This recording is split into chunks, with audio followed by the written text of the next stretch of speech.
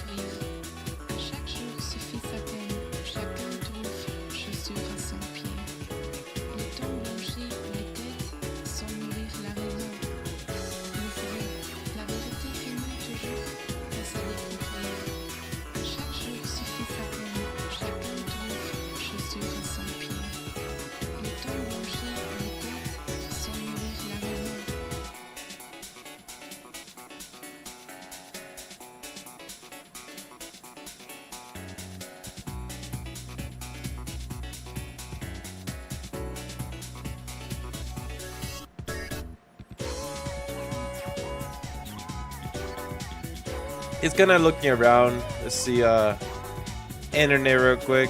What I missed. Honestly, let's see GameSpot. What do you got?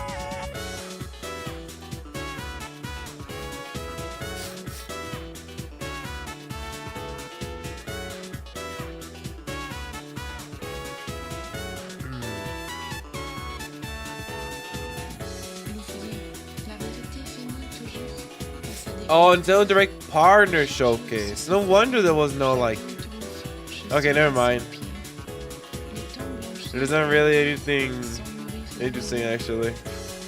That's kind of sad. What about trending on YouTube?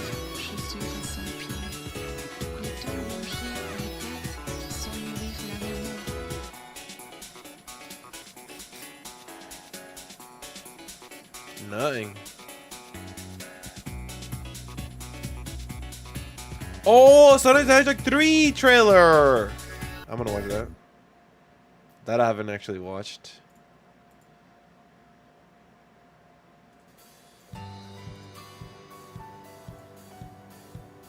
They gonna play a banger, dude?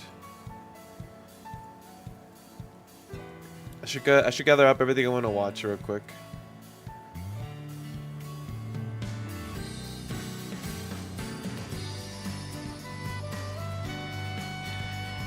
Anything else on trending?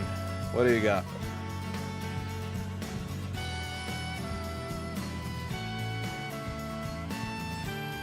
You know, maybe I should look up movie trailers too. I wonder if there's like a good YouTube for that.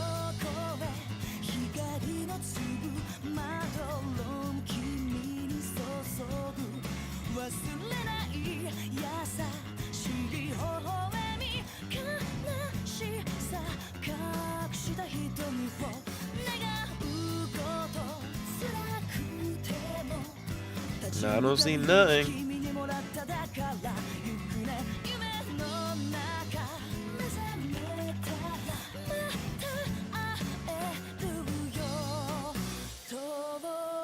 I guess there's no really definite movie or YouTube for trailers. Wait, Superman. 4 days ago.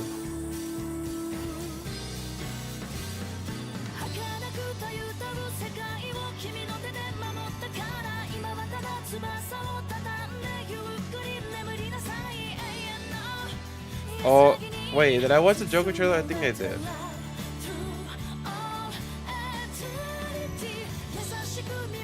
I forget you're allowed to watch movie trailers. I forgot.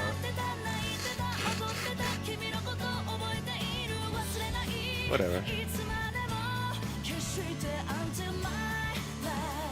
I just thought about something that I haven't checked. Shoot. 1 second.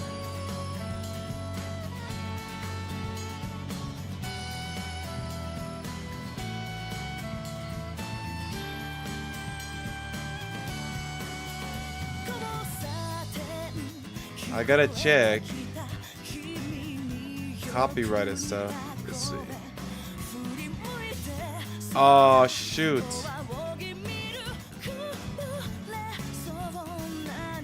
I knew it.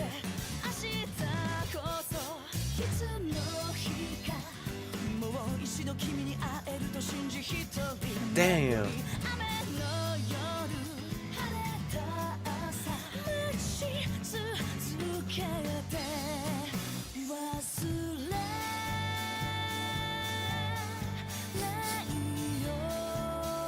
Okay. Okay, that one's fixed. Oh, I gotta change the name for that one too.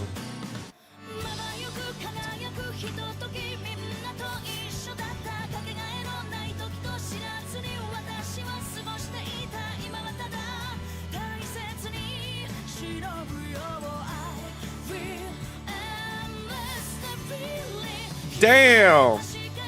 Okay.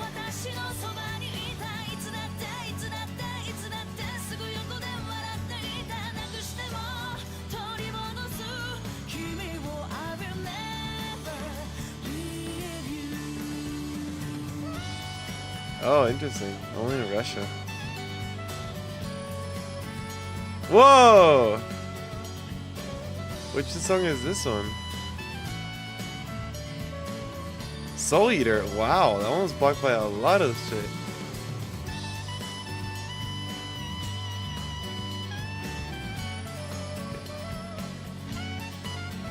And then Dr. Stone also? All territories. Damn.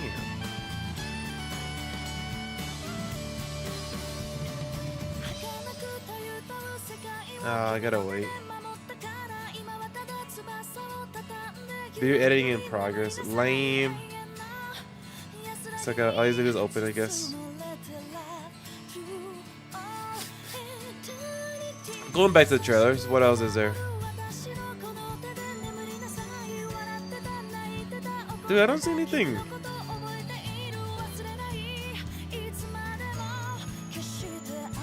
Alright, guys. I want to watch a Superman trailer. I think this is legit. And then I want to watch a Sonic trailer, and then we can play our game, right? Everybody's looking for a hero. I am not a hero. That was a part. I played the part. I'm not that man. The oldie. I think I might have watched them when I was little. Hands down, I don't remember anything though. From day one. I realized that if I could pull off this part, it would change my Christopher. life. Wait, is this good? Wait, this isn't even a Superman movie. It's a freaking documentary. Oh my gosh. Never mind. I don't want to watch that. Tony Electric Tree. There we go. This is what we're talking about. You finally found your family. Try to keep up. Try to keep up. I know it hasn't always been easy, but you didn't change who you are in here. Yeah, in my lungs. In my Or your lungs. heart. Lungs are pretty important. There's been a high-level security breach. Dang, that's so cool. Wait, so who's making Shadow? We need Team Sonic's immediate assistance. Oh wait, no, Shadow got Project captured, I Shadow think. is far beyond anything I forgot. we've ever encountered. I forgot what he is. Shadow's story began a lot like yours, Sonic. Oh wow. You found family Oh wow. and friends. Shadow found only pain and loss. Edgy Sonic. All right, we got a rogue alien on the loose. Dark How do Sonic. we find it? There he Start with is. a giant fireball? I love it. Let's start with a giant fireball. Damn, dude, this movie looks good. Actually, it looks really good. He is much more impressive than the hedgehog I fought previously. Dude, I'm standing right here. You're a colorful bunch. We don't want to fight you. Actually, Sonic, I would like to fight. Ow. My turn. Can we just talk about this? Damn.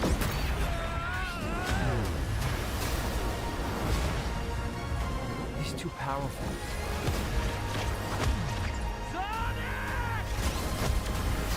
I can't believe I'm saying this. This is actually but pretty good. maybe What the heck? You know who? This is a What? Does that ever stop? Eggman in the back? Jim Carrey? No way. Doctor. We have visitors. This is sad, Robotnik. Even for you. We need your help. I thought he wasn't gonna. On one condition. Damn, I'm glad he's back. Is that like his drug or something? If I can't rule the world, I might as well. I need room. I Damn! don't have the proper materials. Found some. When we're done. Wait, this one looks. Dude, I'm excited actually. What did you do? What I had to. Damn! Oh yeah, I said that before. That Kira. I think I watched the teaser and they had that scene. Welcome home, my boy. What? It's impossible. Is it? Wait. Couldn't it? Are you? In the saggy flesh. What is going on? December, dude. I'm actually I gotta share this. I actually gotta share this. What the heck? I'm actually excited, dude. Hype. Hype. Sending it to my friends. Alright. What else is there? Is there anything in the side? Oh yeah, we saw that. That's pretty cool too, actually. Dude, that's it. I don't think there's anything else. What is this?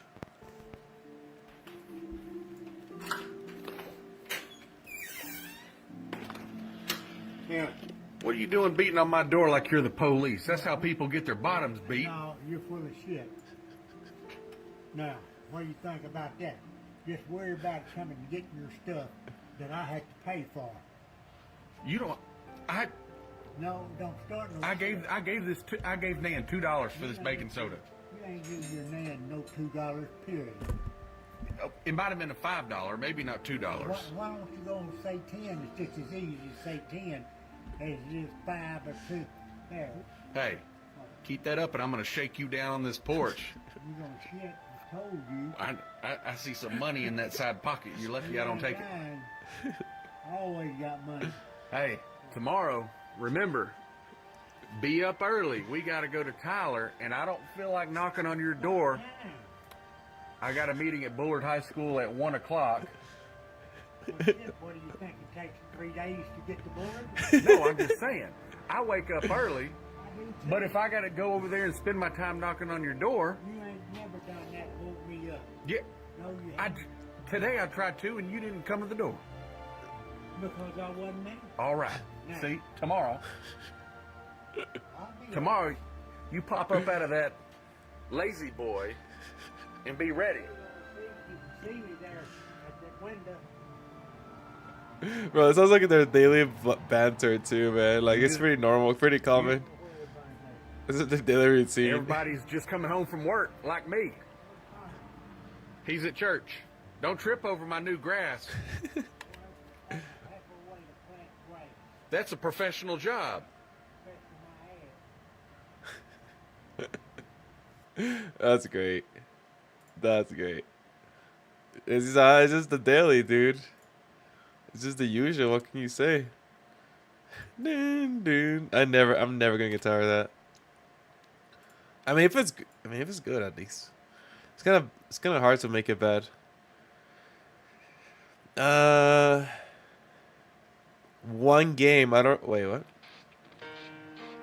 Oh no. Can do that. So I gotta be careful with songs. So I don't have to go back and freaking do shit. Oh, didn't they announce Tales of whatever? Is Zelia? No, is it? No, Grace F. For the Switch, I think. They did. Alright. Whatever. I think I'm good. Ah, man. Freaking. I don't know if I have allergies or what, dude. Sucks.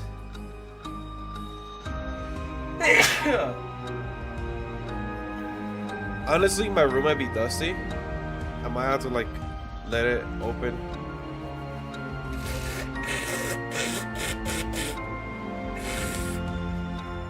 Let air out. I think I'll have to do that.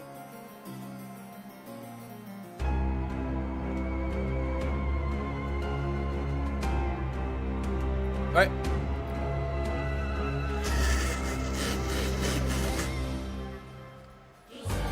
And the title wasn't obvious. Today we're continuing our playthrough of Paranormasight, the 7 Mysteries of Honjo. And it was recommended by Alex. And we played only one day of it so far. Pretty much it's about you're a curse bearer. There's somebody in mind you wanna revive. And you gotta kill other curse bearers to get souls. And then when you have enough souls, you can revive the person, right? You play as different multiple people, so that's kind of interesting. So we get, you know, their perspective on things. Yeah, that's pretty much it. You know, it doesn't say load game; it says start game. Oh, wow. So right now we're playing as Detective something. Files. Am I blind? Where's the people at? Maybe it's not files. Is there a character place? Oh, person of interest. We played as this guy. We met this girl, and we always pretty much met a lot of people. Oh yeah, we're playing as this guy, Tetsuo Tsutsumi, and he has a curse. I forgot what the curse is. What is this curse actually?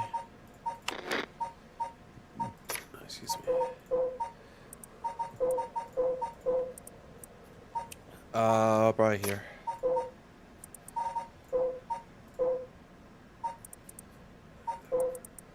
No. This one. This is what we got. Must be the dust, bro.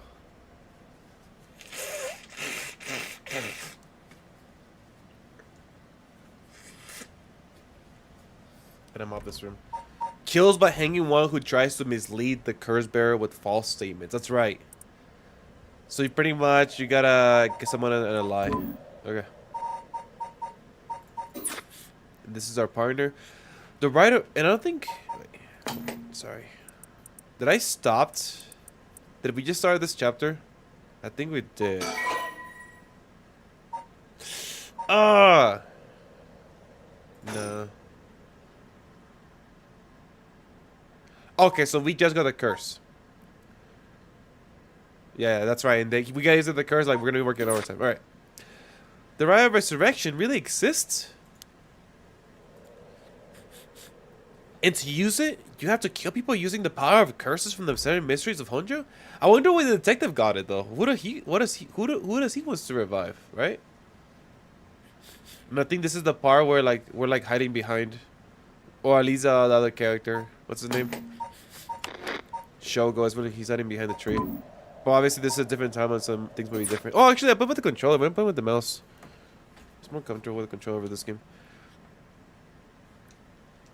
It's not working. I think I gotta unplug and plug up again. Let's see.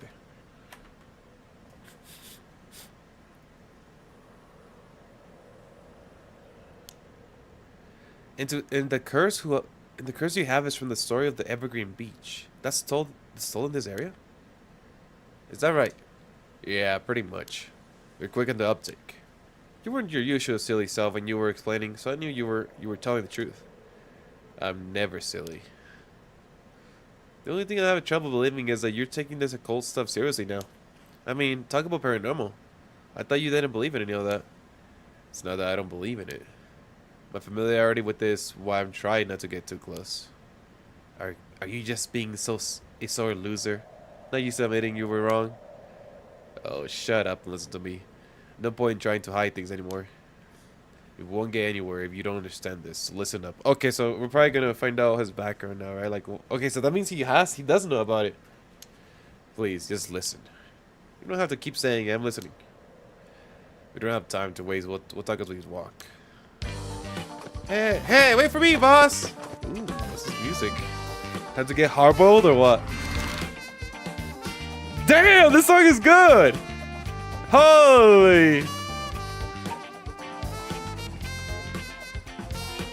Dude, this song is really good. What the fuck? I like it, dude. Holy shit. Ah, man. We are Goku Bridge. Probably my favorite song so far, to be honest. Sorry, I just wanted to double check one thing. You're telling the truth, right? This isn't a side effect of your senility? It's the truth. Not like I can prove it, though.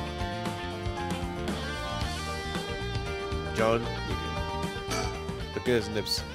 He's not stupid, but he sure can be slow sometimes. Though I think the positivity of his way came in handy at some point. Let me make this a little higher if I can. Bro, I tied this arm a while ago and like it's like stuck. Though I think the positivity of his may come in handy at some point.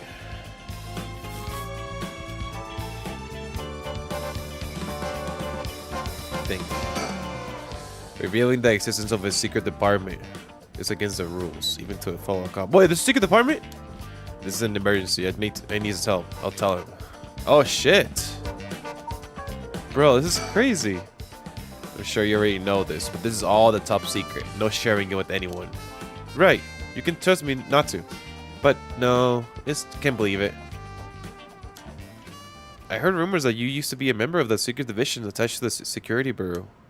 I can't believe we actually have a department called Paranormal Affairs.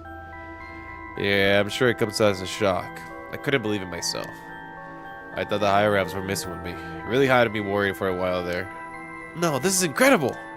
That's the whole reason I became a cop. I was always fascinated by secret agencies and stuff. You serious? But thinking about it, this totally makes sense. If cursed spirits really do exist, then of course we need a special department to protect citizens from them. Makes sense, right? You seem a bit too eager to believe all this. Hang on, I thought you joined up because of me. Come on, boss. You only have one favorite food. You can like more than one thing. Yeah, whatever. Any case, the official state stands is that the supernatural doesn't exist, so Paranormal Affairs operates in secret. So now you sure why they stuck me there? Those 4 years, I worked nothing but cases involving the supernatural. Oh shit. Paranormal Affairs Bureau, although officially called the Tokyo Metropolitan Police Department, Security Division's Special Security Unit, Paranormal Affairs Bureau is more commonly referred to simply as Paranormal Affairs. What the fuck? It's officially called Tokyo Metropolitan Police Department Security Division Special Security Unit Paranormal Affairs. What the fuck? Only a handful of people know of its existence, even within the police force. As the name suggests, it specializes in the investigation and resolution of cases involving paranormal phenomena. Since the existence of paranormal phenomena is not public knowledge, nor it is really believed by the general population, the Bureau activity are conducted in the utmost secrecy. Currently, there are only 5 members, including the chief. The Bureau has a network of psychic contacts across the country who assist with their cases, including Mio Kurozusu. Wait, what? I'll have to go look who that is, if we even have somebody. Sounds like we might owe them. The Bureau undertakes investigation to any suspicious stories that cross their desk, though the vast majority turn out to be hoaxes. Due to the sheer volume of cases, close-lipped, experienced detectives without paranormal activities of their own, such as Tetsuo Tsutsumi, are sometimes assigned to investigate. Oh, interesting. The current chief of paranormal affairs is a man named Kuido Nakagoshi. He was born to a family of psychics who have been involved in keeping the world safe from paranormal phenomena for generations, and has served as Mio Kurosuzu's mentor since discovering her. Kuido is an elusive figure. Very few have met him in person. He is, and he is rarely seen in the office. It is said that this is because he has often been the target of curses. However, some theorize that it is in fact because Kuiru is not actually of flesh and blood at all. What the fuck? His seat in his office is usually occupied by a new, a legendary creature found in Japanese folklore. Wait, what the fuck? Wait, I need... Oh, fuck, I wasn't know that. I need to look up what a new is. Nue? It's called a Nue?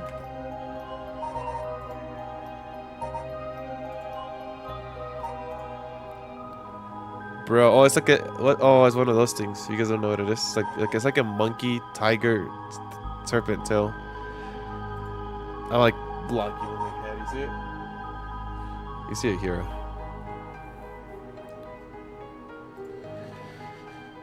Wait.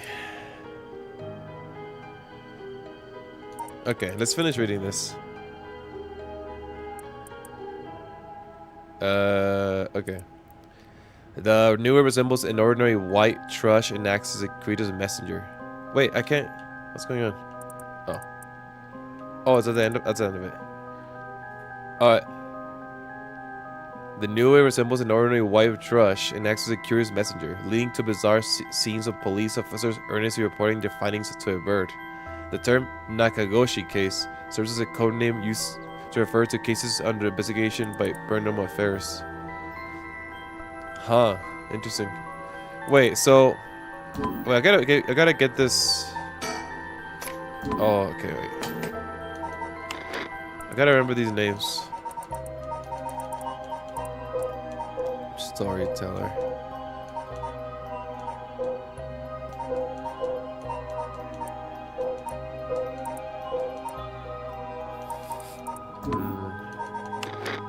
I kinda wish I could like open them both at the same time, you know? Oh, where was this at? Shit.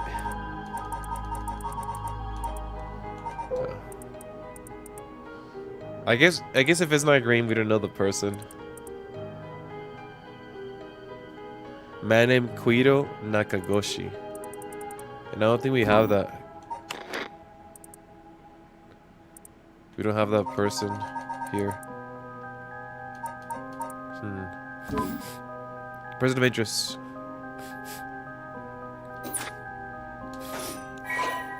Oh, what? Here we go. Oh, did I get updated?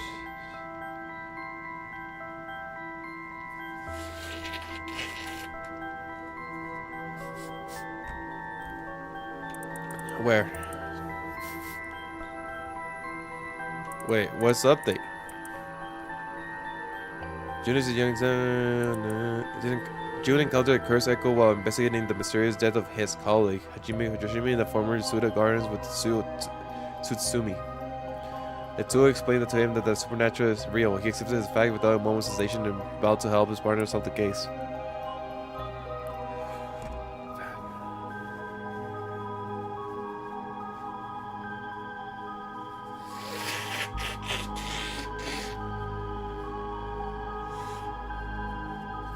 Sorry, guys.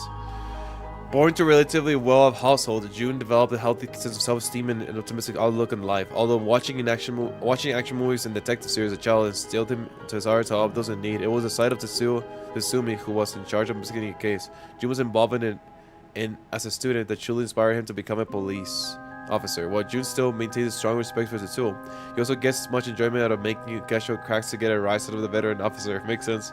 As an adult, June continues to hold on to the faint hope that the world is as he pictured it in his youth. A thrilling place in which superhuman heroes who battle against secret evil organizations. He attended the police academy with the Richter Kai, who is now a private investigator. Yeah. The two initially became friendly when June found Richter holed up alone in the reference room, scouring over old crime data, inviting him to go bowling and popular with past him during this era. This also got updated.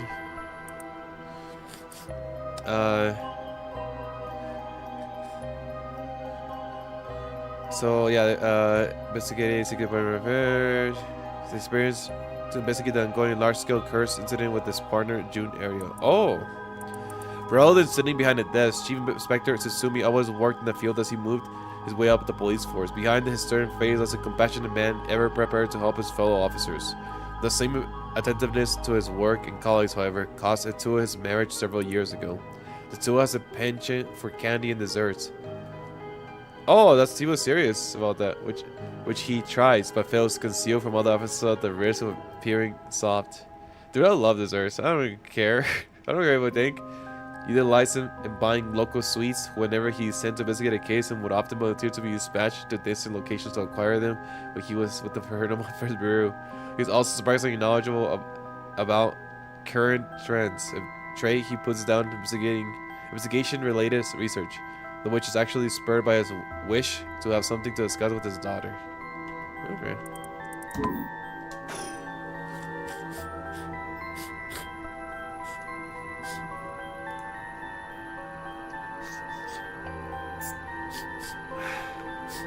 Maybe that'll help.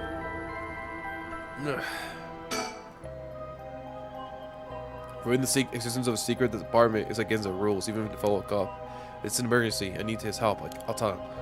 You did tell him, didn't you?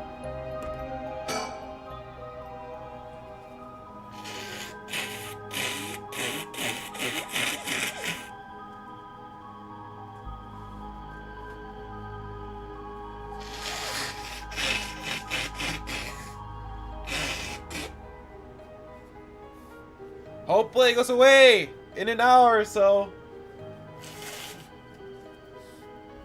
And she ate some hot chili earlier. So, do you have it? Have what? Spirit sense, of course. Are you what they call spiritual gifted? Nope. I've never felt anything at all. I mean, you do now. Even if I did, I'll be a lightweight at best. One beer and I'm down for the count. Why do they keep talking about like alcohol when it comes to this?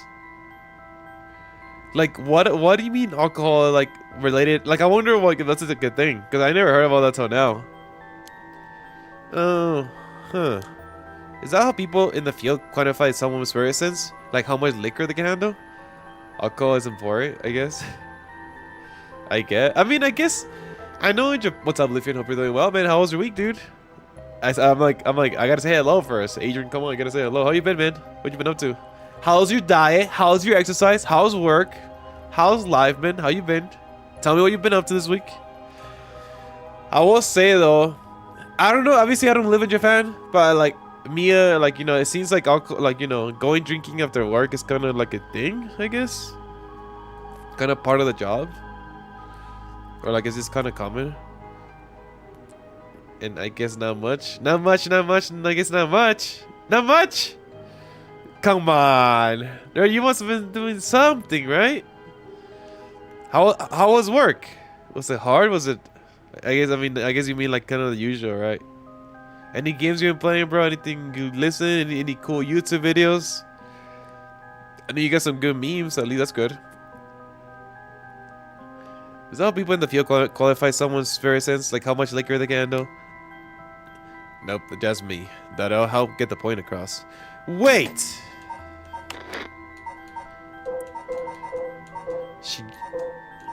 Yoko Fukunaga. I wonder if they're related. I wonder if she's a daughter. Because she's the only other person who like talks like that. And he says he does have a daughter and she lives alone. I think it's gonna be the daughter, even though they have different last. They probably have different last names because they, the wife they separated. Yeah, most likely. They're probably most likely. Buy a suit soon. Suit? Who's getting married?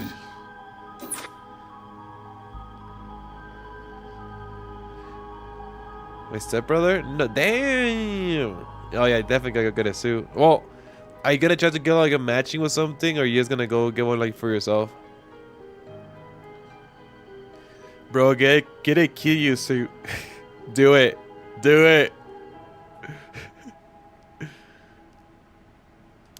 Oh, huh. Sorry, it seems like I keep disappointing you. No, it's not your fault, boss. At the risk of disappointing you yet again, I'll tell you one more thing. What if he likes it? Why not, dude? Just do it. Kiryu jet, that's right. You gotta raise it up. the rest of disappointing you yet again. I'll tell you one more thing. Spidey sense is usually something you're born with. It's tough to develop it later on. What? So there's no hope for me? No, say so. Of course, you were interested, but you never know. You may have some hidden potential. I know there's a high schooler who's got so much spare sense that she works on the front lines. I say work, but she wasn't paid because it was supposedly part of her training. Yikes. That seems like it'll be in the violation of Article 69 of the Labor Standards Act. Wow, you really know the law. No comment. Oh, well. Even the coal field has workers' rights issues? Huh. That's funny. Yeah, well, it was nice seeing you, man. Sorry, and dude, sorry I didn't know bowling, dude, because, dude, I had a long week, bro. I only work 4 days a week, but, like, we were working, like, 13 hours every day, man. I'm like, I gotta relax. I know we haven't bowled in so long. Showman's waiting for me to message.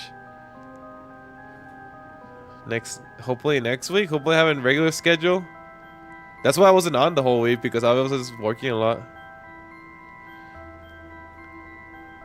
So what do we do now? We got this rite of resurrection, and the curses echoes of the 7 mysteries of Honjo. Do you work Monday? Oh no, you don't work Monday. We'll see. We'll see. Next week is definitely a 3-day week, unless they make us work Thursday, which they better not.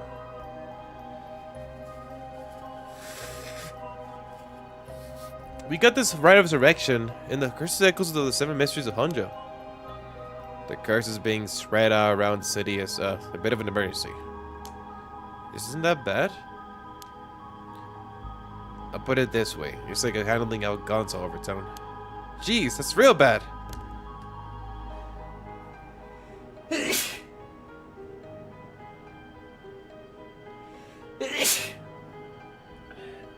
It is. We need to find the source and put a stop at it before something terrible happens. Usually they'll be the job for paranormal affairs, but I talked to them on our way here. The main team is tied up until tomorrow night.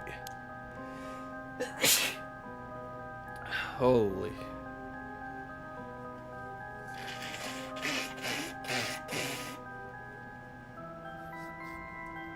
Oh man. Yeah, man. So for the weekend for me, which is nice. I needed that. I needed this. Yeah, we're working out of town, bro. We're driving back and forth.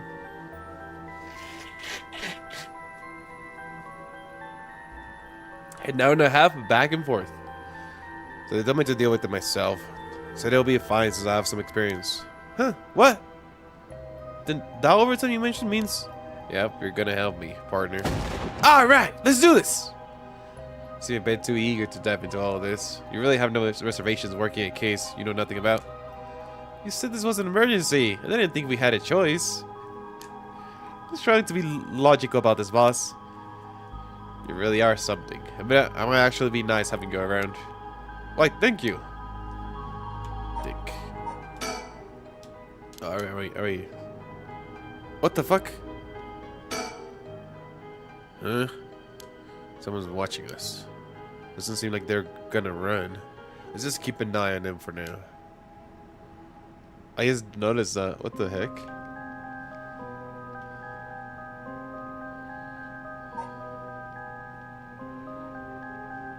Huh. So, what exactly do we do? If these curses are connected to the 7 mysteries, then the people who have the others should all be here in town. Right. There's 7 of them. That means there are 6 more out of there. We have to stop them all before they kill anyone with their curses. If we can, we should find and collect all the curse stones. But, boss, from what you said earlier, killing the curse bearer gets you closer to completing the rite of resurrection. Wouldn't your life be in danger if they find out you're a curse bearer?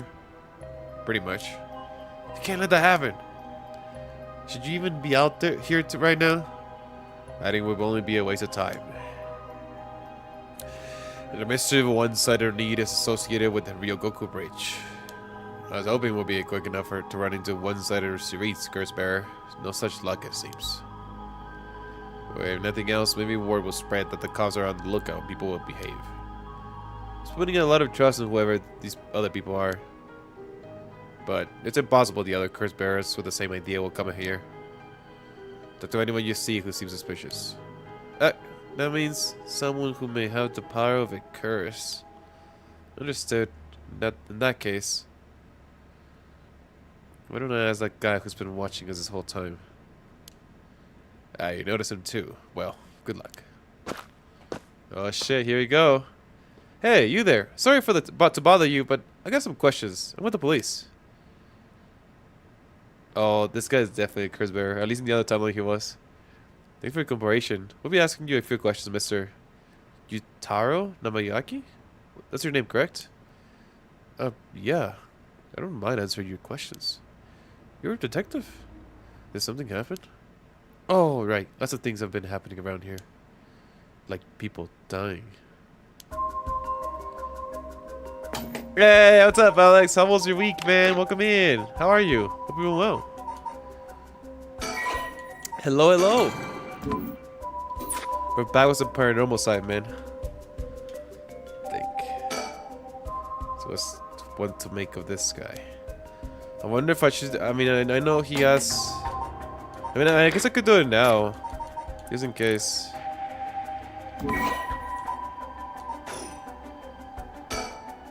There. Sleeping. It's going well, dude. Had a long week. Worked long shifts these last 4 days. That's why I wasn't on. But I freaking had a good night rest today. And yeah, freaking I'm excited for the weekend, dude. It's a 4-day weekend. I'm hyped. Hey, Taco, how are you? Welcome in. Hope you've been well this week. What again? And it was nice catching your stream for a little bit. I was like there for a little bit because I was gonna go to bed soon. Yeah, because it's Labor Day, Alex. So that's what we get. We get Monday. We get Monday off.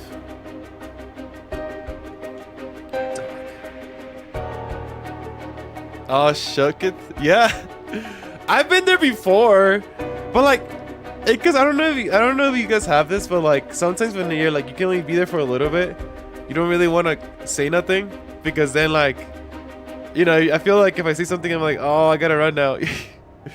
Sometimes I get that like in my head. I'm like, oh, maybe I shouldn't say anything. But I'm like, yeah, you know what? I say screw it. I'll just say hi real quick. Yeah, you're the same way. Yeah, I get it. I get it. So I'll just lurk for a little bit. Yeah, I'm a lurker usually. Usually I'm a lurker. But yeah, we're back playing this game. Thanks for coming in. Hydrate. Thanks for the hydrate. Ho ho.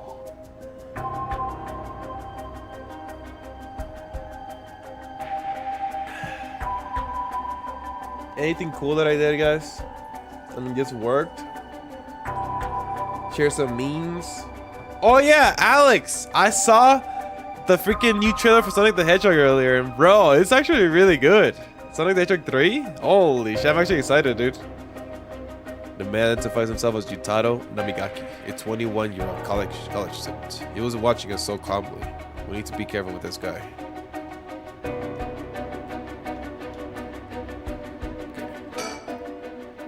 So what is it you were doing here? Also, Alex, earlier before you got here, they played my favorite song of the game so far. It was like a detective song. Whenever you were moving to a different location, like that song was so good. It must be an incident of the former Yasuda Gardens, the dead policeman. Oh wait, Namigaki. Wait.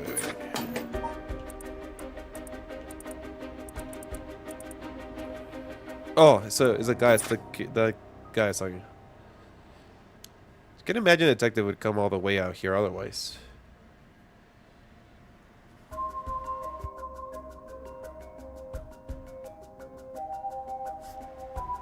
Yeah, I mean that's all I really did. Like for the pre-game, usually I just like roam around the YouTube real quick. I was gonna check like the Nintendo Direct, but there was nothing really excited about it, so I didn't watch any of that. Yeah, I think I just watched Sonic the Hedgehog, and that's pretty much it. I can't imagine a detective would have come all the way out here otherwise. Huh? Say, Mr. Detective, have you ever heard of the Evergreen Breach?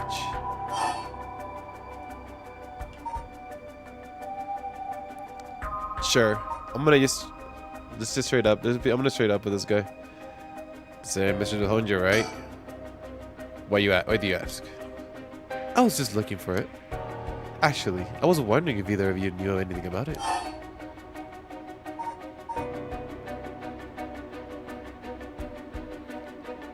Not here.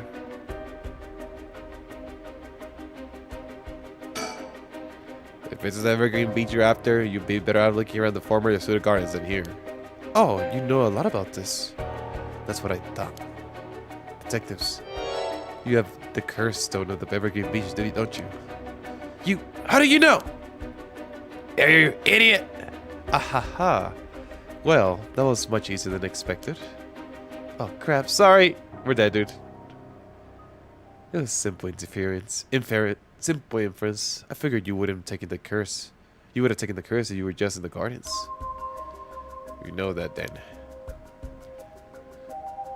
You must be a curse bearer yourself. I have no intention of hiding anything. I planned to tell you from the start. Look. This is my curse stone. I believe it's called the Foot Washing Mansion. That's right. But are you sure about this? Wash! Bro, that curse one, the story for that one is funny. The foot just comes through the ceiling. Wash! No, it's literally called the Foot Washing Mansion. Yeah. Wash! Lick! Wash!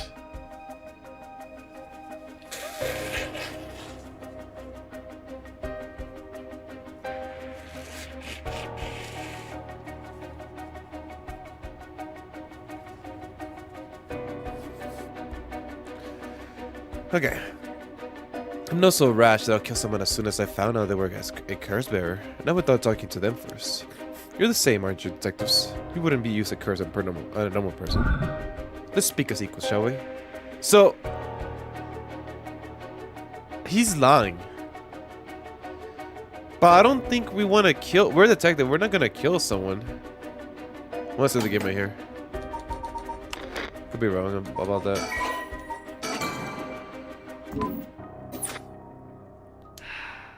Boss? Sure. We'd rather resolve this amicably too.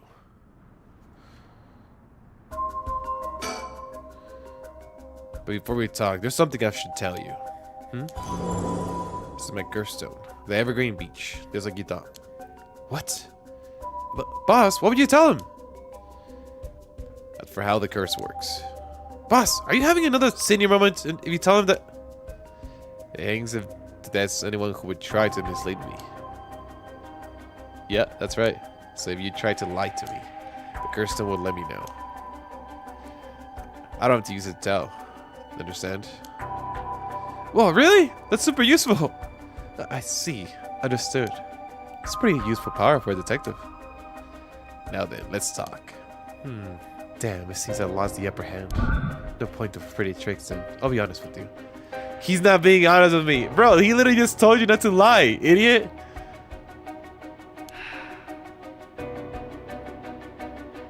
So far, so good. Wait, what? What do you mean so far, so good? You literally just said the curse will tell you you're lying. What do you mean so far, so good? As if someone I want to bring back. So I like those your assistants in collecting soul drinks. The game is like giving me like a lot of chances to do this. Nah. Can I help you? Please, all you have to do is tell me who the other curse bearers are. Sorry, but as police officer, I can't just look at the other way and let you go. Please, if you help me, I'll let you two go as well. Is that a threat? Oh. Wait, really? Wait, really, Alex? No. At least this is supposed to be different then. Because the other times, whenever they come up, it would always work. Oh. Interesting. No. Well, all these seem like lies to me. It's your final warning.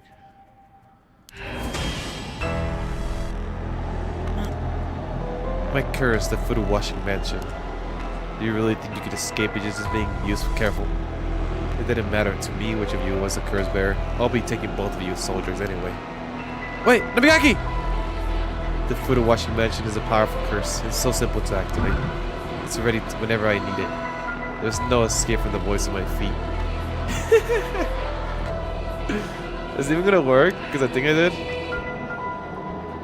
Eric, get out of here! Hurry! I'll find you later. What? Okay. Too late. Hear the voice of my curse echo. The voice of this curse echo. What? Why isn't my curse echo working? Impossible.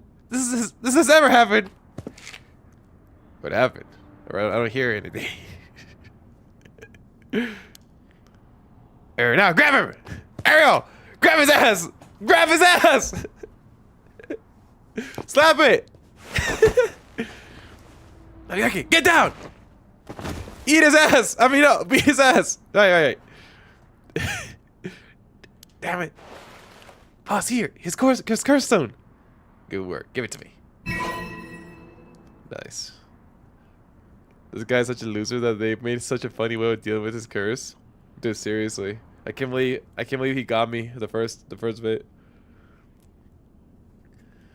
I mean, I guess the puzzle, bro, like that was like when you're like, oh, this game is more than just they go like, you know, it's like it breaks the fourth wall, right?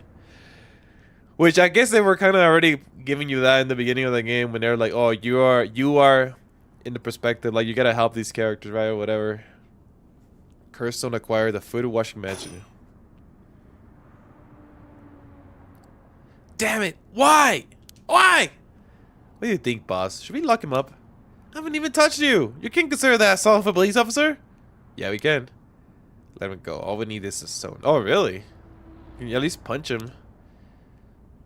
How could this happen? My right of resurrection. Give it up. The right was too good to be true from the start. I don't know what happened to you, but you'd be better off mourning wherever you lost the right way. Now get out of here. Damn it.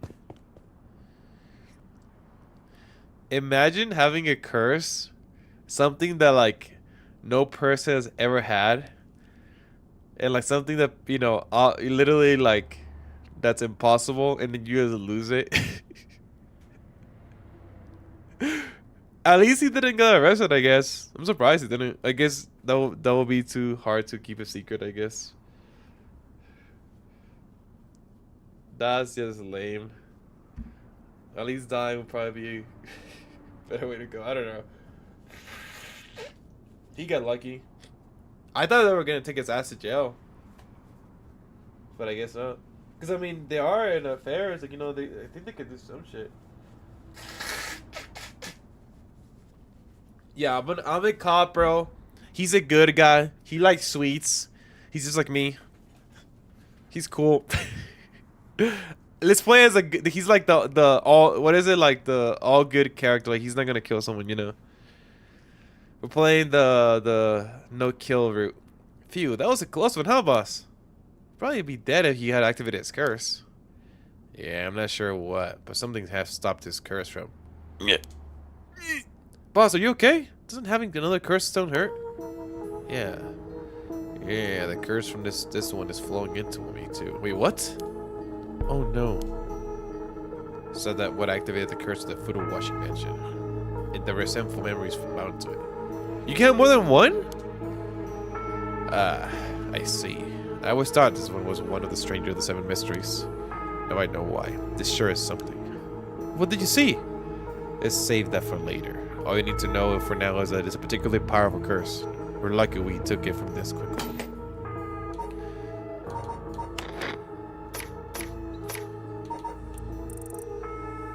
Oh.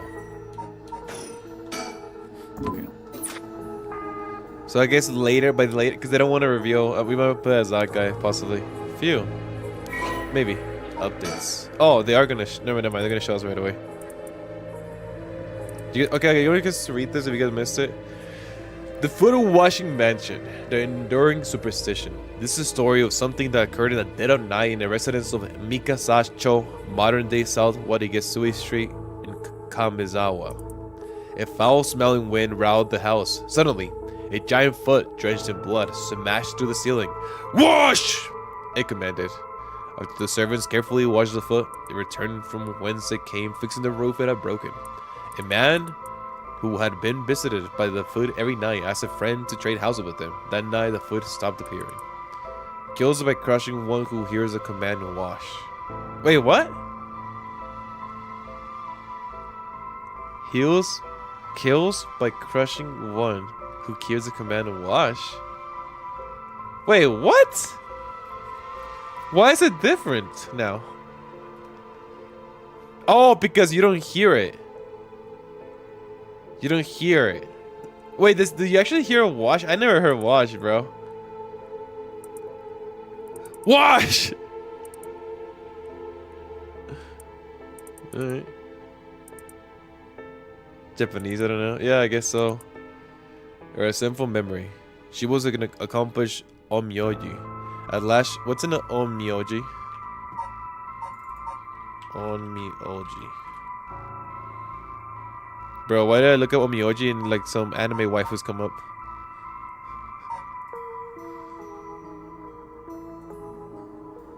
I bet it's something Saya would know what an onmyoji is. Meaning. In ancient Japan, an onmyoji was a technical officer and specialist in magic and divination. Oh, okay. Okay, that makes more sense. Okay, where are we at? She was an accomplished onmyoji. Alas, she did not use her talents for the good of the world to the people, but for her own selfish pursuit of beauty. After a fierce battle, the woman dragged herself through the streets. It was like something had gnawed away at her body. What? Will I die? I already obtained what I needed, as long as I have this. Suddenly, a terrible realization dawned on her. Her legs wouldn't move. She fell to the ground. What was happening? Surprised, she looked down. Her foot, once so beautiful and delicate, had grown ulcerated and rotten. He got her.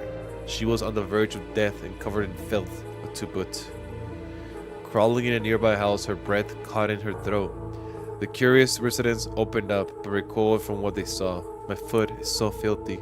Someone, please, quickly. The woman expired while mumbling something unintelligible, and so ended the life of a woman consumed by evil.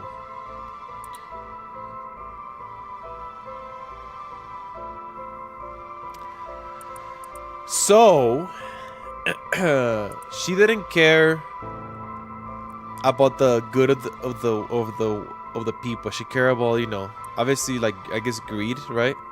About beauty. And whenever she saw, whatever she obtained, I guess maybe might have cursed her, possibly. And, you know, she saw herself as ugly, at least her feet.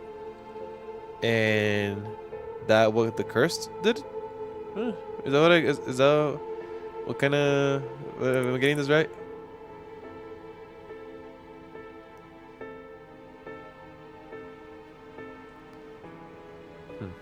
Consumed by evil. Because she cared about her beauty, didn't care about the people, and now she was looking for help. I mean, that's I don't know. I didn't explain it correctly, but I mean, kind of get it, maybe. Oh, that makes one stone. Where do we go now? We'll visit all the places associated with the mysteries. Well, it's still dark out. I mean, we have to do all that all over again. I hope they aren't tall as aggressive as him, but like, okay, what? How can I? She cared about herself and not anybody else. And when she needed help, nobody helped her. That's, I think, the easy explanation, right? Yeah, that's like a way easy explanation. And like that particular story, it was her. She saw her legs, right? It must have been, maybe it was maybe all of her, but maybe her feet were like the main, and that's like the curse came from, or expanded from, whatever. So they're woman feet. Nice. I'll clean your feet up. Good. Never mind. I should stop. With the great things to bring back someone they love. It seems that the hatred the cursed stones are imbued with makes people more willing to kill. Really? Then what about you, boss? I'm fine. I may not have any spirit sense, but I'm tough when it comes to this stuff. That's what they love me in paranormal affairs. So you are spiritually gifted after all. Alright, let's head to the next place. Bro, this song right here. Are you gonna play it again? Oh wait, yeah, let's go. The Hunt for the PERSIVERE Part 2.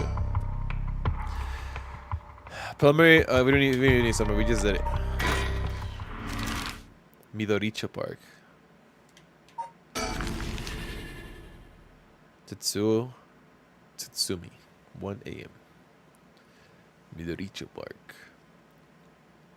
I wonder what part of that kanji is park. The last bit, maybe? Excuse me. Sorry to bother you, but we have some questions for you. Oh, new character. Well, actually, I think we saw him at some point. The detective was telling him. What? What? Are you with the police? I haven't done anything. Don't worry. This isn't the interrogation or anything. We just want to talk. You're Hideki Araishi, right? The historian? We know who you are, so this won't take long. And then we saw you here. We'd just like to ask you a couple of questions. Hideki Araishi. Local history researcher. Hideki is a historian who works part-time as a curator at the local folk museum and as a teacher of Komagata High School. His recent publication of The Rite of Resurrection has caused hysteria in occult circles. So he for sure is a curse bearer, because that's what the detective says. So we gotta be careful. Hideki is a quintessential obsessive researcher. Despite being entirely unsuited for reteaching, he had no choice but to take up a position at Komagata High School in order to make ends meet. While having a captive audience in his classes goes some way of satisfying his need for respect and recognition, this conceited nature makes him unpopular among the students.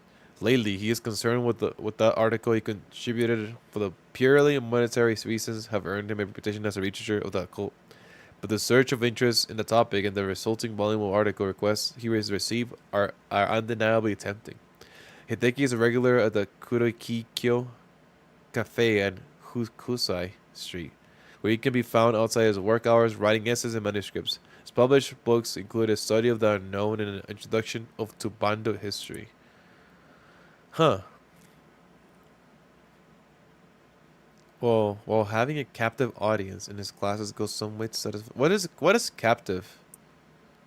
Isn't captive like a good thing? Having a captive audience? Oh, I guess they like him in class, but they don't consider nature. Okay, so like they pay attention, but they don't. But he's not really like popular. Conceited nature. What's conceited? Like giving up? Conceited? Conceited nature.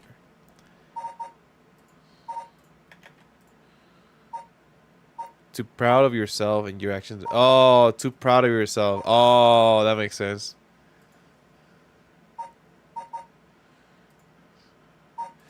Damn. Wait, where is that picture from, Leafian? That's pretty. I don't know where that's from, but that's pretty good. I see. That's why he's not popular. Is that everything? Yeah. We got an update on Yutaro Nomigaki, apparently. University student. The food washing mansion abandoned. The young man encountered at Ryugaku Bridge. He didn't hide the fact that he was a curse bearer. His curse stone was later recovered by Tetsuo Tsumasi. Yutaro is an elite student of the prestigious university. He lives off the generous allowance he receives from his parents, who are both prominent local figures. Although Yutaro has lived a charmed material life, emotional neglect at home has caused him to develop a spoiled, egotistical streak. The only kindness he knew growing up was from his family's maid, and he still fondly thinks of the plain rice with butter they used to enjoy together. That's kind of sad. No wonder he's a freaking jerk.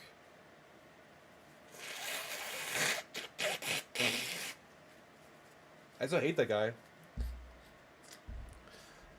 So it's the parents' fault, like always. Well, like usually. Let's get it over with. I'm a best man. Hideki Araishi. He says he's a local historian.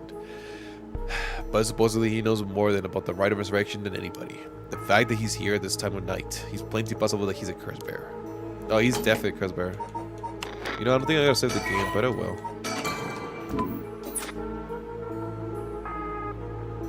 I read somewhere that if you drink a lot of water, it's good for jousting, good for running nose. I don't know why.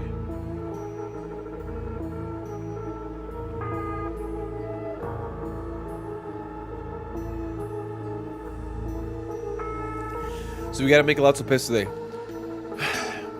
From the appearances, it's hard to imagine this small, bookish, well-spoken man being very dangerous. But in this day and age, you never know. I should be careful. What were you doing? No, Mr. Raishi, what were you doing here at the time of night? They're doing research, of course. Day or night, information never sleeps. That's an admirable philosophy, you know. Your research has been quite the talk around town.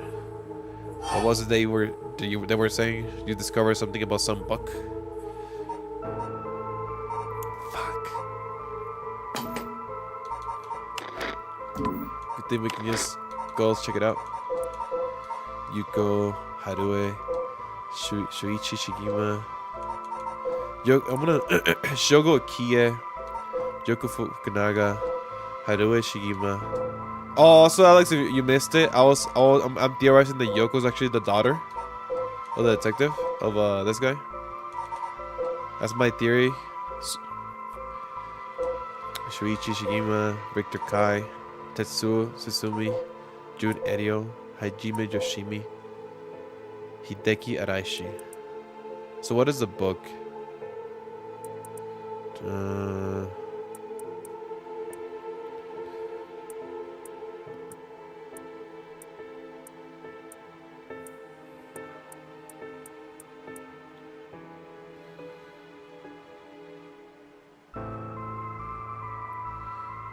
Study of the Unknown, Introduction to Banda History. What? Oh, we're just coming to Xbox game? How playing this? Hey man, you gotta try and get it as much as you can.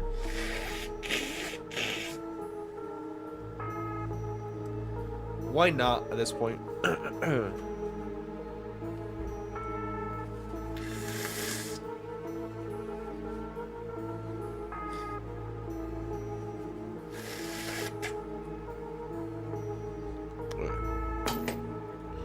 What's up, big buddy? How are you? Let me actually look. Dude, what the heck? Wait, I must have missed something.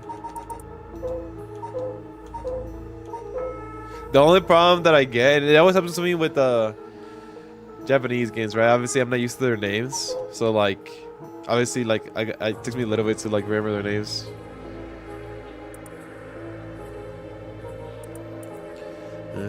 Despite being entirely suited for teaching and no chance in high school, learner to make me go having had to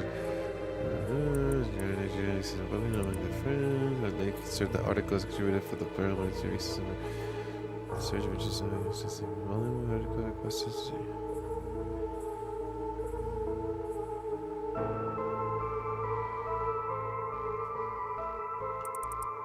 Am I? Is it not here? Or am I blind?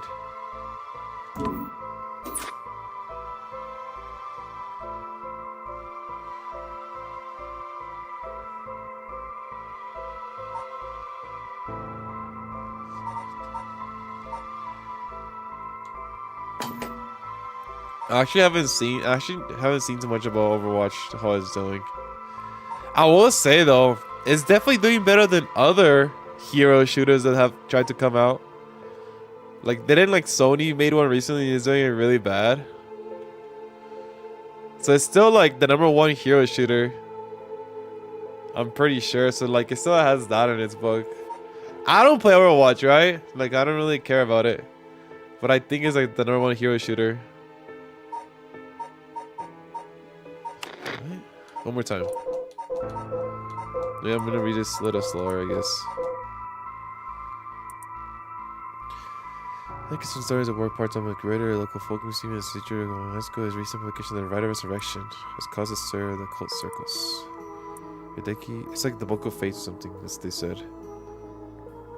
Footage observer researchers despite being entirely unsuited for teaching here. Let's just take us into high school and having it.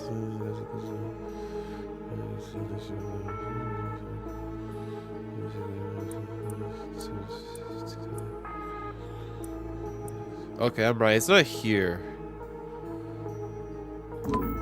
You must have heard it some other time.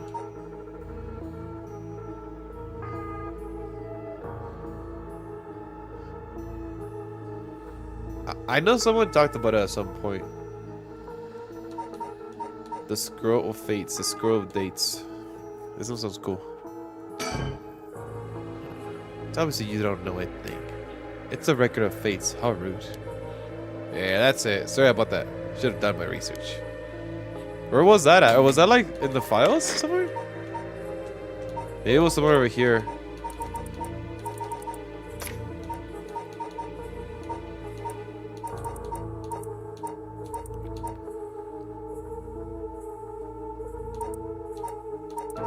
The record of fates. Fuck.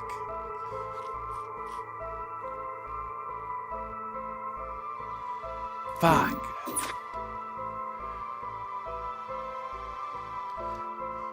But it is true that you found some kind of rich in that book, right? What? Don't tell me you want to know how to carry out the right resurrection too. To be precise and perfectly honest, I'm tired of people asking me about it all the time. None of you even care about the local history. You just come crawling out of the woodwork when something interesting comes up. There's a guy hit a nerve. If you're getting good hours for me to tell you because you're a policeman, you're surely mistaken. Fuck.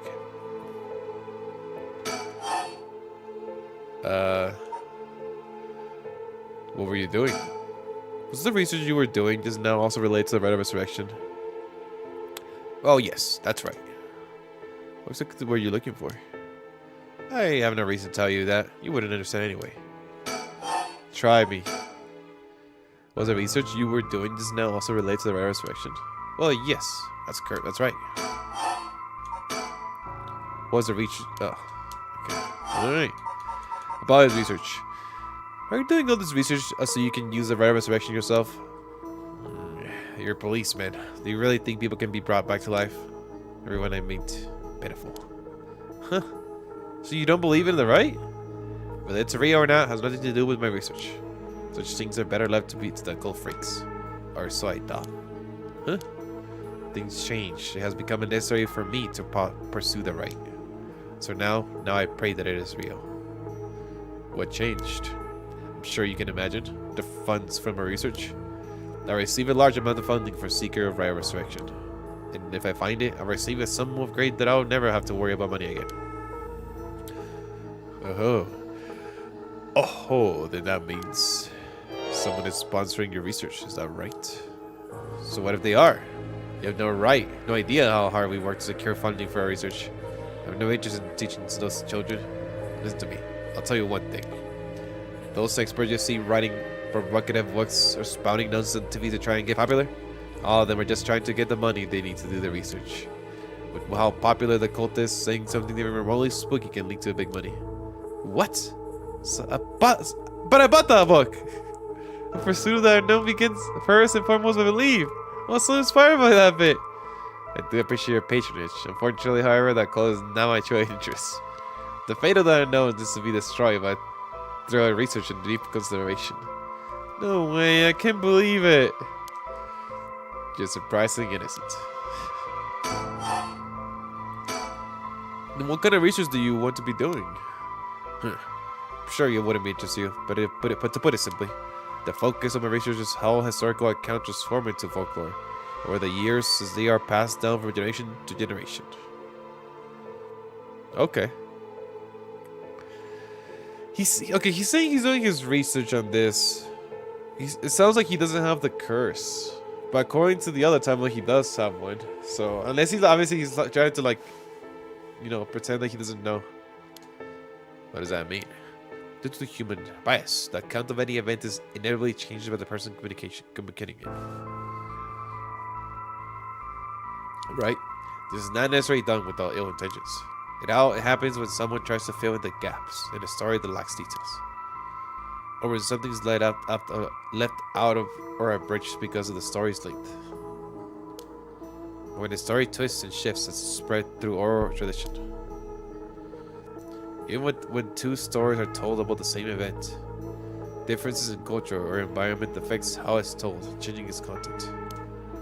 Tale thing can turn into terribly mysterious legends. Research is the study of how history, culture, and legend all influence each other. I see.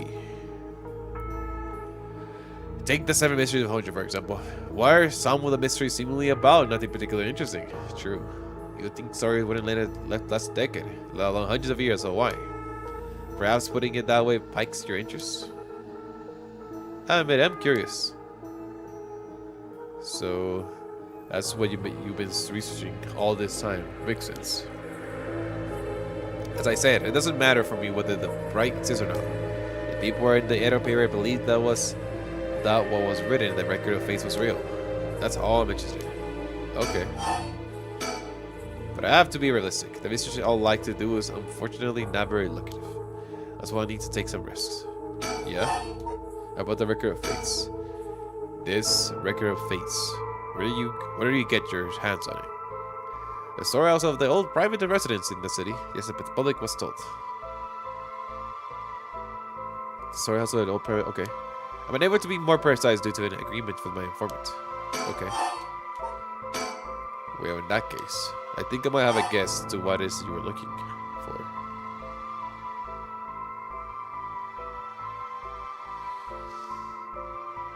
Huh. He sounds like he doesn't have...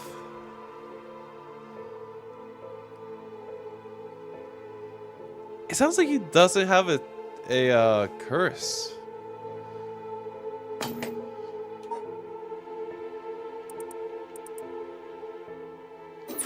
The service of Honjo. Huh. I'm surprised you know that. There is indeed a theory that the 7 mysteries of Honjo begin because of the rite of resurrection. But, well, my theory. Unraveling the 7 mysteries may reveal the secret of the rite. I think quite a few people are looking into the mysteries for that reason. We reach a point because connected to the story of the Taiko Osugata, right? That's right. But that isn't the issue at hand. Okay. Well, in that case, I think I might have a guess to what it is you were looking for.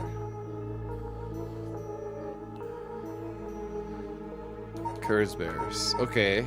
Then he might, yeah.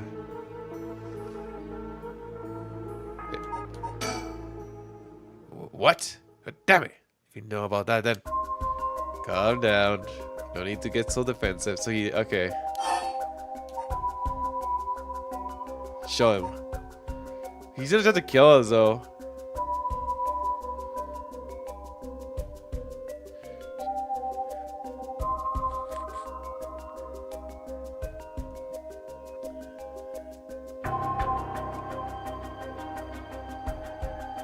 If we show him, he's gonna be freaking panic.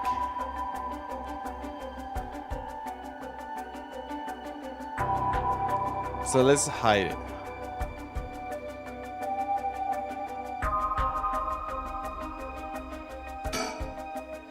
Well, information, right? Why don't we have a nice friendly chat? Let me see that, but I don't trust you.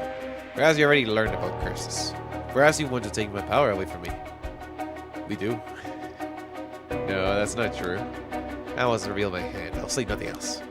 Sorry, we're taking my leave here. Fuck! Hey, stop! He's so fast. Fuck! Sorry, boss, he got away. Game over. We lost. Incomplete. Fuck! Go again, right?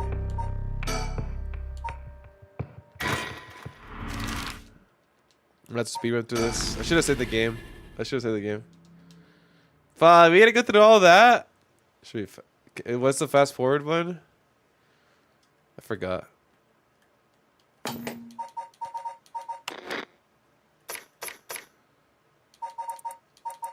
What is the fast forward one? We'll figure it out, I guess.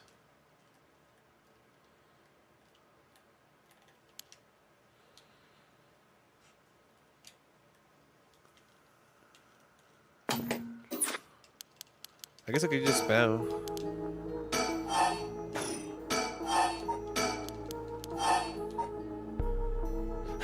It was also, it was obviously called the Record of Fates, right? I forgot what it's called.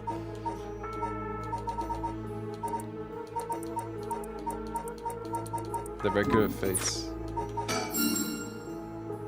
Plus, I'm gonna rate you in the Record of Fates. Don't tell me you want to know how to carry out the right section too.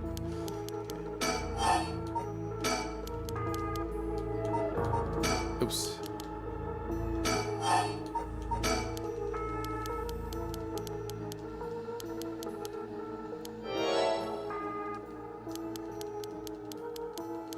Bro, well, like, what? He doesn't even have to research. Like, it's. Well, I guess he doesn't know if it's true until he actually does it, huh? So I guess it is research, I suppose.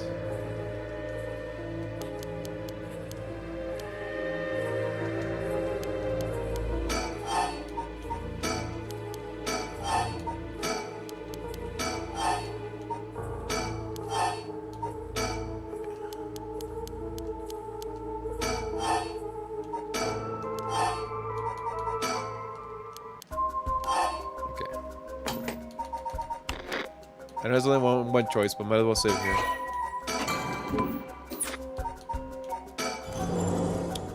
All the information, right? Why don't we have a nice, friendly chat? Hey, Curse Toad, you're a curse bear. Okay, leaf.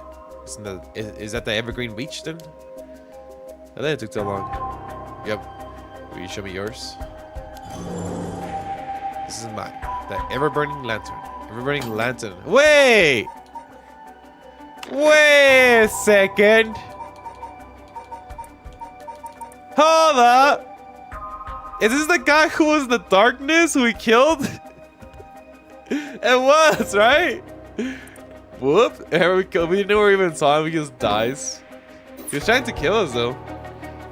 He just dies in the dark background. That was a funny one. Interesting.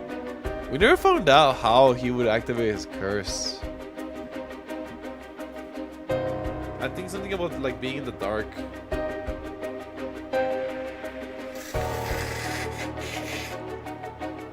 Because as soon as we turned on the light, he like ran away. So maybe he won't be able to kill us right here. I'm hoping. Okay, yeah. Reveal? I mean, to keep him talking, right? Information. I'll tell you this for free. The Evergreen Beach comes from a man who was hanged for spreading false rumors. But the accusations against him were unfounded, and he died cursing those who deceived him. Ah, so that is a restful memory held within the Evergreen Beach. The memories of the 7 mysteries are truly fascinating. If only I could collect them all. Do whatever you want, but you should know something. This stone of mine lets me curse anyone who tries to mislead me. Well, what? But don't try to lie for me to me. Oh no. You would curse a citizen? You call yourself an officer of the law? No, it depends on you. I don't want to use it if I don't have to. What does he want? The curse stones are dangerous. I'd like to confiscate yours. Excuse me? But am I right? First, let me ask you one thing. You. Of course we're gonna confiscate it. You're gonna kill people with that. You haven't used that curse, have you? No, of course I haven't. I swear. No, we're not gonna kill someone. We're not gonna use it. I see. Good. Oh! So, if I try to use it, it would tell me if he's not lying, right? But if I use it, he'll die if he is lying. Right? It seems like the game... Okay, yeah, so I'd rather not use it at all. Because I want to know if he's lying, but I don't want to kill him. Nah, that's fine. Save. I guess I could save. Now, why don't you hand over... I want to see what happens. Why don't you hand over that stone? Unless you'd rather try using it on me instead. Damn you, I won't give it to you. If I were to say that, what would happen? Would it be a crime? The police are aware of how dangerous the stones are. I'm going to arrest you under Article 1, Section 2 of the Minor Offense Act. Are you handed over? And all you lose is your secret ability. Think of what would happen to all your research if you were arrested. Damn. Fine. You can have the stone here. Wow. Okay. Alright. That was okay, that was easy. I mean he put a that was smart. If he's arrested, what would happen to research, right? Let's see. So let's read the whole thing. On a bone-chilling winter night, one may happen upon a soba cart along the canal known as South Warigesui. But there is something strange about this cart. No matter when one might visit, its owner is nowhere to be found. Yet, the lantern that hangs from it stays perpetually lit, burning brightly even with no oil to fuel it. Should one attempt to put out the flame, it immediately roars back to life. However, there is also the tale of the never-burning lantern. Another telling of this story in which the soba car's lantern always remains dark, refusing to be lit. Kills by disembowelment, one who finds themselves trapped in the darkness of the cursed echo. Oh, so it is? You gotta stay in the dark. So I was right. Wow, that's fucked, dude. When Honjo was filled with samurai residences, the spies of the shogunate lived among the townspeople to keep an eye on the things. The soba car and South Warigesui served as one of their outposts. Oh, interesting. Okay. They would communicate to each other in code by turning the lantern on or off tonight at 4 a.m. Meant that someone would be having the last soba of their life, and that their belly would be sliced open the next night. An unfortunate incident occurred with the man attacked the woman in a bout of fury. He regretted it deeply, even declining to invoke the right to defend his honor, but the deed was done. Still, he could not accept it. His rage at having been used by his daimyo boiled over, turning into a grudge he would never forget. Nearby, he saw a lantern quietly glowing in the night. When the sixth bell rang, the man cut his own stomach open. Since then, the lantern could be seen aligned with before the soba car had opened. It would flicker out suddenly, even when there was no wind blowing. As this unsettling phenomenon continued, the rumors surrounding it grew, and soon all were convinced that it was a man who cut open his stomach, visiting from it beyond. Huh.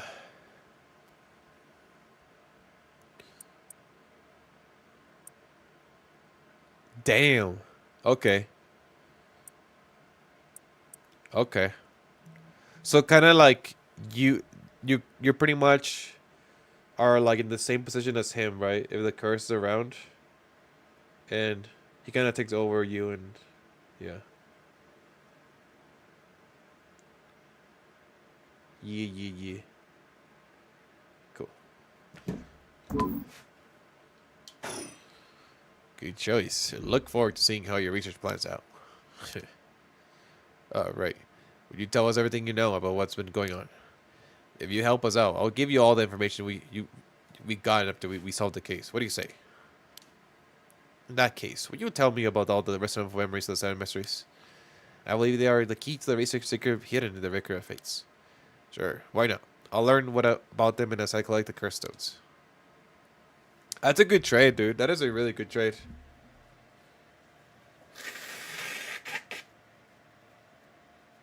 But thanks to you, we learned a lot from him. I wonder. The mysteries and writing are all public information.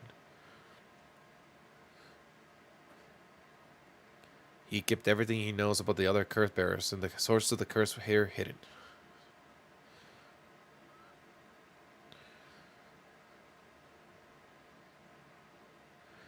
He kept everything he knows about the other curse bearers and the source of the curse were here hidden. I was hoping you would at least give us a clue about how to beat these curses. Oh, I see. Then we should be more aggressive next time and really make them spit it out. And by we, I mean you. I'm guessing he wants to save this curse. He wouldn't have told us anything, no matter what we asked. Now we know where he hangs out. We can always send someone for him if we need be. Right, got it. I was surprised to hear that there are actually 9 of the 7 mysteries, though. 9. Yeah, there's 2 extra curse bearers we have to find. We have confiscated 2, so there are 6 more. They could be anywhere in this town. We have to find them fast if they may start, or they must start using the curses. No, I think we're already too late. Huh? They didn't tell you this, but were some soul drakes in Nabigaki's curse stones. Rip. Really? Like he already killed someone with it? It's not much, but it's probably wasn't a curse bearer. Shit. Well, we know who did it. We can make arrangements to take him into custody. What paranormal affair is picking up tomorrow? For now, we continue our research. Or search. Wait, he did use it. So you would have died then if I would have used it. Oh yeah, huh. Right, on to the next place. We just have to cross them off the list one by one. Oh, but boss?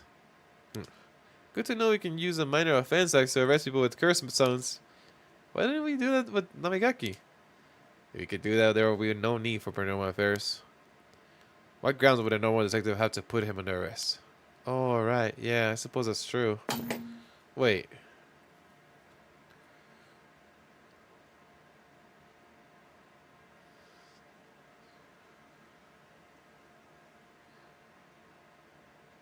So he was lying. Is that what he's saying? He was lying.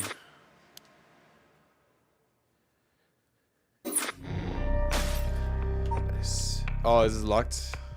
I guess it is. Oh shit, new character. I'm a new character. I'm gonna go get a snack or something. Be right back. I'll make some tea or something. I don't know. Be right back.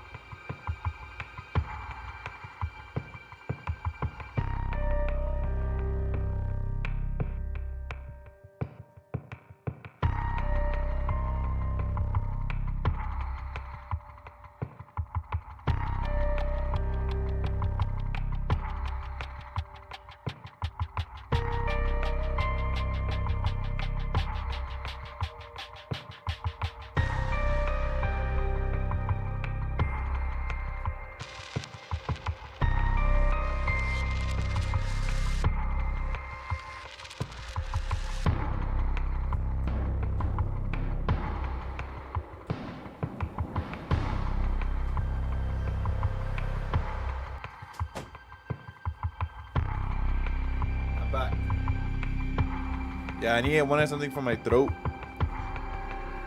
Some tea.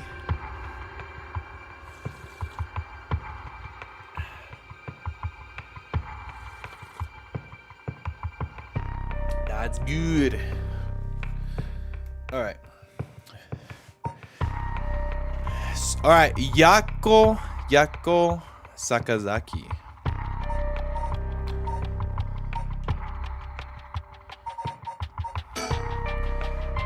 Yako Sakazaki searches for the rite of resurrection, hoping to revive her friend who jumped to her death. To get the information she meets with her classmate Mio Kurozuzu. They class him at midnight to attempt using the spirit board. Let's see.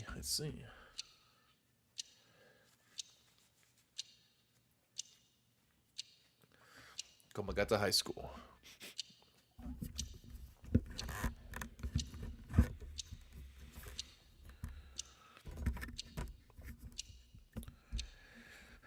That should be everything. Okay, let's start. Ready for this, Yako? I need a second.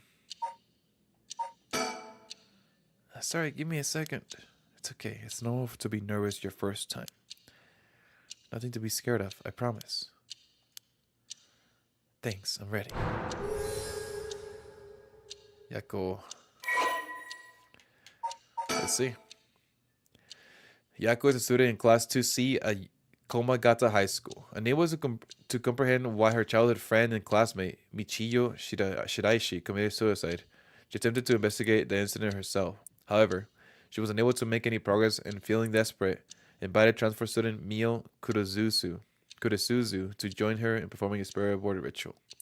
Born and raised in Honjo, Zumida City, Yako's family has owned and operated the beloved candy shop Zenoya since its establishment in the early Showa era.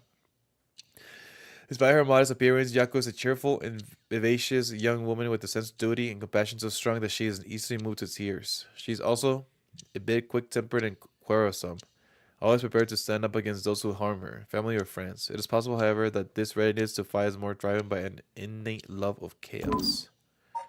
Okay.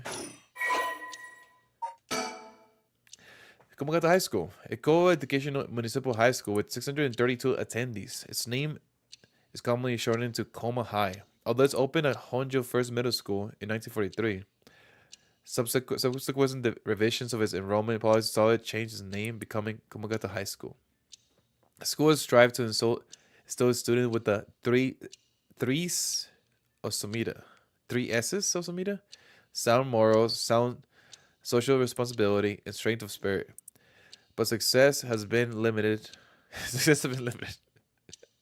Plagued by delinquency, it has been forced to turn to temporary employees to compensate for its high staff turnover. Oh wow! Wait, what? For its high staff turnover. The sports clubs face challenges with its inner city location and small campus. The traditional culture research club is thriving. However, even issuing regular bulletins in collaboration with the local record office. Huh, that's good. Alright, let's start. Let's start! Oh, 3D. I like it.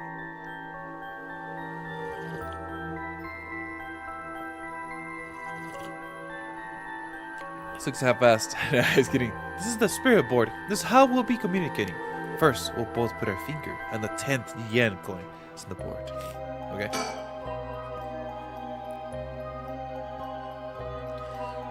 Like this. Like that. Relax your fingers as much as you can. Now, for the chant. Repeat what I say, okay? Oh, Spectre of the Spirit Board, please visit us. Your turn. Spectre. Scepter. Spectre of the Spirit Board. Spectre of the Spirit Board. Oh, I got it wrong? Spectre? Oh, did I put board instead of board? Please come with us.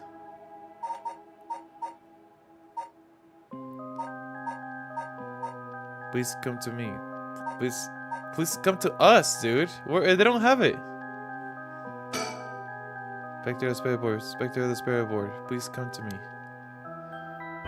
You're a little off, huh? Oh, Spectre the Spirit Board. Please visit us.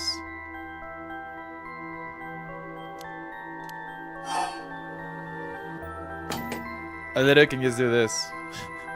Spectre of the Spirit Board. Spectre of the Spirit Board. What did I pick?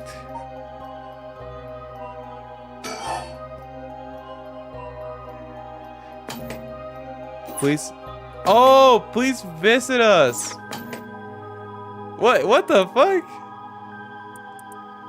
Okay, never mind. Spectre of the Spirit Board. Spectre of the Visit Board. Of the Spirit Board. Please visit us. Good. Damn, her face. Oh, I'm blocking her face, but look, she just looks like not even serious. Please tell us if you are there.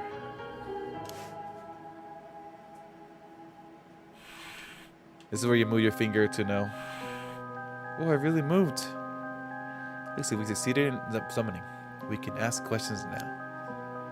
Right, questions. Start with a question you know the answer to and see the response. Then, when you know your question are being answered truthfully, you ask what you really want to know. Okay, I'll start with something simple.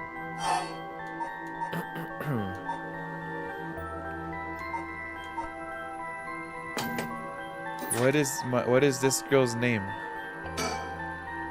Fine, what is the name of the girl across me? Her name is short, so that's why I picked it. I should have picked the name, or I should pick the question that she wouldn't know. Neil, yeah, see? It's even used a weird character you used to spell your name. Oh. I guess because we don't see that right, because we're playing in English. How flattering. Psychic girl. Psychic girl? Mio Kuruzuzu. High school students. Mio transferred to class 2C at Komogata High School about 2 months ago. Although she is an extremely mild-mannered young woman, she executes a somewhat off-putting dark aura, which makes it difficult for her to form friendships. Mio has, however, found a friend in her classmate Yako Sakazaki, has begun opening up her little by little. The truth of the matter is that Mio is an apprentice of a famous psychic, possessing an exceptional spirit sense. She takes on the troublesome task of surreptitiously handling spiritual disturbances that break out in schools across Tokyo before they become a problem. Oh, she's the high school student that we're talking about earlier. Oh wow, I played 10 hours already? I got achieved for 10 hours. I mean, I don't know why that's achievement, but yeah. Purchases services that break out in schools across Tokyo before they become a problem. She transfers to schools frequently as a result. Ah, and thus has trouble making human friends. Human friends? Okay, what kind of friends does she has? Mio has already solved an incident at Komogata High School involving a female student possessed by a spirit. Although she takes effort to hide her spirit sense, many develop or impression that Mio has a deep knowledge of the occult and the paranormal upon first meeting her, leading her to be anxious that her secrets have been exposed. The most common comment she receives is that she seems to get along well with crows and black cats. I would like to be friends with crows. They're pretty smart. I bet even the teachers get it wrong all the time. I guess these paranormal beings just tend to take a liking to you. Huh. I don't know how I should feel about that. Oh, okay. What is my name? Think I should know the answer to this. Oh, Spectre of the Spirit Board, what is my name?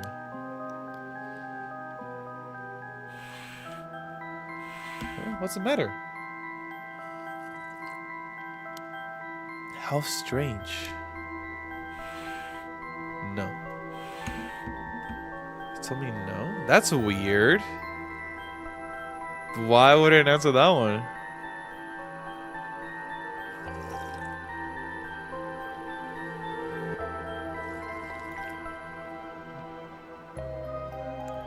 I mean, we just read about her, but she doesn't know spell my name. I bet it means it doesn't know. It may be the Spectre of the Spirit Board, but it doesn't know everything. Really? But even knew your name, Mio. Okay, this chick is pranking us. Is Spirit really the real deal? Oh my gosh. Okay, I don't trust this. It's fine. Looks like it's giving me an attitude. That's okay. That I just literally read her file or whatever. I don't know, man. That was good. I don't even trust this more anymore. I mean, it says so. Whatever. What is my name? Ask it again. What is my name? Bastard. I didn't even hesitate this time. Ask it again. Fine. What is this place?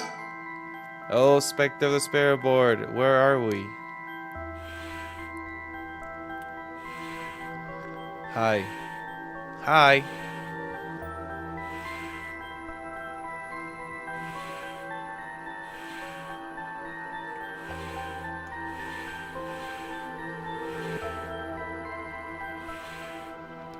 Hi. High school. That's right. The answers don't seem to be very precise. Is it really you? Oh, Spectre of the Spirit Board. Are you truly the Spectre of the Spirit Board? No? Wait, what? Is it lying? Not quite. Maybe it's someone. Spectre of the Spirit Board is just a temporary name. We call them when using the board. We're actually calling spirit with a strong tie to this place, or one of the people participating. In other words, spirit that just happened to be nearby just felt like answering. Ah, that makes more sense. They don't really think of themselves as a Spectre of the Spirit Board. Oh, then why do you say Spectre of the Spirit Board? Why don't you say, oh, spirit? You know what I mean? Huh, it feels like some of the mystic has disappeared. Do you mind if I still call the Spectre of the Spirit Board? Okay. Yes, okay. Thanks. Always good to remember this to say please and thank you. Alright, it's time to try asking serious questions. Yeah. Who does Mio have a crush on? Serious questions! Oh, Spectre of the Spirit Board. What is the name of the boy Mio has a crush on? Hey, you're going to ask the kind of question? Doesn't everyone ask this kind of stuff with Spirit Boards besides? I'm curious. No, let's not do this. Ah, man. I said no. Guess that must mean you don't have a crush on anyone. Phew. Yeah, that's it. No is correct. Let's move on. Or maybe he likes a girl. Wait, do you mean the boy isn't in our class? Wait.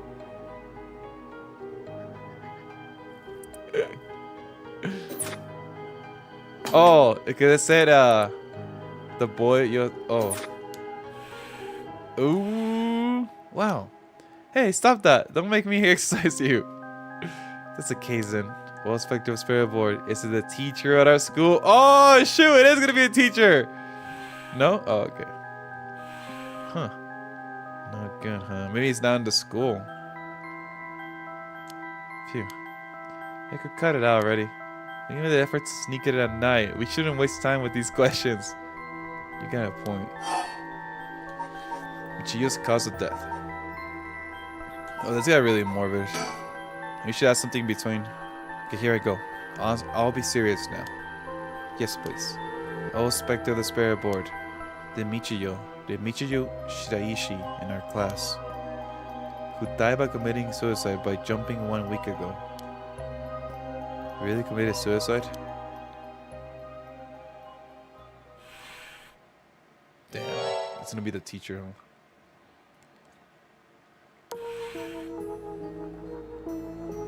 So it really wasn't. What's up, Serge? How you been, dude? What's good, dude? Hello. I'm not surprised. I never believed it from the start. Now it's the important part.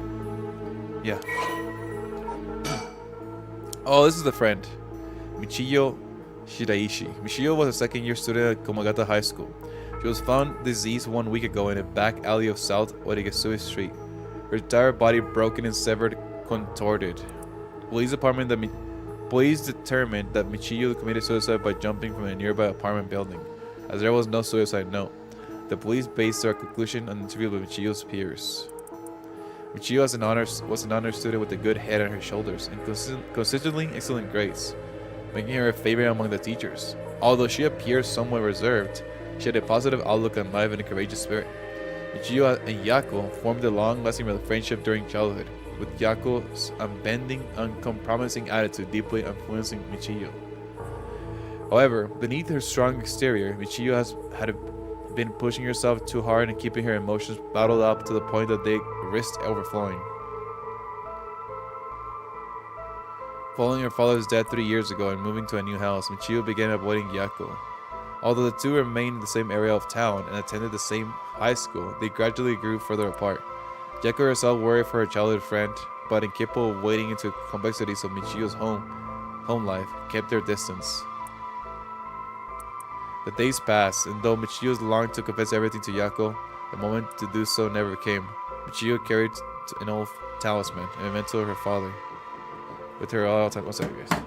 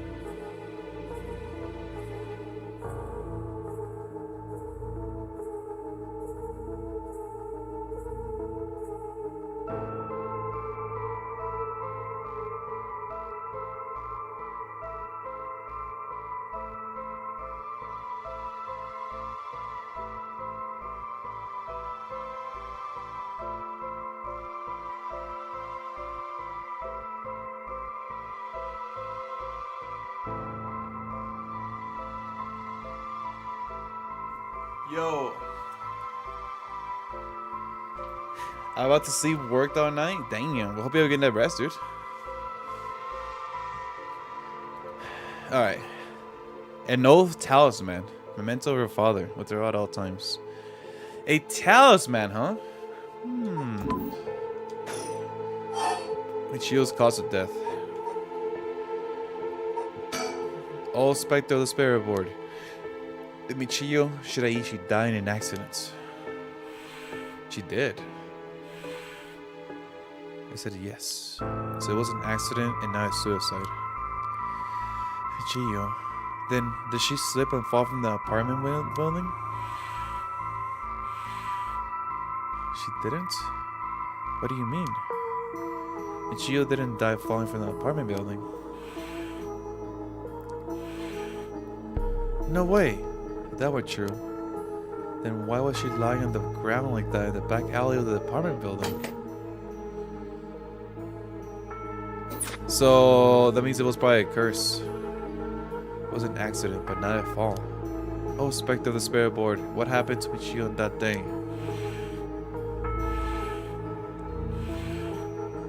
It doesn't know the details. Where is the rite of resurrection? Then how about, oh, specter of the spirit board, we want to use the rite of resurrection to bring Michiyo back to life. Do you know where the right resurrection is? I wonder. Oh shit. Huh? Oh my gosh. Ah! Ah! What is this? Stop. I'm scared. Mio. Calm down. You can't let go before it's over. Hear it. The press. Ah! Ah! Touch deep sorrow. There were several memories flowing into my mind. Those who hear it into the depths of hell. What the fuck? Kill them! Kill them! Those who hear the sound, kill them all. You have acquired the power of the curse stone, the Fool's Procession. You can use it to kill those who hear the sound produced by the curse echo for more than 30 seconds. The effect will be negated if you are seen at that time. Oh, interesting. Whereas they use curse vine to produce the sound. The Fool's Procession. Enduring Procession. A mysterious tale regaling an encounter held by a daimyo at his residence in the Honjo Ushimi, now Komogata High School. When walking around his estate, he heard the sound of music, much like that of Kagura performance. He commanded his people to find the source, but no matter how much they researched, the music would fade when one neared the Warigusui cabin. The source of the sound was never located. This story is also known as the procession of the Tanuki, as many were to believe that it must have been those mischievous tricksters behind it all. Kills by fatal fall. One who hears its music for 30 seconds without seeing the cursed bearer. Wait, so they must have used it on her, right? No, but it wasn't. Huh. The sinful memory. Omio stood atop the tall festival tower. It was her time to shine, and she was ecstatic. It had been years since she joined the troupe, but she had yet to enjoy her day in the spotlight. She wasn't particularly pretty, nor was she all that talented. As a gossip and loudmouth, she wasn't well liked by her peers. Some of the other girls thought of her as a teacher's pet and bullied her. I don't care about them, she thought. I'll use this chance to make something of myself. Everything was perfect. She wore a beautiful kimono and no common mask over her face. The stage was set. The accompaniment began. She danced with everything she had. Applause rained down upon her from the crowd. Her breathing hastened with excitement. I got to catch my breath. That's strange, I can't take my mask off. The smell of glue assaulted her nostrils. Oh man, that's how it is. I knew it was too good to be true. The screams were drowned out by the music as she screamed and struggled. Omio is giving her all today. We had to keep up. The crowd living up even more. No, please, someone help me! She fell from the tower, writhing in pain. She begged those around her for help. The music stopped in time with Omio's heart. Damn, that's fucked up, dude. Well, do you think the ocean is blue? Isn't it? I'm actually not sure. I thought it was because it's a reflection of the sky, but I think that's wrong, right? Let's go, Dante. Why is the ocean blue? The ocean is blue because the water absorbs red light and reflects. Oh, so it was right. Well, somewhere right. The ocean is blue because water absorbs colors in the red part of the light spectrum. Like a filter, this leaves behind a color in the blue part of the light spectrum for us to see. The ocean may also take a green, red, or other hues. The light bounces off of floating sediment and particles in the water. There you go. No. I mean, you could definitely make your own color water if you put flood coloring, of course. You know, you can actually do that. Is get filled up again. I should do that. Is fill up by water with like freaking some, I don't know, blue water coloring.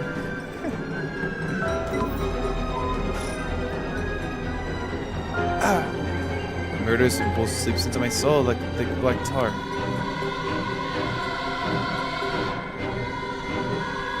Now. Kill. Can you hear it, cursed bear? You whose soul string this hour is right. Kill them.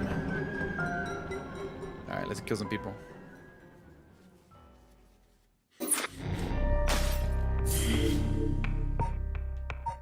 Two things to remember.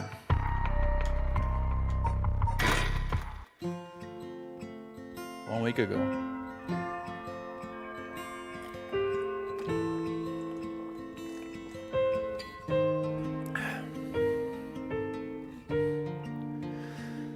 Memories. Oh, I am. I really am. Did you hear about Michiyo in Class C? Yeah, she seemed like the stereotypical honor student in her first year, but she stopped showing up to class and her grades started dropping after her third semester. She offered herself because her grades were bad? No fair. I was thinking about the practice this test makes me want to die too. All anyone cares about is test scores and grades. Sheesh. Yeah. You know, I heard Michiyo's mom were mayor last year. Did they say her new stepdad is a total jerk? Really? How so? Like, he'll peek on her while she changes and she couldn't keep his hands off her. I ever heard she's an ex-con. If she resists him, he gets violent. That's so scary. No way, I couldn't take that. Man, since rumors are spreading. Probably think about killing myself too if I had to deal with someone like that at home. Fuck, dude. This is messed up. You hear about suicide in the news, but for it to happen here, it's a little scary. By the way, isn't that a girl who transferred into Class C recently? Oh, I heard about her. She's gloomy. Doesn't stand out too much. You know that the school she was before she transferred also had a suicide. What? For real? This seems kind of fishy.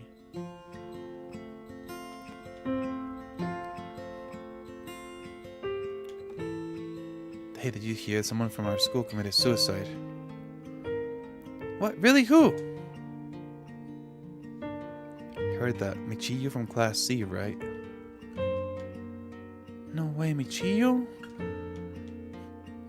She's been acting pretty strange lately, but I still can't believe it. Damn. Ghost trick? Hey, man. Do you know how... Dante, I told you how you can make me play a game, dude. This is the same way people made me play this game. Let's see. How long is Ghost Trick? So Ghost Trick, bro, you can add it to the game wheel whenever you like, and we can play it that way. All right. I told you before. There might be some of you who already know, but a member of our class, Michiyo Shiraishi, passed away last night. Okay, calm down. I know this comes as a surprise, but please keep it quiet. The cause of death is still under investigation, and there is nothing we know for certain at the moment. Detailed investigating reports will come from the police, so please don't go spreading any rumors. Got it? Yeah, then so I'm actually gonna spin the wheel after I beat this game. So, hey, if you have the points, you can add it there. We might play it soon then, if it lands right. We're sending everyone's home for today. No dilly-dallying on your way back. On your way. School will be off tomorrow as well. Hey, you. Stop celebrating. Show some respect. Damn, that's screwed up. There will be a memorial service scheduled next week at the school assembly, if anyone wishes to pay their respects individually.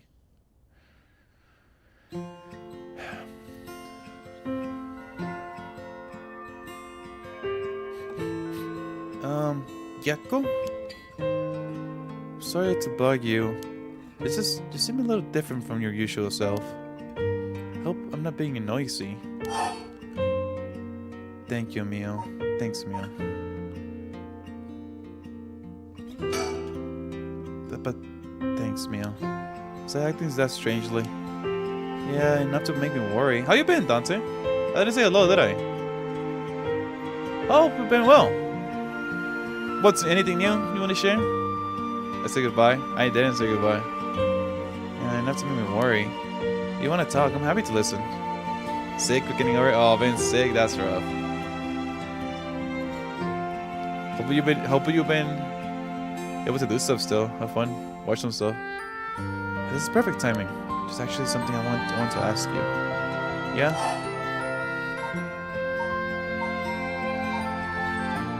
About the Spectre of the Spirit Board.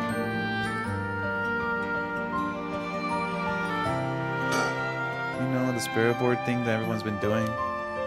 Where you summon the spirit and ask it whatever you want? Yeah, I know it. I want to try it out. There's something I want to know. Why are you telling me this? I mean, you seem like the type to know about this stuff. Oh, I do? Yeah, look, you literally look at what you have on your head. You have the little thing, little star. Hajime no Ippo, really loving it. Oh, like the classic anime. I hear it's like a really good boxing one. I never watched it myself, but I know about it. Yeah, you look like you're really into that occult stuff. You know, you got that kind of gloomy look. That's kind of rude. Huh? I don't know how I should feel about that. But you do know how to do it, right? Oh yes, I think you probably know a little more than most. Whereas since it's an older show that the dub would be horrible, it's actually really enjoyable. That's good. No, there's always been some good dub anime. I'll see you guys. 1 second.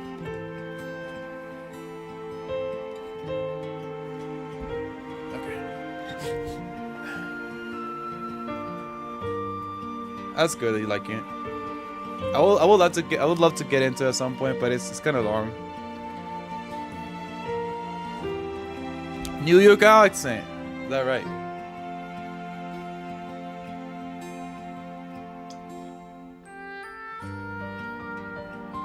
That was some good tea. Okay, please help me. You're my only hope. Not long as One Piece. Yeah, but One Piece, I watched over time, right? I didn't like. I've been watching it over time, right? I didn't watch 1,000 episodes in one go. Also, if you haven't heard, actually, I don't watch it anymore. I only read it. Reading is way faster. Like, honestly, I would probably read Hajime no Ippo as well instead of watching it. It will be like just a lot easier for me. Please help me. You're my only hope. Very good pacing. Yeah, that's why I read manga instead. Well, I mean, let's see. I mean, like the good pacing. Let me see. Has there been like a show recently that I watched that has bad pacing? I guess no, you're right. Something that I didn't like or something. I don't know. Other movies are actually good since they don't need to solve scenes. Dude, I'm hype about that. I'm so hype about that, Dante. Dude, you don't even know. I hope it becomes like the definite addition to watching One Piece, right? And it's gonna get a lot more people to watch it. Yeah, because dude, I don't recommend the One Piece anime, bro. I do not recommend it. I don't think like I recommend the series. I recommend the manga, but I never tell people to watch it. It's kind of sad. Same as like Dragon Ball Kai. Yeah, Dragon Ball Kai is good. Whenever my friend got into Dragon Ball, that's why I told him to watch that. Some people, I'm sure, like boomers will probably disagree, but like Kai is like the way to watch it. I mean, honestly, reading is always like the best bet, which that's what I did. I'm actually reading Dragon Ball Super as well right now. I'm not caught up on that one though. I actually would like to catch up. What the right resurrection? About Michiyo Shiraishi. Michiyo Shi. Well, honestly, Dante, it's gonna be way better than Dragon Ball Z Kai, right? Because Dragon Ball Z Kai is just edited, right? They like took away some episodes, they edited some scenes. Like it's not new animation. What Wit Studio is doing is like whole remake, which is insane. So they're doing like some like 200-300% way like better, right? I'm saying no, there was no rush for April. You want to get motivated to go to the gym and hell of a good push. Oh, dude, I bet. Who told me you were watching that too? Was it you, Leafian? Are you still there? Leafian was telling me he was getting into working out because of that. Gotcha, man. I wonder why she had to die. She didn't leave the note or anything, but they announced that it was a suicide. That can't be right. She would never kill herself. Michiyo was so happy, and always looked on the bright side of things. She loved coming to school. I know she was going through some hard times, but for her to kill herself? Yeah, I'm saying like that, like the only fault with One Piece for me was the pacing when they spanned 3 episodes with the subplot that doesn't need to focus on that long. Yeah, dude, have you ever heard of Dumb Piece? You heard about that? I think it's called Dumb Piece, I'm pretty sure.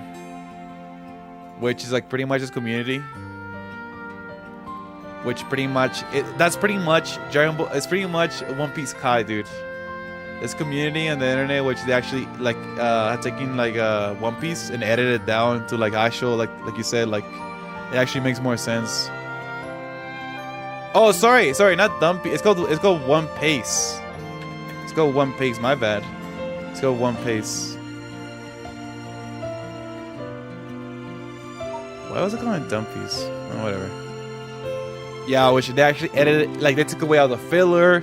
They cut scenes right where it fits better. They cut off all the like the last week in this episode. That shit, it's. I watched it a little bit. It's pretty good.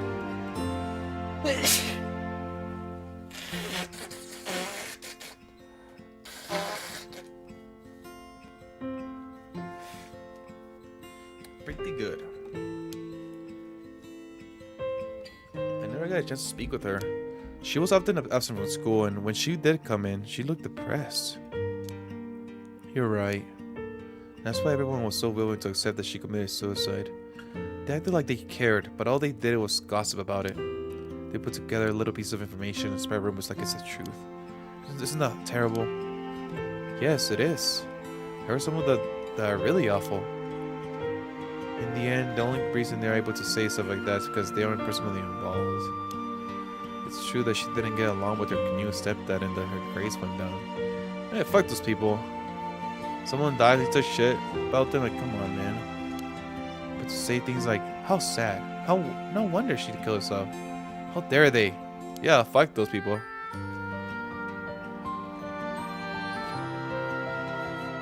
Yeah. It still had a couple of, dude, dude, the worst thing about Wanda, bro. I was actually watching with my friend, right? My friend watched this guy tried to catch up to One Piece. Bro, the whole part where like they're on Kaido's place, they're running around, bro. That's freaking, oh my god. They stretch it out so much. It's terrible. Oh, the art is really good. Yeah, I agree. She always told me when she was, yeah, the ice stuff, yep. She always told me she was okay whenever I talked with her because I was worried. She would have told me if there was something bothering her so badly she killed herself over it.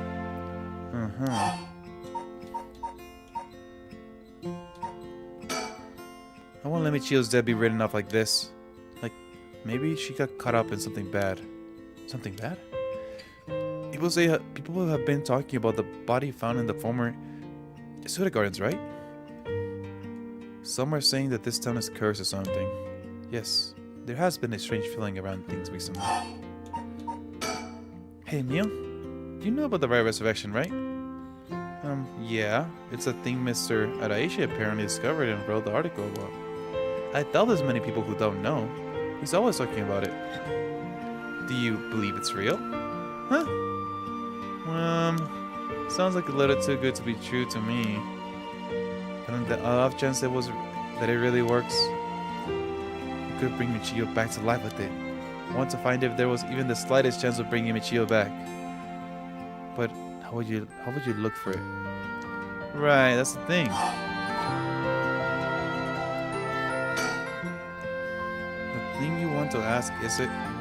Yeah, I want to know about the truth behind the Michio's death and where the right resurrection is hidden. I see.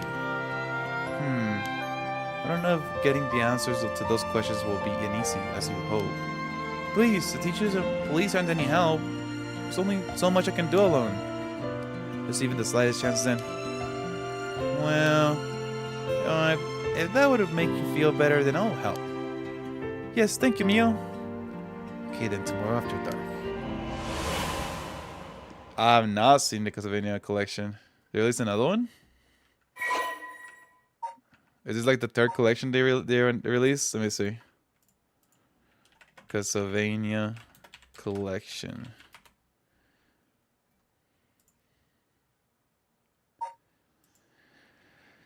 So not this one. This is the one I have. I have this collection. I played that one. And then there's this one. This is the one. Oh, this is the second one they released, right? This came out 3 years ago. I need to play this one. This is like the Game Boy Advance games, right? Yeah, obviously Advance. And then I guess they announced this one, the Dominus collection. Oh well. Let's see. Let's watch this real quick. I don't know.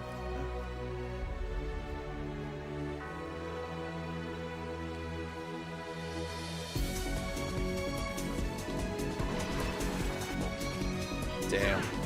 That's pretty good actually. Was more of like the advanced games, right? Oh, like this is 3DS or DS, right?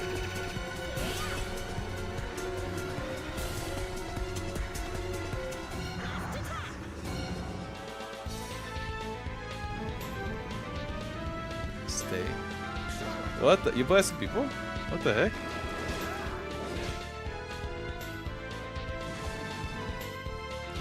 Dude, I forget how many like Castlevania games are there. There's like so many.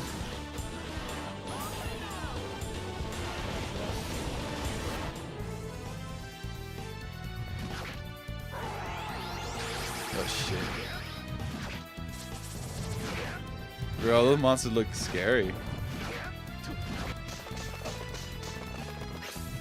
Oh, wow, nice.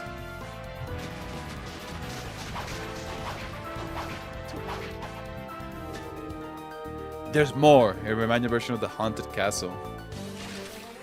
Haunted Castle? What do you mean the Haunted Castle? Is that a game? Oh, they're comparing the games. I don't know what this game is.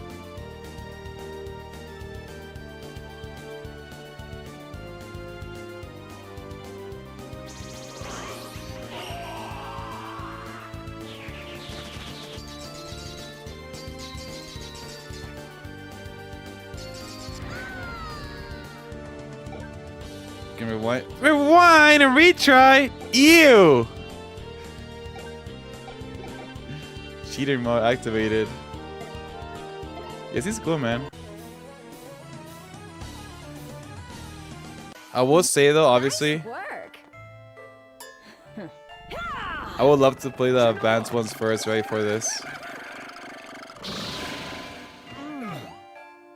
Stupid disciple! Forgive me. This is a Mario shit. Yeah, it seems cool, man. Very positive so far. That's good. Rondo of Blood Symphony of the Steam. Symphony? Symphony is on Steam. Symphony of the Night? Symphony of the Night is on Steam, isn't it? It's in the first collection. Yeah, I played it on stream. Yeah, it is. Yeah, I played that.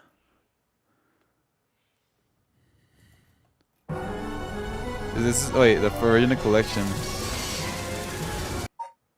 Yeah.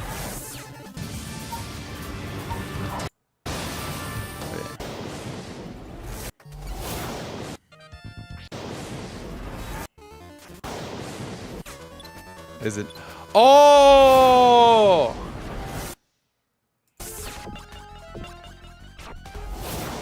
It's not. I remember I played it on the freaking PS5, PS4.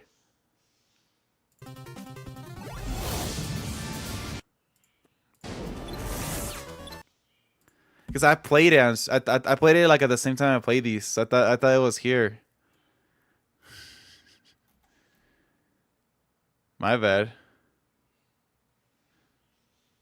Yeah, I played it at where was it at? I played it somewhere. I think it would have been in my PS4 or my PS5. And I think it came with like a 2-pack. It came with...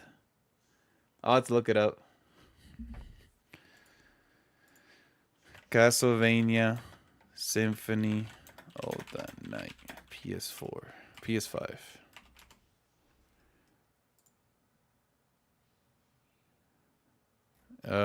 It's a Requiem collection. Let me look it up. I forgot what games came with it.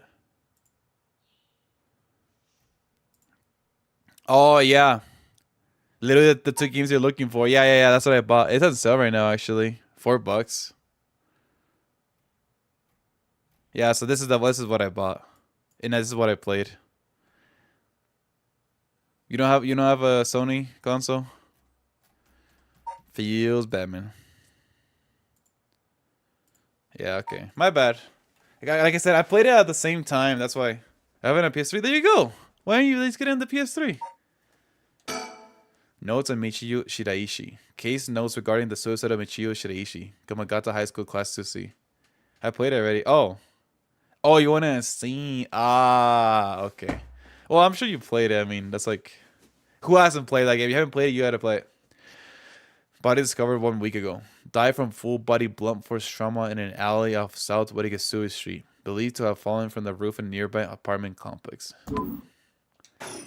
I see, Dante. Yako Sakazaki.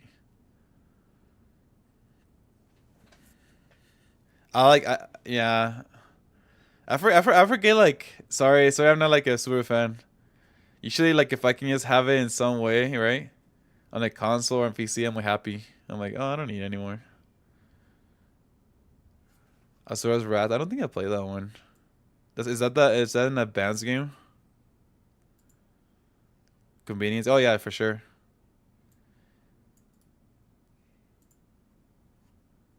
Oh, I should have read the PS3 game. That's right. Huh? Are you awake, Yako? What happened? You can't remember. Let's see. We used the spirit board and suddenly heard something like this weird voice. And then I passed out? As far as I can tell, you aren't experiencing any negative effects. I think it was just a mild shock from how sudden it was. Huh. Oh, is everything okay with the spirit? It was almost bad, but it got to leave. But I got it to leave. Everybody 60? Oh yeah. Hey, what's up, Jippy? How you been? What's good? Bro, I finally finished. I mean, you were kind of there. I finally finished the epilogue for the AI Somnia game. It's pretty good, man. And I'm glad they finished it out how they finished it off. I still like the first game. I think the first game is definitely my favorite, but the second one is also pretty good. I like the mind games, bro. I cannot wait for either another game with the same team or just the third game, right? I wouldn't mind. I'm from Las Vegas. Damn. Hello. You want any cash? You want anything fun?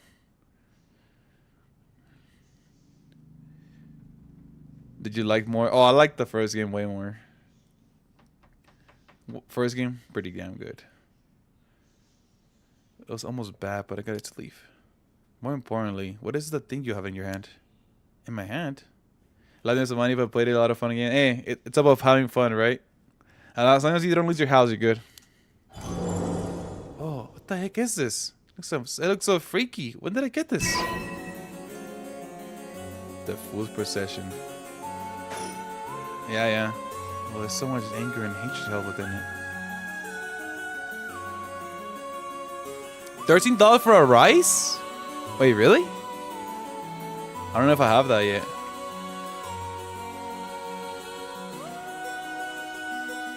That's the only Telltale game I don't have.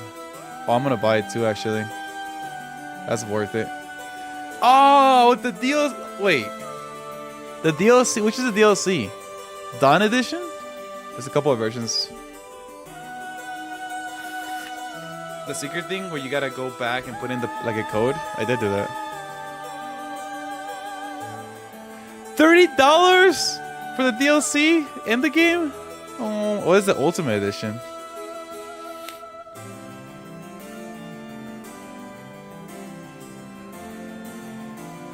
It comes with costumes.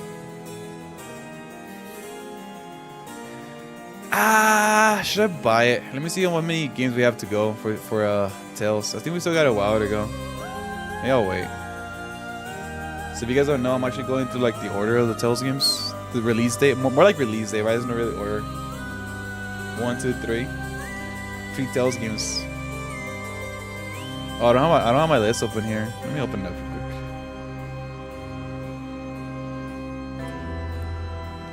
quick. Where is it at? Might be a while till we play it. So maybe I will wait. Maybe the DLC will go on sale by then.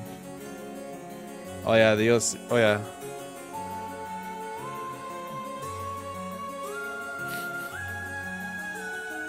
Maybe I could buy the game. Yeah, I have 1, 2, 3, and then a rice. Oh, you heard JP that they're probably yeah. The next one they might announce like some new Tales stuff, right?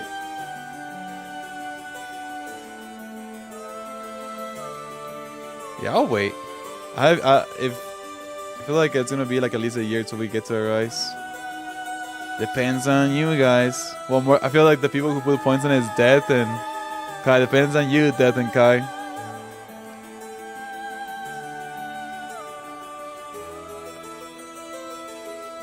I'm so freaking happy with the last Nintendo Direct. Was it good? I didn't see anything good about it. I didn't really look at it. You know what? We could go look at it right now. Nintendo Direct.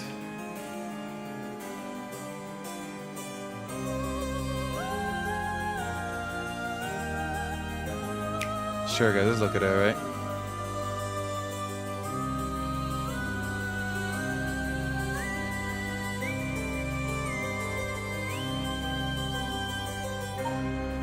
So, where's the Direct at? Maybe I'm wrong. Maybe there is some good stuff.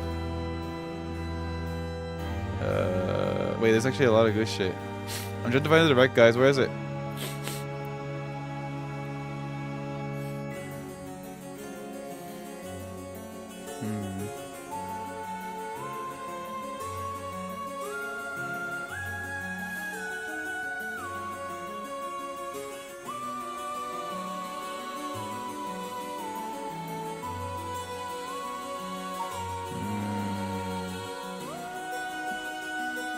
I'm over here, look.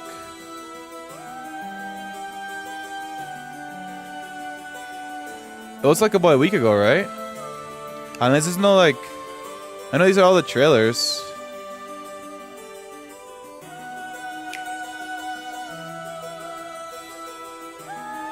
Oh, that's it? 2 months ago. There we go. 3 days ago. Alright, let's watch this.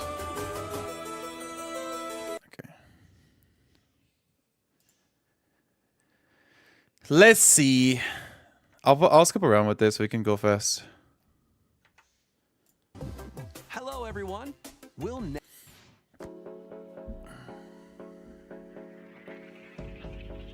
I hate portals. Witcher.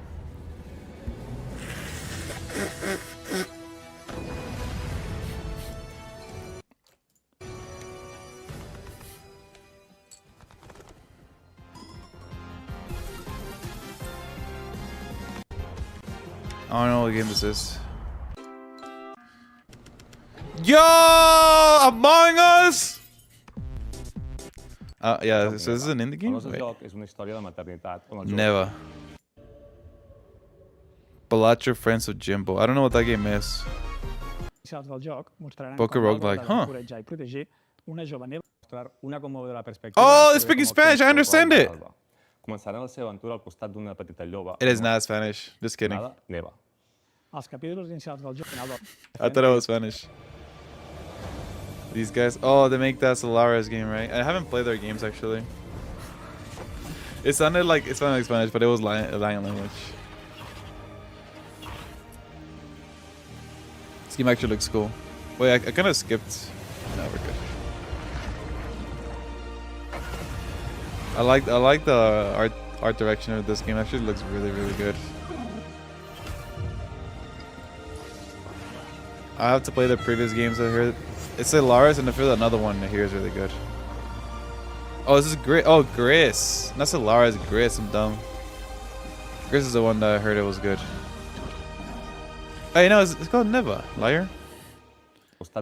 This is the Gris, right? My friend recommended me this game and I still haven't played it. Yeah, it looks good. Next.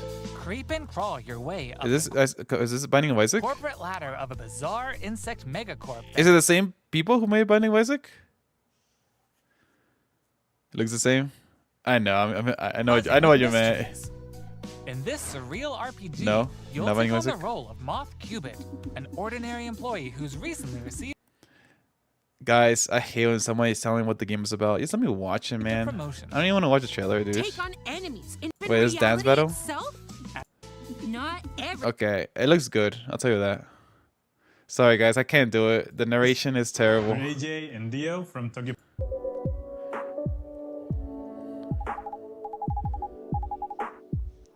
It's a cafe simulator, which I've played Valhalla. It's pretty chill.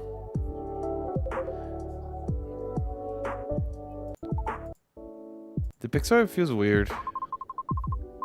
It's okay. Next. Sea of Stars. I should not watch this DLC. I haven't played it. I hear it's really good though.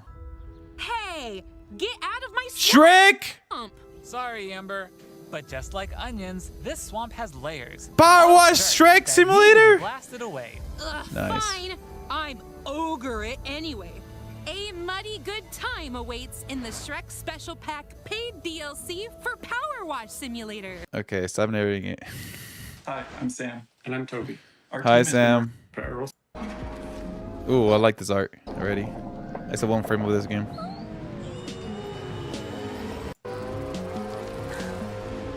This is good. Are you playing as a fly? Wait, what are you playing as? This game looks good. I love the art style for this. So good.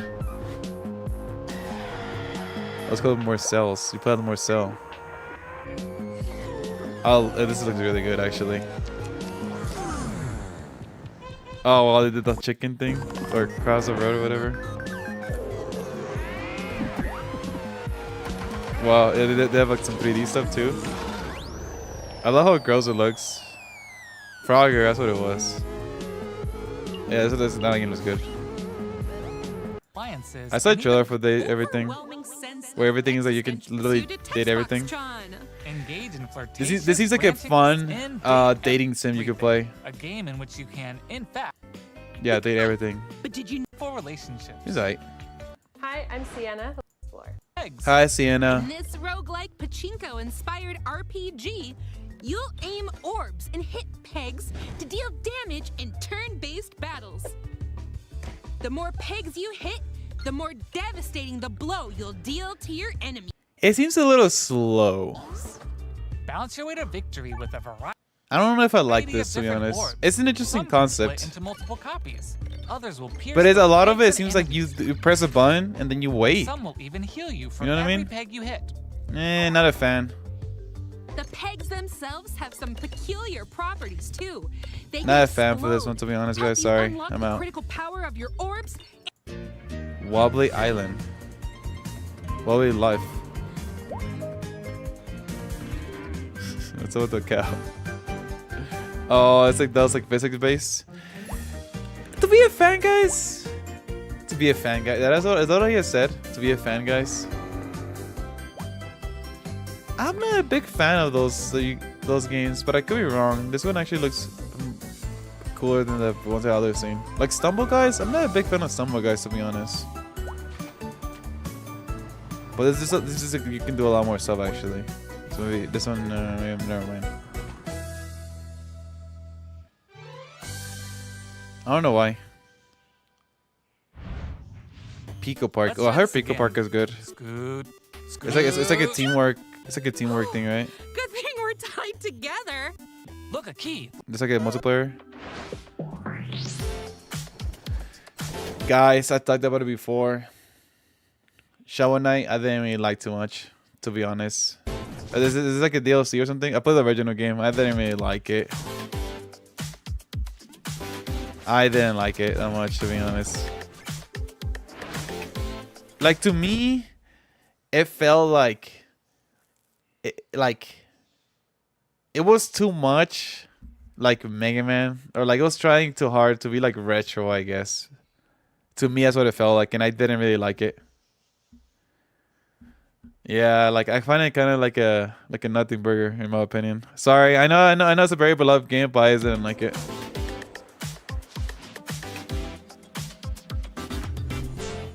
Like, I don't know. It didn't stand out on itself, I feel. I don't know any of these games. I'm just telling you what my My opinion, right? Metal Slug Tactics. I like Metal Slug, but I never seen this game. This is another new project or whatever, right? I know Metal Gear was gonna announce a new project. This can't be it. Metal Slug. Did I say Metal Gear? Oh, yeah, Metal Slug. I meant. Oh, that's kind of cool. Oh, I still got it. I actually have this on Steam. Like, I haven't played it. Yeah, I mean, I don't have to be sold. I have it on Steam. I just gotta play it. Partner Showcase. What was that? Anniversary of Tetris with a compilation of historic games. Experience to win museum, including the games shown here. Okay. Time Warp.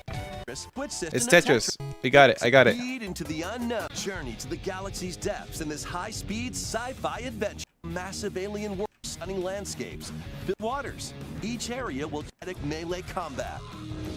By unlocking skills, That's alright. you can gather weather as ever floats your goat. Is that Ghost Simulator? Ghost Simulator 3. They have a third one? Not kidding. In this sprawling sandbox adventure, You know? Oh, it's so laggy on the Switch. and explode your way. It's look at these pixels, man. This looks terrible. It looks blurry. It looks like I'm playing a PS2 game, dude. Want to drive around Oh town? man, Join a yoga class? that's sad. Take a second one. You can do Did all they? that Oh, okay, very funny, guys. and gain karma to progress the story and unlock They can eat it up. Yeah, they customization will. options. From fashionable nonsense like floral shirts and But yeah, Ghost Simulator. I haven't played it, but it seems like really fun. How like the random shit you can do. All right, moving on. Oh, that's right. They're remaking the first game, right? That's crazy. Is there a full trailer for this? I think there is. Does anybody have it? Hello, Luna. Hey, how's it going, Luna? How are you?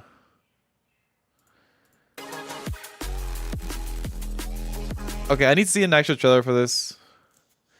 I'll look it up in a bit if I don't forget. After this direct thing. Sorry, we're taking a little break up Paranormasight and we're looking at the Nintendo Direct though. They didn't watch. But I hope you're having a good one. How are you? Welcome in. You smell nice or else? What was it, Kim? Is that soccer? Zone? Is it trilogy? Not Joseph Sky, but I put it on your list back in that day. Remember? Wait. Wait, really? Yeah, I haven't playing Trails. I haven't played. Well, I said I've been, but it's like a slow process, right? I have played 2 Tales games. I played the first Tales of the Sky and the second one, and I don't know where I'm gonna fit it, but I'm planning on playing the third one at some point before the year ends. The third. So look forward to that. I'm looking forward to it. Worms. Damn. It's in Dreamlight. I hear people like that one. Make bikini Patrick. I heard this one's good. But again, all this that game already came out like a while ago, right on PC. Nintendo eShop. Whoa! Personal trainer! Dude, I still gotta play Wii Fit Adventure. I have it, guys. We need to play it. Easier to train more regularly. Yeah, I gotta get more into the Tales games. I've been playing a lot of East though as well. East. I'm gonna play East 8. Same thing with the hopefully at some point before the year ends. East 8. Once you're done, try. Damn, this game actually looks cool. That's good. New ones. Then motivate your personal. This is going to be fighting games or brawling their way onto the classic. Switch in one collection. Here's I never played that game actually. They probably have it on Steam already now. Oh shit, that was a lot of shit in it. Project Justice. I never heard of that one. So that's addicting, is it, Alex? Oh, you started playing it? Has its own training mode game. You can also visit Switch next year. Arcade classics. Hypercomp begin later to Switch. Please. What this? I see waifu. Let's watch. Kids. Open your ears. Oh man, the Switch graphics. It looks cool though. I see pixels. Oh, this is the one. Oh, it's laggy. It's laggy, guys. I like the waifus though. It's so fun. That's I don't know, that's good. That's good.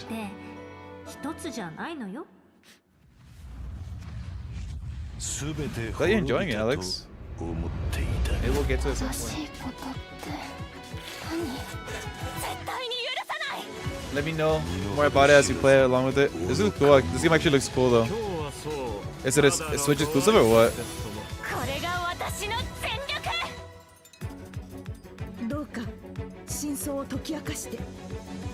Switch 2 or new Switch? They should do... yeah, they should call it something like that, to be honest. They should make it so it's just better hardware and just way better hardware, right? And you can play like all the previous Switch games pretty much. They should definitely should. Oh, that pause the video. That looked like a good game. Who's making this? Oh shit! These guys. Huh? I don't know who Gus is. In the headline, Nintendo and games are coming to Yo! Security Warriors 2 Remaster, let's go! I don't know about 1, guys, but 2 is one of the best JRPGs ever created. If you haven't not played it, I highly recommend it. You can strengthen your home base. I feel like I'll have to revisit at some point. I never played the first one, so I'll have to play the first one too. One of the greatest JRPGs ever created. Suikoden 1 and 2 HD Remaster. Suikoden 2, so good. So good. Launch HD 2D remake of Dragon Yo! After gathering your companions and selecting their locations, you can now customize their appearance, voice. I already knew about this, but I'm so hyped. With the new Monster Wrangler vocation, Switch Super. I would just call it Switch Pro. To fight enemies and heal allies. To be honest, Switch There Pro. may also be places where you can put monsters to use. For real But that's gamers. For another time.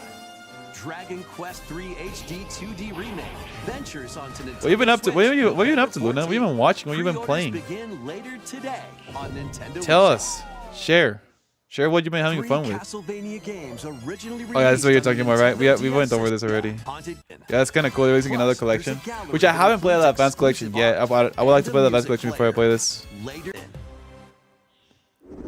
The award-winning strategy series returns with Sid Meier's, including Initiator. I never play those games. With Pan. But I feel like you're gonna play this game, you probably play a bit on PC, right? Because it seems like, yeah, it's kind of, doesn't look good on Switch. Celebrate the 30th Yo! anniversary of the Tales of series. This is one of my favorite Tales games right here. I played it what, last year? A couple months ago? When was it? A couple months ago. So good. So good. So good. And Prince Richard meet Sophia's children. We will always be friends. The three soon become lifelong friends. Several years have since passed. With their strong friendship and desire didn't to even protect grow. their loved ones, the now grown-up trio get entangled in a conflict that will determine the fate of the world. This remaster adds I don't even care about the enhancements narrator. like This game is so destination good. icons and toggling enemy encounters, as well What? as downloadable content. from the Whoa! original game. Cost! Sorry, I'm getting so excited.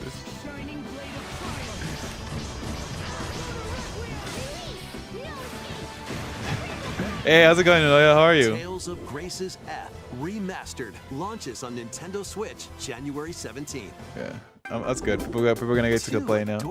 Ew. Chibi. Oh, is this Sims game? My Sims. It's cute, I guess. Okay, Sims you can pass. Oh, the Sims is good.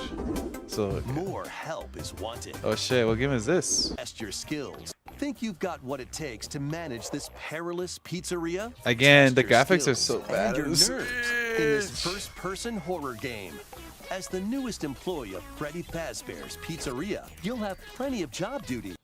Hopping on a truck. I mean, Five Nights at Freddy's is cool, obviously. Nintendo Switch. And I haven't played the games, I just know the lore. Help Cassie find her friend, Breach.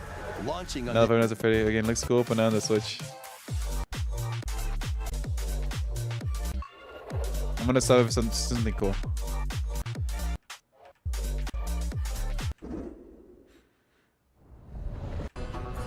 What game is this?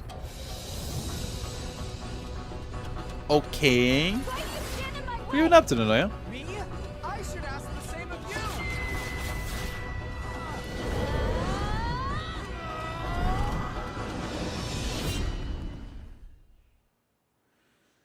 Okay, now let's see some gameplay. Oh my gosh, it's farming sim. Welcome to the eastern nation of Azuma. After a calamity struck, the energy sources known as runes ceased to exist. What are you playing? And the land oh, Rune to Factory. decline. Rune Factory, the Heroes Good In series. This fresh take on the Rune Factory series, I never played it, but step Heroes into a Good. bigger They're good. adventure than ever before. As an Earth dancer, you'll channel the spirit to summon I ranks don't wanna they'll see more. feel and disasters who can the community. Yo! Immerse yourself in the story that started the epic saga in Yakuza Kiwami. Meet Kazuma.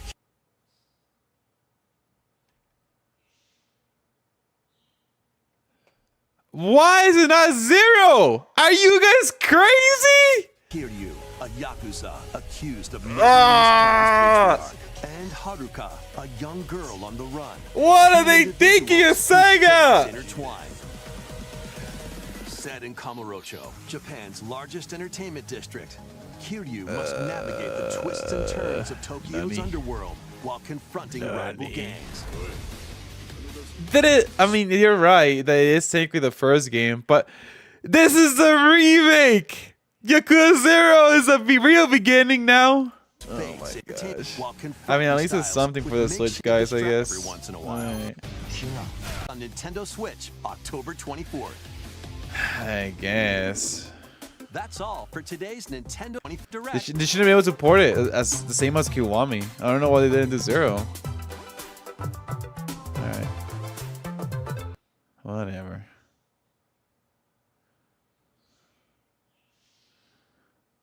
I guess. Alright, I guess. Anything else? Oh, wait. We gotta look up at the Tales of.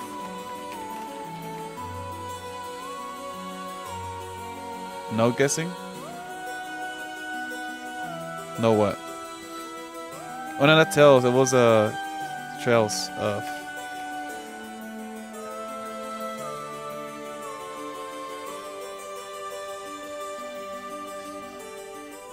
Oh, no guessing? I do what I want.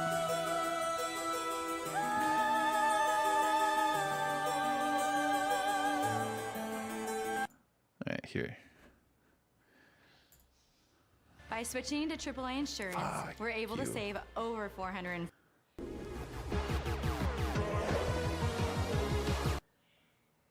Dude. Is there no actual trailer for this? Trails of the Sky. There's no full trailer?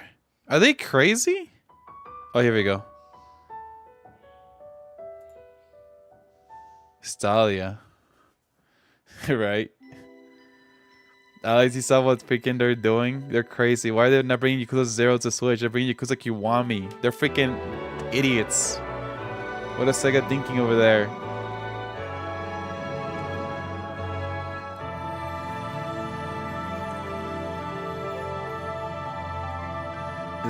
I wonder how they're gonna do it, because this game is a lot of dialogue. I wonder, is this the first part?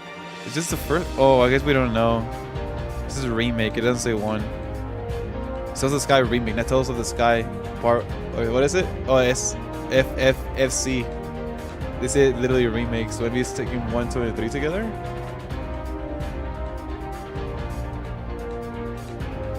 Damn, this is crazy.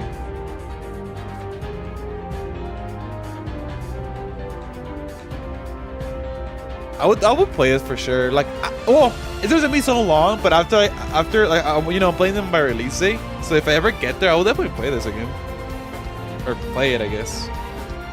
Oh, I was changing the mechanics, right? That was an action RPG, not turn-based. So cool. Oh my goodness, she's hot.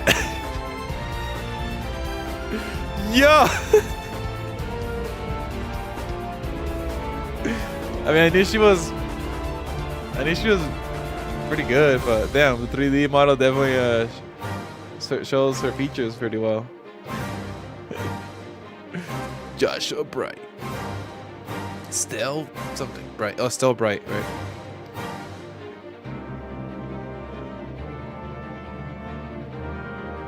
I approve of this. It seems like it's only part 1, which is kind of scary. Well, I hope they do part 2. Alright, cool. Alright, back to the game. Alright, cool. Any other games that I missed, guys? I hope not. If not, I'm moving back. Oh, there's so much anger and hatred held within it. It looks like a little like a tool that were used for ancient curses. What? That's so scary. Yakko, you just said you heard a strange voice, right? Can you tell me what you heard? Anything you can recall? I think it might be connected to the object. Let's see. Felt like I was at the bottom of a dark place. Then this voice felt like it was echoing in my mind. Check out Final Fantasy City on the PSP version. I have checked it out already, actually. I played him.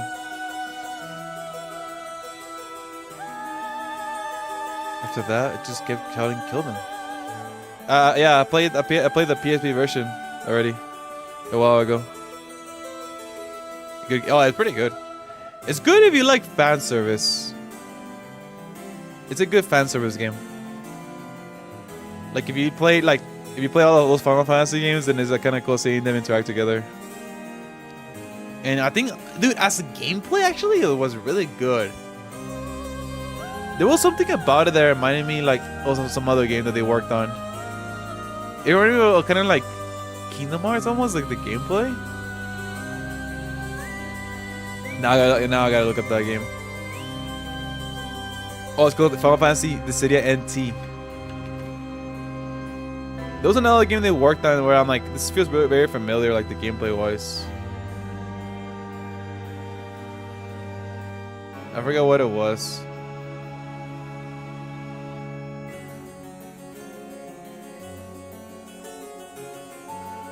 Yeah, the gameplay is really good actually. It was very impressive.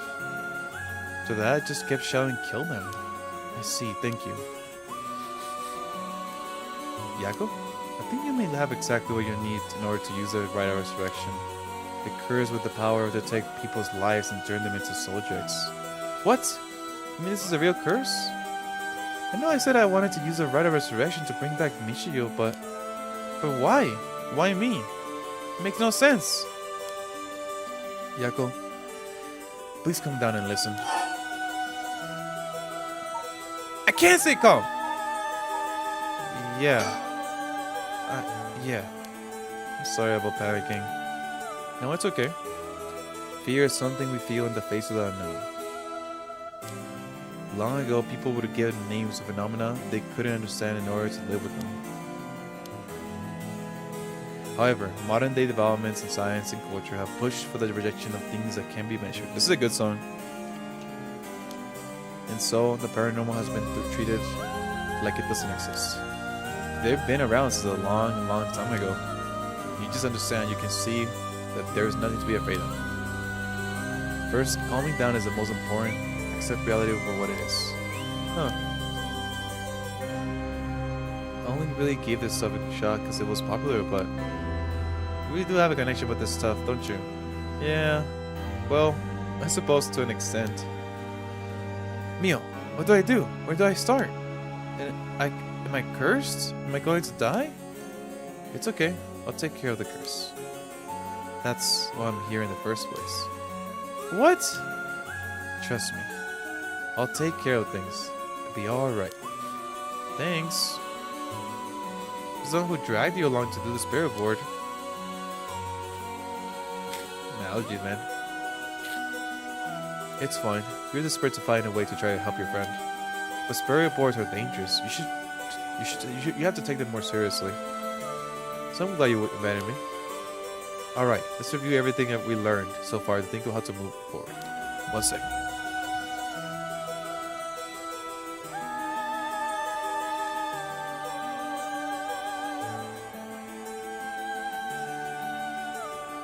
One second.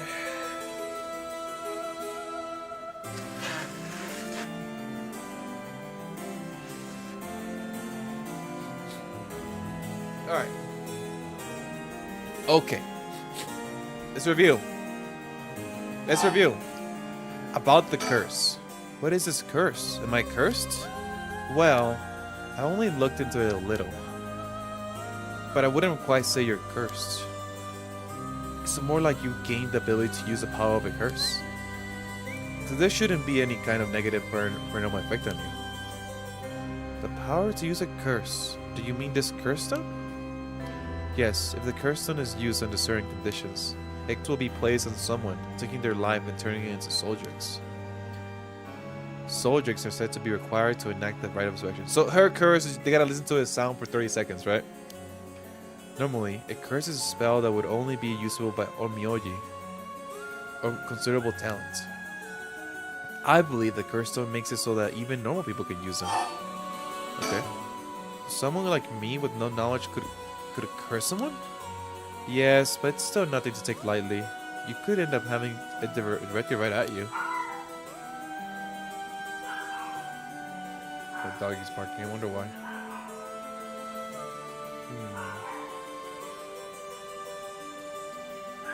¿Qué pasa, Melissa? To tell you the truth, something unusual did happen while we were using the spirit board. It happened right around midnight, I think. Wait, something did happen? This whole area seems to be under the effect of the Feast of Shadows. The Feast of Shadows? What the heck is that? Sounds terrifying. The Feast of Shadows? Yes, it's a type of spell that temporarily boosts the potency of the supernatural. It also has the effect of making the powers of certain cursed echoes manifest more easily. Judging by the strength, I'll say it probably covers about a 3 to 4 kilometer radius. 3 to 4 kilometers? It's big enough to cover the whole Smita city. Yes, I think the Feast of Shadows was used to cause a resentment lingering in the area to manifest the cursed stones. Someone did this. Oh, someone did this. Oh, shoot. But who? I don't know enough to say. But it's likely that it was done by someone who wants to uncover the rite of resurrection. Huh. That's new to us. It isn't something that happens naturally. I see. That's crazy. Oh man. Water. Let's get some water.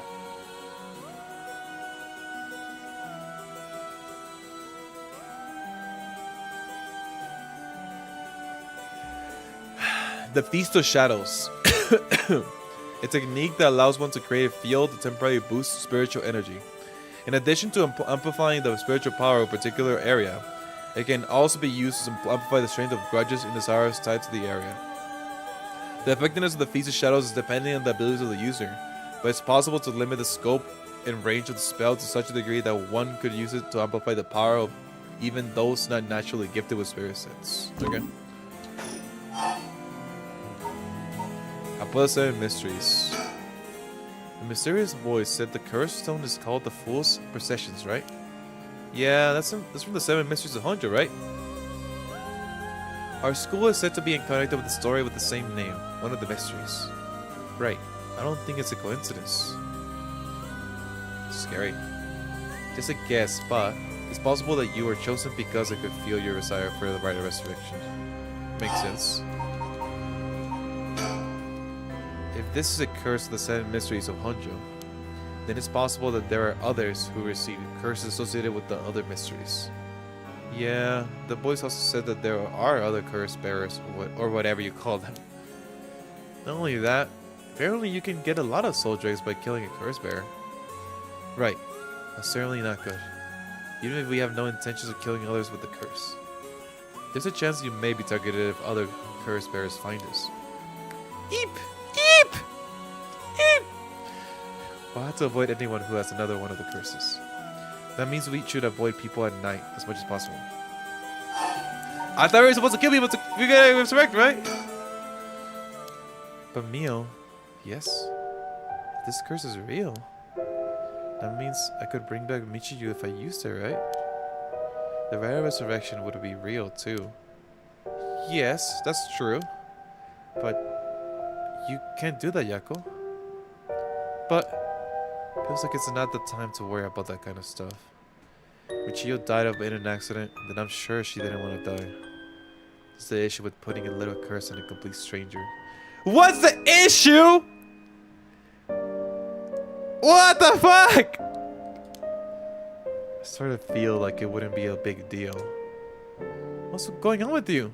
You're not acting like yourself, Yako. You would never even consider taking the life of another person.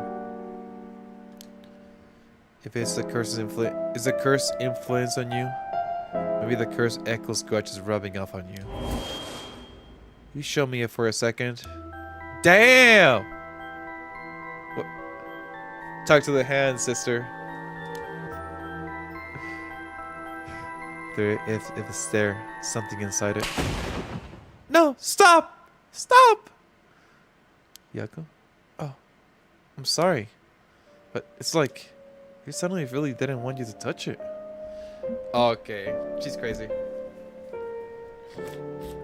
We'll go along with it. We're crazy too. I understand. I'm sorry. You need to give up on the rite of resurrection. What? Because that's the real curse.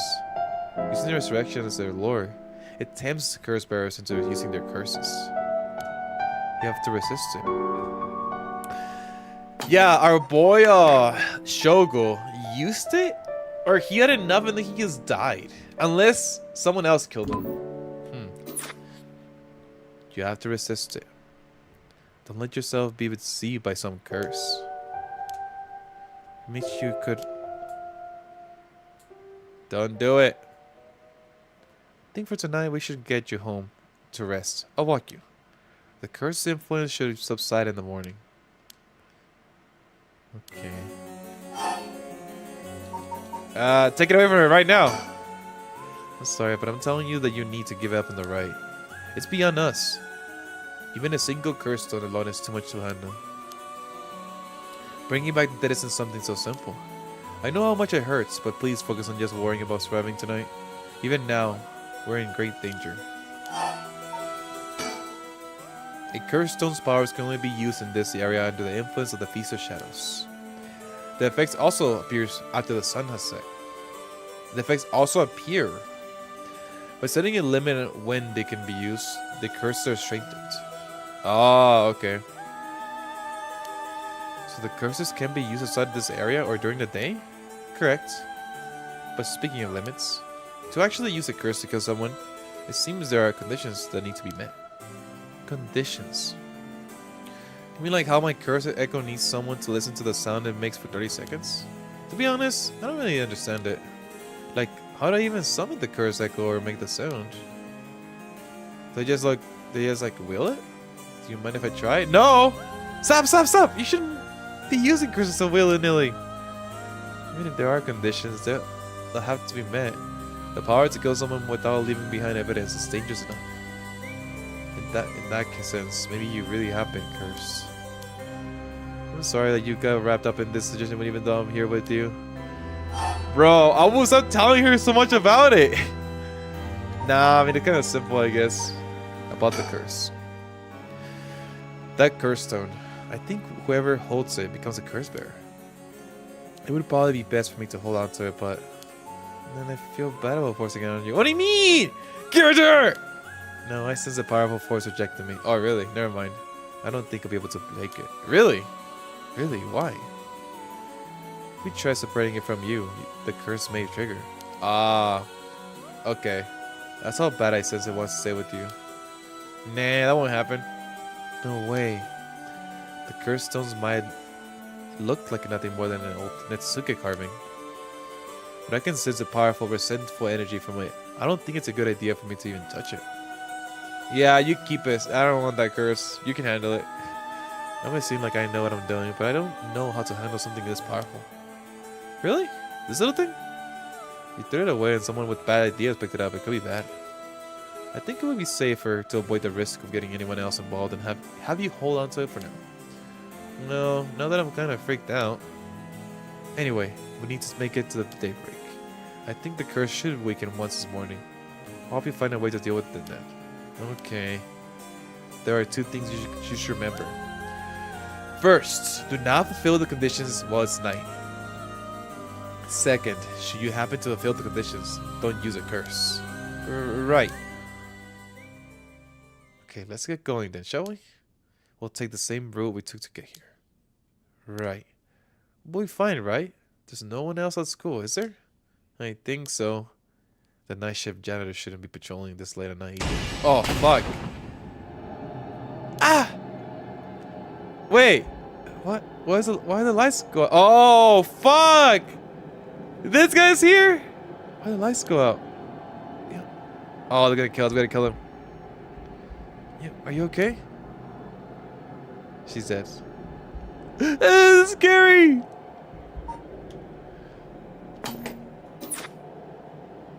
Hello, Mio? She's not here. What's happening? Wait, where are you?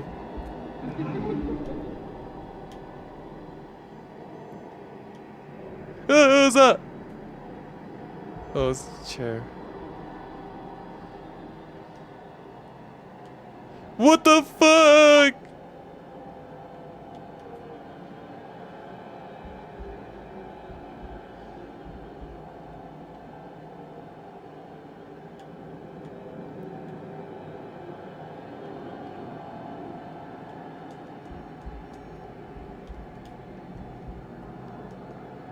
I see a hand, but I don't.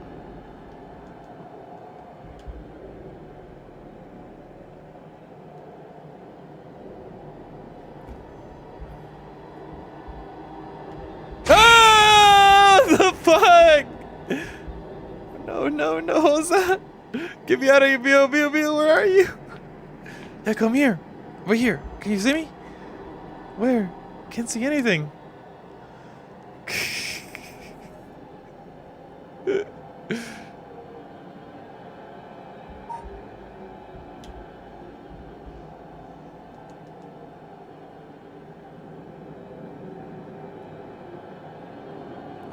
Do you guys see anything? I don't see anything at all. Oh.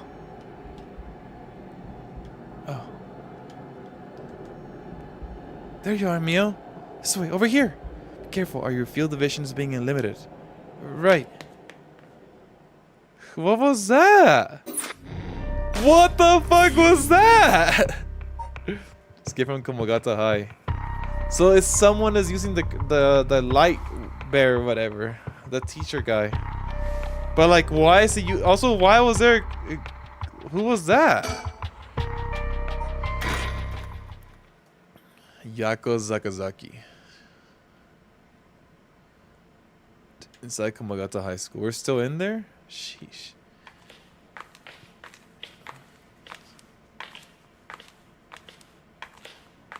What was that just now? Could it be another curse cycle different from the mine? You smell nice, or we'll freaking throw you at the shower.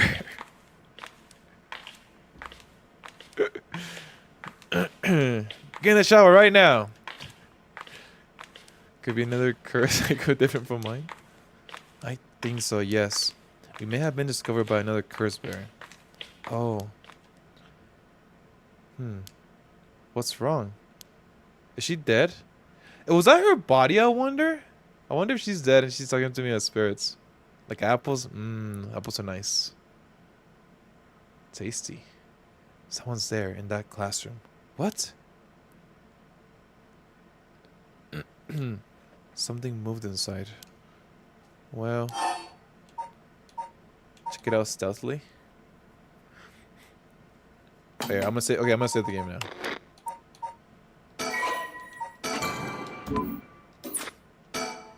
Might be the curse bearer who used that curse echo just now. We can see who it is. It might help us decide what to do later. That's true. Skincare product and apple shampoo. Nice. Yeah, apples are nice. Good. What is it? Good pick. If it matters, I'm using a coconut and pear lip balm.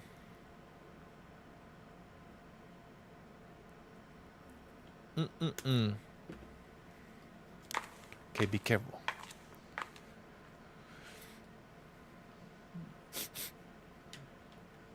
Well, can you see anything? Try and get a look around.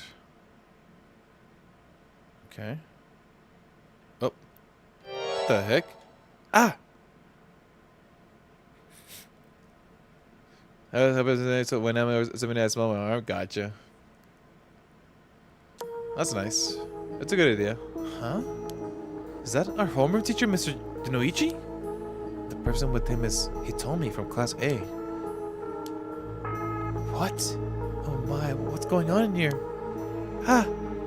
That bastard. He's at it again! Let's kill him! Don't do it. Don't let him get away with this. What? The curse, I could kill him with it. No, Yako, you can't use a curse stone. It's going into you. Resist it! Who's there? Someone there. This is bad. We have to go before they see us. That's, yeah. Go ahead, Genoichi. I don't have that, but what I use for my room, I use like incense, you know? Whenever like someone's coming over, like, oh, I gotta put some incense on. Some lavender in there. Come on, nice. Kogen Genoichi. High school teacher. Kohei is an English teacher and the homeroom teacher for class 2C. Komogata High School. He was seen alone with Hitomi Okuda in the classroom late at night by Yoko and Mio. Hitomi Okuda. Kohei was an honor student at the top of his class back in his high school days. The apple of his parents' eyes. He was placed under immense pressure to attend a first-rate university. Family's plans came to naught, however, when the pressure caused Kohei to sink into a deep depression and fail his entrance exam. Even at the university he was able to enter, Kohei struggled to keep up with his classes, leaving him a vain but wounded young man. Kohei never aspired to be a teacher, but figured it was the least he could do with his talents. Considered his students to be beneath him, and largely looks down on them all. Fuck that guy. Lavender oil drops that I put beneath under your pillow was something nice. I'll have lavender. It's probably honestly like one of the best ones. I haven't tried experimented with other smells like another incense, but I probably will try something else eventually. I should probably try get something with a lot of different stuff so I can try them out. Hitomi Okuda. Hitomi is a rebellious student in class 2A at Komagata High School. On the rare occasion when she does show up to school, she skips all her classes and spends her time hanging out at the rooftop with their fellow troublemakers. Hitomi is regarded by the teachers as one of the worst offenders among the delinquent students attending Komagata High School.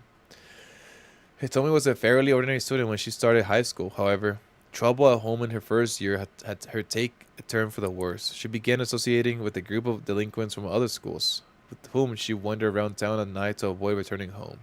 Warnings from teachers about dress code and content violations have fallen on deaf ears, with Tommy going on reactionary rampages around school with her friends, breaking windows and disturbing classes. How could you just let a person just break all your shit? Ah, yeah, she's just delinquent. Recently, some teachers have taken to using harsher measures and even corporal punishment to correct Tomi's behavior. This has only served to exacerbate animosity between Tomi and the school. Hitomi is widely regarded as the leader of the troublemaker of Komagata High School, but the title does not mean much. Yes, freaking expel her! Damn it! Who cares? From yeah, it really looks like it was nice.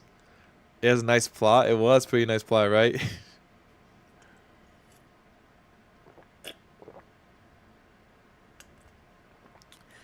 I couldn't agree more. They know they're cooking. Pretty good plot. Can't agree anymore. Yeah, it looks like there was some good games actually. Some plots.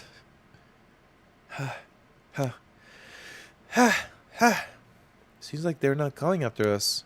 Let's hope they didn't see our faces. You know, if it wasn't for Mio telling us not to do it, I would have freaking killed everybody I can. But Yako, what came over you all of a sudden? Sorry, thanks for stopping me. It's like this uncontrollable rage suddenly welled up inside me. I wonder what's going into me. I can barely even remember what happened. I'm really sorry. Do you think it's partially the curse's influence on you? But we certainly saw something shocking. My heart's still pounding. Shocking? What do you guys saw? I'm a little surprised, you know, he told me from Class A. She tends to stand out a lot. Gotcha. Well, she certainly does dress like a delinquent. Though she barely shows up to school. But could Mr. Honoichi and Horitami really be a curse bearer? Oh my god, what the fuck is that? I don't know, but we should be careful just in case.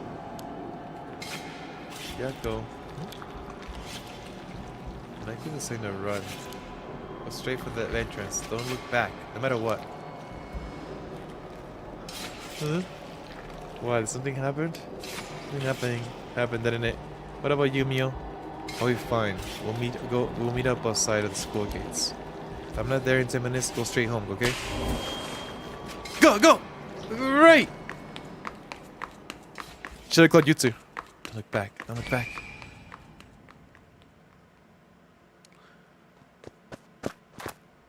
Oh, another big bean drop, Luna? I want to see it. I want to see it. Let's get outside. Let's see. To get to the gates, I'll go by the gym and... What the fuck? What are they do? What are you doing, miss? Eek! Eek!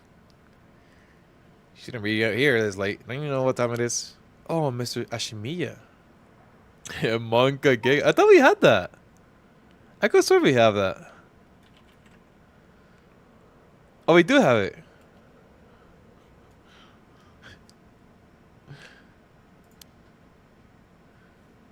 If it isn't little Yako. Anyway, students ain't supposed to be outside playing around tonight. You're good. School janitor Makoto Ashimiya.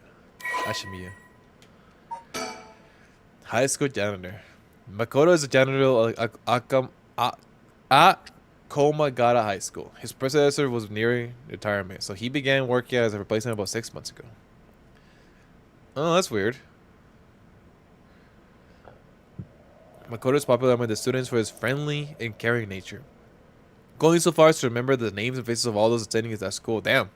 He's affectionately known as Old Man Ashimiya. Although he appears to be simple, a amiable man, Makoto's occasional shrewd remarks have led to speculation among students that he may have led to a far more interesting life than it seems. Okay. Whatever the truth may be, he will be remembered as one of the 7 mysteries of Komagata High School for some time to come. That's a good, yeah, what a good guy. Remember as a school, huh? I know you're rough around the edges, but I think, well, I didn't take you for one to act like this. I'm sorry. Sorry, I forgot something back in the classroom. No sass today, huh? Realized you were in the wrong, did you? Yes. You got something in your classroom, huh? You're a piece of work. But you don't have nothing with you. Oh, wait. Well, you do. What's that in your hand? Huh? Well, this is what I forgot. I got it from my grandpa. It's really important to me. Girls these days sure have weird tastes. Well, okay. Better head straight home if you're done. I won't tell you. No, wait. Can't let you walk home along this lane. Alright. Wait just a little. I'll hurry and lock things up. But...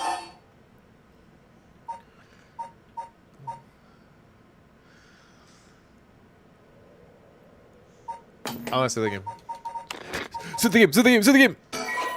No, I'm gonna talk.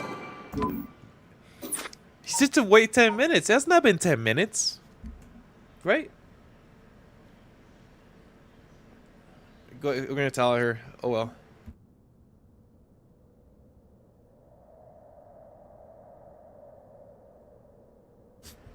Sure, let's do it. Actually, a friend of mine is still inside. Thank you, Alex. They'll be here soon. That's so. Who's your friend? Oh, my classmate, Mio Kurozuzu. The transfer student. Breaking school rules already, huh? Didn't take her for the type. No, I was the one who dragged her here. Yeah, whatever. I'll go take a look. I'll be safer if you go home together. Alright. She's in the first floor hallways. Be careful, though. You don't know what that may be. It may be there. What is that supposed to mean? First floor. Yeah, I'll be right back. Shit, she might be dead. Oh boy.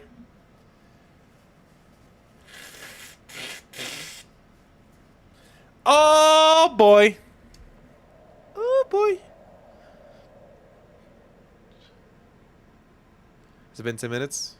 She's late. Okay, get out of here. I've been waiting for 20 or... You not listen to her? 10 minutes! Waiting 20 or 30 minutes, but there's no sign of her. I'm starting to get worried. I'm going to take a look. No! Fuck! We should have just left. We're dead. Neo, are you there? Fuck. Ah! Dude, it's so dark. It's so dark, man. Ah, fuck. Huh? Oh my gosh. Eek! What, Mia, what happened? Where did I go wrong this time? Oh, it's my fault. It's all my fault. I left her alone with the curse bear. Neo. I'm sorry, I should have.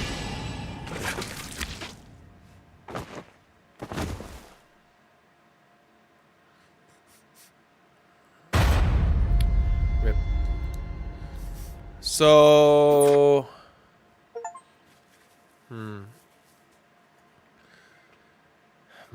My, Adrian, you seem to have arrived at a less than favorable result. But this was bound to happen. There's someone you must not be trusted. This sounds familiar, doesn't it? If so, you may choose to withhold important information from that person. Fear not, you may try as many times as you like from the investigation. So I'll just leave her.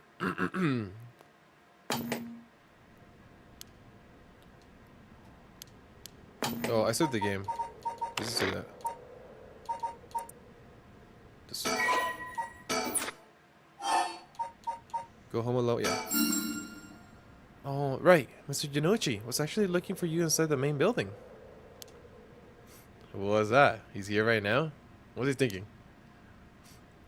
Oh, that's smart. I don't know. He was in class 3B on the second floor just a bit ago.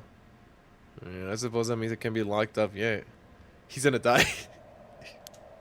Wow, he sent him to his death. Second floor, you say? I'll go take a peek. Be back in a jiff. You know what's weird though? We didn't see his body. My house is really close by. I'll be fine on my own, really. That's so. Yeah, snack shop, right? Suppose you'll be fine then. Be careful now here. Stay on the big, Willis streets. If something happens, shout fire. Okay. You worry too much. Fire. Yeah, we wouldn't want to be losing it any more students. Though I imagine you know that better than anyone. Yes, you're right. Fire. I guess that'll get people awake, right? Like, fuck, is there freaking someone's gonna put fire on my house? Fire! Fire!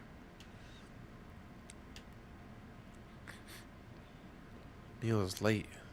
I've been waiting for 20 or 30 minutes, but there's no sign of her. Huh? Someone coming down the road. Oh shit. That's... Oh no, a teacher, Mr. Araishi. He looks on edge. I wonder what he's doing. Wait, he's the one who discovered the rite of resurrection. Wouldn't it be strange for him to be involved with the curse? Wait!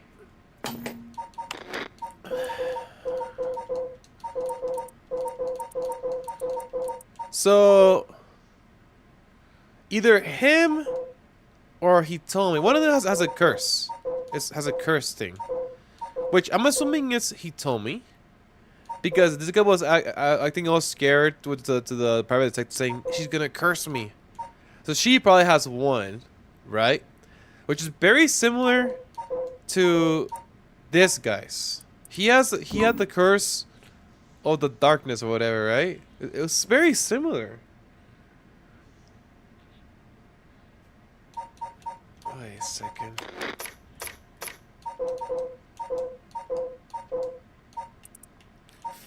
Wait, what? Oh, sorry, that's the wrong one. This one. Kills the disembowelment of one who finds himself trapped in the darkness of the cursed echo. That's weird. It must be that one, right? But then we saw like a girl, and we then saw like that dude. So maybe it is a different one. It's just very similar. Huh. Because they always have like, you know, they have like the curses, you know, they appear like a freaking standard from JoJo.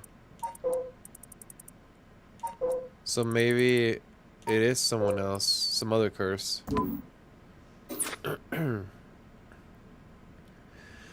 He's the one who discovered the right of resurrection. It wouldn't be strange for him to be involved with the curses. I wonder if he has a curse stone. What do I do?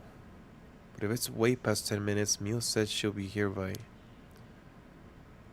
I managed to escape. I can't let that go to waste. I need to get out of here before anyone sees me. Smart. Clever girl.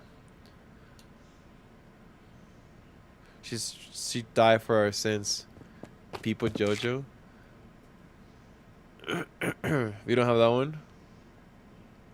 That one would be cool to get actually.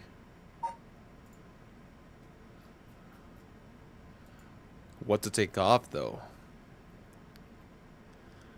I'm gonna take up a cat spin. That one's an oldie.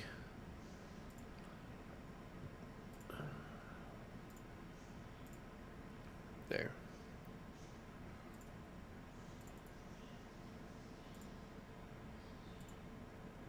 Okay. There you go. I'm home. Thank goodness. I don't think the walk has ever felt so long. Nobody will be able to use their curses once light outside. I need to go look for Mio as soon as this morning. But for now, I need some rest. Nice. Wait, there's another route?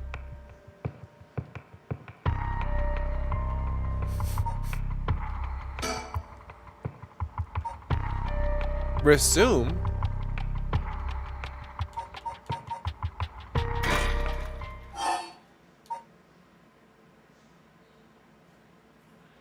After leaving the classroom, maybe we'll ignore the sound, right?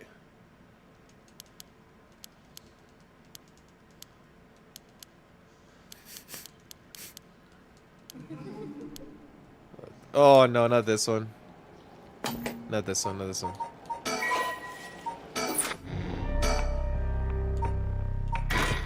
Oh shit! From the I guess same thing as restarting, I guess. Maybe because I loaded. Oh, you think so? That's silly. If that's the case. Unless, we'll see. Could be this part. Let's ignore it now. Ignore and proceed. We don't need to check it out, right? Let's hurry and get out of here. Maybe. The person who used that curse echo may be in there. We could just see who it is. It could help us later. Just a glimpse. Be careful. Oh, I guess you might be right, actually.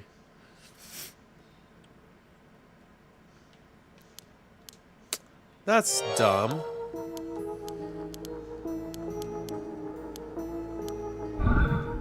Or maybe I have to curse? You think this is what it is, maybe?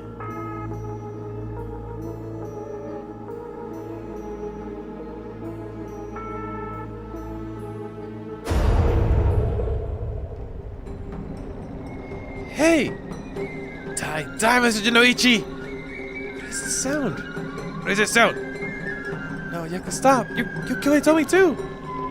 Something. Ah. Hey, over there. Who's there? Oh, seeing it didn't work. Run, hurry.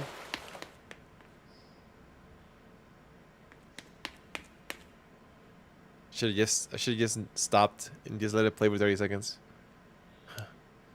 Okay.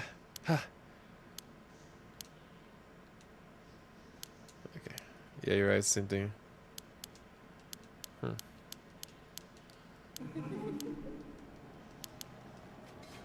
Okay, maybe you're right. We gotta see the bad ending.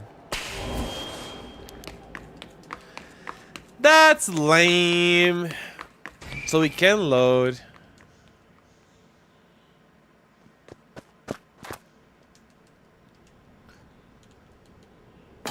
Oops.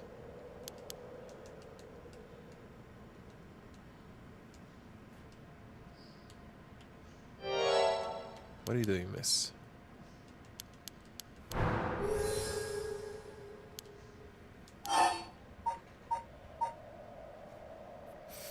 I'm not acting out.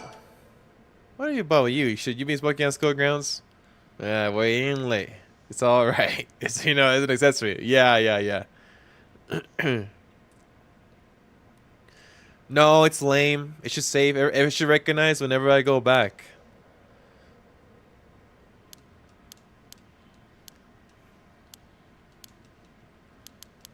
It should recognize I already did it.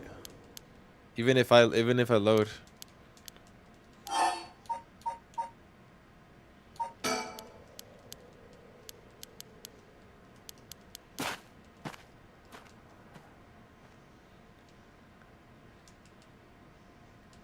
Because now I have to lose again. And there shouldn't be like a save points anyway? Like, shouldn't that have been a checkpoint that I did that? Unless, I mean, let's find out if it's even the case first, right? Maybe I'm doing something else completely.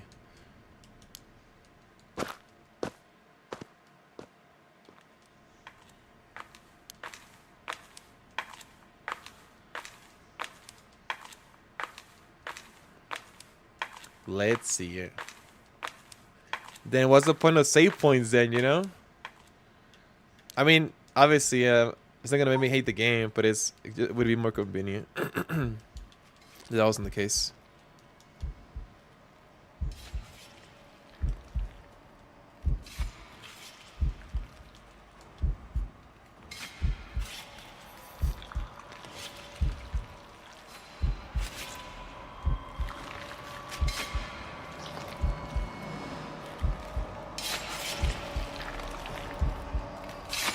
That's one of the reasons. But you know, in the visual novel, sometimes saving the save points like usually helps you for different routes as well. In other visual novels.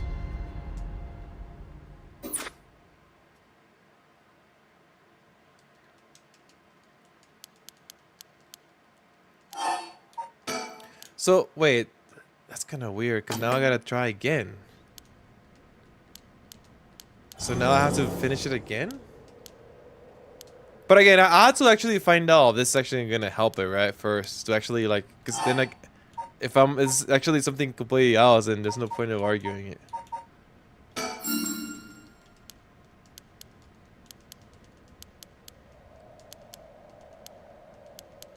You don't think so? Okay, so let me save here to make sure. And then we'll story chart.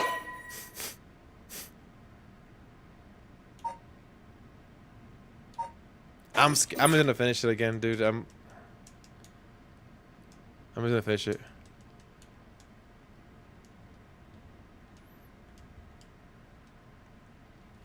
Dude, I don't trust the game right now, dude, to be honest. I don't trust the game, to be completely honest with you right now. So I'd rather just finish it again. It's to be 100%, 200% sure, you know?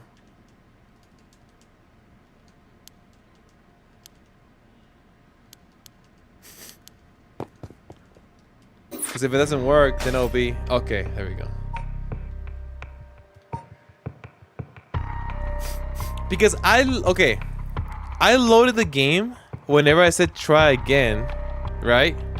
So at that point, the game should have realized that that has been saved. So loading the game here shouldn't have removed this. That is what I'm saying. And if it was another visual novel, that wouldn't have happened.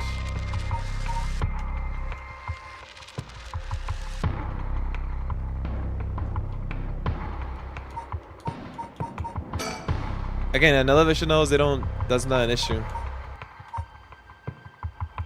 Alright, we're going back to with Haruhi Shigima.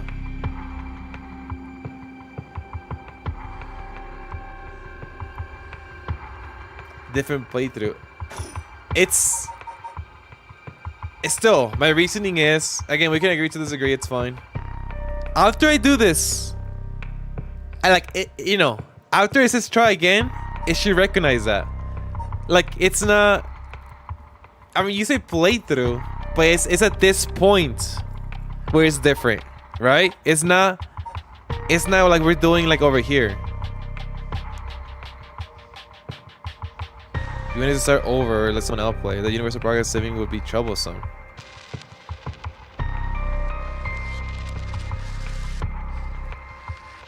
The universal progress saving would be troublesome? Well, honestly, this game only has one file, right? You can't even like start a new game. You gotta actually, almost something you gotta restart, delete it or something. Cause I didn't even see like a load game on the title screen. Because you can just go to the checkpoint where you go do the choice. Yeah, if I wouldn't have loaded, it would have been fine, right? Like, you're right. I mean, now that I know that, I'm not gonna do that again, right? Obviously, because I don't want to lose my progress. But I was hoping I was gonna skip a little bit of text by using my load file.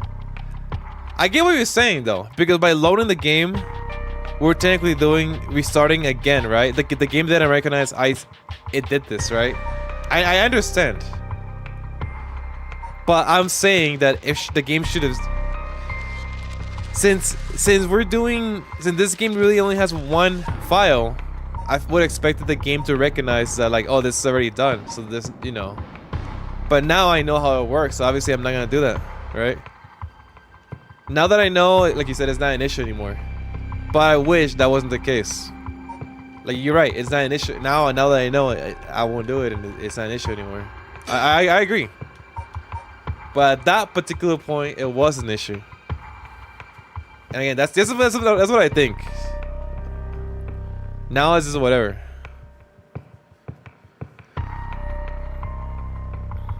Okay. Again, we can agree to disagree. It's fine. A nice thought, Haruhi Shigima. Despite having obtained the curse of the haunting clappers, Haruhi Shigima is determined to use the rival resurrection by stealing the remaining curse stones. She instructs her private investigator Victor to find the other curse bearers. You know what's kind of interesting? So, it seems like the detective working with her, right? Telling her to not kill people at all. Obviously, the cop is not gonna kill someone. Yako Mio told her not to kill people. Shogo, the only reason they did that is because, you know, I feel like, and it's weird, right? I wonder if there was another rule where I didn't use it at all, right? Unless it, I don't know. There probably wasn't because there's no. Well, I guess there is, right? Is that the part where you die right away? I think we might have done it actually. But like, I have a feeling we're not gonna use it, or at least try not to. Except for him, unless again we'll see. I guess. Okay. Resume. I mean, just continue, I guess. Or did I miss something? You never tried not pressing it? Yeah, I never tried that. Shogo is yeah, I never did that. I always pressed it. Oh wait, maybe I'm lying. No. We did do it once. Actually, you're right. We did do it once. No, I'm wrong. Sorry, we did do it once, and he tells her, "Yeah, just go home," and then you die, right? Because you're searching alone, and then you just die the next morning. You're right. You're right, you're right, you're right. What's next? Big question. I could be wrong on this one. Luckily, the Sumida River is a good distance from the 7 mysteries. It's unlike the other curses bearers will come all the way here. I can finally have a moment to think. I see. The first one that I went through, I was using it all the time.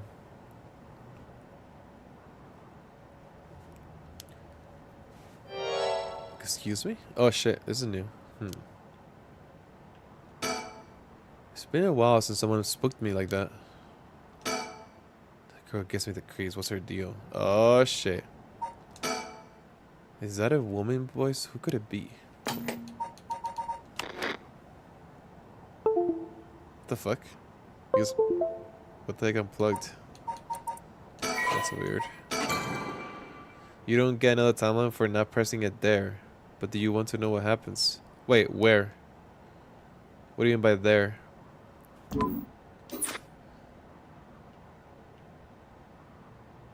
Oh, this girl. The first timeline.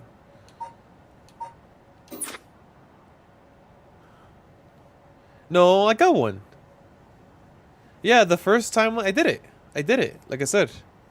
I just forgot, but I actually did do it. Yeah, you do get one. Like whenever you know when you the first time you get the curse and you don't press it, like your friend doesn't die, right? And you tell her, yeah, just go home. And then he stays behind and searches everything by himself, and then he dies. Yeah, that's what happened, right? That's the second timeline. Then what particular part are you talking about? Like what part are you talking about when you don't press it?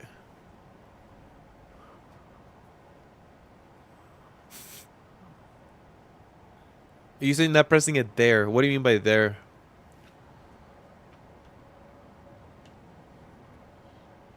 I got that right.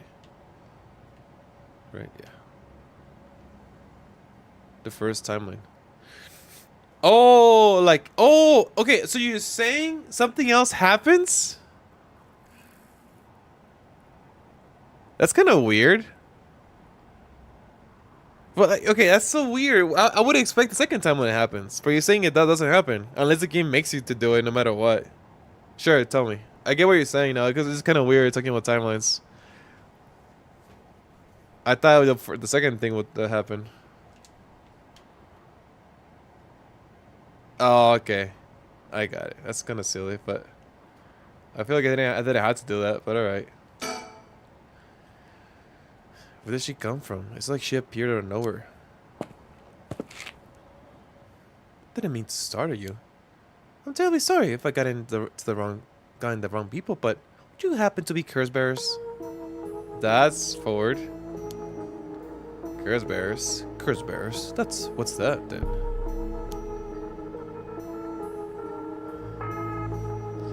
It is silly.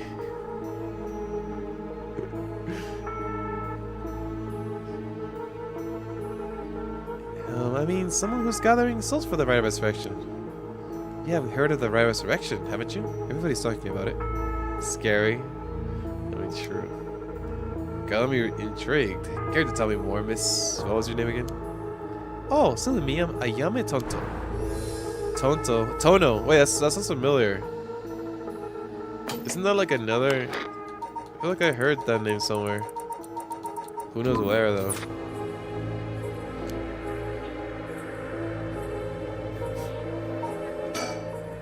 Certainly had no reservation telling us about the Rite of Resurrection. It's worth keeping an eye on her. She could be in trouble.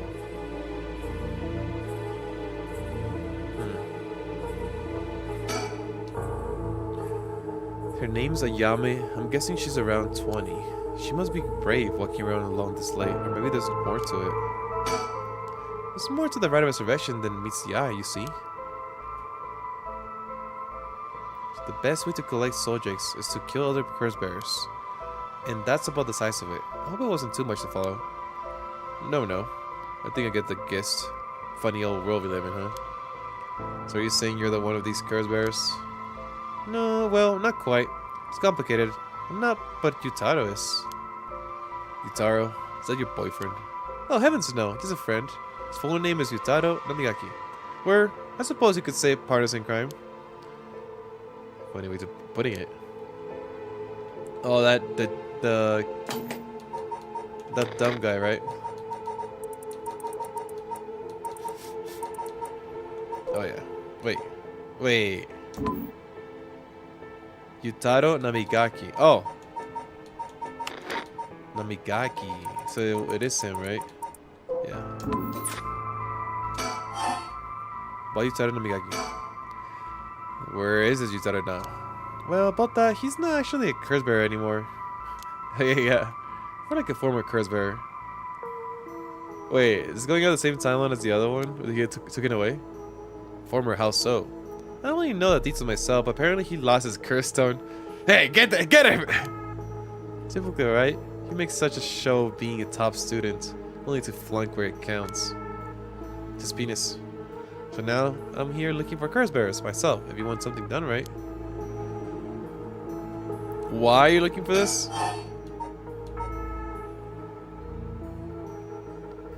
Oh!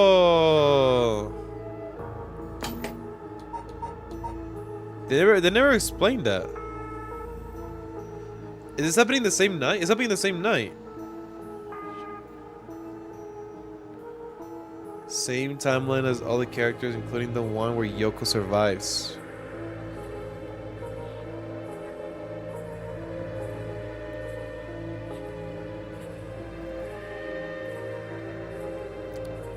So it's the one where you don't press the button. Wait. But he does die in the morning.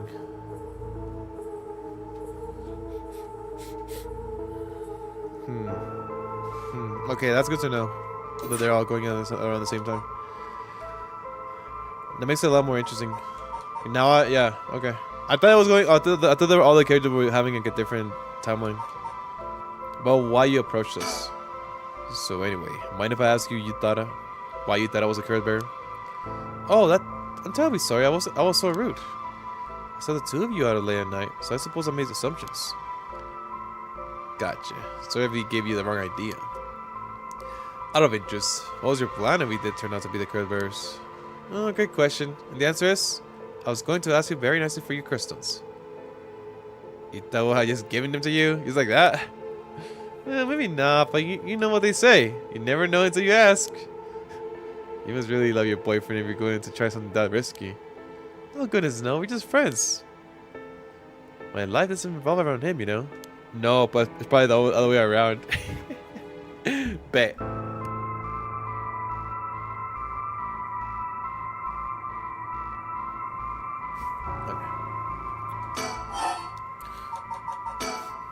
Anyway, you're on curse bearer, so I'm just bothering you, aren't I? Please ignore me. Oh, the right resurrection. So what are you trying to do with this right of resurrection? Well, Yutaro has his own plan all laid out. I don't know if I can get behind it though. It seems, how do I put it, self-centered? I mean, if you got a chance to resurrect the dead, it would be a waste of not to use it on someone that really matters, right? Resurrect. George Washington.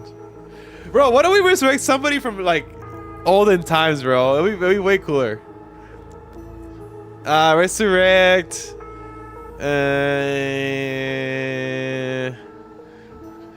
Abraham Lincoln, dude.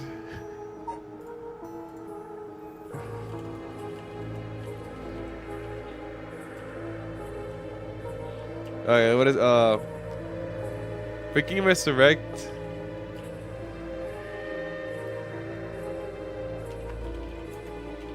Freaking Van Gogh, bro.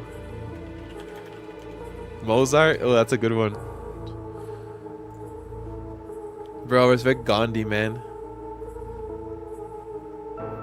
Leonardo da Vinci, bro. Yeah. Bro, resurrect freaking Julius Caesar, man. Yeah. Most of it music nowadays. That'll be crazy, bro. Hey, what's good? What's it call you, man? It's been a while, no? What's good, dude? We're talking about who would you resurrect, like someone from the past.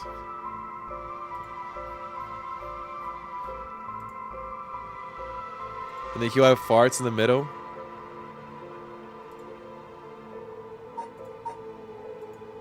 Can't sleep.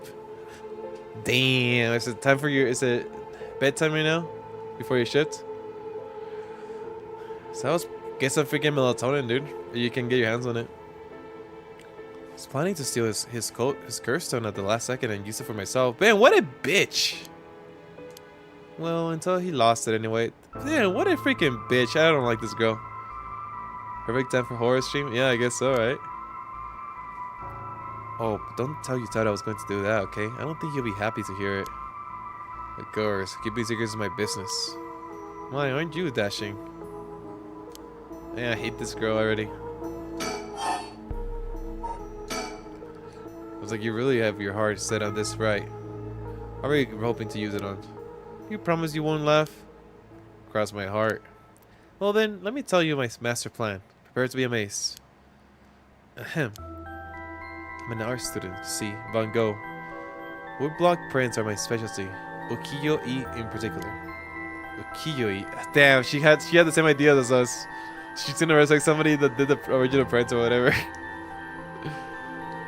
On vacation? Wait, what? I know you mentioned you were gonna go. What are you been up to, man? What have you been doing? You wanna be a cultured lady. Really? Do you think so? Everybody says it's a strange interest for a girl to have. You know, people often think of ukiyo-e as some inaccessible high-class art form. That's actually totally untrue. Back in the Edo period, it was the art of the masses, a mass movement for the becoming people. So when you think about it, we feel exactly the same girls perform every brushstroke as they did back then. Isn't that fascinating? Dio immunity sucks. Oh man. I guess stay hydrated, man. That sucks. Yeah, I guess. Get a Gatorade. Get some electrolytes. And as far as I'm concerned, the undisputed king of ukiyo-e is the one and only Hakusai. Have you heard of him? Sure I have. He's famous. Didn't he live somewhere around here back in the Edo period? That's right. He's just as knowledgeable as you. You're just as knowledgeable as you look. His 36 views of Mount Fuji are so iconic. They're only works of his most people. They are the only works of his most people know. But Hakusai was so much more than just months and waves. Yeah, something good. How are you? Oh yeah, I mean, who doesn't know that one, right? It's only the tiny bit tip of the veritable iceberg will work. I gotta admit, I only really know him from those sand landscapes myself. Oh, don't worry about it. Anyone can learn. When Hakusai died at the age of 90, he left behind over 30,000 drawings. Damn! That's multiple drawings a day for 80 years. Amazing, right? She kept him drawing right up until his old age, huh? Impressive. Computer on, nice. Starting out the freaking surfing the web right now. Oh, thanks for joining us, dude. Playing a spooky game again. Even in his final years, he was never satisfied with his own work. His dying words were, "Should heaven afford me but 5 more years, I shall finally become a true artist." Even at his deathbed, he still thought he had more to learn. Damn. Is it D5 survive today? Well, I mean, you tell us, dude. But yeah, Masico, have you been? Yeah, man. Where have you gone to the vacation, man, or you just got there? Wait, where do you go? Where do you go? I know you mentioned where you went. Where are you going? Where are you at? I mean, it's nighttime right now. Then somewhere across the world. Who knows what he could have done with more time? Wait, did I miss something? Well, that's what I want to find out. Singapore. That's right. You did mention that. Singapore. Oh yeah, Singapore here is a hot. Seems like a hot place. How long have you been there, man? So far.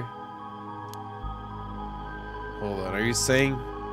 Besides, he always said he wanted to move out of 100 houses, but he only made it to 93. And that's tragic. Today's gotcha. Did anything fun? Oh no, nuh-uh. No way it's going anywhere I think it's going. Imagine the masterpieces he could create with modern techniques. I feel all dizzy just thinking about it. You gotta be kidding me, bro. If we can get him with a, I know this is like the what, like the 80s, 70s, right? So if I understand correctly, you want to use a Rite of Resurrection too. That's right. Wanted to bring Hakusai back to life. Do you want to know what year this came out, or like what year is this taking place, Alex? This telephone, I know there's telephones, there's newspapers. Oh, that's certainly a novel idea.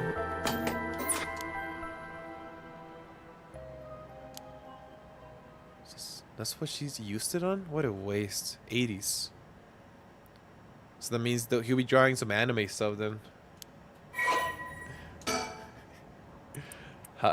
Katsushika Hakusai.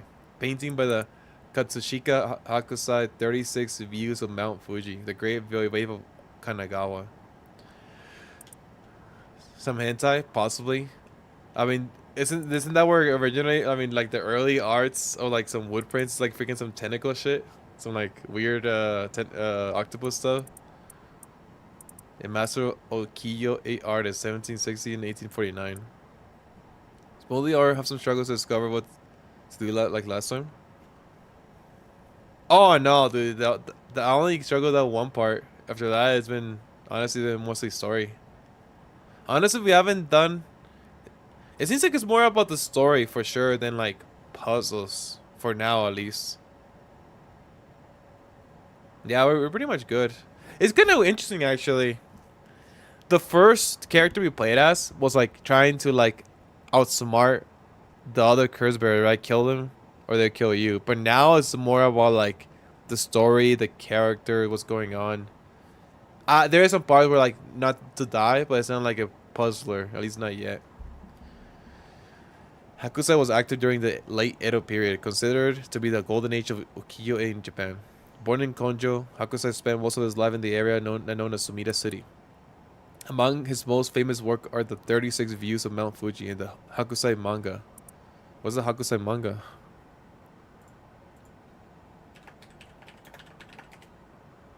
You can just mention it. And... oh, it's literally manga, bro. I thought it was gonna be like I thought that was what it was called, but it's like freaking like pages of art. But there's no boobies around here. Honestly, bro, this art is really good. It's crazy how old it is, and I think it's really it's really detailed. I like it. It's funny. That's some crazy stuff, man. So yeah, so it's more of a visual novel. They got you with the puzzles and the mind, the Death Note aspect, and now it's story, which I don't mind. Hakusai was a prolific artist from a young age and has left behind a wide variety of works, producing an estimated 30,000 pieces during his lifetime. That's crazy. Though the general population of ukiyo declined during the Meiji period, Hakusai remained as a core figure at the center of the Japanese movement. What is that? Providing inspiration for countless artists around the globe. Despite his fame, Hakusai himself was said to be rather indifferent to money or decorum, and lived a life that quite appropriately resembled that of the whimsical and otherworldly scenes often depicted in ukiyo-e. Although he went by many names, in his later years he took on the title of Gakyo Rojin Manji, or the old mad painter. Hakusai lived to be 90 years old and never lost his passion for art. That's crazy. Hellboy game? I have not played any Hellboy game. New one? There's a new one?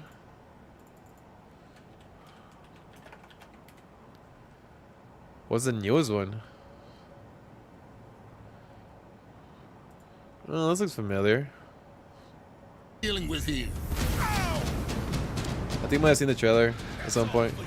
4 psychic spikes measured at over 100. Your job is to find. Is Hellboy Marvel or DC? I forgot. It's Marvel, right? Here goes nothing. Oh, it's so weird the way we're cell shading. No, I haven't played it, dude. Looks alright. I guess they went for like comic style, I guess.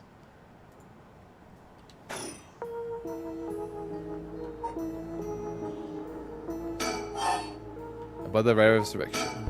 I'm sure Yutaro would laugh if he heard this, but I'm totally serious. I'm making the Hakusai revival project happen. I'll be a national sensation. Dude, this girl is psychotic, dude!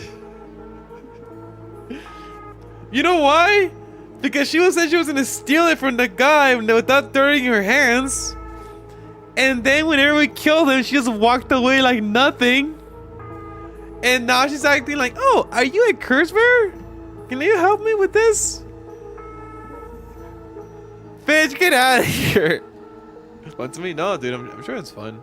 Hellboy is cool, dude. I watched the movies. Well, like a while long, like the old movies. I mean, I won't know if it's fun until I played it, right? If I ever do get to play it.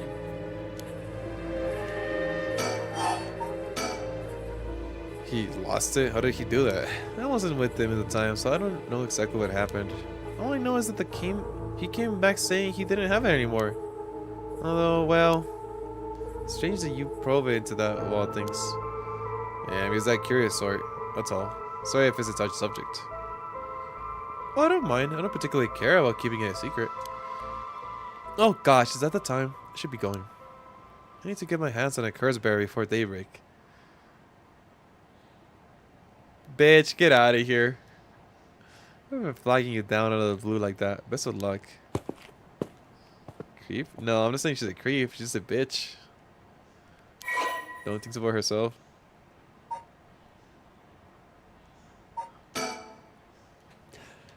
Ayame Tono, university student.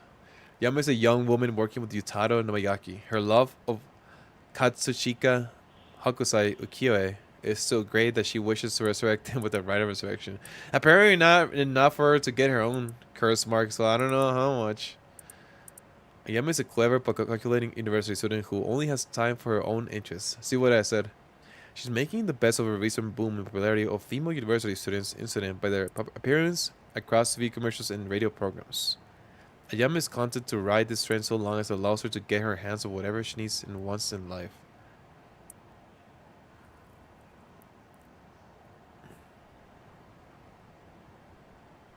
Recently, Ayame has figured out that older men will fall for her if she acts a little bit stupid.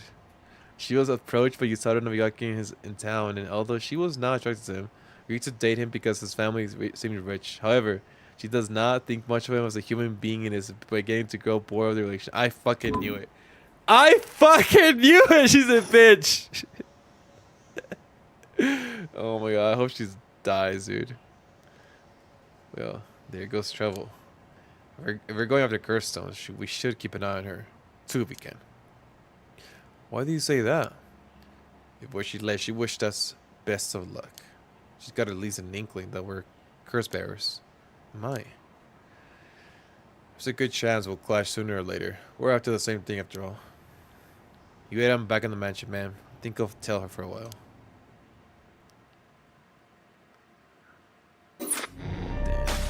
Damn. No more curses. Curses. 3 a.m. 3 a.m. Just give him a mention. When now? Dude, my screen is dirty, guys. I actually gotta clean it. It's kind of dirty. It's dust. Well, it's more like dusty, not dirty. I'm gonna clean it. 1 second. I don't even know when was the last time I cleaned this, dude. There you go. I have like my glass cleaner right here that I clean my glasses with all the time. So might as well just do it right away. Let's see.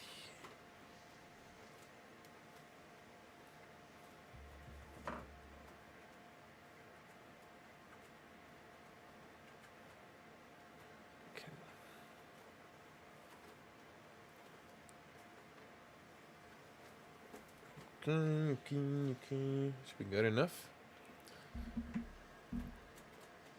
Okay. Back here again. I left Richter Richter. No, Richter. Continued looking for curse bearers and came home alone. Home alone. Uh-oh. The metaphor refunds Tazio. A new game seems to be pretty good. Heavily inspired Persona and F-17. I haven't heard about that. Metaphor of refunds Tazio. Oh, wait a second. I know that game. I freaking pre-ordered that game. Yeah. Well, it's not just heavily inspiration, bro. It's literally made by the same team, Nakuro. Same team that was Persona, dude.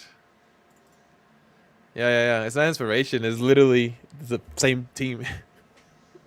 Yeah, dude, I actually pre-ordered that. I'm not telling them I don't want to play day one, but yeah, that game looks pretty cool. Will this really be enough to gather the soldiers I need? What if nobody uses any more curses? If I lose my chance to bring him back. Uh-oh. Can hear the wind rustling in the trees. Yeah.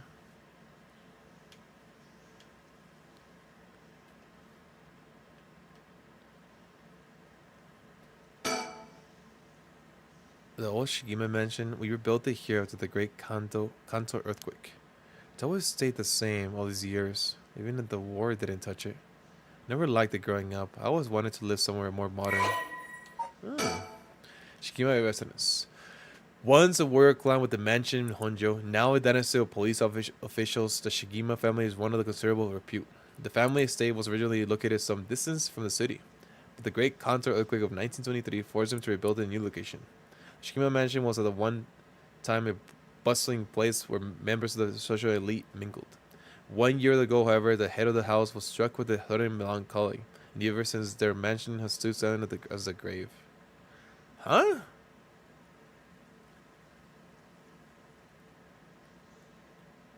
What? They're saying the guy got depressed and then now it's quiet? Okay. Ooh. What do we do? Let's go inside. Let's follow what Kai said. Oh. Oh, what? Okay. A threatening phone call. Uh-oh. Summary of previous events. After pursuing Araishi, the curse bearer of the ever-burning lantern, to give up his stone, Kasumi and Erio have obtained 3 curse stones in total. They continue their investigation of the town in search of the remaining curse bearers. Okay. 4 a.m. Road! It's a road, guys. Well, with this, we'll have to visit every place connected to the 7 mysteries. This is the last spot, huh? Got nothing to show for it. Even though every last location looks suspect from the top to bottom. Maybe we came out the wrong time. There might not have been any curse bearers around. It's not like we'll need to do another round before morning comes in. Or maybe someone's been observing our movements.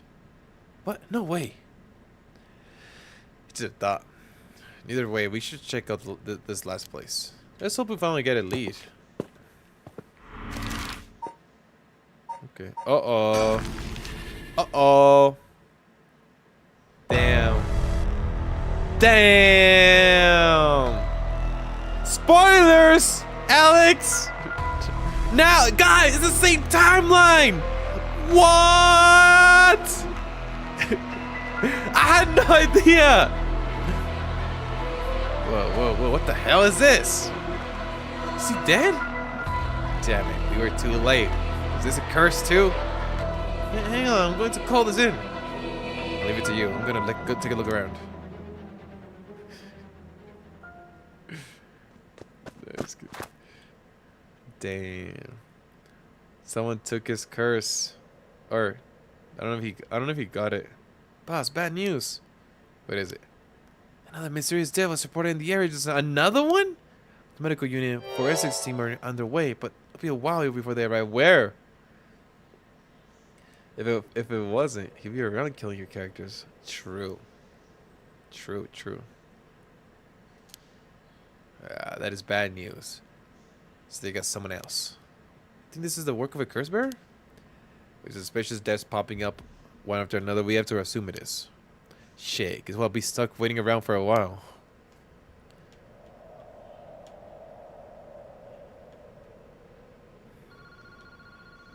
Huh. Boss, that one is ringing. He seems distracted by the phone. Just drop. Boss, the phone. What about it? It's ringing. It sure is. Aren't you going to pick it up? Why would I? Why wouldn't you? It's super suspicious. Sus! Check the surrounding earlier. There were no signs of a curse bearer of any curse echoes around. The ringing of the phone is the only sound cutting through the quiet part. Oh, give it a rest. Do you have anything better to do? No, not exactly. So why don't you pick it up? Because what if it's a curse? Are there any sus people around?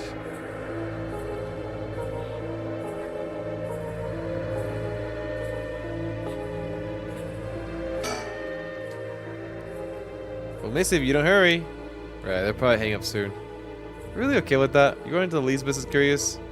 Because I'm a little curious. No, I'm not curious at all, bro. What if it's a drug call? I was supposed to take it. Sketchy.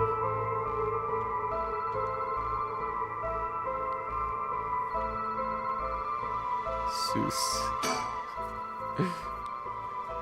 You're one of those people. I think if you pick it up, the phone too quickly, the caller will think you have nothing going on. So you delivery letter ring a bunch of times before answering. Will we really do that? There's definitely some who wants to give out the impression of being busier than they really are. Well, it takes don't have time for that kind of. They don't have time for that kind of foolishness. Then go pick it up. I can't say I haven't done that before. Fine. Give me no choice. I'll answer it. Hold on, Ariel. You don't know what could happen. I'll do it. Sure, it's all yours. You lit up. You know, it might just keep ringing until you pick it up. True, it might even be ringing because someone knows we're here. Totally possible, in which case. Come on, anytime now.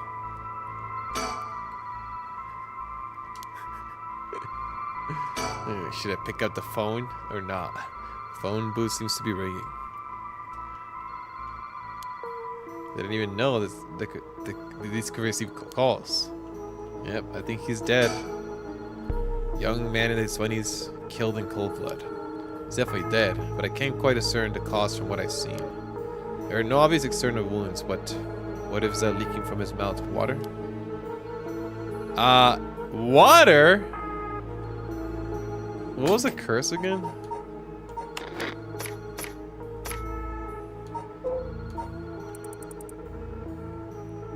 Oh, kills by drowning one who leaves a curse bearer behind. That's right. That makes sense.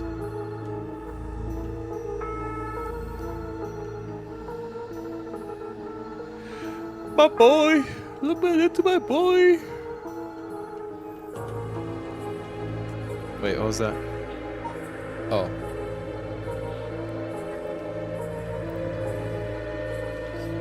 I gotta take a piss.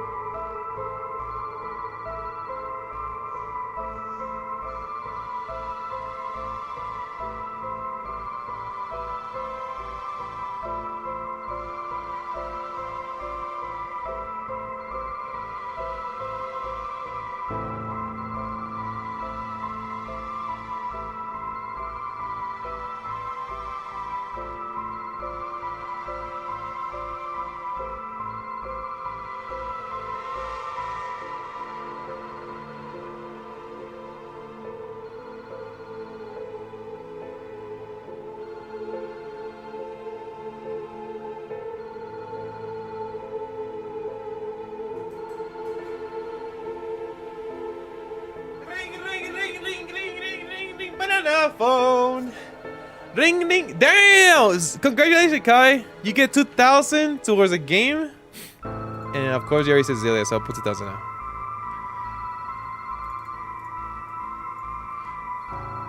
How's it going, Kai? Congrats on being first. Hello, Danzy. How's it going?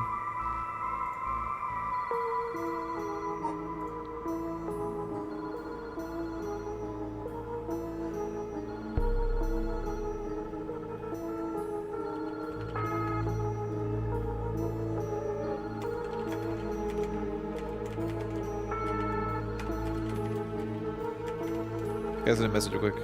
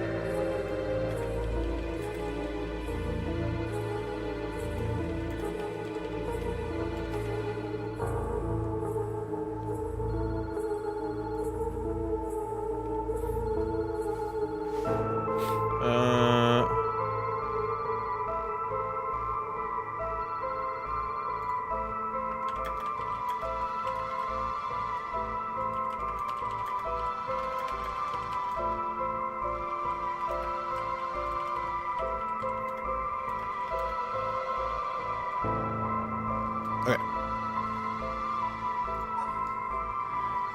Congrats on being for his of you guys Steam duration. You're the first in my heart. How about that? Even when I thought this was considered a short game. I mean, it's still a short game. This is only the second stream.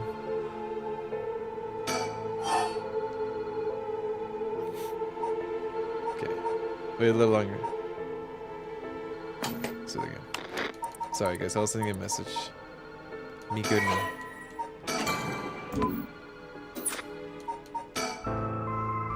What's this? Anyways, there's just something stuck to the side of the phone. Oh! Oh, boss, isn't that what I'm supposed to be searching for?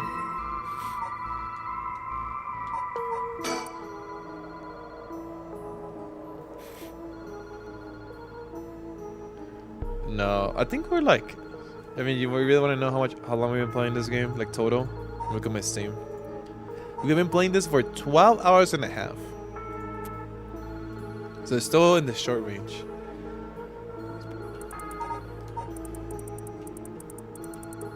Damn, Pelicanot.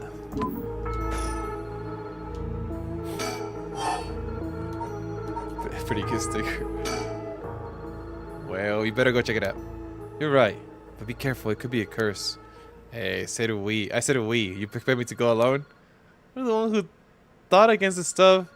Who's tough against this stuff. Don't worry, Vaz. You can do it. Go on now. Damn it. Yeah. No, it's always longer because we get distracted. Obviously, I'm reading it. Like, you know, like I'm reading it instead of just reading it in my head. And yeah, we get distracted again. We get distracted like multiple times, which is, I mean, no, it's fine. It's fine. I don't really mind. It's always gonna be a little longer, but it's fine. I take that into consideration. Moshi. I mean, hello, King Shibori Park phone booth. Took you long enough. That's me. You're not going to. Took you long enough to tell me that did no one teach you to pick up the fucking phone when it rings? Who is this? Finally got him. The real deal. Detective Tsuzumushi himself. Ah, wait. That's Chief Inspector Tsuzumi, no, isn't it? Master Derailer the whole time? True. This is a short... That was a short game. Got to come a long way since we last met. I ask you to identify yourself. Man, have we forgotten already? Have you forgotten already after all this time we spent together? What a time that was. As I recall, I gave you quite the runaround. Wait, is this Fumi? I thought you was gonna say fucking Najima or something. Fumi Chica or Najima? Fumi Chica Najima? Do we know that person? Nope. You care. Oh. Wait, what? Oh yeah, they say he escaped, huh? Chica Najima. So oh yeah, so I should say that guy, he I guess was a killer. The man who made headlines over 2 decades ago as a perpetrator of the brutal killings known as like Najima murders. I think he was killing like pretty much dismembering like girls and then throwing them in the river. And I guess he's in parole now. After what, 20 years, 30 years? What? Did you say from Michiko Najima? Like the one from the Najima murders? They said they only discovered he only did it once, but most likely he did it multiple times. Ding ding ding, you got it. I had a feeling that great Chiefs would be able to remember me. It's been 20 long years in the Celtics. That shit was not easy. You should be thanking me. Should have given you plenty of time to think to atone to your sins. That they did. I repented. My conscience is clean as a whistle. Bullshit. 20 years in prison doesn't even begin to make up for the shit you did. I don't know about that. After all, the justice system was gracious enough to grant me parole. What? Is it real for Michiko Najima? You must still have a grudge against me for arresting him. Is this payback? Damn it. How'd you find me? Save. Save. How do you find me? How do you know where I am? Wahaha. That's my favorite part. It sounds like Confucian is your voice. It's to die for. This is delicious. I can't get enough. I'm not telling you shit. Have you fun racking your tiny little brain for it? Wahaha. So what's your goal? What is your goal? No, you gotta understand. I repeat it. I repented, seen the light. I've been a good boy since I was granted parole. I even got myself a job. I've been real serious about walking the right path. That's very nice. Keep it up. But it was not good. When the Petunia rose, it was impossible to hold back. I knew I had to give you a little token of things. I would never truly be able to have a fresh start. Do you get what I'm saying? No thanks. I don't need anything. I need to do all the stuff for me. Just try to live a quiet life. Oh, it's no hassle. No hassle at all. It'd be all too easy to just kill you, to tear you apart. That wouldn't be very satisfying. Certainly not after 20 fucking years of waiting. It's long in time to nurture a grudge. You fucking bet it is. Let it gnaw me out of me, grow inside of me, thought of nothing else. All that time I played model prisoner, endured the harassment those assholes guards threw at me. Did it all for you to me, so please just accept my deepest and most sincere feelings. Sorry, I'm afraid I don't feel the same way about you.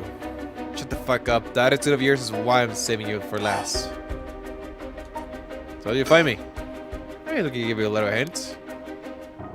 Go on. Well, you say. I have the one side to read. Oh shit. Tell me you have the evergreen reach. No. How does he know? Najima, you're a curse bearer. You're using the power of the curse. Wait a second. Damn, I'm getting hungry, guys. Oh, we don't know what that one does. Indeed, and what a peculiar curse it is.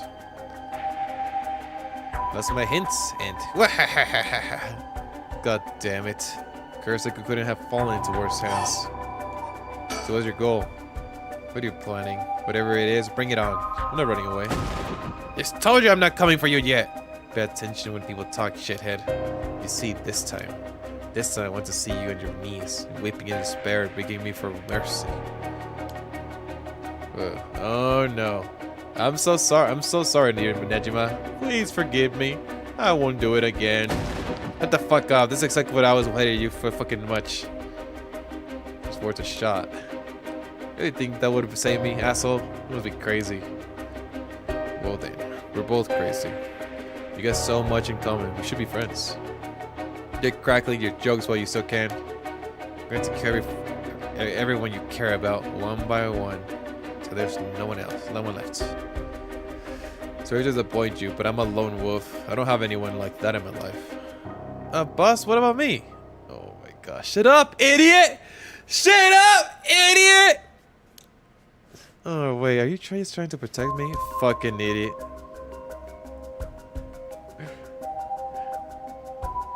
It's not a single person you care about? I wonder what your sweet daughter would think if she were to hear that. Fuck. You're fucking there. I'm warning you. Very nice. That's more like it. She's living all on her own now, isn't she? Attending university now. Such a good girl.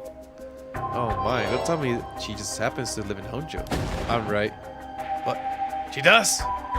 No, forget it. This isn't funny, asshole. I'm going to find you and make you pay. Oh, I loved it. Keep going. I want to hear you lose your mind, and it's music to my ears. Fuck you! Fuck you, asshole. Fuck you, asshole. One more thing we should discuss. In fact, it's the most important thing. That you were finally going to shut up. I'm already sick of you, so I'll pass. Oh, but you don't want to miss this. It's the main course. We just go after your daughter. Well, something is telling me you'll get bored. Yeah, I'm good. You got me real fired up. You're in my head. Well done. That's a gift tailor-made for you. Good to kill all the people you swore to protect. Every last person living here. What? You couldn't. Oh, but with the curse of mine, I can. I'll give you into dusk. By then, I could probably get a couple hundred people or so. It should all be your fault. This must be so hard to know they'll all die because of you. So tragic. It must be tearing you apart. Don't fuck with me. There's no way an amateur like you could pull off a curse that strong. Unfortunately for you, I absolutely can't. My curse stone is a particularly strong one. Which means I can have my fun without needing to pull back on one bit. It's almost like the Feast of Shadows was cast just for me. I'm surprisingly well informed about this. You're surprisingly well informed about this. Who was it that you tipped you off? Who knows? How about I kill myself first and ruin all your fun? What about that, asshole? Idiot. Think I'll call it obvious because you were dead? I'm not running away for you. Ugh. I'll find you. I won't let you get away with this, Nejima. We got 12 hours. Do you really think your potchy little organization will be able to make a dent to my plans? All the sacrifices made will be heavy. I can't wait to see you sobbing with regret. I don't even have enough soldiers to pull off the right resurrection. How splendid. Nejima! You're after the... Anyway, see you around. Bye-bye now. Well, that sucks. Ain't that great. Boss! Hey, did you catch all that? Nejima, what is he planning? Who knows? For now, we need to find him and get him into custody. Send word to HQ. But the fact that the 7 mysteries were wrapped up in this is going to make things tricky. You mean with Nejima being a curse bearer? Guess our luck, really. Couldn't have been a worse guy. It's like his curse will be able to kill a lot of people at once. I like to avoid getting our reputation cut in the crossfire. Couldn't you? Damn, dude, that sucks. We use him to find out where he is, but then we're going in alone. We'll use them?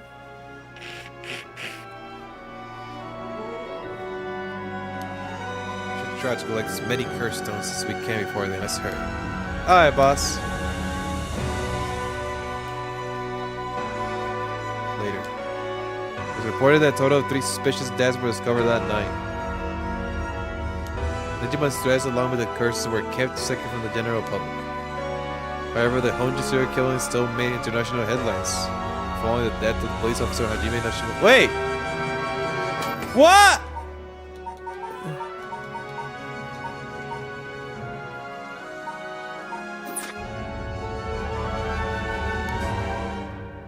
As a Sumisat request, a large-scale investigation was launched into Shika and Nejima's whereabouts. Tsumi and Erio themselves spent the rest of the night looking for curse bearers in the area, but their search ended in vain. And with that, the curtain closes at that cursed night. 12 hours to swimsuit.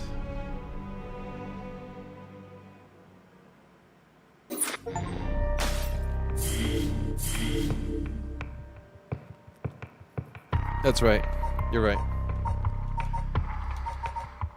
You're right. You're right. So that he's one of the... Okay.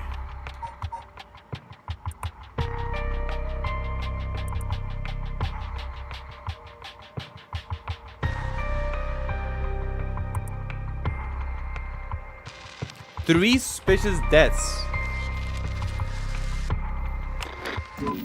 that night. Wait, so Shogo?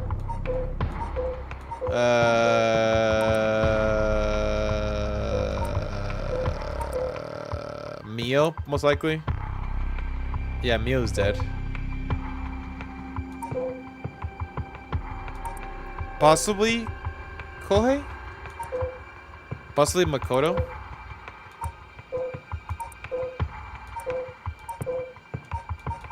We don't know. We don't know the third person. But Mio for sure is dead, and Shogo is dead. I'm hungry, guys. I'm gonna go downstairs real quick and see if I'm gonna cook something. If not, I'll order something. So be right back. I wanna go check first.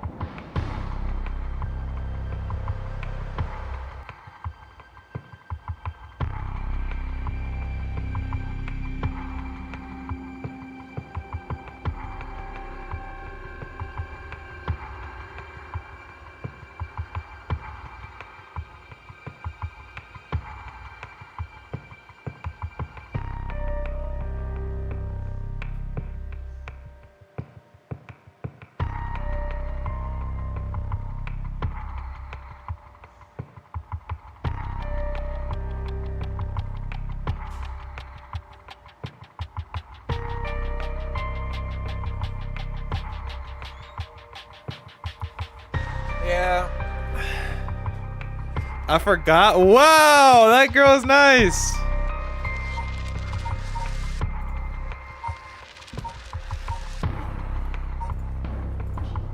I'm gonna order some food real quick. Give me a sec.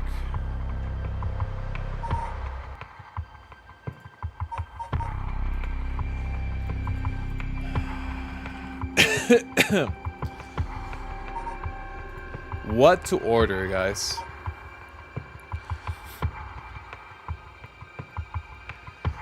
I'm thinking of getting some Panera. Let's see what they have in Panera bread. Bro, they have... Oh, what the heck? I don't know if I want a sandwich, though. I ate a sandwich recently. Ain't a Panera bread. Nah.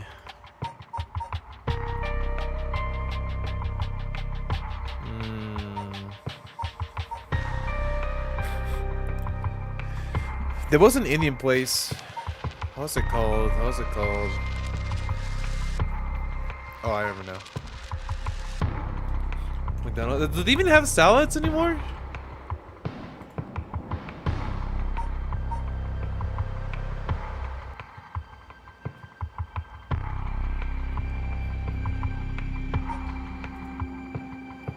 It's funny because me and my friends went to McDonald's last week, and my friend wanted a salad.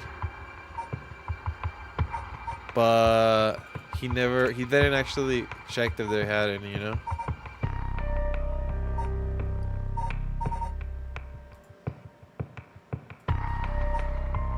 Let's see. Picked for you. Let's see what I want to get.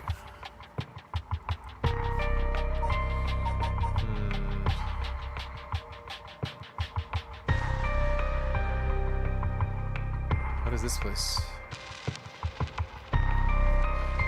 What the heck? They don't have drinks there. I don't want that. It's funny how like the mouse moves in the game, even though. Oh, what the heck? I don't want to. Wait. I want something close by. I want my food to get cold.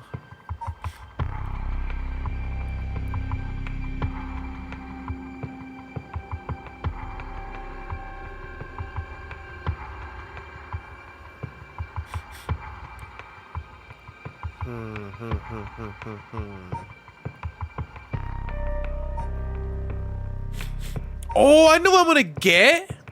I guess some Mexican food. I might get those fries. Remember, I don't know if Philippines there. There's some freaking amazing fries, and I was get those fries. They're so good, dude. Damn, I think I will get them.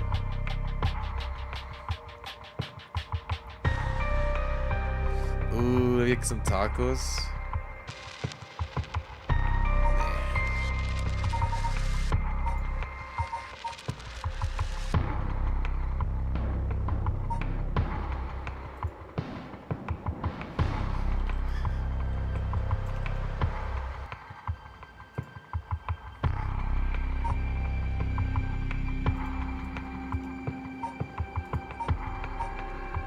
Fish taco. What the fuck is ramen quesadilla? What the fuck? In a Mexican place? That's so... Birria ramen? What is that? What the fuck? I gotta get this. I gotta try this out. What the heck? Ramen birria. It's like a Mexican ramen, guys. I gotta try this. That's kind of crazy. So I'll get those fries, and also get a drink.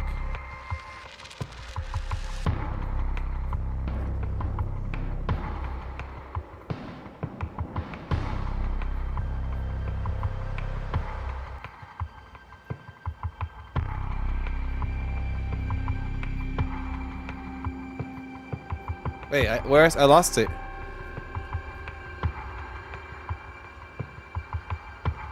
Where is it at?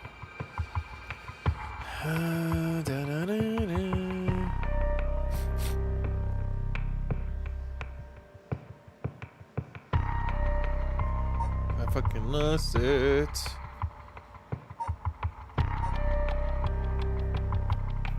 Maybe it's on top. Oh, it's in soups. That makes sense. Damn, it's kind of pricey though. I don't know if I... never mind. That's super pricey, actually.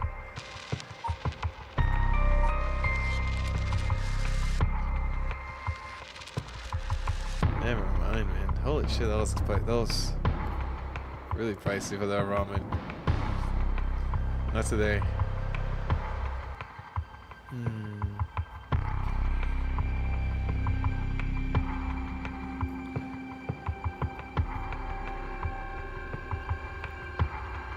What else I want? Side order. Oh, an side order? That'd be kind of nice. What do I want? Nah. Drinks. It's large. Ew! Never mind. I don't like that drink. Never mind. Drinks. We still get a soft drink, whatever that means. Get some Dr. Pepper.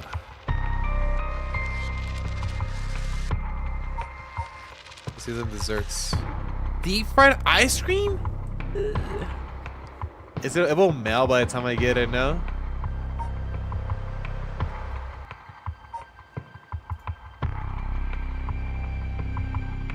I think I'm gonna YOLO and get it. Anything spooky you can order? It's spooky? Like, what do you mean by spooky?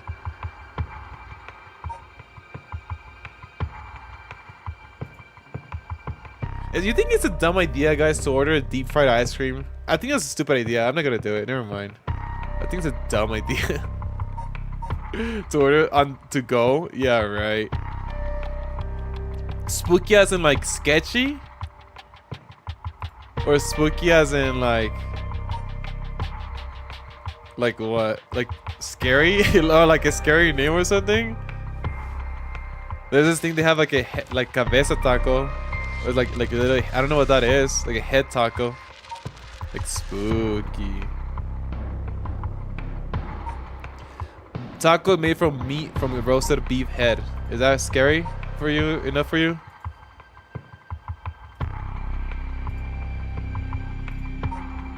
I mean, think about it. All this is scary. Meat is scary, right? It's chopped off from animals. Think about it. Think about that.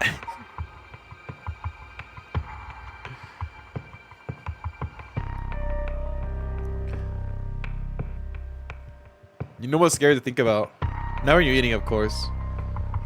But it's really scary how, like, you know, cows are actually very social, right? So whenever you think about, like, we eat them, it's kind of weird and sad. That's pretty spooky, I guess, you know?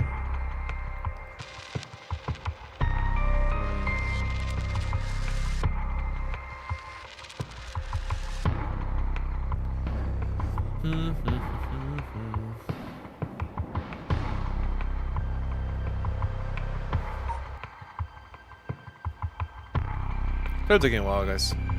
I guess get some good stuff, you know.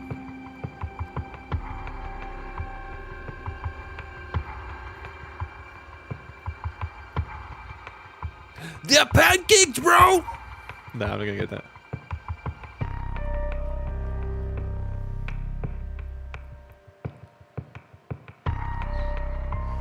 Crunchy food seems to be preferred while watching horror stuff. I'm getting fries. You're right.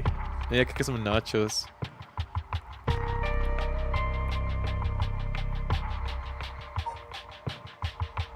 Huaraches? What the fuck is this?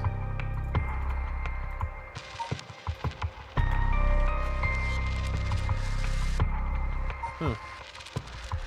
Interesting. I feel like I need like a side. Side orders. I don't want beans though. Maybe I'll get some taco or something. Beef taco.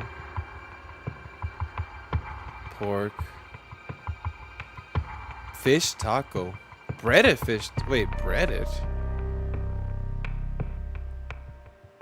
I wonder what this is.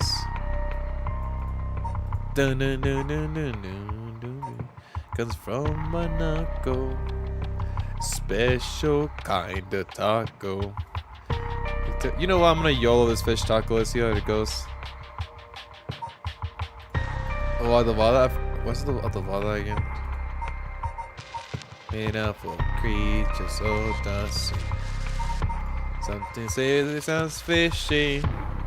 Some say it's extremely squishy. But it tastes alright to me. Whoa, whoa, whoa, whoa, whoa, whoa, whoa, whoa.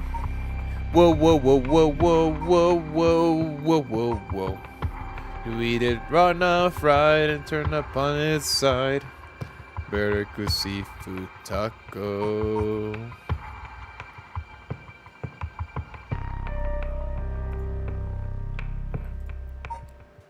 Alright, here we go. It's not that bad. That's not. Where is my wallet?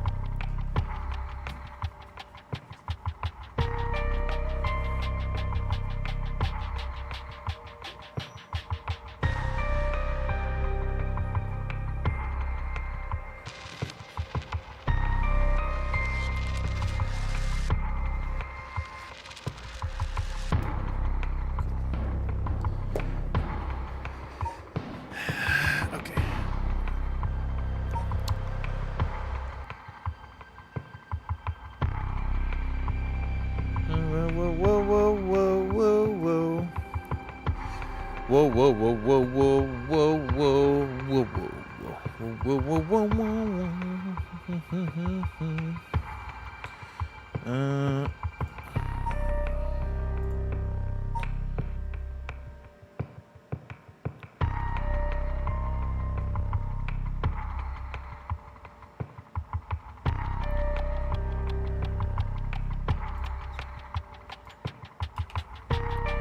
And I'll give it an okay tip.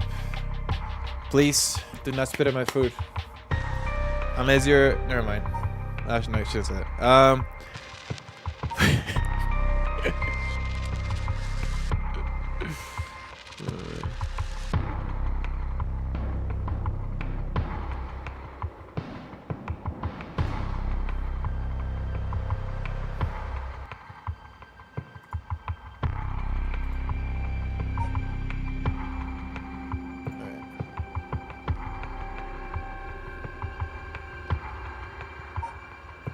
All right. Damn, I was gonna take like almost an hour. What the fuck?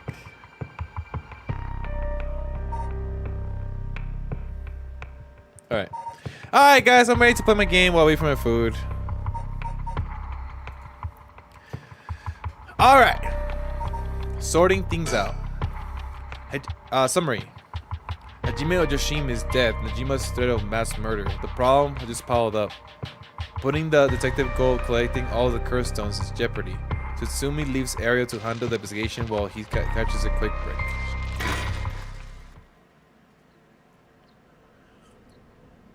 Bro got rid of Vergil, how could you? I did. I thought I got old.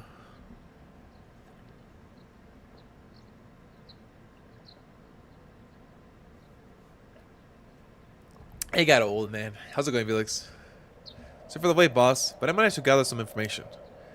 Took you long enough. My entrance? Oh, think of something else. Think of something original, alright? Well, we got ourselves quite the mess. Strange deaths popping up all over the place that may or may not have something to do with the curses. We also need to keep looking into Yoshimi and Nejima. For now, we better start following up a few leads we got. It's better see what Ariel's found out.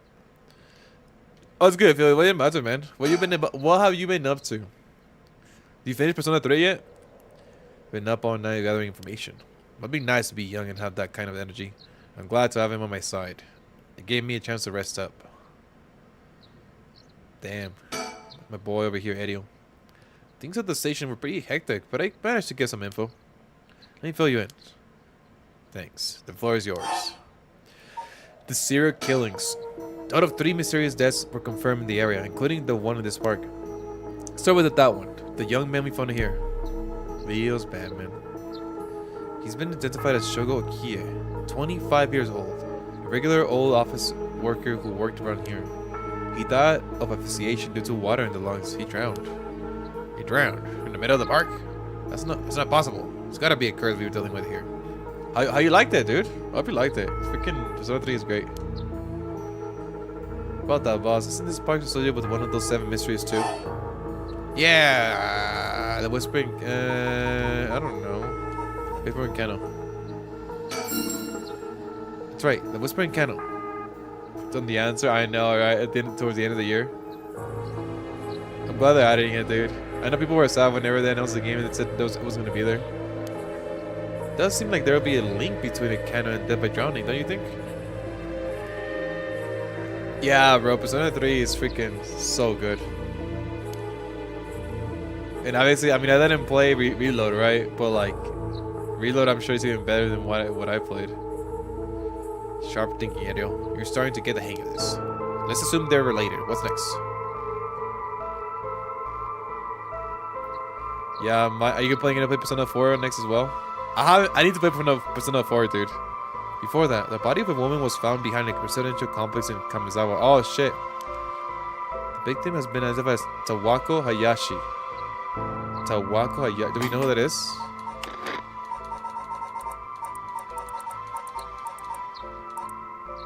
No, we don't know. A new character.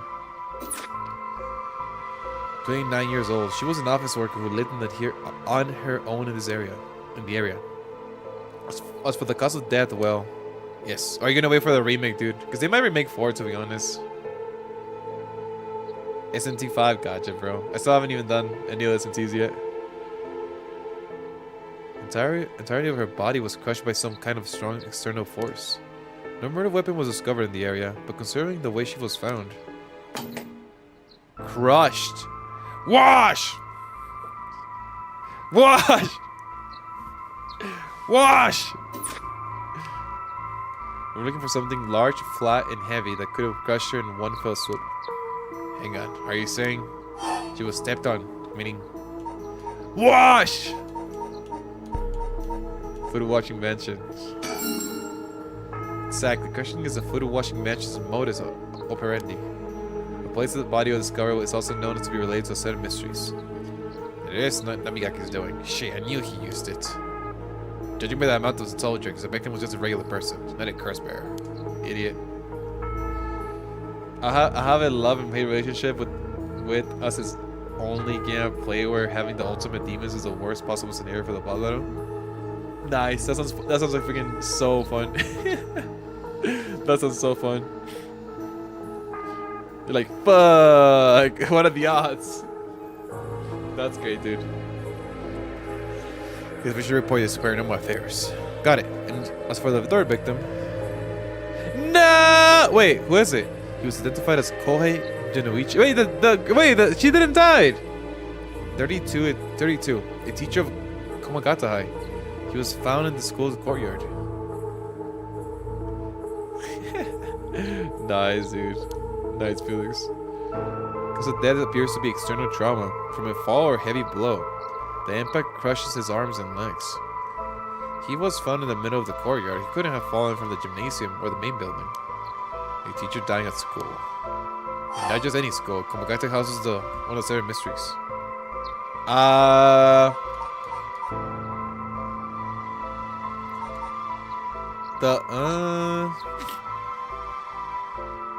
forgot.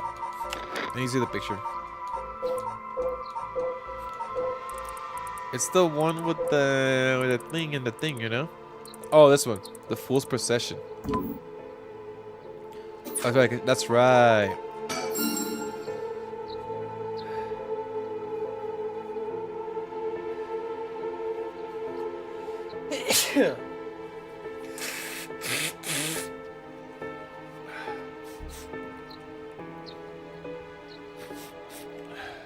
Thank you, Alex.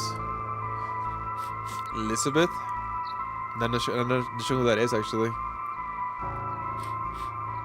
Must have missed him. Or, I don't know, it's new. Right, it's where the Fool's Procession is supposed to be. It's too big of a coincidence. We can't rule out the possibility that this death was also the work of... Wait, who died? Kohei Genoichi. Ah, fuck, I skipped something. What the fuck?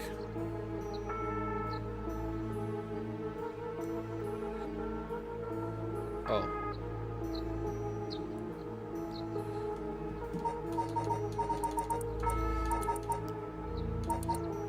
I forgot the name already. I got distracted with the phone. Damn it. Kohei Yonouchi. Kohei. Oh! Kohei Yonouchi. Oh, this guy.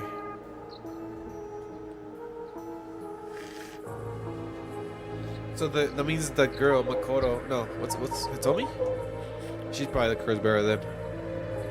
I know he was scared of her. Okay. Right, it's where the fool's possession is supposed to be. Wait a sec. Wait a second. Wait.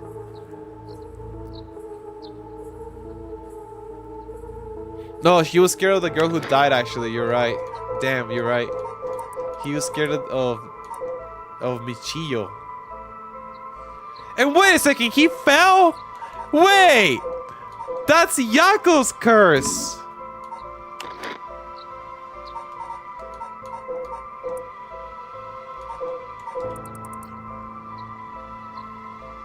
So they're leaving something out. She killed him. What? That doesn't make any sense!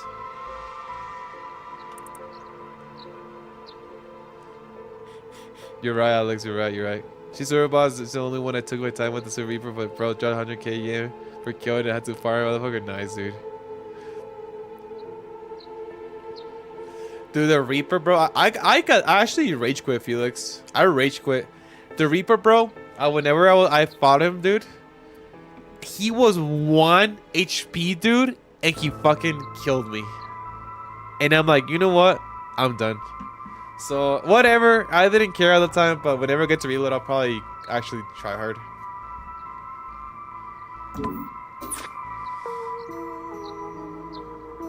Either way, it seems all 3 victims... Wait. It's because... Either way, it seems all 3 victims can be tied to the same mysteries. Unless...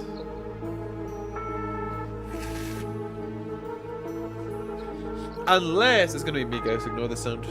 Plugging and shit. There is a curse that copies that has all the curses, which I believe that, dude.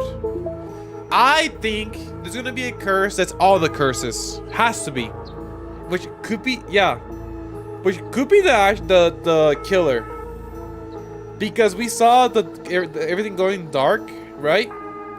And that's not the same guy, a different guy. Who reflects physical? On my final team? Maybe not. Do you want to see my final team? I can look it up. Let's see.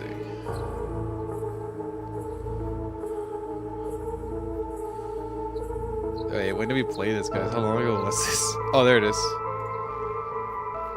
I forgot who I had, bro. It's been so long. Wait, it's been like almost.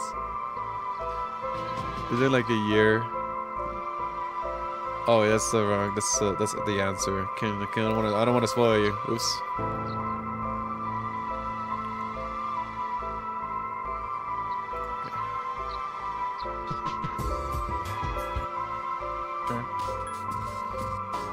Oh, I literally go over my personas right here. He's has like the dark moves, right? Like die for me. Nice. He time with me too. Still had fun. Time flies when you're having fun. This is what I was having my hair back right here. Jab pressing. Guys, here we go. I hope I go. Maybe I don't go over all of them.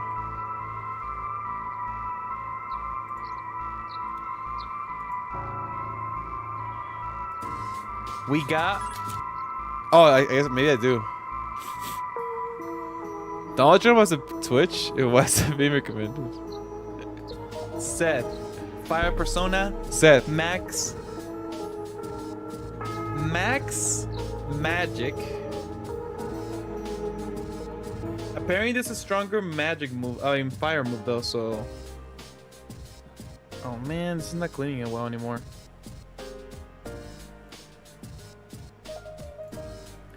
But this guy's not going anywhere unless like there's like something better, right? Here you go, Felix. Take some notes. Then we got Satan. Satan. What is he? What does he do for me? Tell us, Adrian. What does he do? He's just cool, honestly. I'm waiting for the next move he's gonna learn. Actually, what level? 86. Shit in the carpet. Wow. Wow. Bro, he probably leaves a whole trail of it too.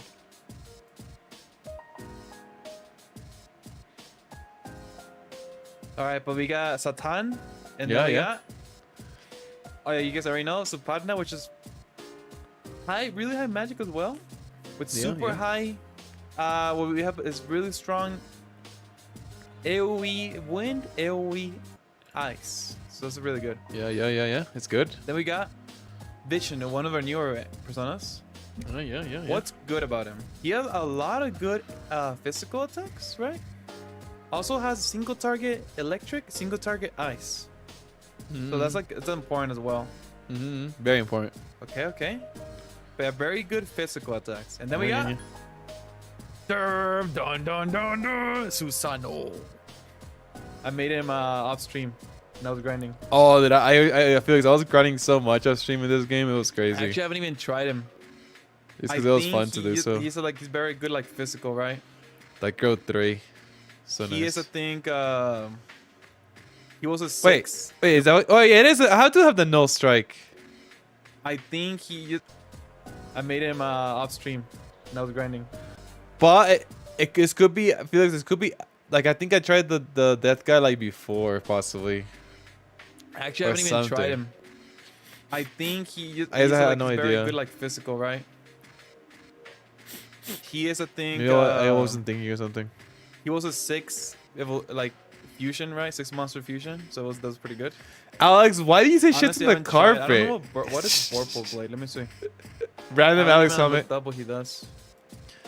Deals heavy slash damage to all foes. 1.5 great condition bonus. Brave Blade. What is that? Deals severe slash damage. That's it. Look at the comment. That's good. Right there. Rebellion is high crit. No strike. You know, he can get hit by strikes. Yeah, I just don't remember dudes in a while. So I guess he's our strike dude, I guess. Let's not forget about that. He's our strike persona. Strike. Oh shit. Thanatos. And okay, this is, if you guys don't remember, no, I don't. Thanatos, you actually get to use him like for a little bit in the beginning of the game. Oh, you do. Like for a very small like part. It's because like they kind of teased like you had him from the beginning, but you actually had to get him by fusing personas, right? Lame. What's good about him? Honestly, nothing. I think the thing that's more important here, because he's actually kind of low level. I just got him because it's cool. Is the one sword master, right? Which I believe your auto attacks is stronger, maybe. I'm all looking shit up. One hand sword master, which doubles damage dealt by one-handed sword, which that is what we use, and that is actually insane. Double. That's the important part. That's actually crazy. Also, he has survive light, which is pretty good, because that is his weakness, but it's only like for one shot abilities, right? Which I think that's all there is.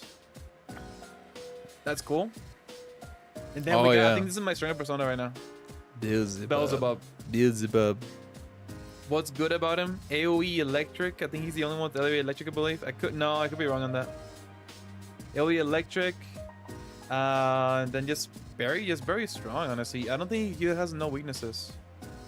I mean, no, he doesn't fire. have a weakness. Fire. Light. I thought he had.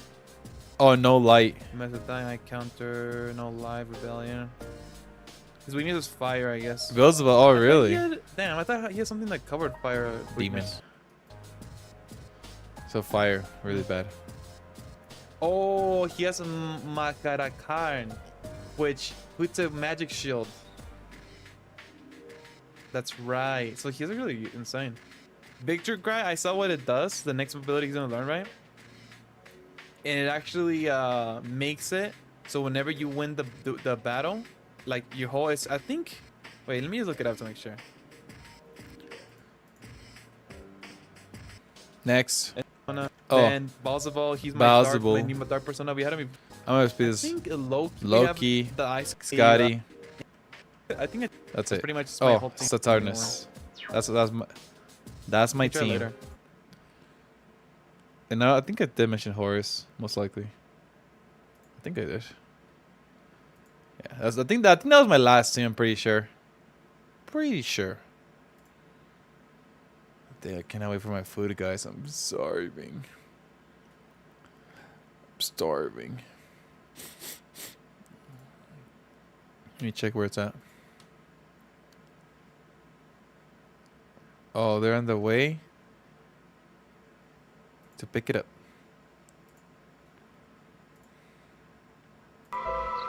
Reaper battle was 30 minutes long and I have highlighted one of the persona bots. Nice. Bro, mine took me a while. I mean, I didn't beat him, but like 1 HP, it took me a while too. It's probably a curse bear. Honestly, like, yeah, I will definitely grind more. I feel if I play it when I play again. There's probably a curse bear at the center of it all, pulling the strings. You got a point. All these strange deaths do point in one direction. That's right. And Hajime's case wasn't all that different either. He also died of mysterious cause in a place connected to the 7 mysteries. Problem is that the timing doesn't match up. He died before the curse were activated. Could he have been hit by a different curse? One that didn't have anything to do with the 7 mysteries? That's a thought, but if that were the case, we'll be dealing with a powerful practitioner. One who could pull off a curse like that without using a curse stone. That could be it. There aren't many people in this day and age who could do something like that. Oh, really? I see. I don't know too much about that stuff. I'd be more surprised if you did. It's weird that it's at nighttime.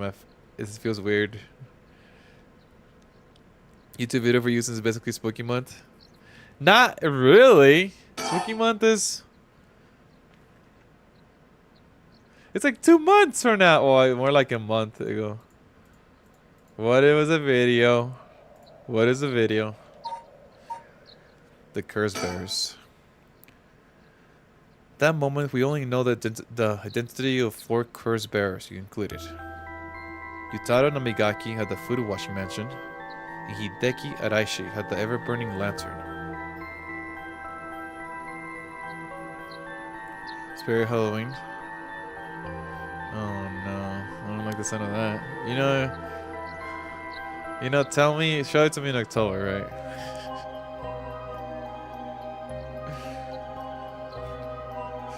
Is it pretty good? We get both of their curse notes, sons. And then there's Nejima, who claims he has the one-sided read. Yeah, that's about to sums it up. Right. Food washing mentioned. Evergreen Beach. Wait.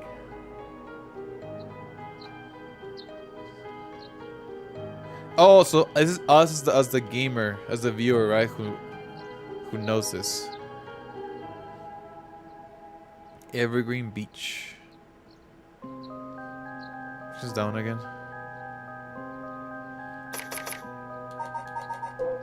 Oh, I'm so dumb. Why would I? That's some. Okay, never mind.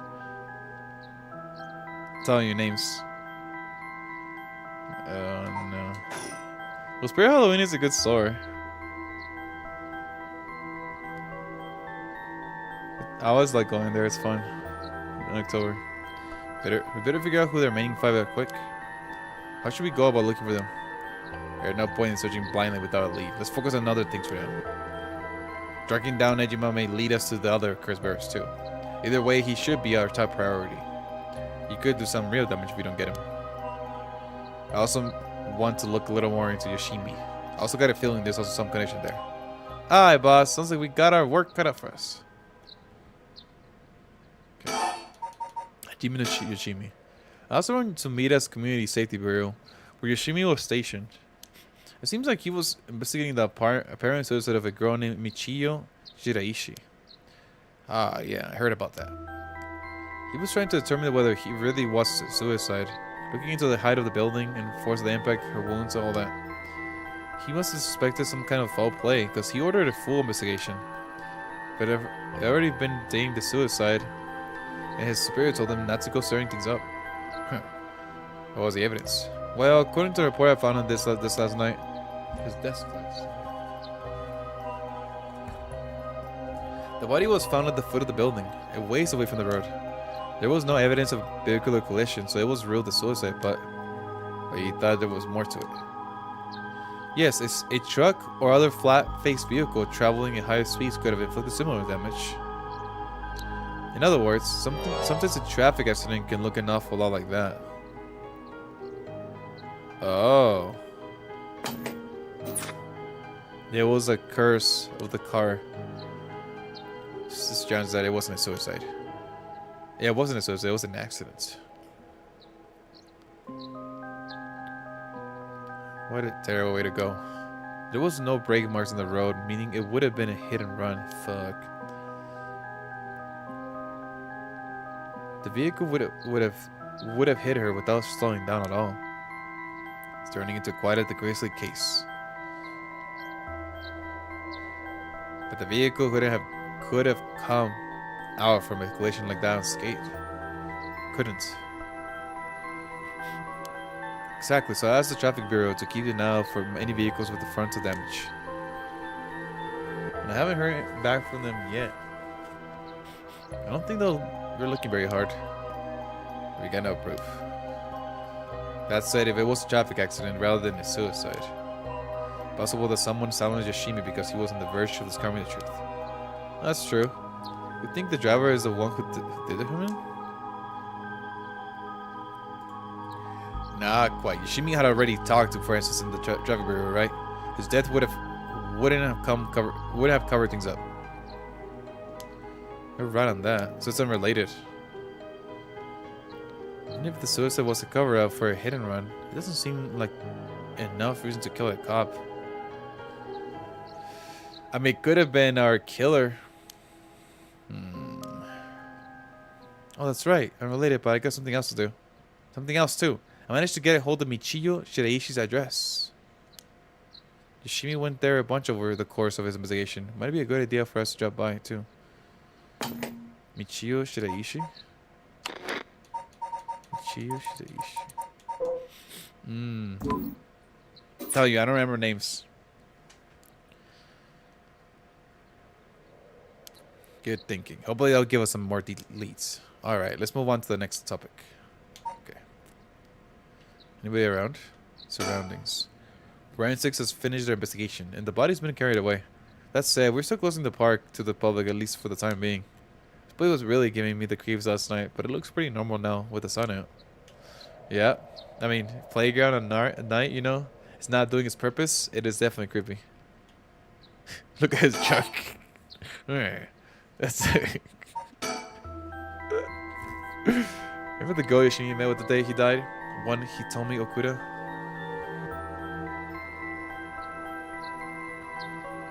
Remember the day he died? Hitomi Okuda. Is that the girl? They're like... Oh, yeah.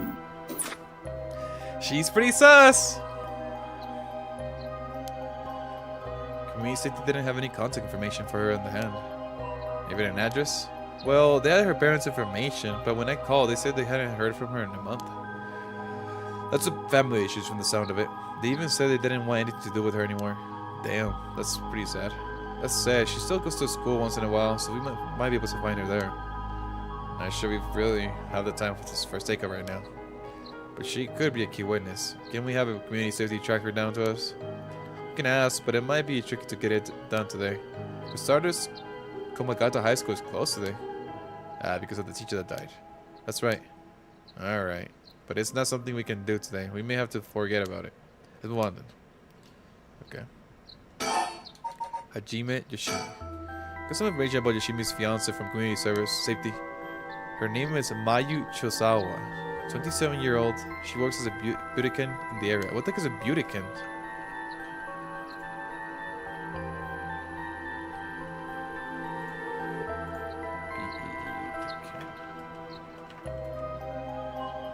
Individual who works in a salon, usually a hairstylist. Oh, a stylist. That's okay. I never heard. Okay, my mom pretty much that. Pretty much, she's a hairstylist, I guess. Look, I even managed to get a picture of her. She sure is a beauty. But oh boy, here it comes. But what? Community safety hasn't been able to contact her since Yoshimi died. Not by phone or at her house. In other words, no response. Dead silence. There it is. Can things just be easy for once? Damn. Mayu Chosawa. Beautician. Mayu is a beautician, the fiancé of Hojime Yoshimi, a police officer with the Sumida Police Department. Mayu's current whereabouts remains unknown. Definitely starting to look suspect. Crime with passion, perhaps. Phew. It's fairly common for people to be killed by a lover or spouse. But Yoshimi was a well-liked, and they've been together for over 10 years. 10 years! You never know. Things could be different behind closed doors. I guess so. We'll have to consider the opposite scenario too. Could be the same person who was out for Yoshimi's after the fiancé as well. She could be in danger. You're right. Either way, she's important to be the case. HQ already has where people leave her. Well, now as soon as she's found. Fumichika Nejima. HQ has mobilized a search for Nejima, but so far we haven't received any word. Guessing he wasn't at home or at work. But apparently he vacated his last known address a week ago. You serious? We have no idea where he lives. Damn! No leads. Gets worse. I checked in with the factory he was working at. He told me he was only there for a month before he quit. Hold on a second. You're telling me nobody caught that? Well, I had the same thought, so I spoke to his probation officer. Just how he'd been doing house visits and interviews. I never bothered checking out his workplace. Huh. Doesn't say he lost track of Nejima when he moved to a new place. Jeez, that's just sloppy. Lazy. I heard that they're giving parole to just about anyone these days because they're running out of room in the prisons. Just so means there aren't enough probation officers to go around. Dude's probably overworked. Now you might get the fuck over unsupervised. God damn it. That ass was annoying. Good at faking remorse. Or insanity. Whatever the situation calls for. Back when I arrested him all those years ago, just talking to him left a bad taste in my mouth. Probably hiding under a false name, which will make it hard to track him down. I'll explain why he so brazenly made contact. That asshole. He's mocking us. Well, for now, the paperwork to circulate his name and mugshot is being filed. That'll take way too long. We only have until dusk. Well, you know what's interesting though? Because, you know, who mentioned? Oh, it was, where is it?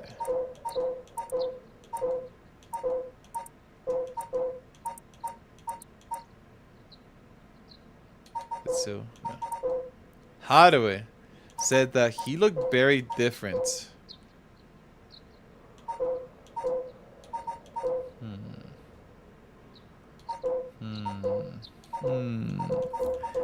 Does he look very different, dude?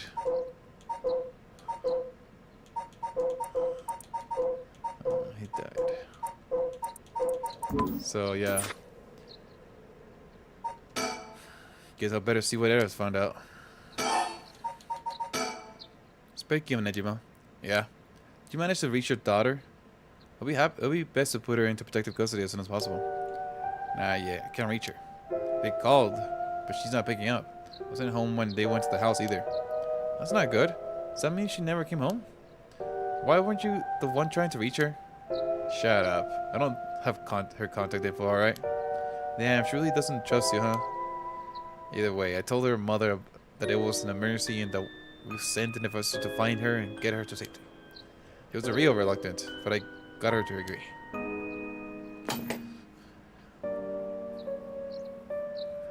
Huh. But if her former father can't find her, how the hell did Nejima do it? Ray, that cuts deep. Yeah, that is. Come on, dude. Like, sorry. Just kinda slipped out. Anyway, Suspect it has something to do with his curse cycle. Back on topic already, huh? He said his curse could kill a lot of people in a short time. It may even allow him to act from a distance.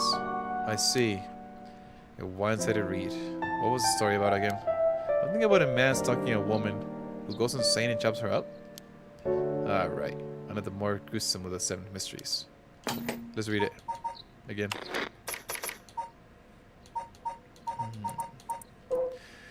The one-sided read. There was a once famous rogue by the name of Tomeso who fell for a woman named Okama. Tomeso persistently chased after Okama. I keep saying Okama. Attempting to win her heart over and over again, but she rejected his advances each time. Enraged by her indifference to him, Tomeso brought a dagger to a cannon near Ryogoku Bridge and attacked Okuma. He cut the arm and leg off one side of her body, then threw them into the canal. Ever since then, the reeds growing along the canal have only sprouted leaves on one side. Which is interesting, right? Because it's pretty much what he was doing. He was getting girls and killing them. Maybe because they ignore his advances. Possibly.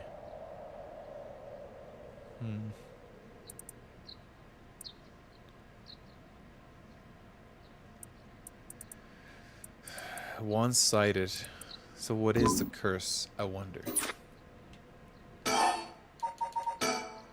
As for Nijima's whereabouts, all we can do is throw more people to it till we find something. I'll check with HQ regularly to see if they got any updates. Okay. Well, looking at these stats, it seems like many of the curse bearers acted last night. We can't rule out that there were more to killing from which the bodies haven't been found. Yeah, I hadn't thought of that. But if there is one silver lining, judging by my own curse stone, it seems that the curses can be activated while the sun's out. Well, that's great news. So basically, we're safe during the daytime? Exactly. It's also likely why Nejima gave us until dusk. He must have known the curse stones that couldn't have used during the day. Either way, we got till nightfall to settle this. It's time to we flushed out the other curse bearers. Alright, boss, let's do this. That's about it. Should we continue our investigation? We could go to Tomakata High School to look into Hitomi Kakura. This song is so good, dude. To Michio Shiraishi's house to find out more about her.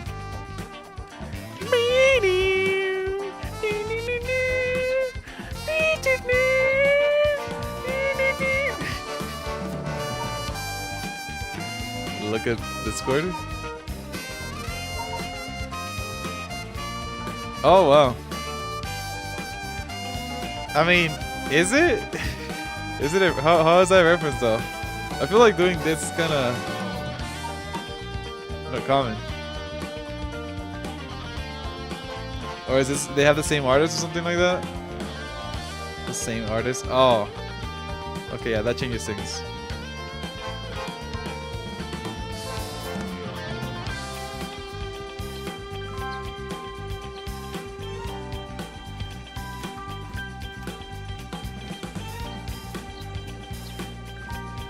Oh, like those two? Send me all of them, man. Well, I guess maybe after I finish the game. Yeah, that's the case. A lot we need to do, but not a lot we can do. This ain't looking good. We're gonna run out of time if we don't do something. Gotta keep moving. Oh yeah, or you can do it as we go. It's up to you. We'll go by the time, right? So we'll go with her next. Hitomi's help. Bringing her friend back from the dead means she'll have to pay the price. Yako makes it home safely, but still isn't sure about how to proceed with her curse. She worries about Mio as the night passes. Well, it's actually one timeline, Kai. There's one main timeline, alright? There's just different perspectives.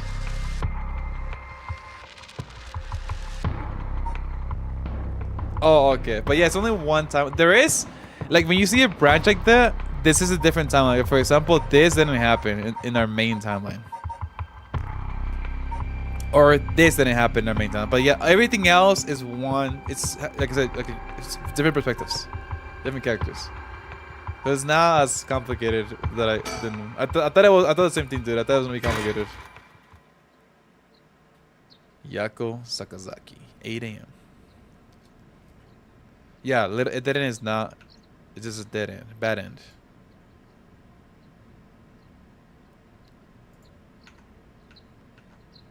Oh, good morning, Yako. Birth by sleep. Yeah. Exactly. Huh?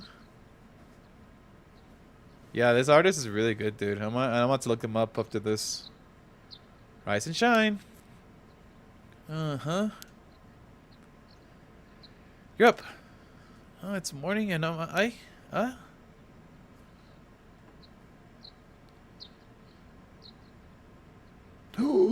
Your order may arrive soon. I'm hyped. Wait, I think they're here actually. Let me stalk them with my Ring camera.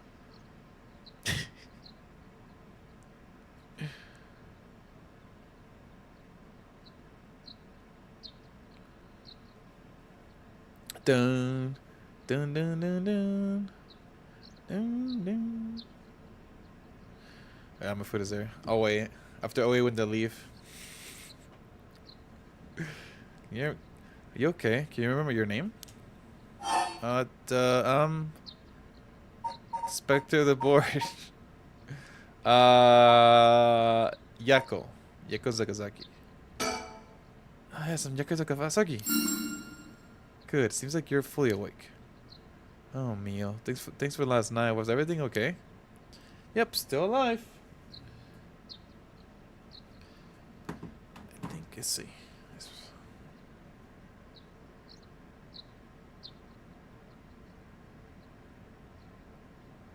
You guys ever seen those people who just like take a picture and then they leave?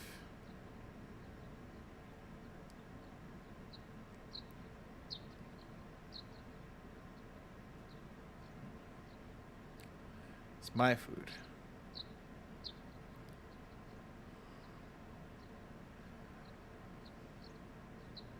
Alright. I'm gonna get my food now. Alright guys, if you have any videos to share, to watch while I'm eating, get them ready. Cause I'm gonna get my food and we're gonna watch some shit. I don't know, something. Here, I'm gonna clear my desk here a bit. Ugh.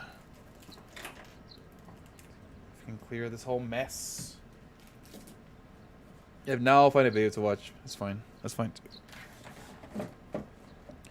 Dun, dun, dun, dun, dun. What happened to my shine glasses?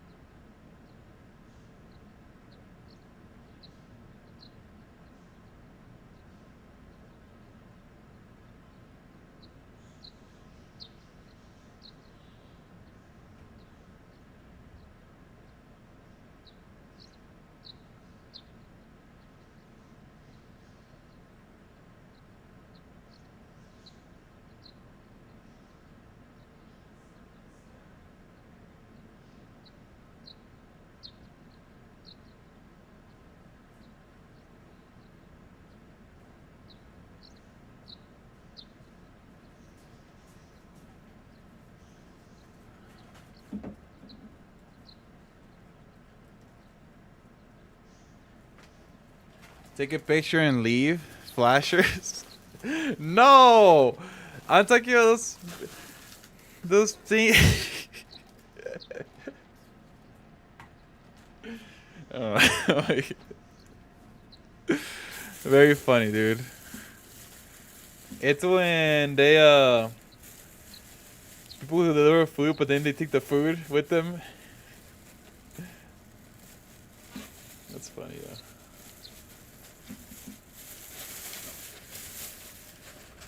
What do we got, guys? Damn! Look at my tacos!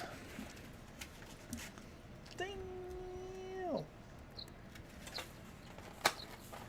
2 big old tacos, dude. And then I got some fries, some steak fries.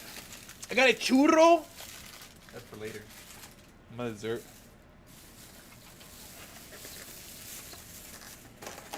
And I probably won't finish. But check out these fries, dude. Damn! They're enormous.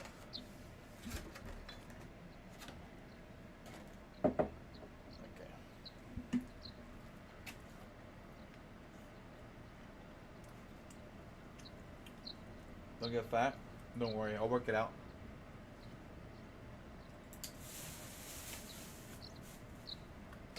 I can get 5 for today.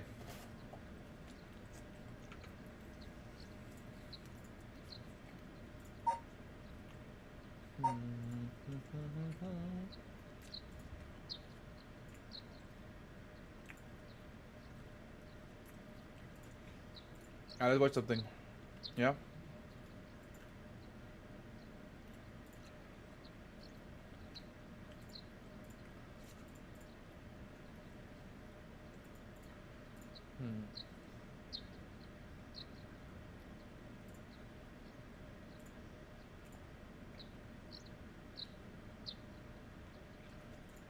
Okay.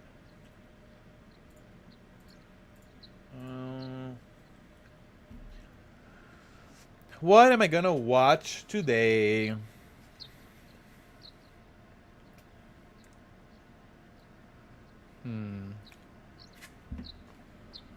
Put some hot sauce on that shit.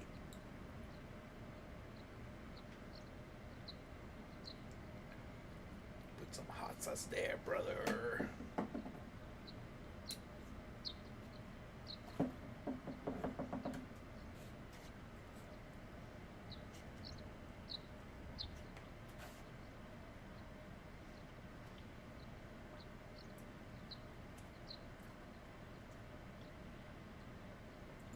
This is not real, is it?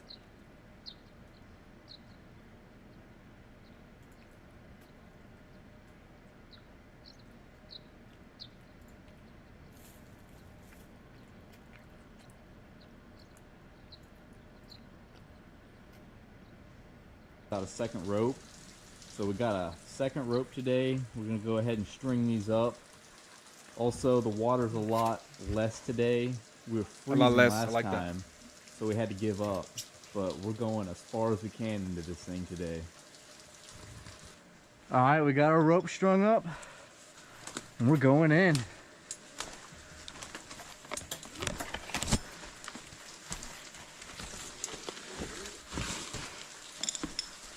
Woo, that's deeper than I thought.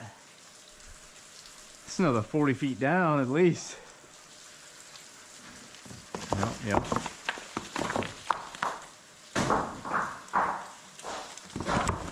Dude, that kept going. Yeah.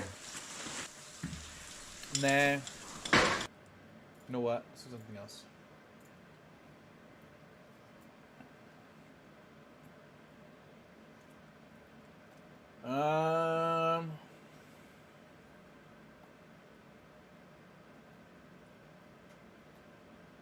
Let's look at my subscriptions.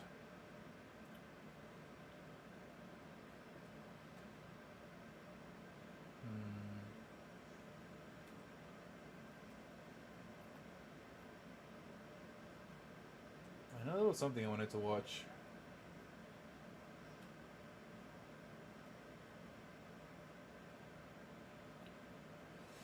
Nope. No, there is not. That's good.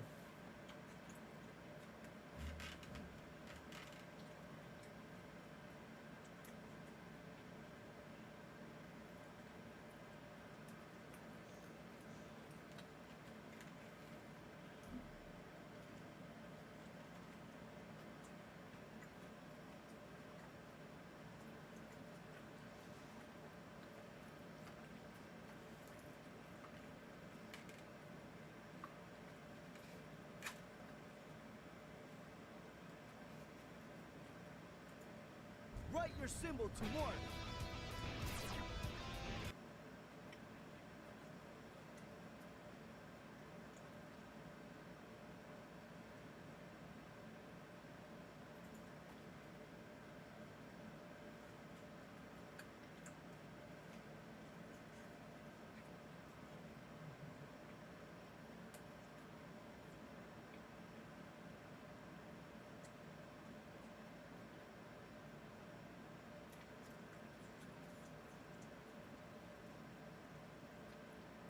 Find a good one.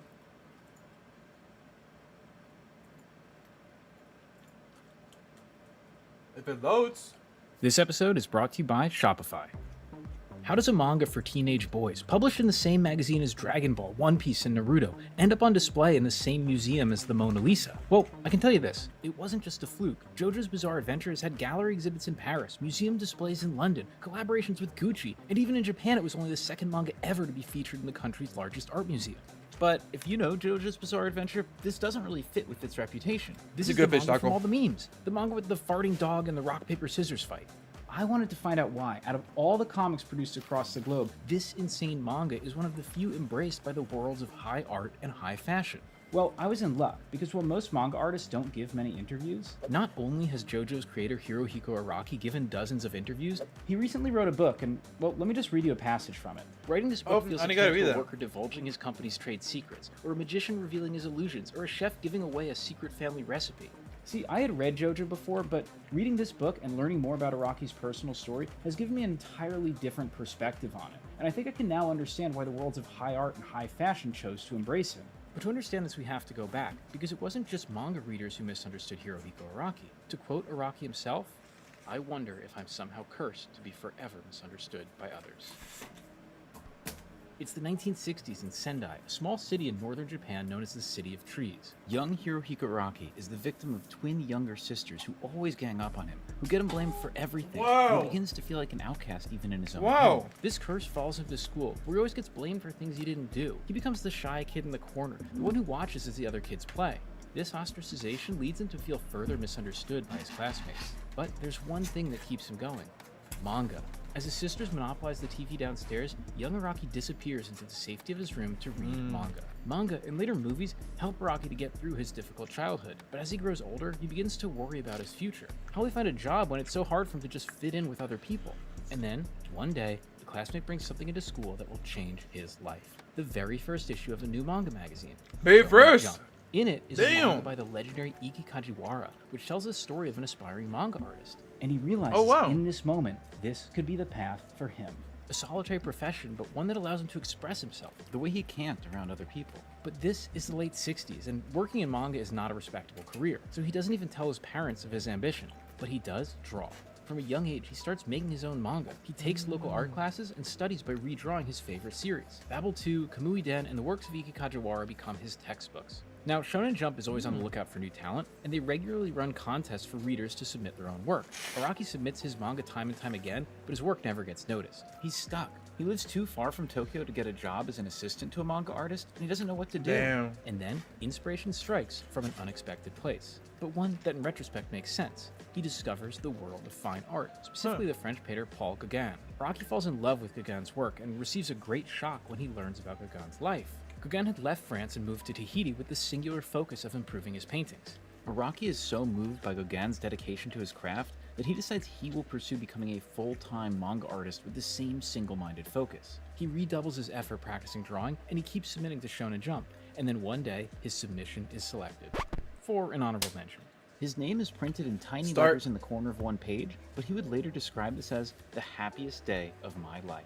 Soon, Araki's in for another shock, because he opens Shonen Jump to find that the writer-artist team Yuta Tamago have just made their professional debut, and they're 16 years old, the same age as Araki. While his honorable mention may have been nice, Araki is falling behind. Despite his honorable mention, the editors at Shonen Jump had criticized him for his lack of artistic ability. So, after high school, he enrolls in a design school in his hometown. While in college, he hones his skills. He continues to submit work after work to Shonen Jump. And while during this period he gets more honorable mentions, once again he's stuck and not getting the detailed feedback he needs from the editors to grow. But it's in this difficult period that a trait that makes Araki so special begins to emerge, one that we'll see time and time again. Araki is incredibly analytical. And so he begins to study. He scrutinizes the first pages of popular manga. He realizes that the best first pages convey a lot of information, equivalent to the first few pages of a novel. He also notices that each of them do something unique, something that helps them stand out from the crowd. Armed with the results of his study, he prepares his next work. He chooses to make a western because there are very few westerns in manga, and instead of making his hero look cool, he opens with him falling backwards out of a chair. He creates a setting and a mystery by opening with this man drinking wine against a western backdrop. He cuts and refines so that every page serves a purpose, that every single panel helps us feel looks pretty good. His lifelong mantra. Make them turn the page. He titles this work Poker Under Arms. And he won't settle for another honorable mention with a one-sentence review. He wants direct feedback. So he tucks the manuscript under his arm and takes the train to Tokyo 5 hours away and goes directly to Shonen Jump's headquarters. He eventually gets a meeting with an editor and lays the manuscript on his desk. Before even turning the first page, the editor points at the opening panel, the one Araki had spent so much time and thought on. Even a grade schooler would have erased that. You see, Araki had no idea you were supposed to white out the lines that extended beyond the panel borders. In fact, he didn't even know about whiteout. The editor keeps turning the pages furious with scathing critiques on every one, saying things like this part is no good, or criticizing the inconsistencies and flaws in his drawings. Suffice to say, Araki doesn't win any awards that day. While most people might feel dejected after this, Araki doesn't. He's finally gotten feedback on his work. So when he gets home from Tokyo, he sets out to redraw the entire book. Aura aura aura aura aura aura aura aura aura aura aura aura aura aura aura aura aura aura aura aura. Donnie, thank you for the sub, dude. Appreciate it. Thanks for the support. Love ya. You know what that means? You win 12,000 points. There's something on the list. Let me know what you want it on. Excuse me. Mario Galaxy. I got you, bro. 44. Damn, beats all Xenogears. Dun dun dun dun dun dun. For 3,000 so far, not much. How you doing, man? What you up to today?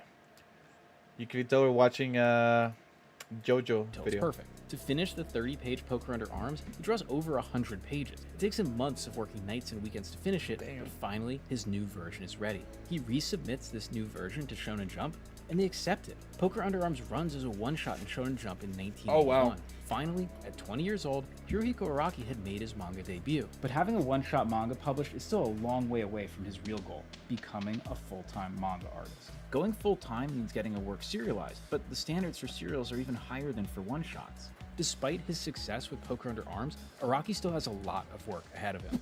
Look, if you haven't figured it out by now, one of my goals with this channel is to inspire you to pursue your dreams, whether that's in comics or in whatever else you hope to achieve. Okay. And that's the reason I've once again partnered with Shopify to help you guys turn your art, your ideas, your dreams into businesses. Whether it's selling a product you created or opening an online comic shop. I should do that, guys. Who wants AdrianOneDay? And I'd like to help you guys out. So I'm going to pin a comment down below, and if you have a Shopify store, please reply to that comment with a link and a description of what you do, so I and hopefully everyone else watching this video can check it out. And if you don't already have a Shopify store, consider starting one, because Shopify makes it ridiculously easy to start your own store. With their drag and drop store editor, you can put together a custom store that fits your vision incredibly quickly and get back to making your product and building your business. And if you already have a social media following, even better, because Shopify has easy integrations that allow you to sell across all major social media platforms. Finally, I think a lot of people don't realize that Shopify doesn't just stop with your online store. If you want to sell your art at comic conventions or even open your own brick and mortar comic shop someday, Shopify Point of Sale has you covered. So what are you waiting for? Go to shopify.com/Matt with 4 T's. That's shopify.com/MATTTT to start your store today. To continue his single-minded pursuit of manga, instead of getting a job after college, he moves back in with his parents. He works around the clock on his manga and regularly takes the 5-hour train ride to Tokyo to get feedback directly from the Shonen Jump editors. But the editors are still just brutal. Sometimes they would take his manuscript out, look at the first page, say, I don't want to read this, and hand it back to him. He would sleep at home and go right back to work as soon as he arrived. He does get a few more one-shots published, but he can't make a living off one-shots. He has to crack the code of serialization if he wants to continue. Again, without the means to move to Tokyo and become an assistant, he turns to self-study. The problem with his work, he realizes, is the genres that he's chosen to work in. Araki loves mysteries, thrillers, and horror movies. He prefers Carrie to Star Wars. But the problems with these works is that they don't have the potential to go beyond their original plot. He realizes that the best serialized works are dependent not on plot, but on characters. In fact, some of his favorite manga series have no plot at all. So Araki needs to figure out how to create compelling characters. Once again, he finds his answer in a surprising place. This time, it's Hollywood.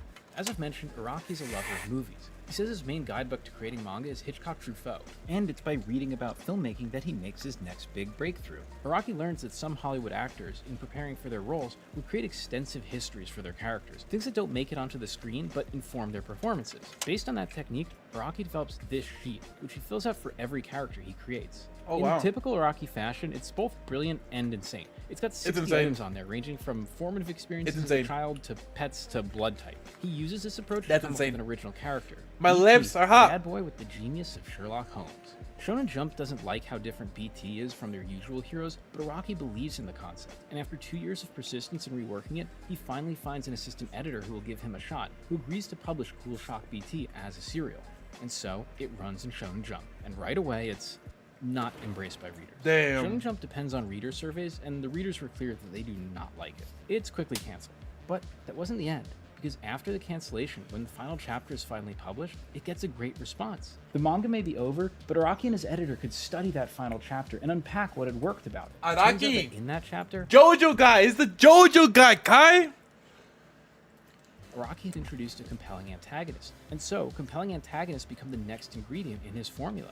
BT may be dead, but Araki had succeeded in becoming a serial manga author, even if it only lasted 10 weeks. But armed with this new knowledge, he gets right back to work on his next pitch. See, Cool Shock BT has had another significant effect on Araki's life. He's made enough money to finally move to Tokyo, bringing him one step closer to his dream of being a full-time manga artist. The next year he gets another manga serialized, Bao the Visitor, but it too only lasts a handful of months before getting cancelled. He blames that on his failure to create a believable setting, but he knows there's something else holding him back. His art is still lacking. My lips are on fire. Storytelling.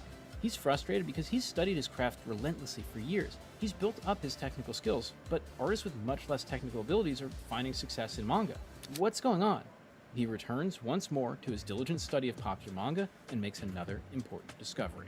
All the hit series have personal, recognizable styles. The kind of manga you could see from across a train and know immediately who drew it. But being good isn't enough. Araki needs to develop his own recognizable style. He had learned to draw manga by studying manga, but now he needs to broaden his influences. Well, thankfully, now that he's living in Tokyo, he can begin immersing himself in all sorts of new things. Here were books on sale by painters and designers I had never seen before. I really admired the painters Frank Frazetta, Enki Bilal, and Antonio Lopez. I was surprised by the beauty and fashion sense of designer stores like Missoni and Versace. I also watched MTV shows late at night, and I got to see performances of Madonna and African-American rap music for the first time. Araki takes these influences into his work, but he's still falling short of creating a recognizable style. To take a break from it all, he decides to use the money he had made on Bao the Visitor to go abroad for the first time. His travels take him to Italy, and in Rome he decides to visit the Galleria Borghese. And it is here where he discovers the work that will change his life, Gian Lorenzo Bernini's Apollo and Daphne. The sculpture twists and curves, the bodies are bent to the limit to express a sensuous pose. Araki is struck and studies it from every angle. That's impressive, dude. That's so impressive. Posing and gesture of classical sculpture. And this idea, the elaborate, evocative, memorable posing of bodies, Bro, he is the didn't key blink that the other finally two. unlocks his signature Come style. on, man. And now he would combine everything. His drawing fundamentals, his study of popular manga, his love of MTV, fine art, high fashion, Western comics, to create a work that anyone could recognize from across the train. JoJo's Bizarre Adventure.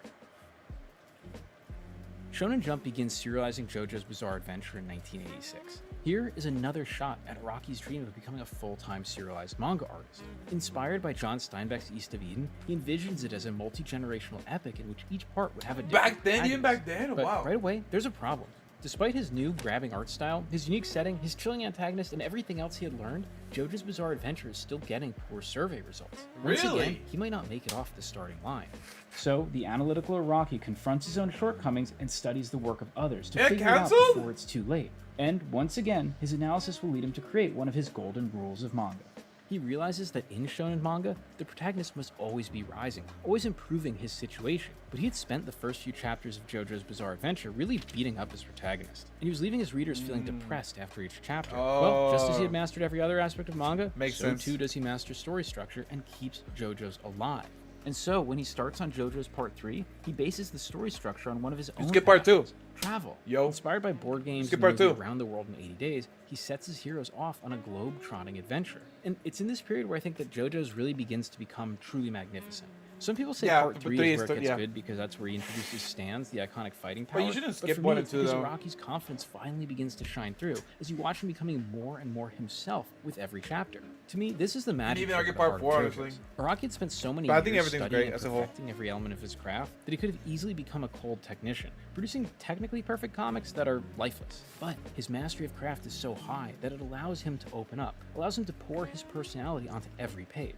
Through his work, you get to know this passionate weirdo with his love of travel, board games, horror movies, and prog rock. He's described JoJo as like a diary to him, and that totally fits. Like, by part 4, there's a page explaining how this guy's guitar works, with the heading, "This isn't relevant to the story." But Araki wants to draw a guitar and tell you how it works, and I'm here for it. When people look at JoJo, it's easy to see the weirdness and miss all the craft hiding just under the surface. But I dare you to find one other piece of media that is this downright odd and can also make you cry. Now, before we move on, I should mention that, unlike when I read it, Viz has published these beautiful hardcover editions that restore Araki's God-inspired color pages, and I'll put a reading guide and links for everything down below. But something was still wrong. Even though Araki had achieved his childhood dream of becoming a serialized manga artist, he hadn't scratched that deeper itch, the one that drove him to want to be a manga artist in the first place. In a His art got 2002 better, interview, part 4. 14 years into JoJo's bizarre adventure, he would say, "I often feel like I'm not 100% understood when it comes to manga."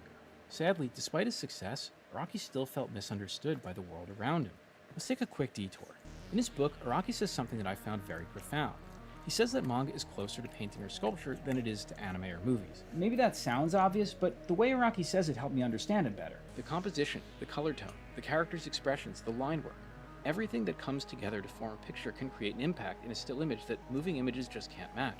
What's wonderful about still drawings is their ability to create what I think of as eternal moments, what would otherwise be fleeting moments captured within particles of pigment. He goes on to write about how he could stare at the Mona Lisa for hours. I think this is what Araki is trying to do on every page, to etch some part of himself down in permanent form. But it seems to me that he doesn't feel that the average manga reader appreciates all of this work. JoJo's crazy. And yeah, perhaps that's Yeah, a consequence true. of having one of your main characters be a dog who likes to fart in people's faces, but still. In the early 2000s, I believe Araki really wants to change this perception, he just doesn't know how. And then he has a fateful encounter that will change his life. One day, a little 9-year-old girl told me, "You draw so well. I realized that even those who don't read my manga can appreciate my art." And so, Araki makes a plan. He decides to organize an art show to show his original drawings to the world for the first this time. art is But he's crazy, dude. strategic about this. I want to He get print. chooses to do this show in Paris, where his manga isn't very popular, but where Oh, fine okay. art is appreciated. Okay. He chooses a reputable gallery Smart. that has shown Renoir and Chagall, and he purposely doesn't inform his Japanese readers about the show. Right. He doesn't want manga fans to come. He wants the real art crowd, who, Right. like this little girl, have no preconceived notions about him. The show opens in interesting, dude. 2003. That's so and interesting. It's a huge success. He's embraced by people from all walks of life who are encountering him as he hoped, as an artist first and a manga artist second. On the heels of this success, in 2005, Araki makes another dramatic change.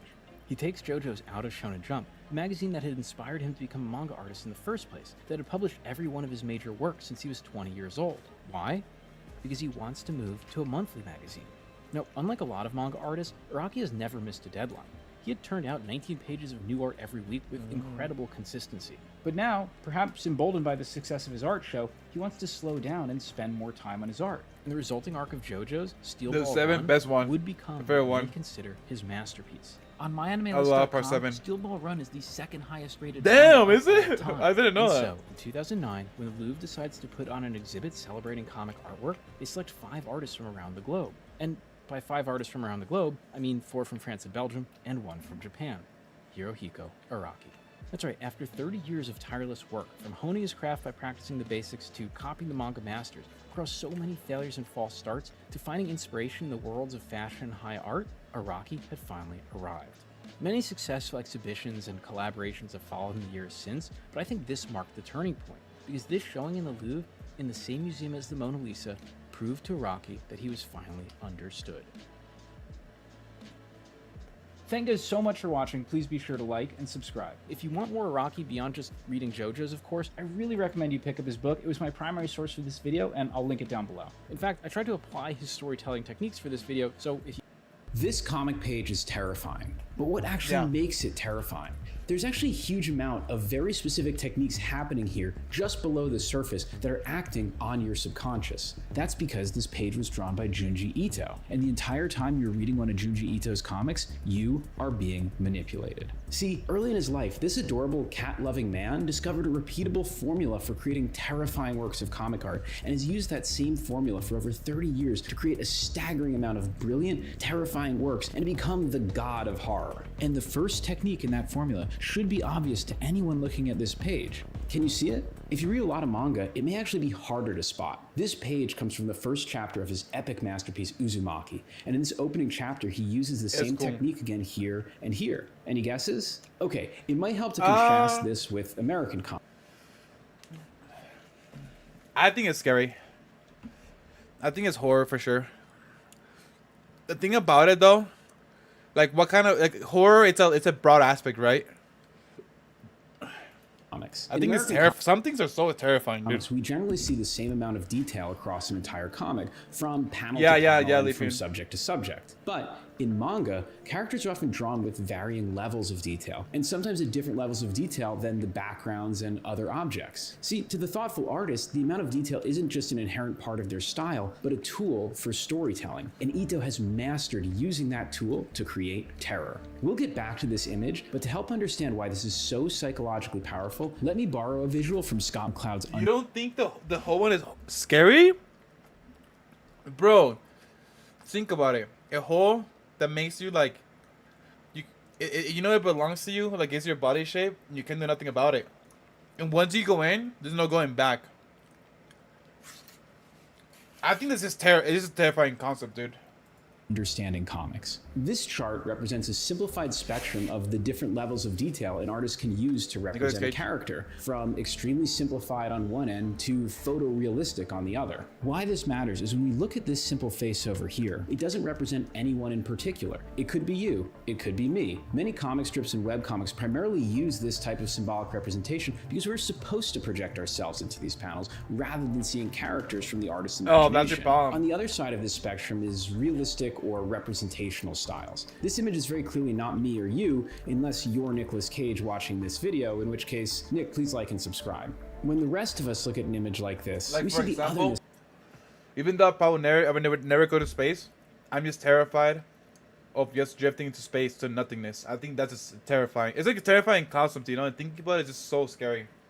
Of the subject, not ourselves. Now, all artists have to exist somewhere along this spectrum. Most American superhero comics tend to operate around here-ish, although that has varied a bit over time, but generally we tend to look from outside in on the exploits of these characters, but they're just symbolic enough to allow some degree of self-projection. But something you'll notice in manga is that often the protagonists, the characters we are meant to relate to, are more on the symbolic side of the spectrum, while characters that are villains, mentors, gag characters, the supporting cast tend to be more on the representational side. In this way, the artist invites us to project ourselves onto the protagonist, but to look upon that supporting cast from the outside, just like the protagonist would. It's very clever and allows us to fall deeply into these worlds. So after seeing all that, let's look at this panel again. It seems simple, but if this panel had just been this detailed, grotesque image, it wouldn't have nearly as much power. But it's not just a grotesque image. It's a grotesque image being seen by two characters who are drawn in an exceedingly simple style, barely more than an outline and a few pen strokes. You would think our brains would register the very apparent clash between these two styles, but that's not what our brains do. Instead, just as Ito intends, we instinctively empathize with the wife and son, and that transforms us from being someone that is just looking at a gross image printed on a page into being the son who is looking upon the distorted body of his father.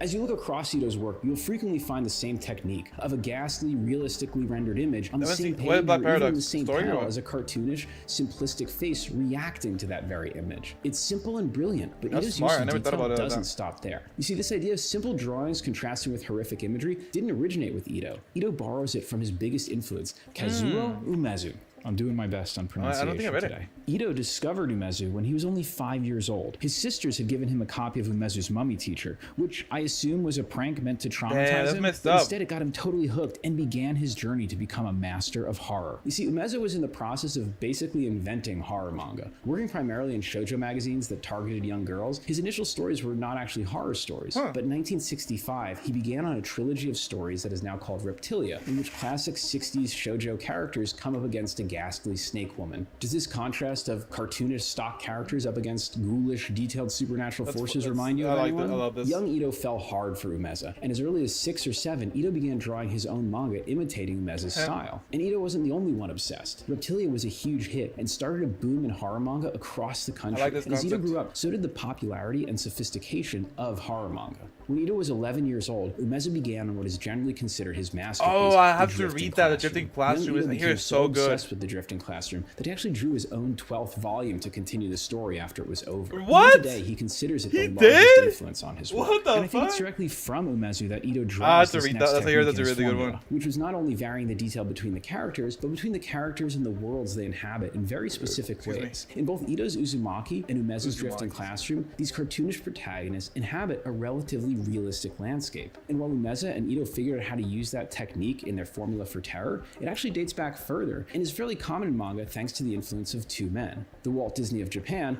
Osamu Tezuka, and the Walt Disney of America, Walt Disney. Bear with me on this. Right. The method of producing early Disney films involved photographing a succession of hand-drawn characters on transparent sheets in front of static painted backdrops, which gave this effect of a cartoon character living in a realistic painted world. This may have been a technical necessity for Disney or a creative choice and was probably a mix of the two, but the resulting images are inarguably powerful and set the tone not only for decades of animation, but also for the entire manga industry. Why? Because of Tezuka. Someday I'll be able to afford a translator and make a full Tezuka video, but his influence on the development of manga, as well as his ability to unironically rock a beret, cannot be overstated.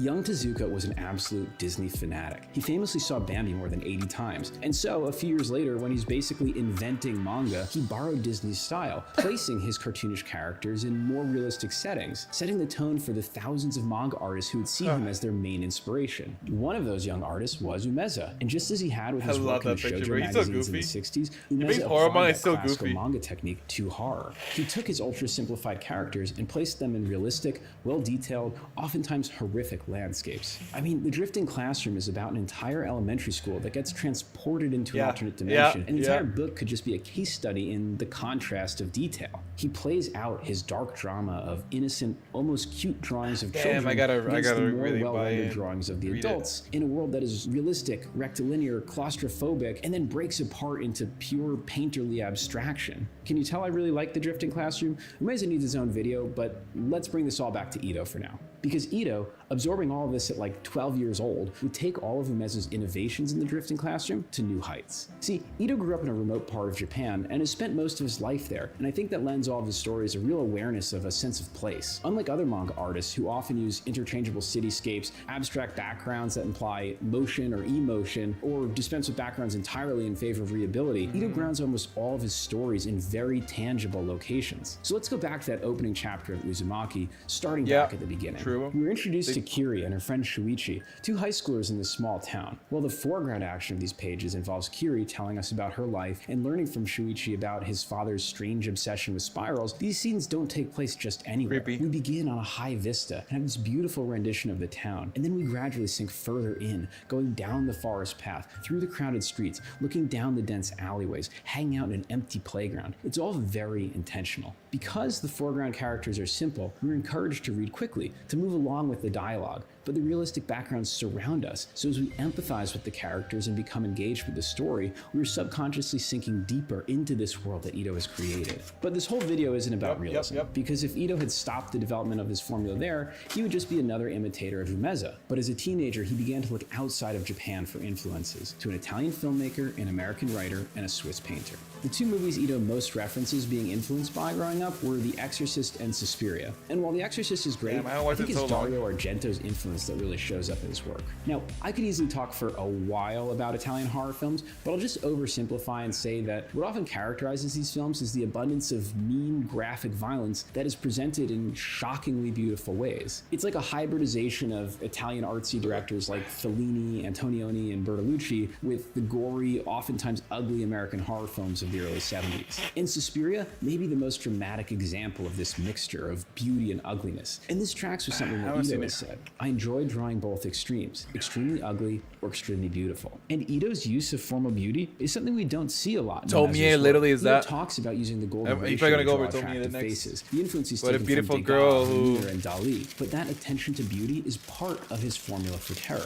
Because when the Supernatural ugliness shit. finally arrives, it seems so much uglier by contrast. So let's talk about that ugliness. Because while Italian horror generally draws a lot of its ugliness from blood and guts, Ito generally avoids that. He was looking for a deeper source of fear, and that is when he discovered H.P. Lovecraft. Lovecraft's work often focuses on these massive, incomprehensible forces and the effect they have on our fragile human minds. Ito describes how after discovering Lovecraft, the scale of what he found horrific grew bigger. That the universe is terrifying. That the scariest things are you know, I those can that see are that. so large and abstract It does- that they're it is beyond human pretty, comprehension. Lovecraftian, And like, Ito wanted to capture Lovecraftian, I that guess. visually, but it was actually a fellow Lovecraft fan who showed him the way, Hans Rudy Geiger. Geiger is probably best known today for his influence and design work on the film Alien, but his body of work is actually much deeper and larger. Geiger's paintings are obviously disturbing, but not because they show gore or even familiar terrifying images, but because they show recognizably human features being distorted disgusting. and perverted, often in uncomfortable, mechanical, unfamiliar ways. It's a visual merging of the relatable with the abstract, and it's hard to not feel uncomfortable just looking at it. They pulse This with one's really the most good. cosmic, Right, yeah, overwhelming it's a Mexican feeling, place. just like Lovecraft. This parallel to Lovecraft is more than mere coincidence. The original painting that inspired Alien is titled Necronom 4, from a series of works Geiger named after Lovecraft's Necronomicon. So Ito would adopt Geiger's approach to visualizing Lovecraft's version of terror by focusing on uncomfortable, unrealistic distortions of the human body to express deeper,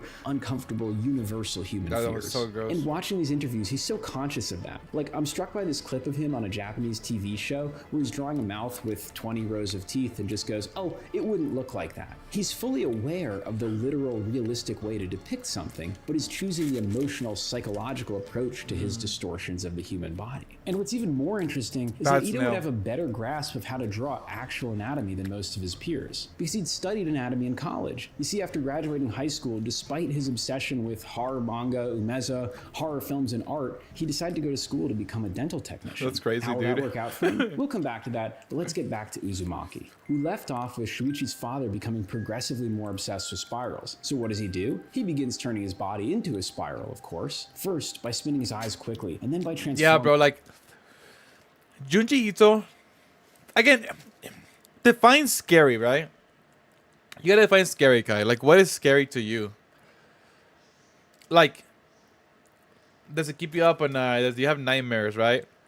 Because it just depends what's scary is to you. Because horror is a broad aspect. Like, scary, like, oh, that I got a jump scare. Maybe for you that's scary, but Junji Ito, bro, it's like it just puts people into horrifying characters. These characters into horrifying situations, which, you know, obviously, I'm sorry that you can't put yourself as in there, right? But like you know, you start yourself as in the story, and it's just like, man, this is just terrible. Like, it's horrible.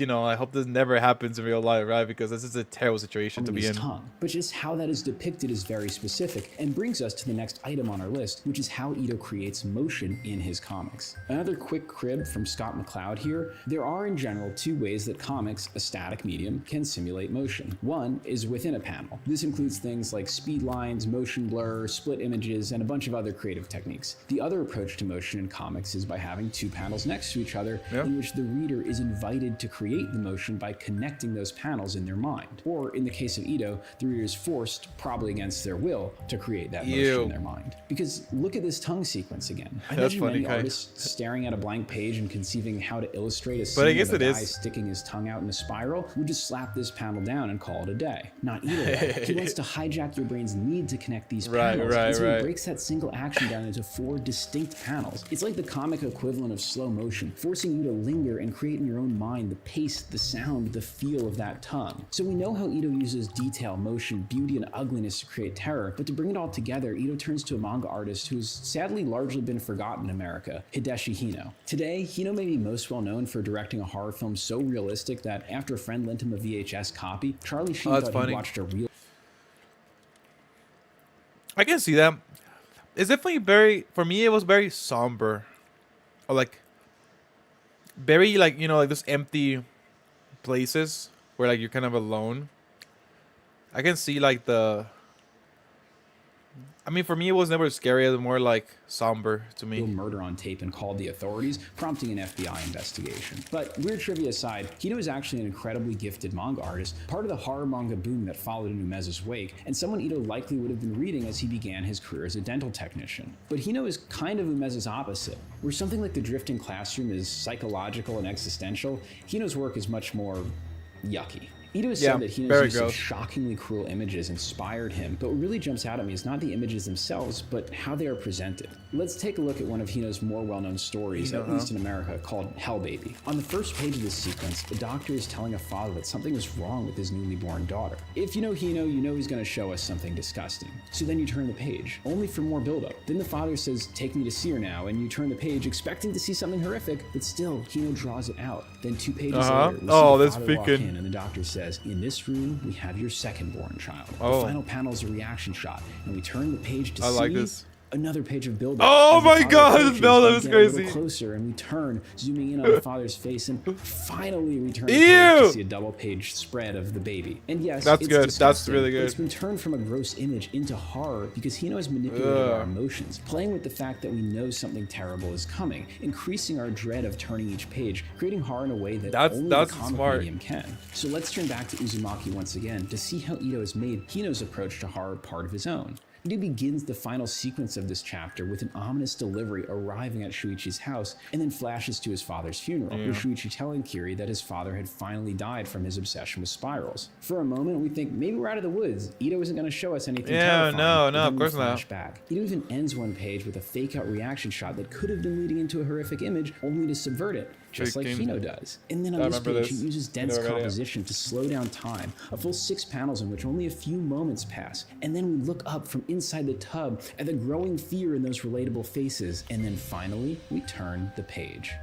So Ito has it almost all pulled together. There's just one final piece missing. So let's return to Ito's own life. Because when we last left him, he was working as a dental technician. He dabbled in manga as a hobby, but had moved away from it as a career. But then he sees something in one of the manga magazines he reads. Monthly Halloween, a newer magazine dedicated to shoujo horror, is holding a contest. They're giving out the Umeza Prize for horror manga, and it's going to be judged by Umeza himself. And Ito's inspired, not to win the contest, but to know that his hero, Umeza, the man who inspired him since he was 5 years old, will read his work. So he spends the little free time he has drawing a 30-page story. And that story is Tomie. Not only did he win the Umeza Prize, the story was so popular that Monthly Halloween offered Ito a job to continue publishing manga. And no joke, Tomie is my favorite work, by the way. Tomie is so good. Ultimately, he decides to change careers and become a manga artist. He continues Tomie at a huge I thought it's pronounced Tomie. He said it kind of weird. I think it's Tomie. I don't know. Tomie is really good. A multi-part movie series, and he's continued from then until now, building up an incredible body of work. So I'll put a reading guide below to help. Yeah, Tomie is my favorite one. But what's the final part of this formula? Well, in every interview I found with him, he's incredibly humble and deeply focused on his craft. He sits in the same house, at the same desk, with no assistants, with tools that he's made and modified himself, working slowly, methodically, and thoughtfully to give us all terrible, terrible nightmares. And I wouldn't have it any other way. Thank you guys so much for watching. I hope you enjoyed this video. If you did, please consider liking, subscribing, and commenting down below. And please let me know in the comments if you're Nicolas Cage. This is a good YouTube channel. What the heck? Matt with 4 T's. Here's the video, guys, if you guys want to watch it. Or Tomie, yeah. But yeah, it's like that. Tomie. It's just Tomie.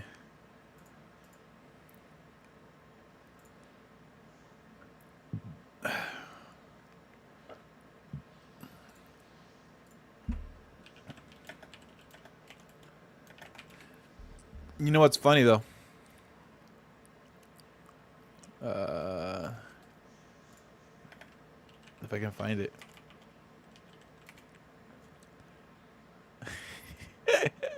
Guys, check this out.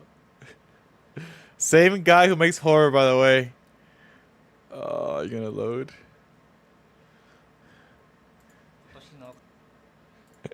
Same guy.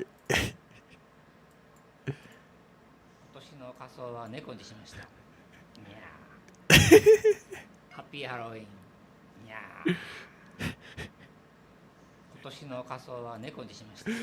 So good. He loves cats, bro. He made a whole book. a whole manga about his cat. It was great, and it's like more comedic. Honestly, it's so interesting because it's like it has like the same style as our style, right? Which is obviously like you think like there is some like horror like this. Look at this. Like there's like shit like this, right? Or like this, or like this, right? He's like makes like a horror face, but then he kisses the cat. It's pretty cute, honest. It's a cute manga. I gave it to my friend for Christmas one of the years because I know he has a cat. It's like it's look at this, you know. Like no, it's my cat, my kitty.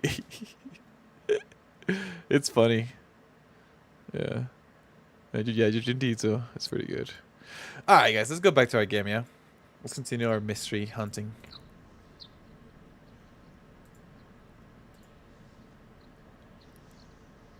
Let's see.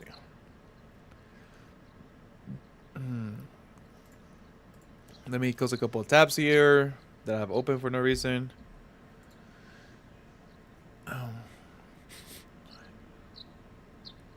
Close that, close that, close that. Refresh that. Close that. Close that, close that, close that. Okay, cool. Alright, I was thinking of my teeth. Yep, still alive.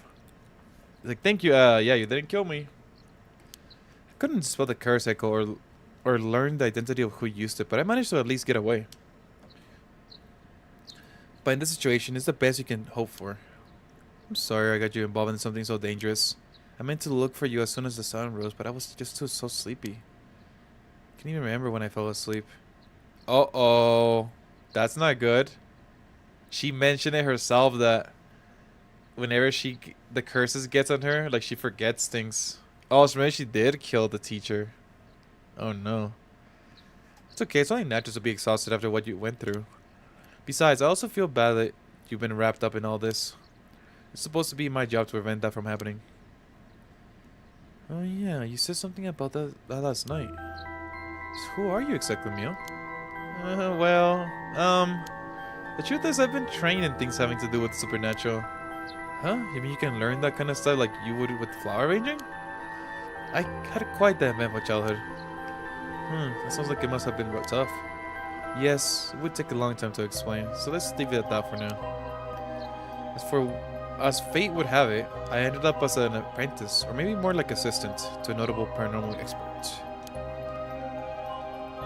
Schools have always had more paranormal disturbances because young people tend to be more susceptible to these things.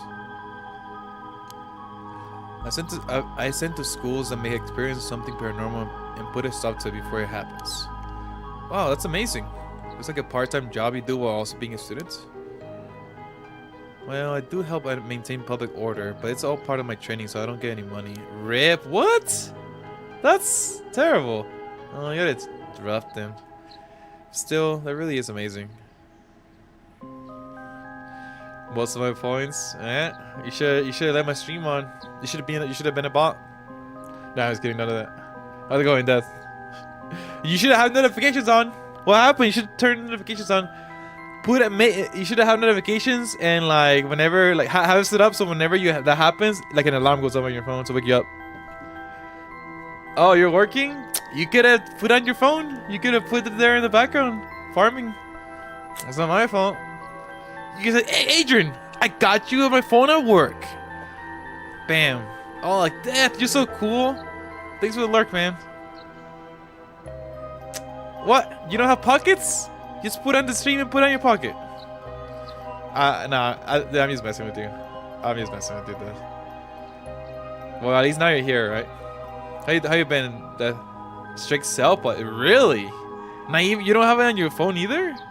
Like, sorry, not your phone. You don't have it in your pocket either? Like, you don't like? Do you leave it outside the company? Oh wow, that's super strict. It was dealing with some secret stuff, huh? Secret company secrets. All right, no, don't worry, then. In your locker, wow. Yeah, that makes sense then. Oh, welcome in, Death. We're here. We've been on for 6 hours. We're playing this game. We're continuing the second stream for Paranormasight. And yeah. How are you? How was work? You got it rough then. Still, that really is amazing. You were so cool when you faced off against the evil spirit. I never know if I should be happy when you compliment me like that. Anyway, that's why it's up to me to resolve any paranormal issues at the school. And why I'm going to look into the cause of all this. But for now, let's head to school. Yeah. You have your curse stone? Now that its daytime, its power is diminished. I should be able to hold on to it. Want to give it a try? Right, I do have it, but...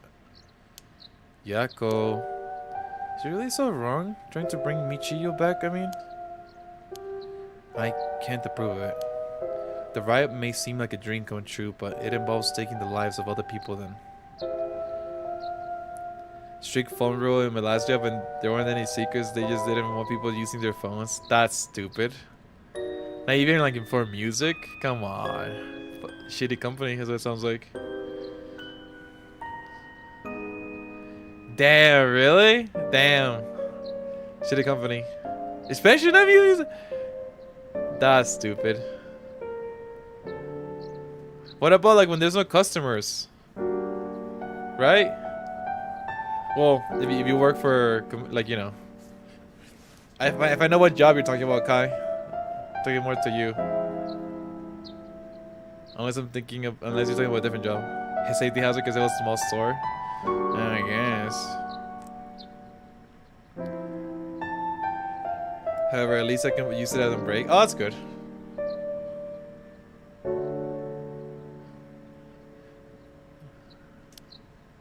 Yeah, true. I feel like having music on would make me... I mean, I used to work at a factory as well.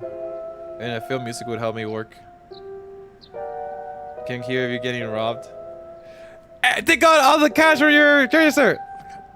Dude, I can't hear you. I have music. Take out the cash! Like, I don't know what you're talking about, man. You're like turned around. I want to make sure this whole ritual ends without anyone getting hurt. Too late. That's what I believe. In doubt, and what I'll put before anything else. I don't know if you caught it, Kai, what Alex was saying. You know, Alex, I know you mentioned like a long time ago that this game, the artist, is the same artist who did The Worms with You. Isn't it crazy how like different styles he has? This is a really good art, honestly. Really good art. Yeah. I'm sorry, but is it okay if I hold on to it? Yako. Obviously, yeah, I love The Worms with You art. And we'll love to see more, but this is really good too. You can play in Japanese, Guy. They even talked about. I mean, it's only happened once. Where like, oh, the spirit even knows what kanji I use for my name. They said it something about along those lines, but obviously it was English for us, right? Parents won't use the curse, no matter what. Maybe there's some other way. Except this feeling that I shouldn't give up on the possibility just yet. That said, I'll help you, even if it's to stop the curses. But for that Michiyo that still exists within me, I said things so that we can move forward.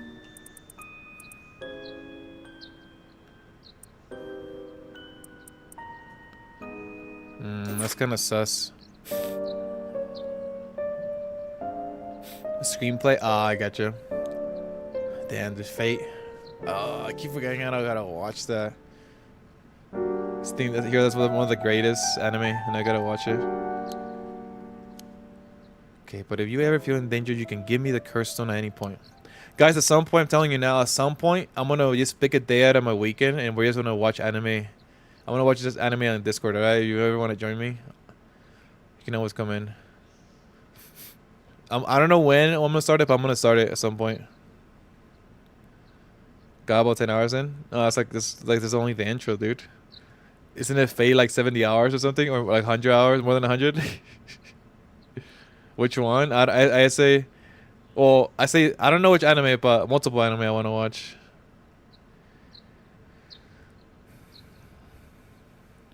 No, honestly, bro, I want to watch the anime first, and then I'm gonna get into the visual novels after. It's because then I'll get more out of it, right? At least in my head.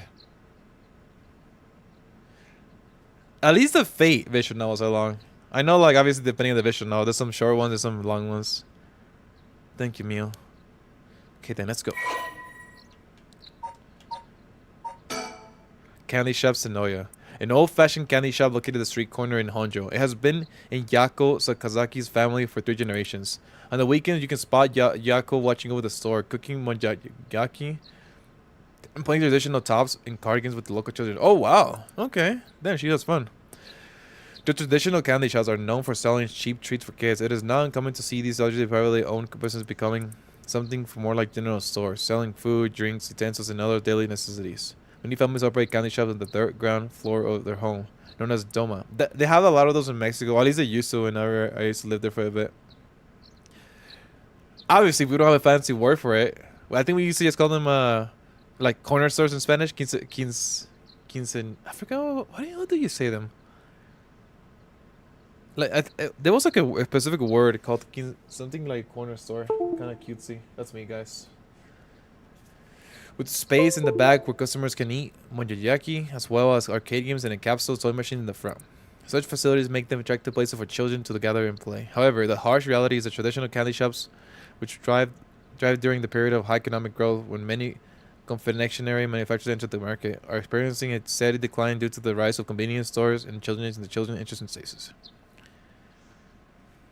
Don't worry, I try to always say it. If I'm gonna do it, I always say it. Like sometimes it happens by I don't know why. Like sometimes it won't plug by itself. I don't know why. I don't think it's still stuck in my teeth.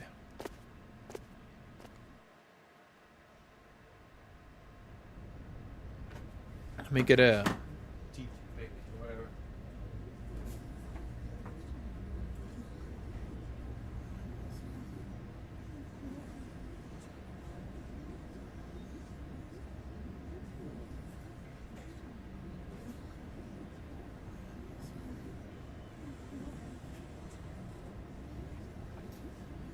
Huh? Oh, they don't know the school is closed yet.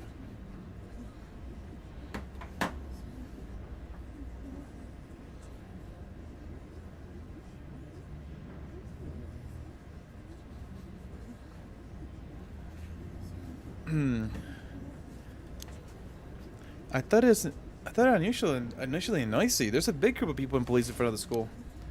Did something happen? If the police are here, then something must have. I'll go ask. Thanks.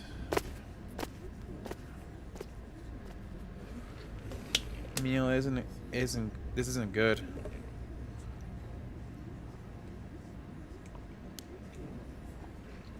What happened? Don't panic, okay? The first teacher who came to work this morning found something. Okay. Mr. Genoichi was found dead in the middle of the school grounds. What? Nani? They're closing the school for today. That's not all. I didn't know this either since I didn't watch the morning news, but rumors are spreading that a number of bodies were found nearby. What? There's no way! What? Could it be? Because of the curses? We don't know enough to say. From what I heard, Mr. Genoichi's body was in the middle of the grounds. But his body was covered in bruises, like he was falling from somewhere high. Wait, they told you that? Weird. Taking into account this a natural death and the timing, it's very likely it has something to do with the curse. You're saying someone used their curse on him last night? Seems like it, doesn't it? But that's so scary. Geesh, so the curses really do kill people. Someone used it? Shh. Keep your poison, okay? What would happen if another curse bearer heard you? Sorry. I'll read the whole thing. Goya Genoichi. Goya is an English teacher and the homeroom teacher of Class 2C at Komogata High School. Oh, so it was literally their teacher. He was seen along with Hitomi Okuda in the classroom late at night by Yako and Mio. His deceased body was discovered in the school grounds at dawn. Koya was an honor student and top of his class back in high school days. The apple of his parents. Wait, I read this kind of reason actually. Wait.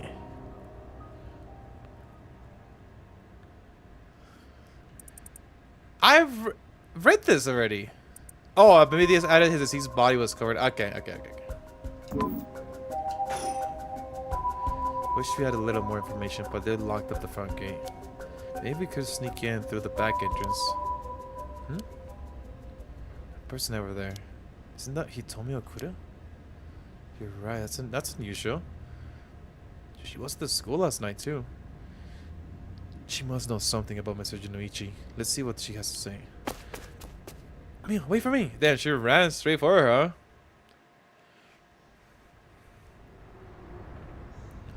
Huh. You're telling me the two of you were the ones at the school last night? No sense hiding it then. Plus, I owe you one meal. I'll tell you everything I know. Thank you. Owe you one? She owes you? Yeah. Right after I transferred here, there was a bit of trouble. You gave me one of those, what was it? Oh, exorcisms. Huh? So that's what it was. Exorcism? What? What did she give you? Jinoichi's death. No, it's like, well, deal me in order, right? Oh, I should have listened to that song a little more. That sounds like pretty good too. Tell me, were you possessed by some kind of spirit? Evil spirit? I don't understand it all too well myself. What I can say for sure is, thanks to Mio, the weird symptoms that were happening to me all went away. Yep, some people are born with a natural sensitivity to the paranormal. They tend to end up isolated as they struggle to relate to the people around them. They also tend to draw spirits to them naturally. Some cause strange symptoms they don't understand, like headaches, muscle stiffness, hallucinations, and even memory problems. Yeah, so if you have a stiff shoulder, that means it's freaking someone sitting on you. Ghosts. I'm sure it must have been very hard. That's how it works, huh? People also have their personality taken over and possessed too? It's possible with spirits who have a very close relationship to their target, like siblings who are parent and child. So, Yako might have gotten possessed by her friend and then killed the teacher, possibly. Most likely. Because, yep, it has to be. But it was never hear about people being taken over completely. It's when the two parties aren't in sync, then those negative effects can start to appear. Yeah, so the sciences or whatever you see on TV are all bogus? Not quite. There are meetings and diviners who can align their minds with the spirit that they call. Though there are people on TV who are just putting up a performance. There are people who in life had experienced extremely powerful spirit sense or to deep connections with the person. But even they shouldn't be able to completely take over the person that they possess. Even if they could, it would only be enough to pressure them to choose certain behaviors that wouldn't be unusual for them to do in their own to begin with. But if that's the case, wouldn't you not know if you were choosing what behavior of your own will or not? Hence why there are lots of cases where people don't even realize they're possessed. Though the spirit may influence the behavior, the memories of the host, deep the connection in life, the easier it is for that to occur. Confirms it. Nice, I see. Getting possessed by a spirit is pretty complicated, huh? Must have been tough for you being possessed by for so long, Hitomi. Whatever it might happen to me doesn't make any difference.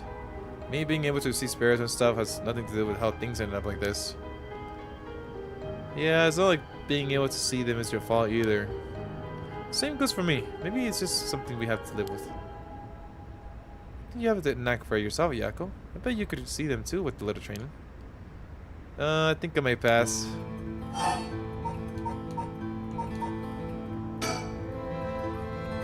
That's what you do, the job you do, huh, Mio? Thought she was a weirdo when she showed up.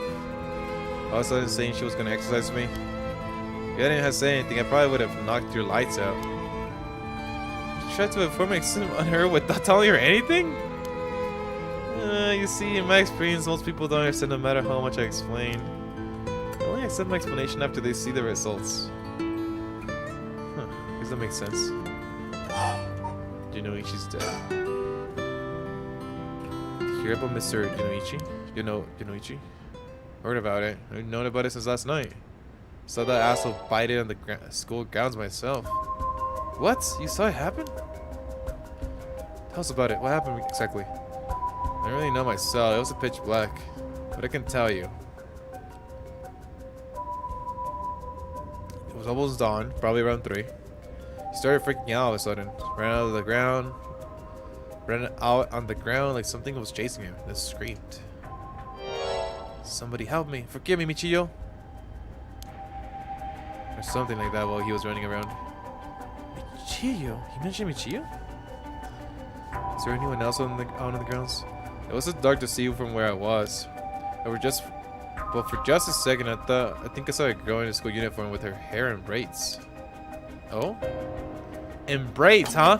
In braids, huh? Huh? Like. Wait, what are braids again? Wait, braids gonna be no, it's gonna be her friends, right? Yeah, her friend. Yeah, with you. She was controlling her. Didn't go out to make sure, so it could have been nothing but all I know. Then I heard him begging for his life, like, I was wrong, not do anything. Then all of a sudden his arms and legs snapped, even though he was just standing there. His arms and legs broke without anything being done to him? I fell over and quit moving, so I thought I would better get out of there. Then he croaked.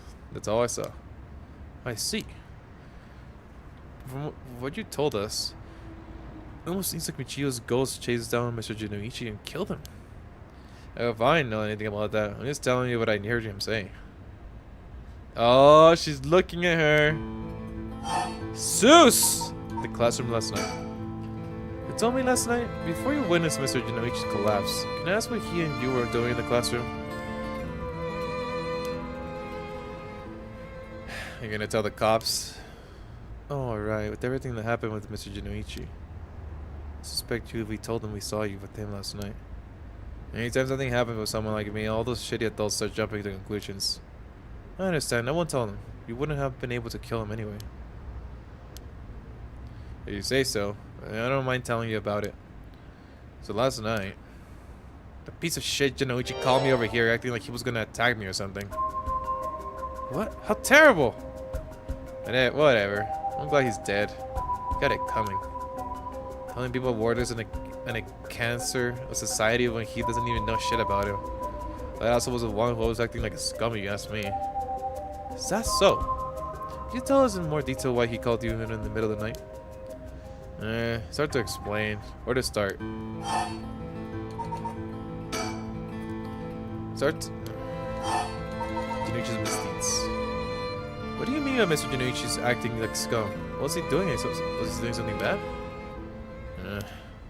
You know Michiyo Shiraishi, right? The girl who killed herself? Michiyo? I don't know everything, but the creep of a teacher has some dirt on her. He was using it to blackmail her. Call her out of her school and make her do whatever he wanted. What? What do you mean when you say whatever he wanted? Well, that's of your imagination. Nothing a couple of model students like you would ever get involved in. No way, that's... How? What do you mean by dirt? I don't know anything about this. How could I have known about this? Yako, I know how you feel, but you have to calm down. You had guts acting like you were her friend. She really didn't know her on both Michiyo's body and soul. Sheesh. She really felt she couldn't tell anyone. She's like she has to suffer alone. How terrible! Tell me, how do you know about this? This happened to walk in on it. I know the spots around school people go to when they want to stay out of sight. Heard enough in a panic when I yelled at him, asking what he was doing. Walked in on it? Fuck, man. Couldn't just leave her alone, looking like she was about to cry. So I stuck around for a bit.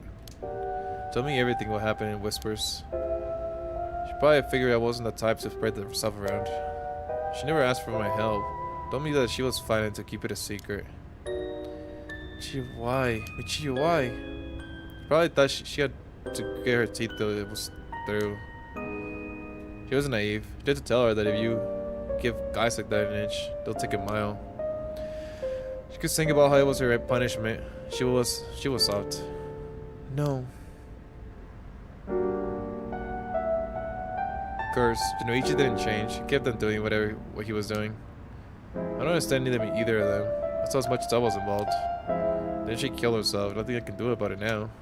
She told me you knew about it. And why didn't you? You said just trying to say it's my fault. I mean, not to say anything. She told me she was fine. What the hell is a...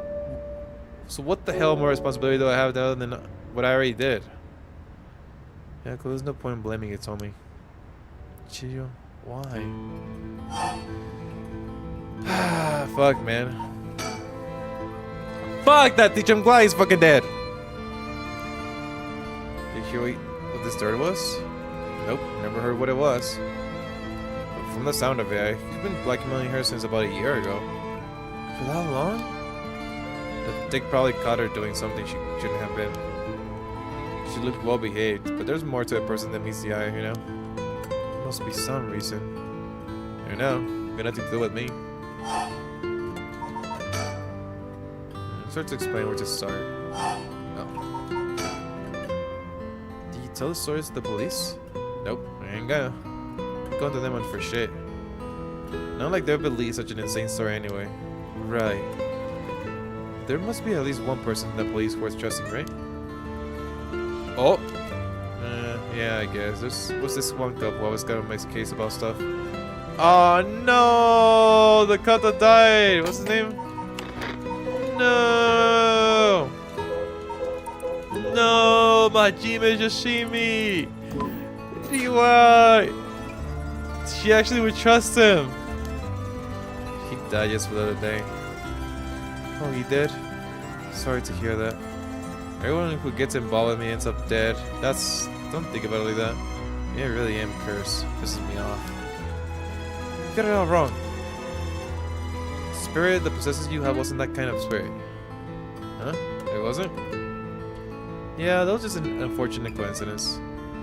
Though I'm sure that was hard enough for you. You know, I don't know if it's on purpose. It must be. When they kind of look away or look at a person, they kind of at the same time it's kind of like they're looking at you. Kind of like that. So I know about the asshole's death. Hey, Mio, I'm thinking about something.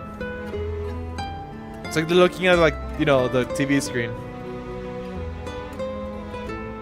I'm thinking something. The way she described it reminded me of something. The way Mr. Jinoichi died, sounds like a lot like how Michiko died. Of course, I didn't see it myself, but the statement Chiyo's body was in, it was like she would have fallen from high up. Could they have been killed by the same curse? I don't think so. The curse of the seven mysteries didn't have manifested from when she died. True. If we can't trust what the spirit board said, the Michio's died in an accident. Oh, right. You described the sound like Michio's killed Mr. Jinoichi. She did have a reason to hate him after all. No way. I mean, that really was her ghost, like for real? Those who die bearing strong resentments or regret can occasionally become spirits, either bound to a place or roaming freely. However, it would usually be impossible for them to kill the living. Most don't have that kind of power. But it's possible they could possess someone close to them to act on their lingering regrets. Like? I mean, that's what happened. She was tired. She was sleepy. She was sleepy, guys. It was her. Alright. Then supposing what the spirit report said is true and Michio's death was an accident, then she must have had some regrets. She really hadn't given up on living, that is. I don't think she was the kind of girl who would just give up no matter what situation. I don't really know, but she didn't seem like she had something tormenting her so much that she'll kill herself.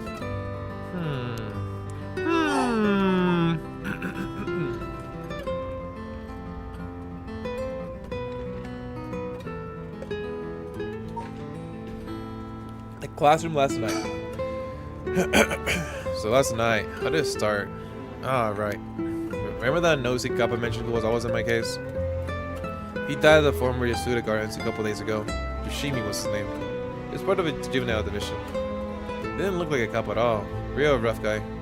But good looking out for folks. He was the only one I could talk to. Huh. There was someone like that with the police. Too bad he ended up dying. Oh, another thing. One time, he suddenly introduced his fiancée to me. was hilarious seeing a big guy like that, like a shy little kid all of a sudden. She told me that she was like me when she was my age, and that she was on my side. Must have been a terrible loss for her too. Yeah, I do feel a little bad for her when I think about how sad she must be. And I saw him at the gardens that night he died. What? Oh no. This is before the curse got manifested, so what? Whenever I would get worked up over something, Yoshima always took me straight to the park. Then he'll listen to whatever it was I was pissed off about. That day he called me over there like usual. But something seemed off about him. Like he was worried about something. Worried about something? Yeah, he asked me for a favor too. That was pretty unusual. A favor? What kind of favor? He handed me a weird talisman and asked me to hold on to it for him. A talisman? Yeah, it's a normal good luck charm. Figured if that's it, then sure, I'll take it. Have with me now. But that wasn't all. And he told me that when he wanted me to look for a talisman, Michiyo Shiraheishi had it that looked like this one. What? Look for a talisman Michiyo Shiraishi had that looked like this one. That's kind of weird. Michiyo? What does she have to do with this? Shimi had been meeting up and talking with her. Oh yeah, he was. While they were together, he noticed that she had a special talisman or something. Apparently Michiyo always avoided the subject. A talisman that Michiyo had. He knew that I knew her. That's why he asked me, he said. Could there have been something that Michiyo couldn't tell even the police about? I know things at home were a little complicated. From what I heard, Michiyo was keeping her mouth shut about what Yonoichi was doing to her. I had to talk with the cops when someone's got dirt on you. They didn't squeak on anything about Michiyo either. Michiyo, what is it that you have such a strong grip on you? So basically, Yoshimi didn't just have his eye on Michiyo, but her talisman too. But after she died, he didn't know where it ended up. Huh. Since I knew her from school, he wanted me to look into it for him. Is there something special about those two talismans? I wonder why he gave it to you. How have I know?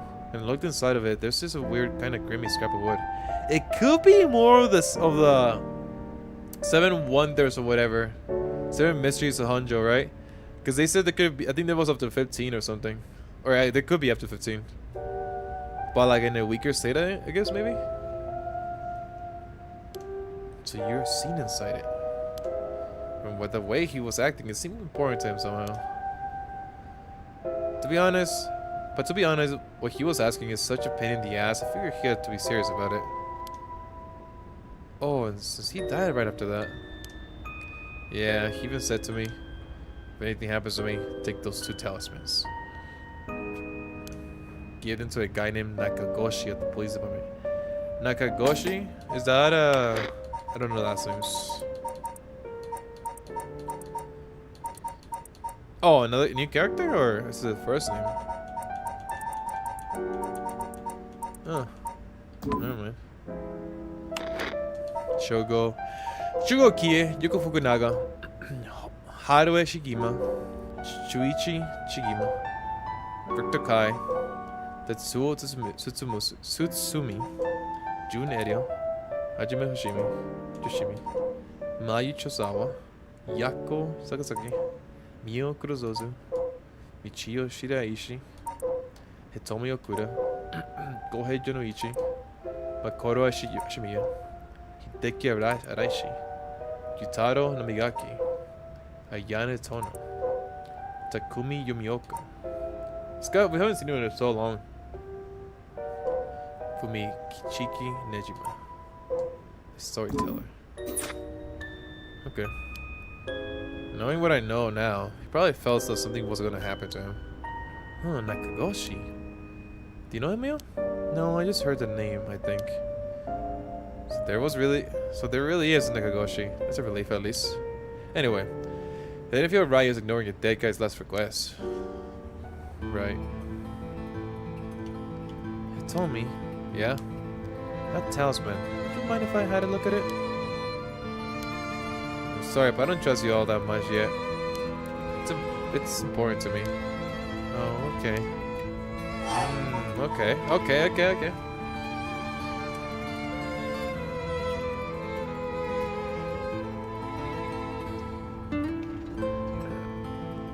Okay, so last night you were looking for the talisman Michio had. Yep. And I figured the piece of garbage teacher would know the most about Michio. I asked him yesterday afternoon if he knew anything about her talisman. He gave me some cryptic response like, "We're gonna talk about it now. Come to the school tonight." He even gave me the code for the lock in the back entrance. He seemed pretty willing to give it out, so I wouldn't be surprised if he used it for secret meetings before. Yuck, I can only imagine. I couldn't over the front gate to get in. So yeah, we met up in the classroom in the middle of the night. But nothing he said made any sense. Like, that I was really Michio and stuff like that. Weird. He went on and on about how it was my fault and that if only I hadn't been around or something. He got this hold of me, breathing heavily. Eep. Were you okay? Yeah, that's right. That's right when you two showed up. I was able to get away while Ichi was freaked out. Oh my gosh, I think you got away.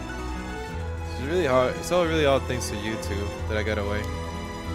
Didn't get any info about the talisman. The whole thing was sort of a bust. Afterward, I was wondering what you two were up to, so I head nearby. Then I saw you and old man Ashimiya talking. Then Neo showed up. Oh, you did? That's also what I saw Ichi come back outside and bite it. I see. So you were only here to look for Michio's talisman. Okay. That's all I know. Happy? Still gotta look for the talisman. Sure, thank you, he told me.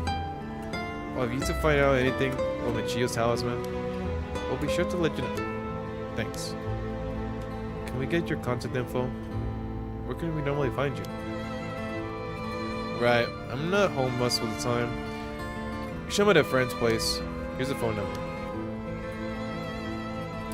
Damn, house number. Maybe, yeah, most likely. Thanks, we'll call her if we need to talk with you. We'll holler. And what is it? You're easier to talk to than I imagined. I was kind of scared at first, but not anymore. Shut up. You were the one avoiding me.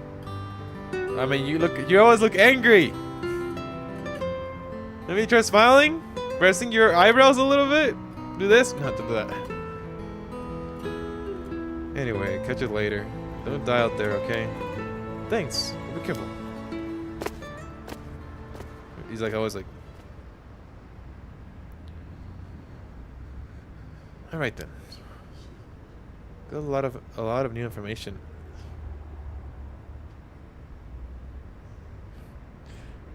Gotta smile more, right?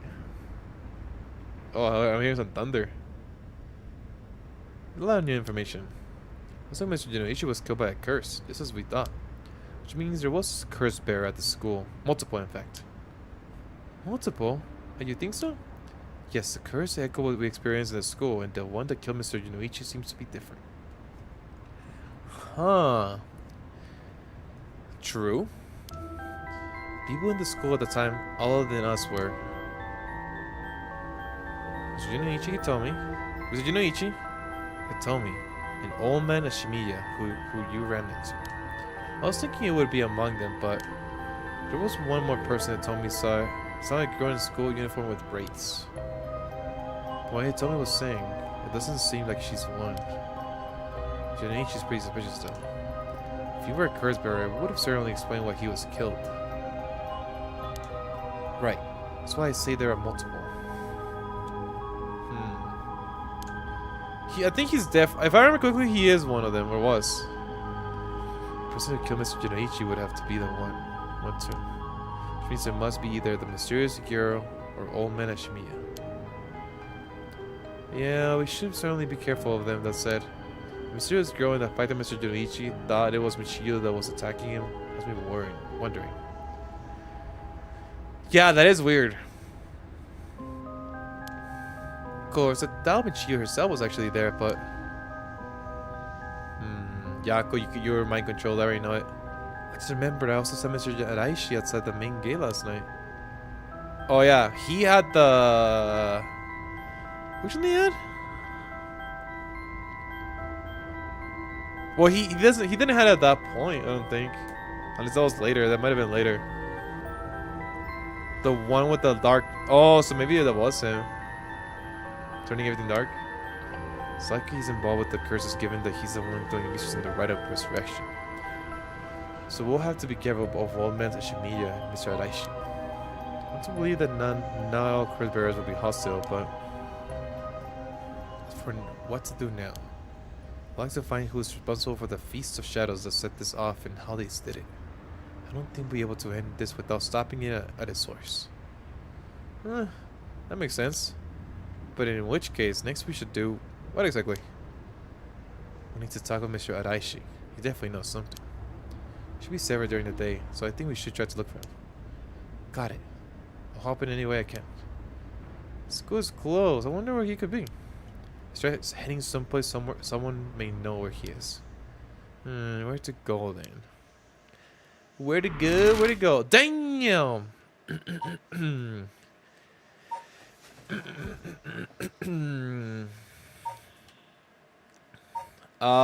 He's researching the 7 wonders, right? So probably at the gardens, or at the bridge, or at the bridge. Let's go here.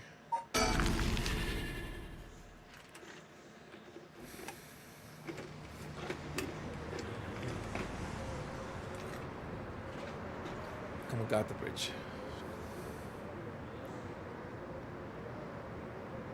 And so, Mio, Kurozuzu, and Yako Sakazaki decided in the next section to escape. Yeah? Oh, was that wrong, I guess? Wait. Was that wrong, I'm guessing? What was that?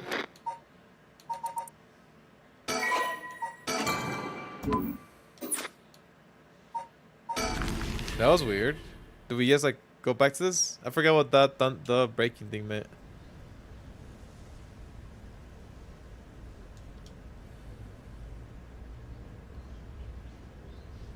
And so I'm guessing we just move on to the next, right?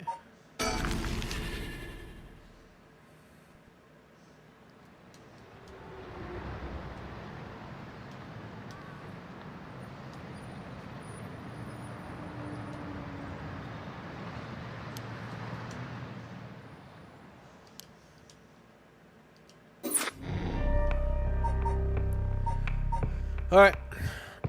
Life can be tough. Life could be a dream. Life can be a tough. Harue Shigima. Throughout the night, Richter continues to gather information about the cursed stones, while Kuruda lies awake until dawn, preoccupied by the prospect of bringing her lost child back to life. Don't do it. Don't do it. Curses aren't good. Shigima Mansion. Shigima Mansion. Good morning, ma'am. How are you feeling? I'm fine. I hope we can make a good progress today. How's your curse stone looking? I haven't felt anything from it since sunrise. Interesting. It's possible that his powers can only be unleashed at night then. Let us sigh. Why are you so late this morning? Hey, there are unfortunately some things that can be investigated while the world slumbers.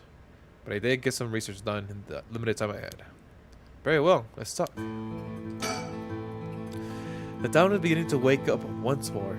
The Clanmore Society can be heard from beyond the Garden of Gates. Like any day, a cloud of pollution drifts off into the industrial area. I wonder what he got. No one in the mansion at the moment. The door has been locked shut. The housekeeper has already left after the cleaning and preparing the food. Okay. This is an old mansion when I was born and raised. He's looking a bit tired. He must have been up all night investigating. By the way, there's something I wanted to talk to you about. What's that? My current plans is to steal a cursed stone that's already absorbed soul dregs, but I'm wondering if it would suffice to not steal, but instead negotiate with the cursed bearer and have them use the right for our purposes. Oh, I mean, I suppose that would accomplish the same, but do you think it's possible? As long as we offer compensation, it may prove much easier than you expect. Compensation? Cash for assistance. For cash, for instance. That wouldn't be off the table for a family as rich as the Shigemas, would it? Of course. Why, any amount would be fine if I get the job. It gives the job done. I won't let monetary matters lead me to regrets the way I did back when with the ransom. Okay. The option on the table, let's figure out our strategy. About the curse bearers. I mean, I feel like if you're a curse bearer and you're like collecting souls, I feel like you wouldn't. You know, I don't think you would trade it. But I don't know. Then again, they say money. There's always a price for everything. They say, right? Do you have a curse bearer with whom we can negotiate in mind? Not yet. Surprisingly, it seems the other curse bearers haven't been that proactive about collecting soul drinks. You see the news this morning? No, I haven't. Overnight, 3 mysterious deaths were reported in the area. This area. They yet to announce the identities of the bodies found. But they've been nicknamed the Hound of serial killings. This is garnering quite some attention on the streets. Oh my. Only 3? That's what I thought. Even if the victims were curse bearers, just 1 or 2 wouldn't be enough soldiers. And for what those curse stones are capable of, a mere 3 victims seem a little on the low side. With this little activity all throughout the night, the curse bearing must be a cautious bunch. What's holding them back? Are we not all up to the power of resurrection? There may still be some undiscovered victims, but it doesn't seem like anyone has gathered enough soldiers yet. We might have to set up some baits to spur them into action. And then we offer them the deal. Huh. Get them to kill people, yeah! About the kidnapping. I learned something new about the criminal involved with the kidnapping. Concerns the serial killings. There was a body found at Komagata High School. The person was identified as a school teacher. His name was Kohei Junoichi. Do you think he was a curse bearer? Not sure. It's possible. But regardless, this means the 2 people who knew the truth about the kidnapping are both dead. So we were getting somewhere. Oh yeah, he knew about it. It isn't enough to make me give up, of course. See, still, we don't know anything about Michiyo Shiraishi's residence. It would be wise to pay it a visit. Understood. Think. We may be surrounded by curses and death, but it matters little. My only concern is whether I can see my child again. Okay. About the serial killings. Also, yeah, what if she connected, right? What if she was evil? What if, damn, maybe she maybe that was the, no, he's a year ago. Wait, a year ago? Wait.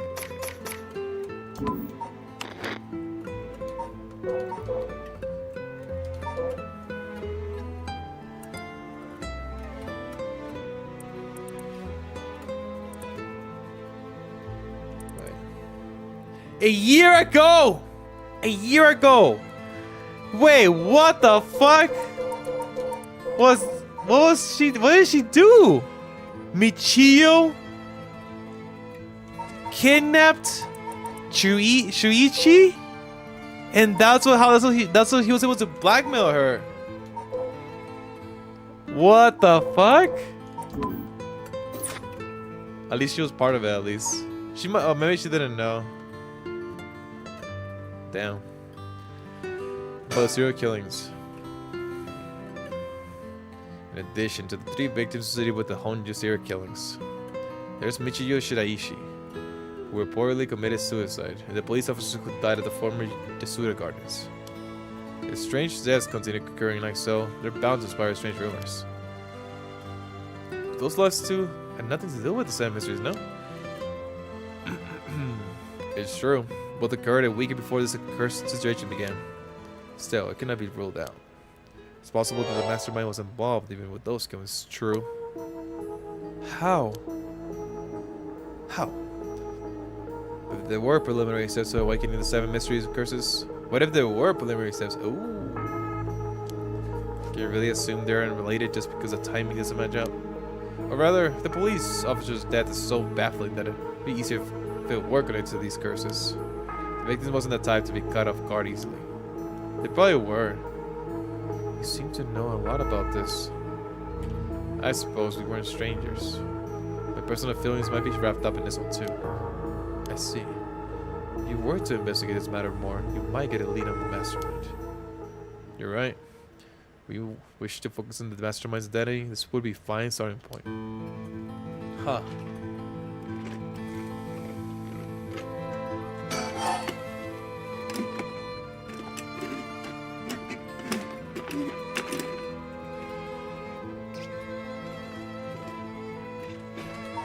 About the serial killings. You might be even discover more deaths related to the curse on the way. Should pay attention to today's news. Okay. No, the curse bearers seem very proactive. I wonder if this situation could be what the mastermind who kicked it. Dude, did I not? Dude, I like touched my nose and it's on fire right now.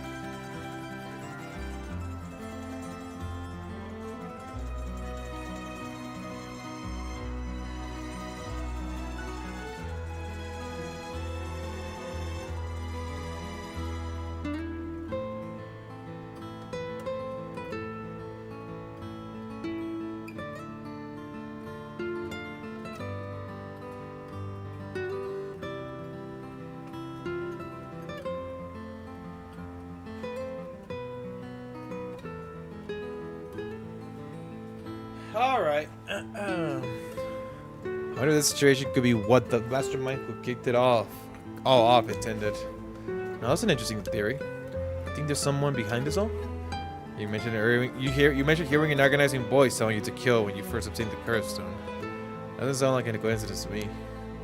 Someone to get agitated the curses in this area on purpose. They're likely after the right of association as well. So you're thinking this person is now one of the curse bearers. You got a sharp mind, man. Ooh. Though it might seem obvious for the mastermind to become a curse bearer and collect soul drakes if they were after the right. This would be very risky, since as a curse bearer, they themselves would become a target. So it'd actually be more convenient for them if the curse bearers moved less aggressively.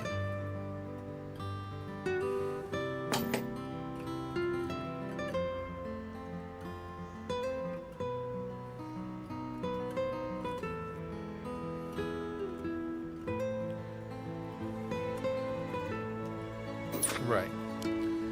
That's right. But despite that, they've been inciting the curse bearers to commit murders. Why? Let's consider this.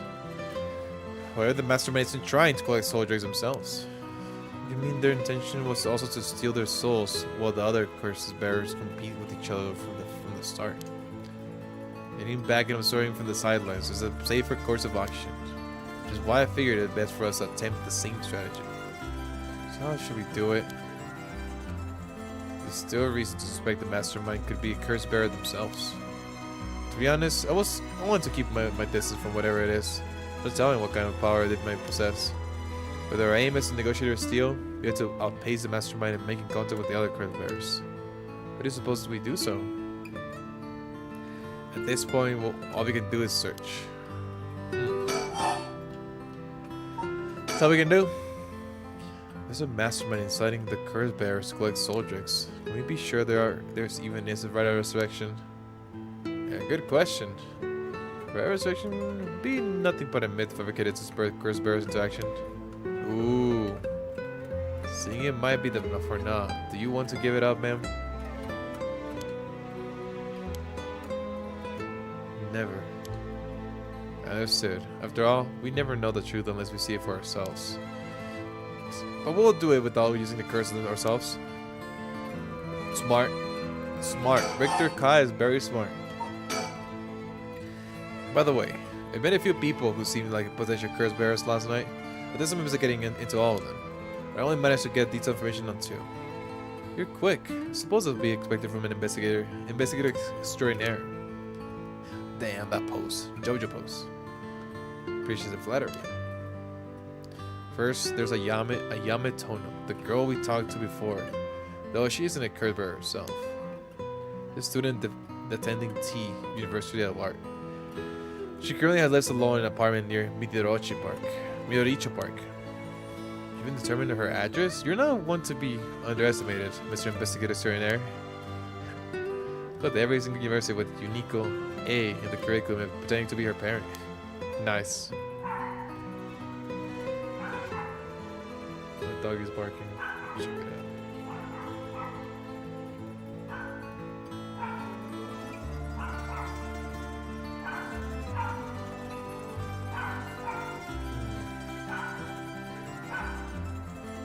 Oh, okay.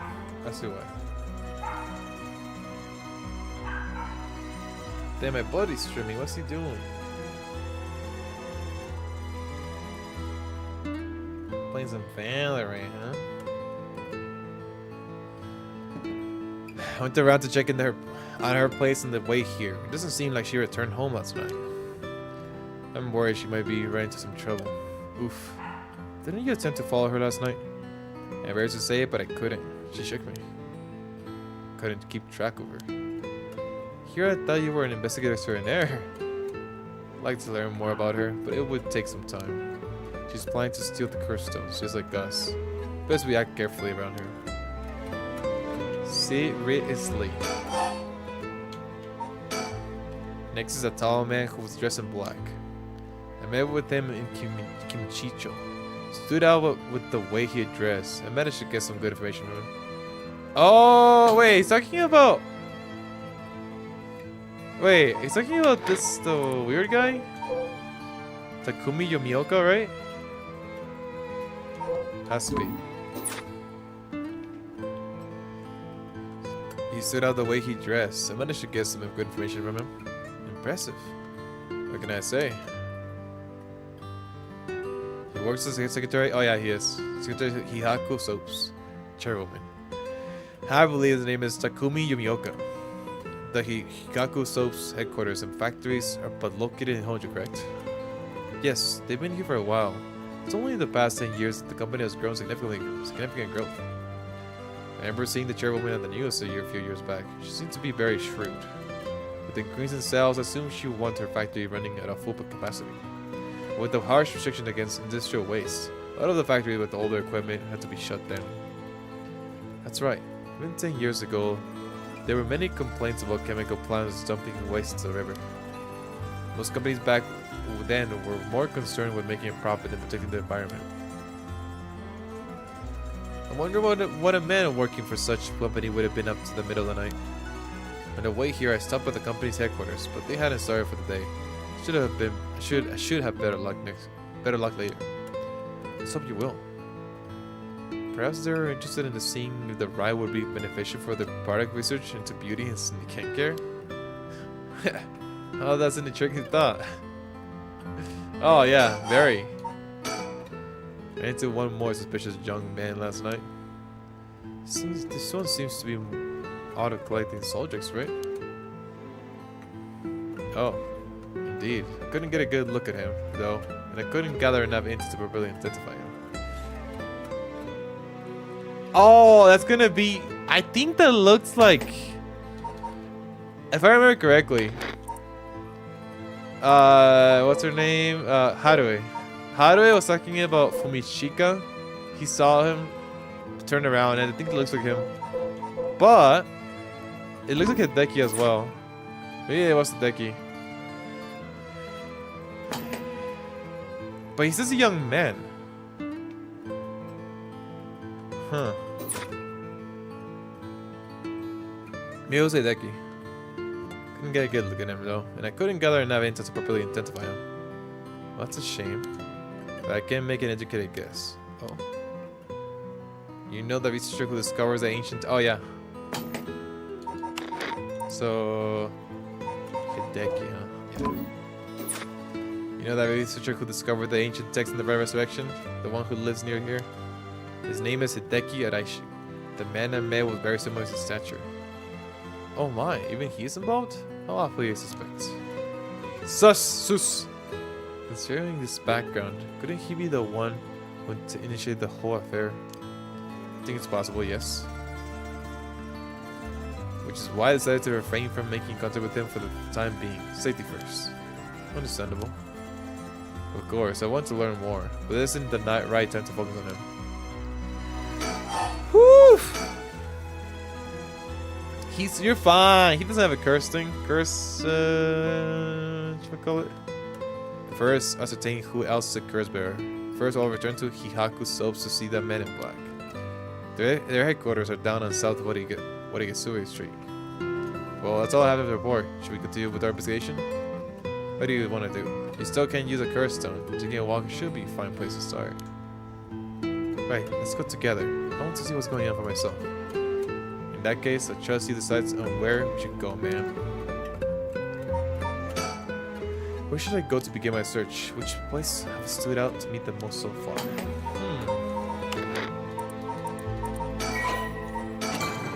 Where should I go? Mitoricho Park, South Warigasui Street. Is that where the company's at? Yeah, I think this is the best place. The park? There's nothing really there. The school could be a good one too, actually. But why would you go to the school? Everything he said, the school doesn't make any. I'll go here.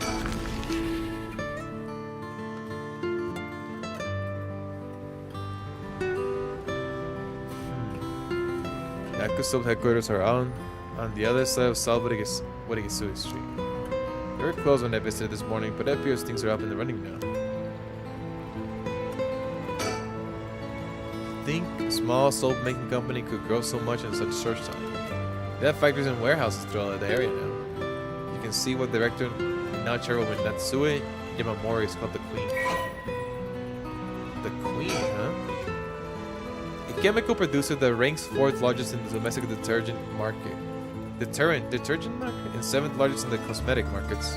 With its humble beginnings as a small soap factory established after the war in 1946, founder Natsue Yamamori utilizes her feminine perspective and a well-timed economic boom to boldly lead the company to new markets. Even as the market grew crowded in the industrialization of Sumida City, the company continued to expand, digging its roots deep into the area. In particular, it established itself as a household name by focusing its branding towards a rapidly expanding convenience store market. Its flagship products now include cosmetic detergent, soap, shampoo, and more. The company name is Hihaku, and this will be referred to kasuri, a type of patterned fabric. Oh shoot! Oh, that's her, Natsue Yamamori. Natsue is the former president of Hihaku Soaps, a large chemical company. Though she retired from her position 2 years ago, she still wields great influence over the company from her position of chairwoman. Recently, there have been rumors about her possessing strange and powerful magical abilities. Oh, really? Earning her the nickname the Witch of Hihaku. That's sus. What if it was her? Prior to the war, Natsue enjoyed working her dream job as a textile factory.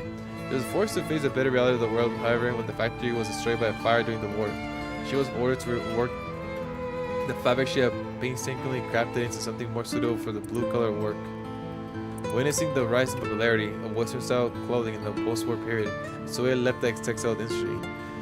However, a nod to her past can be seen in her company's name, Hihaku, being another name for kasuri, a type of fabric featuring patterns and images woven with dyed fibers. Having long been dissatisfied with the soap supplied the textile factory, Natsue has a business opportunity to set up her own small soap factory. Taking inspiration from important soap brands, she developed new products which quickly gained a good reputation. Ever the shrewd businesswoman, Natsue ran an aggressive promotional campaign on TV featuring a popular Japanese singer, rapidly turning Hihaku Soap into a household name. Smart. You mentioned that Takumi works as her secretary? That's correct. Do you think it's possible he's acting in her orders? That's exactly what I'm thinking. It curse bearer with both money and power could certainly look at resurrection as their next prize. Who are they going to resurrect? Herself? Negotiating with the person of that stature may prove difficult. The business is up and running. I can see people inside the reception area. Okay, I won't look at that again. Think. So an influential person at Yaku solves a potentially curse bearer? Richter and proposed we use money to negotiate for the curse stones. We could hardly commit a large corporation if it came down to it. Oh yeah. He tells me that he barely slept last night, yet he seems to be brimming with energy. So I too resilient at his age. Perhaps this is what sets apart a detective from this rest. Yep. First I need to confirm whether Takumi is the man I ran into last night. Then I'll be able to determine if he's a curse bearer. It'll be better if I go inside the headquarters alone. I should walk around, visit a cafe for some tea, perhaps. Okay. Go then. Oh, who's that? Never mind. I'm going to go in. I may be a while, so feel to find somewhere to kill time. Okay, good luck in there. Oh, he's back. That was fast. Sorry to keep you waiting. Sorry to keep you waiting, guys! Sorry to keep you waiting. How did it go?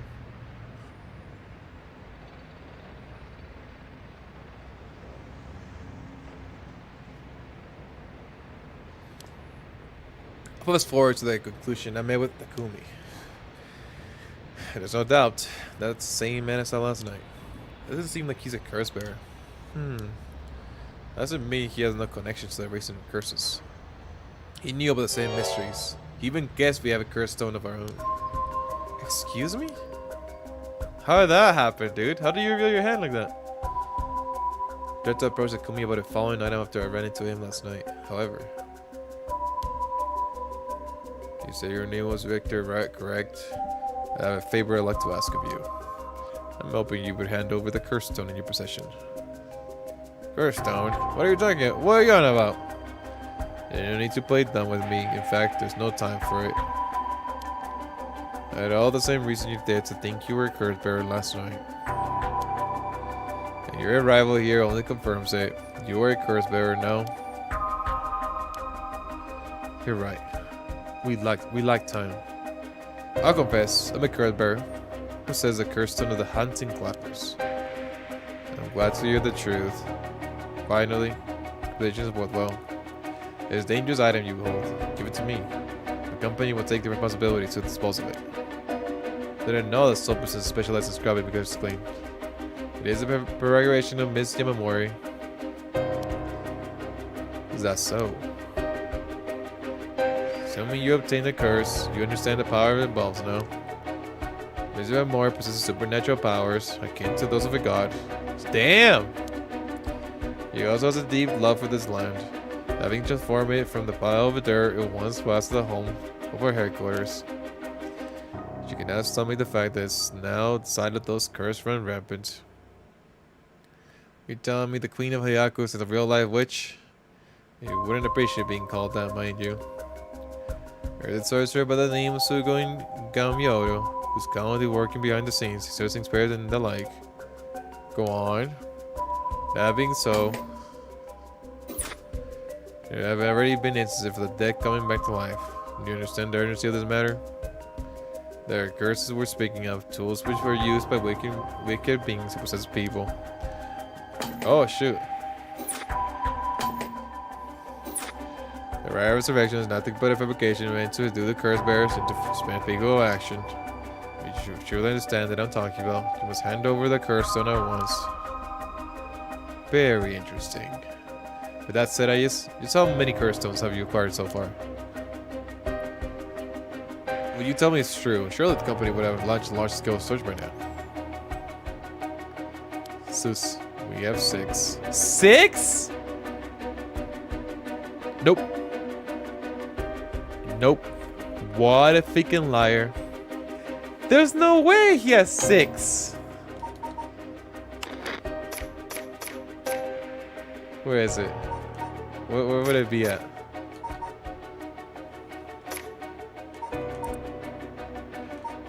Oh, there's a mystery one. There's a mystery curse. I just saw that.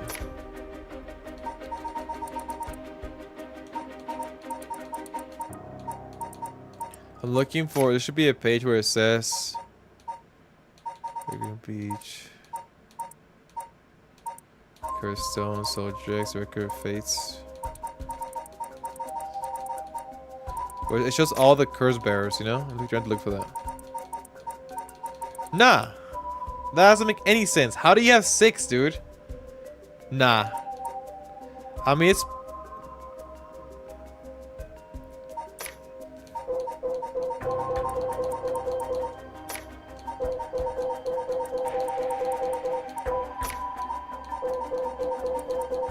There it is. 3, 4, 5, 6, 7, 8, 9. Nah. That makes 0 sense. Okay, this guy. Unless, what if there was 16? Or 15, sorry. 6. Huh, whoa. Can't race at these then. You're at that risk of being cursed. Can I see them? Seems we are on the same page. If that is the case, you should hand over your curse stone immediately. Sorry to disappoint you, but it's not actually in possession at the moment, considering its importance. I've been keeping it in hiding. Really now? I'll accompany you while you retrieve it. I'm sorry, but I got something important to attend to. But I promise I'll return with it later. Very well. You won't refuse to provide your address and telephone number, I presume. How prudent of you. I'll oblige. Fuck. Wait, you actually obliged to that? What the heck? That's the way it went. So they aren't up to the right after all? Wouldn't be quick to trust him. Oh? We were dealing with the master in deception. He may well have made up a story to convince us to part ways with our stone. He was lying about having procured 6 cursed stones as well. Like, really? 6? That's excessive. But now I feel gullible. The company is plotting something. I wonder what they meant to do with the cursed stones. They seem rather desperate to get a hold of ours, despite us not having collected any soul dregs. Perhaps the people of Hihaku are the masterminds behind the curse being unleashed. Is the chairwoman's witch? I wonder about that too. If she really were that powerful, would her secretary have divulged information so casually? Takumi was either making it up as he went, or he's trying to spread a rumor. Oh, for what purpose could he do that? Recently, people have been caught up with this alcohol more than ever before. The word spread that Hihaku's chairwoman has godlike powers. She could very well benefit socially and politically from that mystique. Huh. That's unsettling. Ooh, it's true. She will Hihaku for the time being. It'll be a pain if I have to deal with Takumis again. Yeah, I don't trust that guy. Like, yeah, right. Please hand over that stone immediately. Yeah, right. Not very convincing. It's like a script, you know. How interesting that the Queen of Hihaku, or the witch, whatever she is trying to get her hands on the right resurrection. It's like some kind of dark fairy tale. Regardless of what it is or isn't true, we must stay on one step ahead. Okay. By the way, there's one more thing of interest. Everyone in the company's reception lobby. What's that? People were discussing whether one of the bodies found this morning was that of Hihaku's employee. Oh, it was. Really? As long as the officials haven't revealed that identity, it all amounts to no more than speculation, though. Despite that, I have reason to believe Hihaku's soul is deeply involved with the 7 mysteries. At the very least, I can assure you I'll gather that much. The more we know, the better our negotiation will go. Okay. So ramens. Back in the Edo period, a volcano known as South Urigasui ran through the area. It's been turned into a major road. It's a bit away from Kinchicho Station or Ryogoku Station, though it's still considered a very nice area. Stories of the ever-burning lantern and the food washing magic both took place around here. Oh! One of the bodies discovered this morning was found by this road as well. This is quite a lively area, huh? I suppose you would call it somewhat of a city center. Warigasui, lit partitioning ditch, refers to as waterway dug down the middle of the road so that it's divided. As the dawn of the Edo period in Honjo district was little more than a collection of suburban rice farms. That's how you say it. As the area became more developed, the South Warigasui was excavated in order to drain rainwater into the Yoko-Jiken River to the east. Though it served the people long and faithfully, it was converted into an underground culvert at the beginning of the Showa era. In the present, no trace of the remains in the surface, but in the street, that bears its name. Interesting.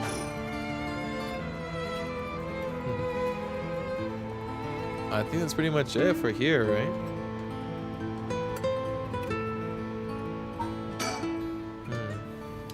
So let's move on. Okay, well, we're close to the park. Why would I walk over there and then over here, right? Midoricha Park. Right here. This is Midoricha Park. And Yame Tono lives around here. It wasn't in her apartment when I dropped by. Ayame Tomo?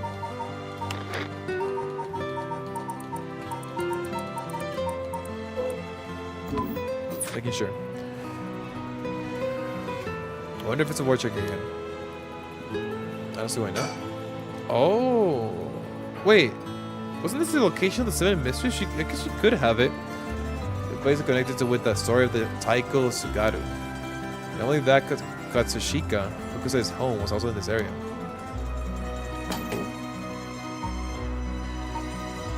Katsushika Hakusai.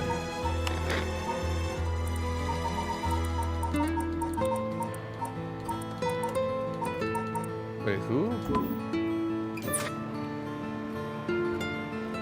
Maybe why you haven't chosen to live here? Oh, here we go. Midoricha Park, a small park bordering South Warigasui Street, sporting a mixture of cherry and evergreen trees. Although unremarkably, in most respects, a small playground always attracts a number of children come evening. While no trace remains from the modern day, it stands on the what was once the site of Sugaru Estate. The legendary artist Katsushika Hakusai is also built. Oh, that's what. Oh, wait, I know who that is. Now I know, I guess. Believed to have been born in the vicinity. Okay. She could be. She could be. Seems picking up Ayame's trail is out of the question for now. Why did we even come here? I don't know. Because I felt like it, alright?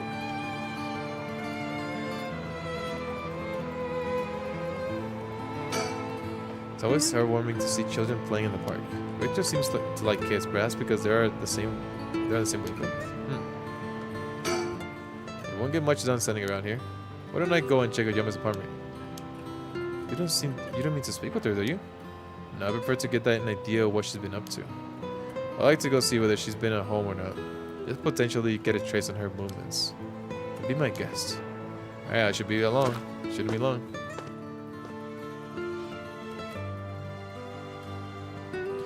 I'm back, ma'am. So, nothing? I'm afraid so. She still hasn't returned. However, I noticed a few people who seem to be related to the police force keeping watch in the area. I don't know if they got eyes on her apartment, but they do appear to be watching the building it's in. Interesting. Get a sharp eye to have noticed them despite them being so covert. What can I say? It's part of the job. Why is a girl there? Was she there earlier? I don't think she was. Ever meant I had to refrain from knocking on her door, looking through her windows. I wasn't able to check her electric meter or mailbox either, unfortunately. Your appliances go that far?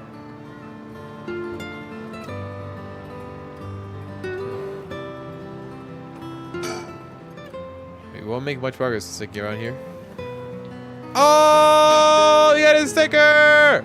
Oh, good going, ma'am. You found haiku. That's a rare one. Isn't it? Haiku! Mockingbird! I gotta look more carefully. It's probably one in every area I know. What was the time? We should move on quickly. It's not a waste of time. And it's not high school. Komagata High School. Here we are at the ground zero, Komagata High School. I guess it's logical that the police got this place shut down. The teacher's body was found here after all. As if the students have nowhere to go now that the school's closed. Where's the sticker at? Where's the sticker at? I look for the sticker. There should be a sticker, one in every area, right? Maybe? You can see anything? The news have attracted a bunch of curious lookers, huh? That works in our favor. The more people around, the better we can blend in. School gates. It seems the officer is still inspecting the scene. The tree has been strictly prohibited.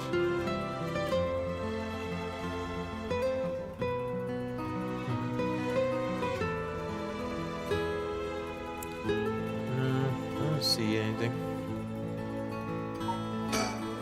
Two people have died. A teacher named Kohei Yonoichi and a student Michiyo Shiraishi. Is there anything else that we gain here?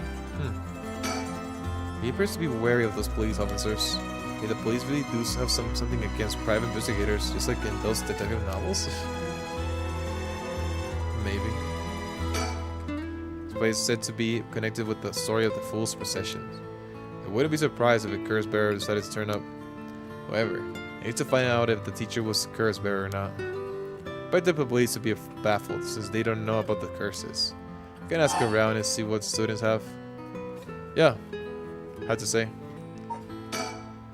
Alright, I'll go ask the students about Michiyo. Alright, man, I'll be right back. Alright, ma'am. I'm back, ma'am. So what did you learn? School kids sure love a good rumor. Practically drowning in stories about Mr. Yonoichi and Michiyo, most of which seem dubious at best. That's surprising. Also, what I heard was hardly worth a second thought. There was one story that caught my attention. Oh. So I believe that Michiyo is the one who killed Mr. Yonoichi. Really? So there goes two pieces of evidence to back it up. Got two pieces of evidence. One of them wasn't news to me. Apparently he's been mumbling about Michiyo was going to kill him for some days now. A fellow teacher overheard his mumbling, told the students. And then it spread like wildfire, I suppose. Remember that usually don't stay secret for long. And for the other piece of evidence, a big-tailed girl in her school uniform was seen around school late last night. That was fast. Go on. Although numerous people claim to have seen the girl, not one of them saw her face. Told you she got mind controlled. Not proposing it was Michiyo brought back to life, but that it was her vengeful spirit. It's not like Michiyo's the only high school hero to wear pigtails. This rumor might have been made up just for fan the flames. But if it were true, I want to get a hold of her in order to hear her side of the kidnapping. If she's alive, that'll be ideal. There's still one more thing I should mention.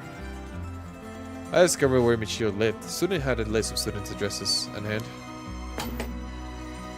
What? He just gave it to you? Okay. It's an amazing find. I bet all the students actually have a copy of said list. Why? Why would they have it?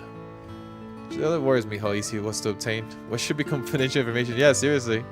What would happen if that information got into the wrong hands? Well, so far it hasn't, no.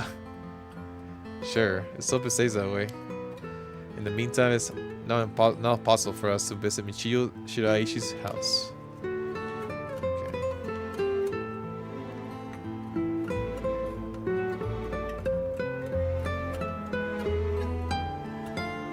No sticker. No sticker.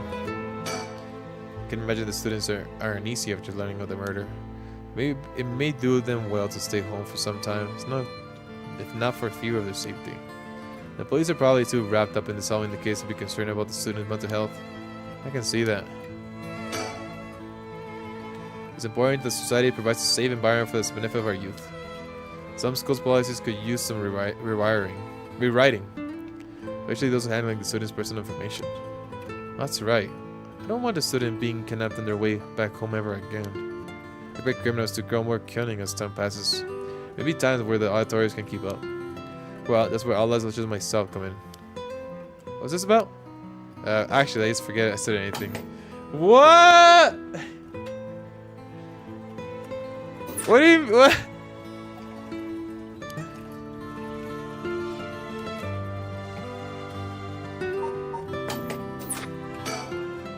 She was home.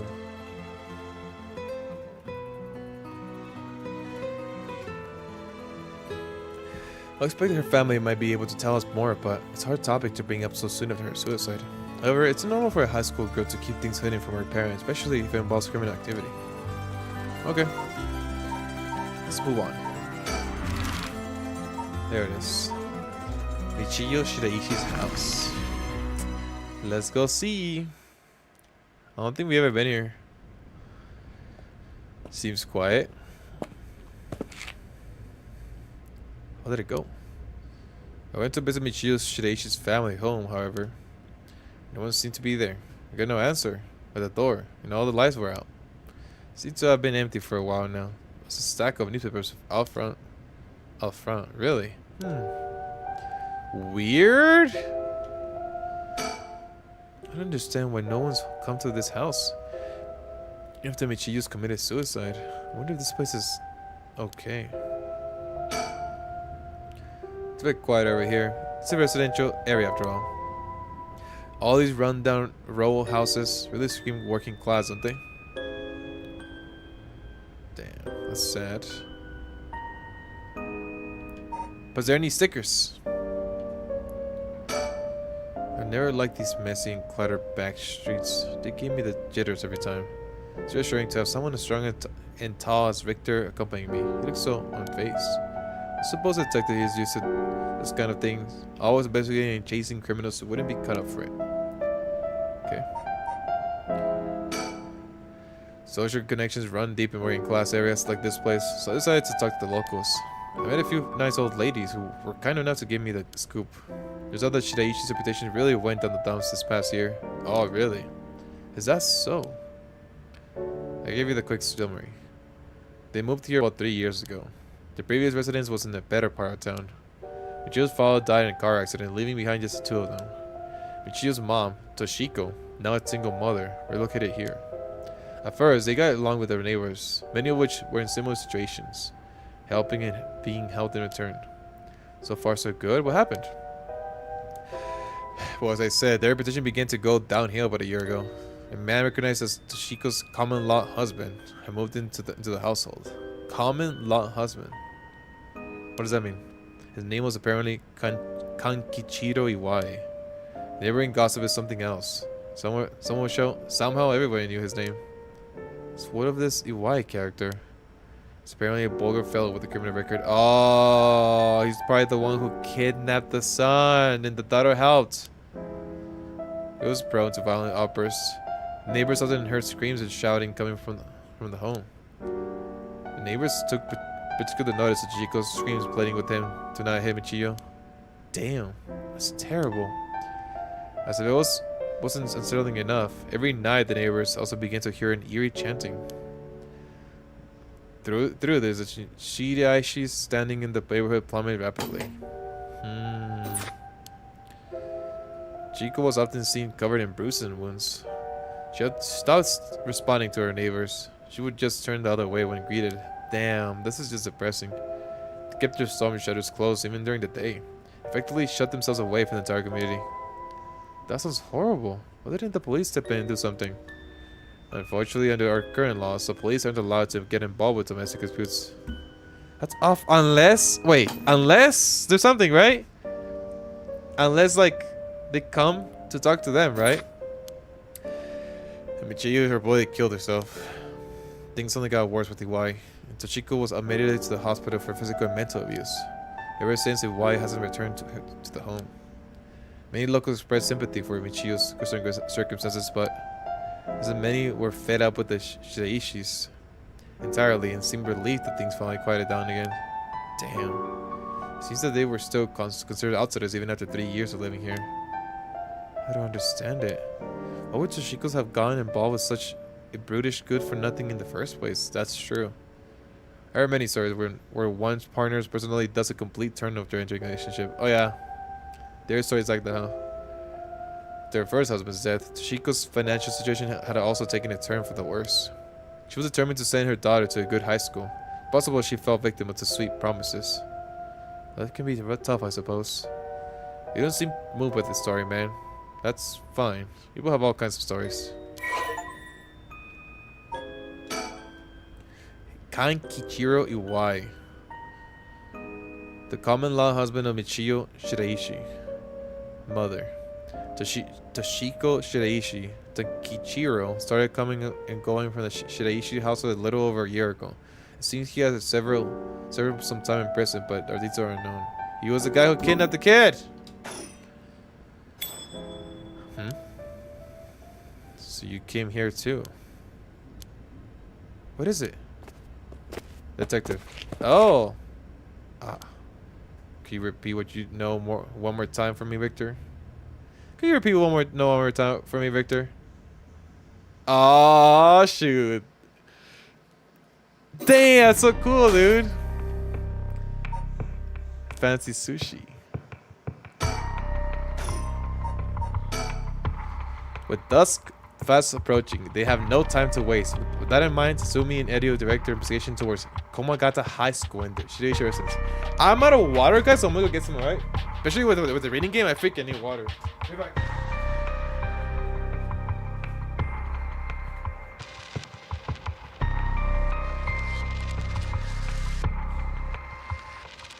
Ho ho.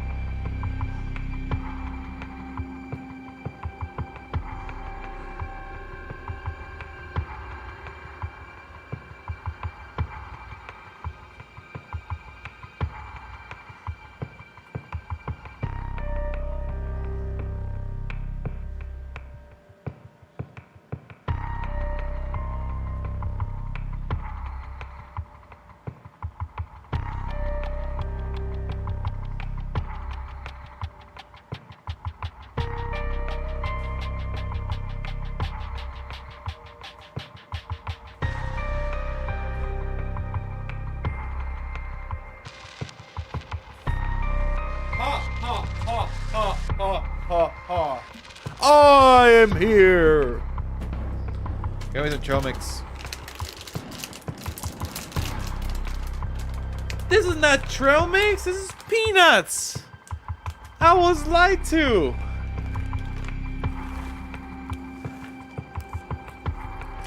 Damn, dude. Damn, I'm sad. Oh, nuts. I'm so sad. Get back.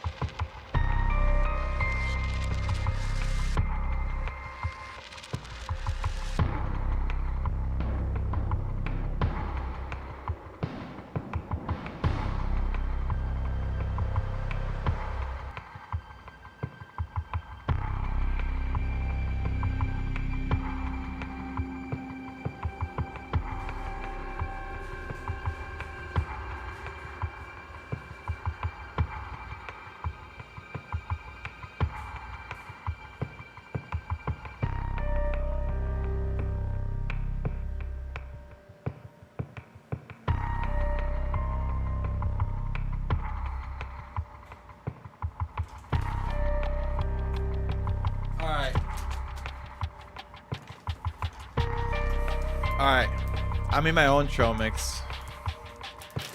I added dry cranberries in here.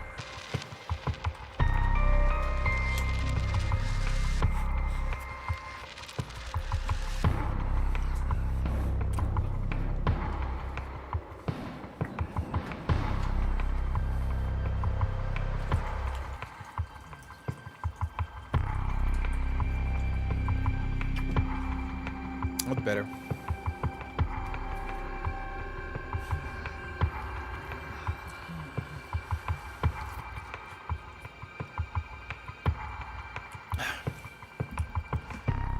Summary of the previous events.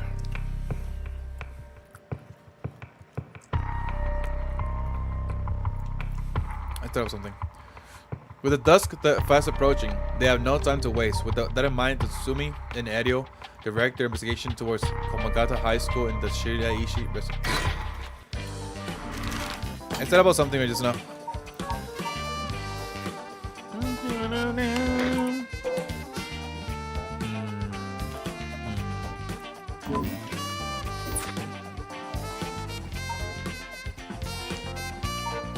I mean, go here first. Area.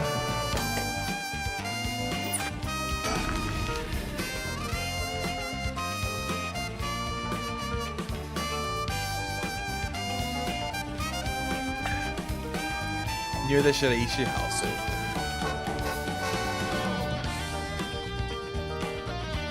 Banger. It's a banger.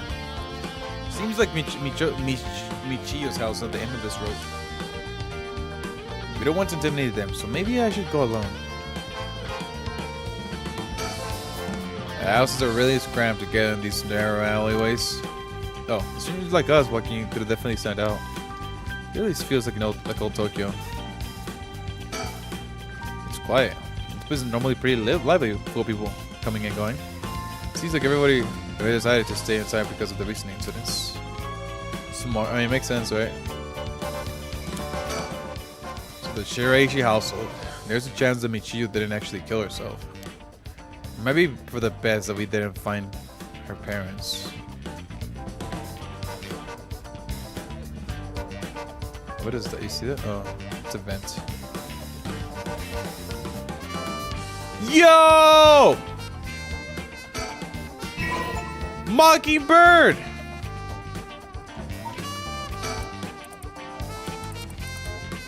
Before hearing illegal ego. Nice. Haiku. So good. Alright, the GG household. Alright, I'll go check the house.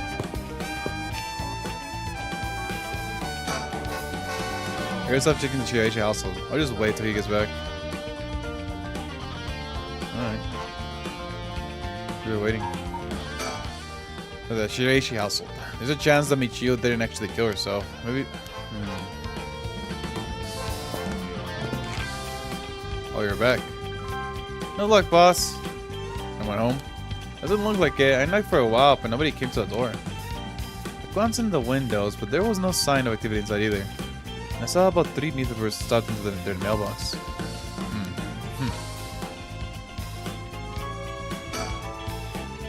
No one's home right now. Let's try again later. He looks kind of disappointed.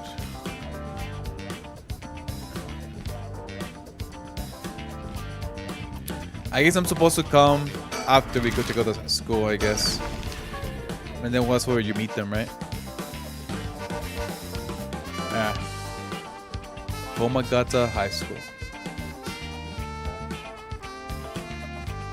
Here we are, Komagata High. Classes are suspended for the one day, so the students are just kind of wandering around aimlessly. Gymnasium. Komagata High Gymnasium also serves as a polling place and evacuation center. A lot of the buildings around here are still made of wood, but this place looks safe and sturdy. Made of wood. News of the dead teacher has also attracted their fair share of rubberneckers. The atmosphere is kind of tense with this many cops around.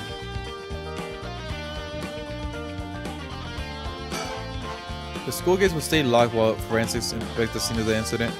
Looks like they're still busy. Let's talk to the person in charge later.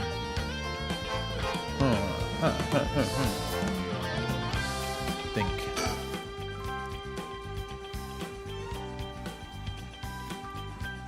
Ideally, we could talk to someone who was involved in the incident. Easier said than done, though. Is there something in my shirt? Don't tell me I stink. This place isn't only connected to the case because the students were under Yoshimi's jurisdiction. It's also the site of the Fool's Procession, and of course where the teacher was killed. It's like a likely place to find some clues, don't you think? I do think that. Alright, speaking of schools. What is it? What is it? You said Paranormasight affairs can't help us right now. So why don't we get the psychic high schooler you mentioned to help us? A lot of people involved in this case lead back to the school anyway. It might make us things easier to have them with us.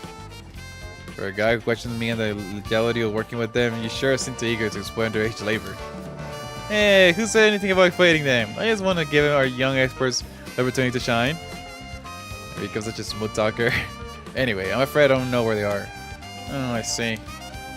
I wonder if there's anyone who could help us sort out the area. Suspend. Well, I forgot what this was. Does that mean there's nothing else? I think that's what I meant, right? I think we gotta suspend. Can really progress any further? Oh yeah. Okay. It's been a while since we saw this, so yeah. Wait, what?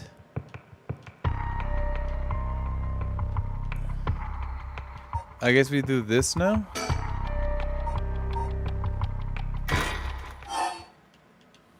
Maybe we did pick the wrong location, I guess.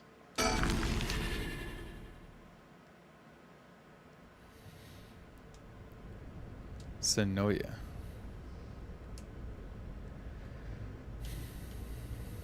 Hmm. And so what the fuck?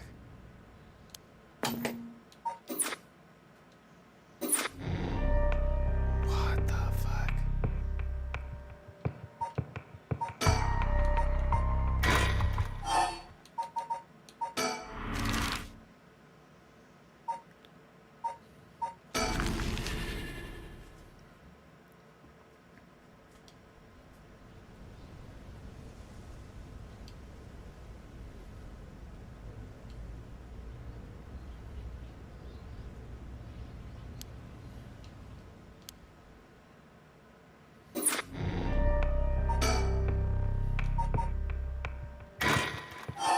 Huh.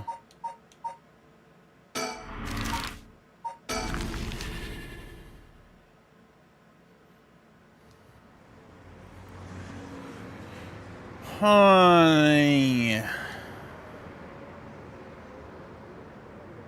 And so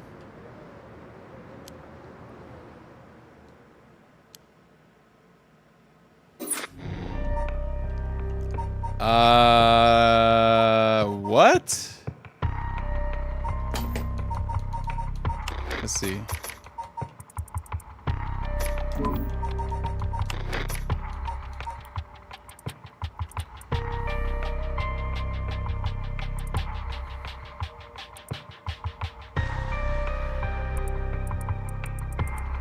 Saving, changing settings. Story chart.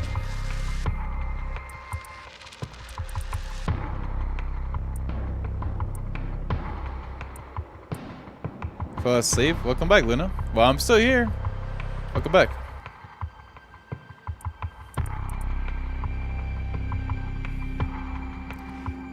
There are 2 phases that must be completed to fulfill complete a chapter. If a chapter is finished while there are still tasks to be done, the chapter will not dim and will remain lit up.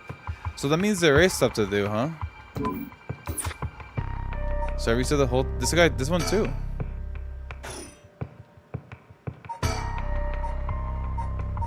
How was your sleep, Luna?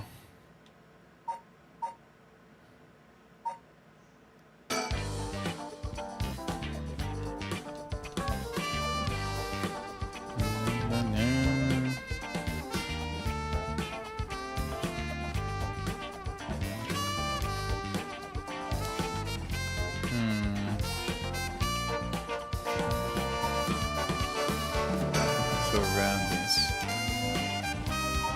We talked to him already.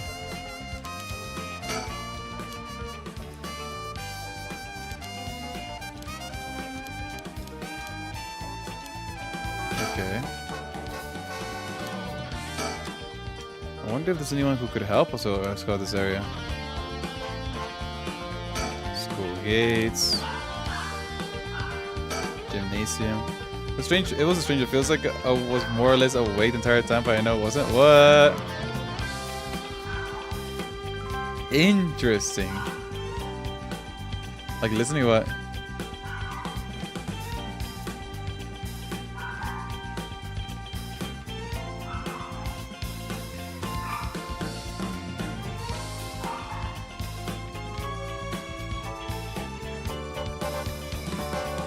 Why's my dog barking now? Checking the McCams. Oh, I see why. They were putting in the trash can. So you're a member of stuff you're saying, right? Maybe you just heard me talking.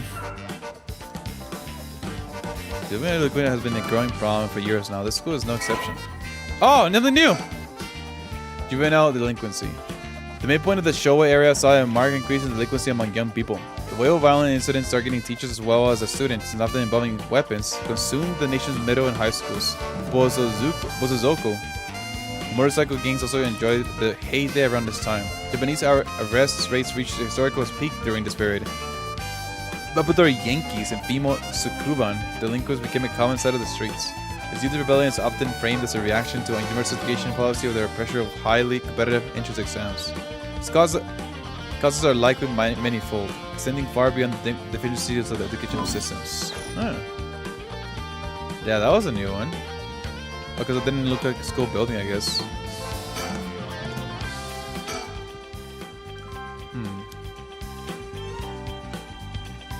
Think. 9 a.m. Perfectly reasonable time for students to be at school, and yet doubt this would be that simple. I felt like I heard the way it was. Yeah. Okay. I feel you.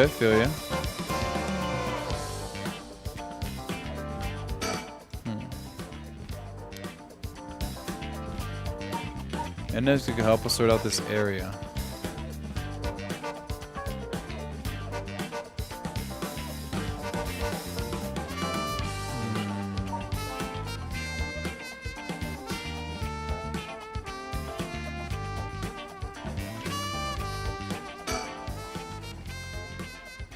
Scout the area.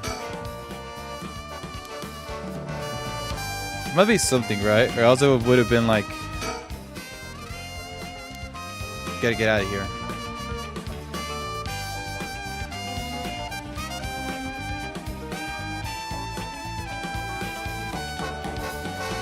Surrounding gymnasium.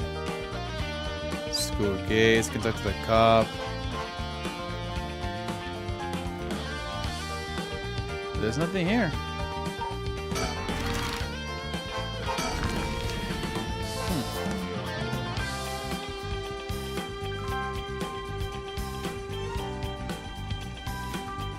Near the Shidaishi house.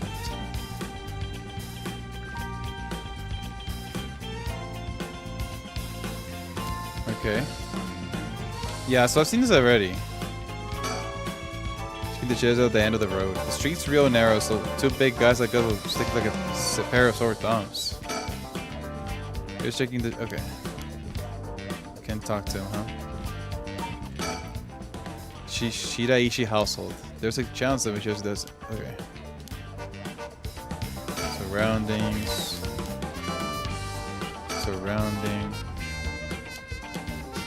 Yeah, because we did this earlier, but we didn't find the answer, I guess. Next time we saw that already.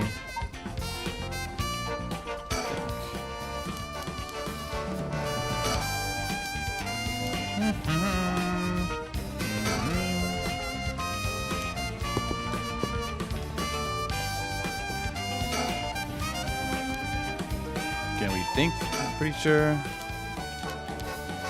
Oh no. Nothing else to inspect. I'll wait till he gets back.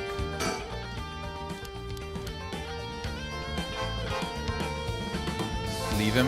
I can just leave him right now. What if I do that? Oh, you literally just wait. I did the windows, but there was no signs. So yeah. Can you even talk to him?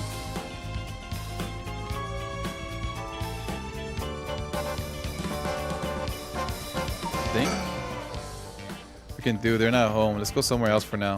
Okay. So move back here, maybe. 10 a.m. Still 9 a.m. Still 9 a.m.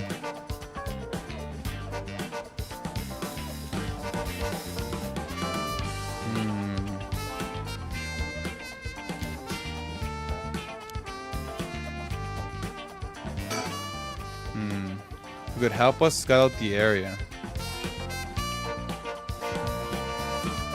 Yeah, I guess we do have to suspend. I think if a suspend comes up, I think it said that you have to just come back later.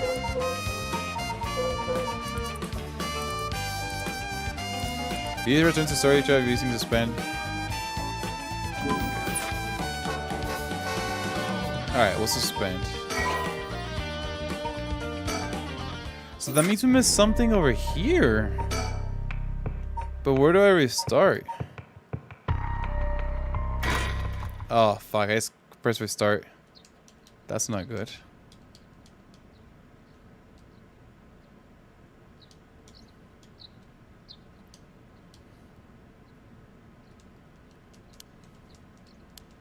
I forgot to fast forward. How do you fast forward?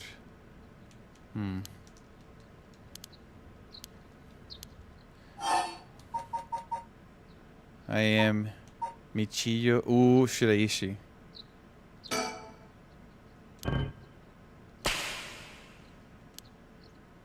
I'm Yako Sakazaki. Okay.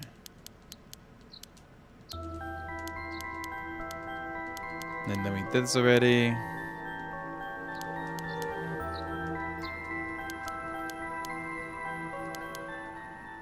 This has to school.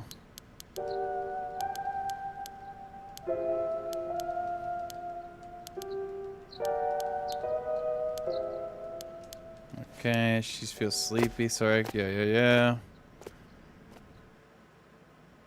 And then they get to school. 8 a.m. Oh, it's 8 a.m., huh? Maybe. Oh, maybe I was supposed to go back to school, actually. Wait. I think you can go back to school.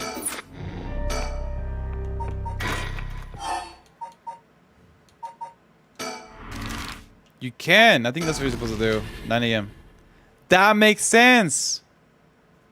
That makes sense. I thought I did that. I guess not.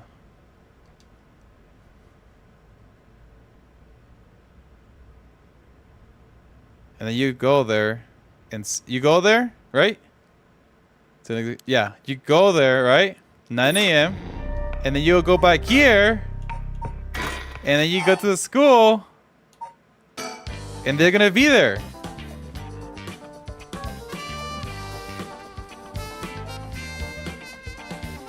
They're right there! Whoa!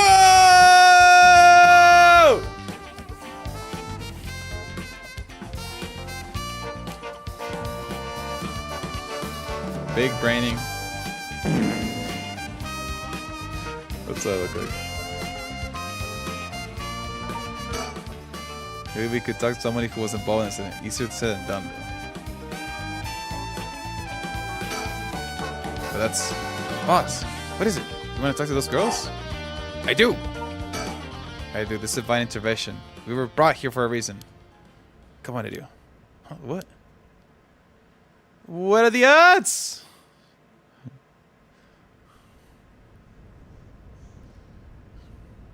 Hey, aren't you?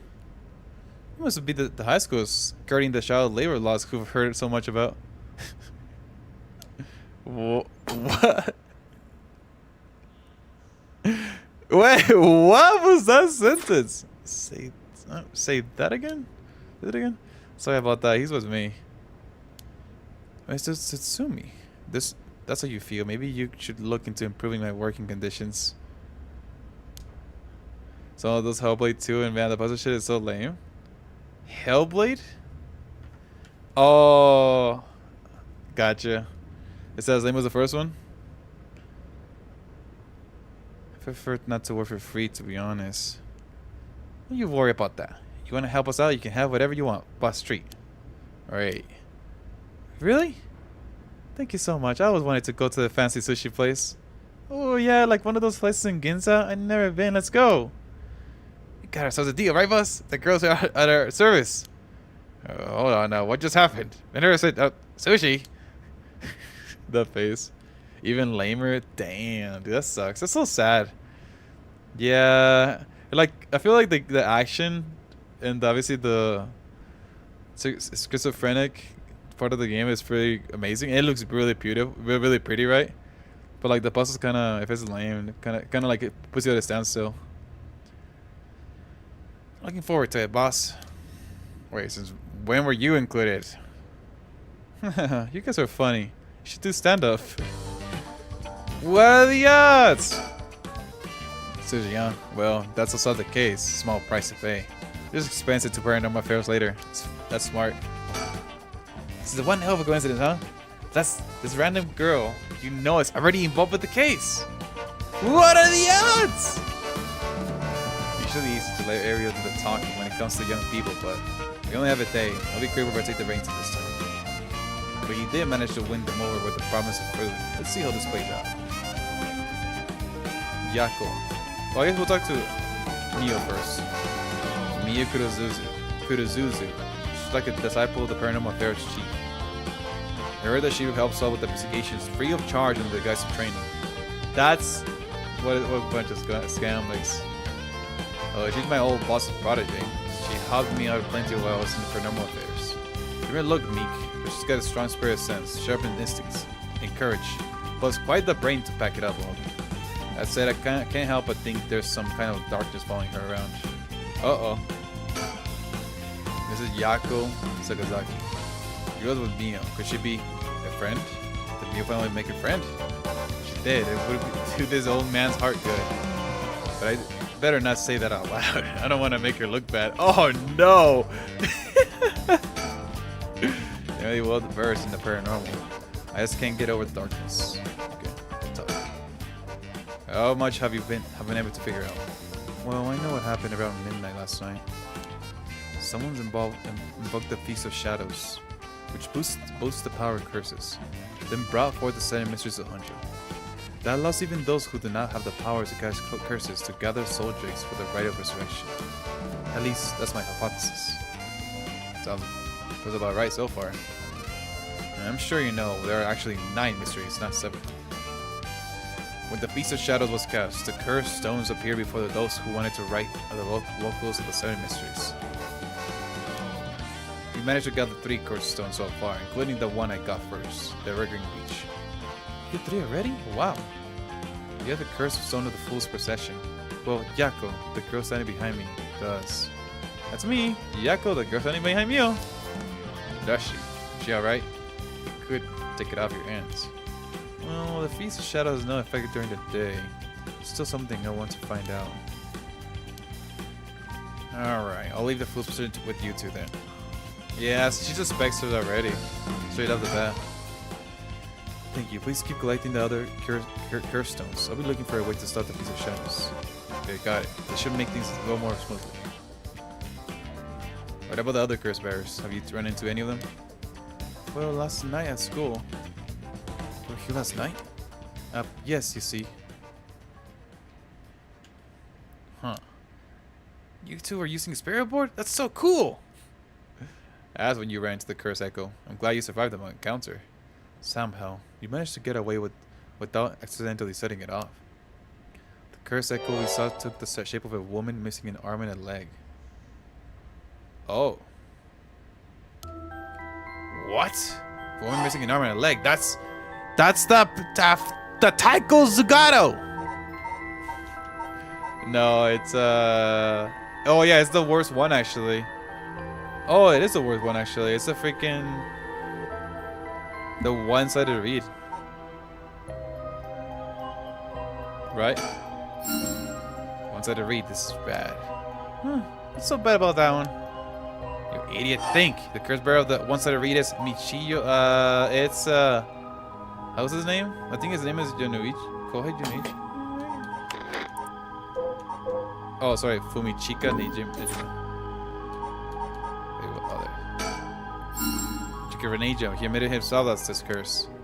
Oh, that's right. Wait, if that's the case, Nejima might have been here last night. What? It's impossible that he was lying to us, but what? Who's Nejima? No clue.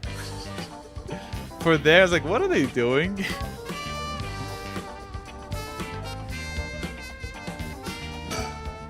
Oh, you want to talk to me? You'd probably be better off asking Mio. That's fine. Anyway. About Fumichika and Nejima. Yeah, we should explain what's going on. So Nejima is trying to take advantage of the Feast of Shadows for his own nefarious purposes. Huh? He said he's going to massacre the city at sundown today? He's trying to get to your daughter too? That's why we've been trying to find him, but to no avail. Honestly, this information has been the most useful we've gotten so far. Just to be sure, could you tell me who else was in the school last night? So maybe they should have the lights like by hand, right? Maybe that wasn't the power of the curse. That would make more sense, I guess. I wonder how it activates though. We don't really know. Well, as far as we know, there was us, Mr. Jonuichi, and one of our classmates, Hitomi. Don't forget old man Ashimiya.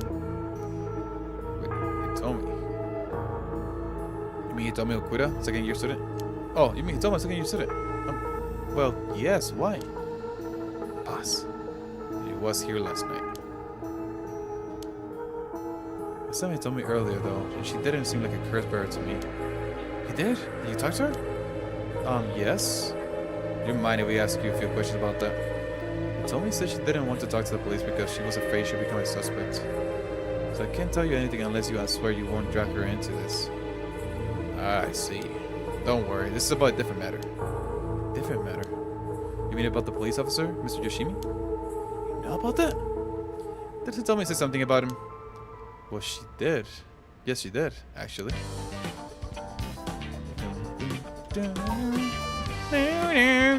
Surroundings. Residents is still investigating the area.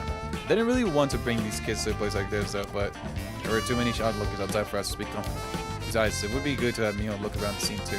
True. Smart. Where are all my stickers at? What's a rope? What's a rope all about? Many things where Yonoichi's body was found. They moved this body, but this place we still have an idea how it was found. Yikes, that's a little gross. You can see all his arms and legs are all ugh. Cool, Dario, you're scaring her. This kind of stuff is a little much for a kid. Pretty sure she only asked because you were staring at it so intensely. So it's our fault? 1 second.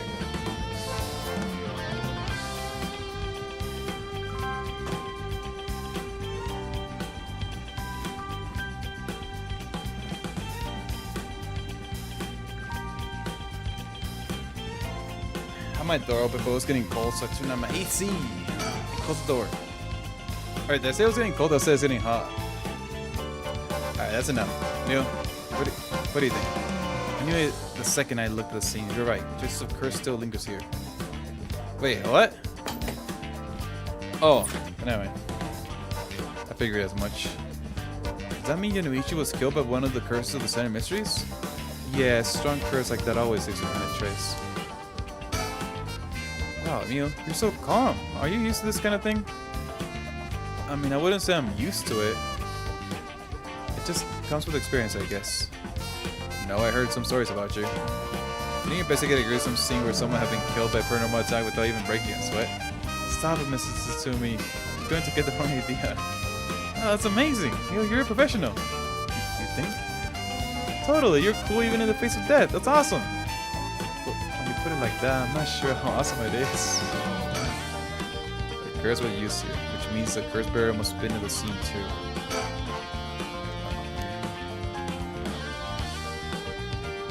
Scene of the crowd.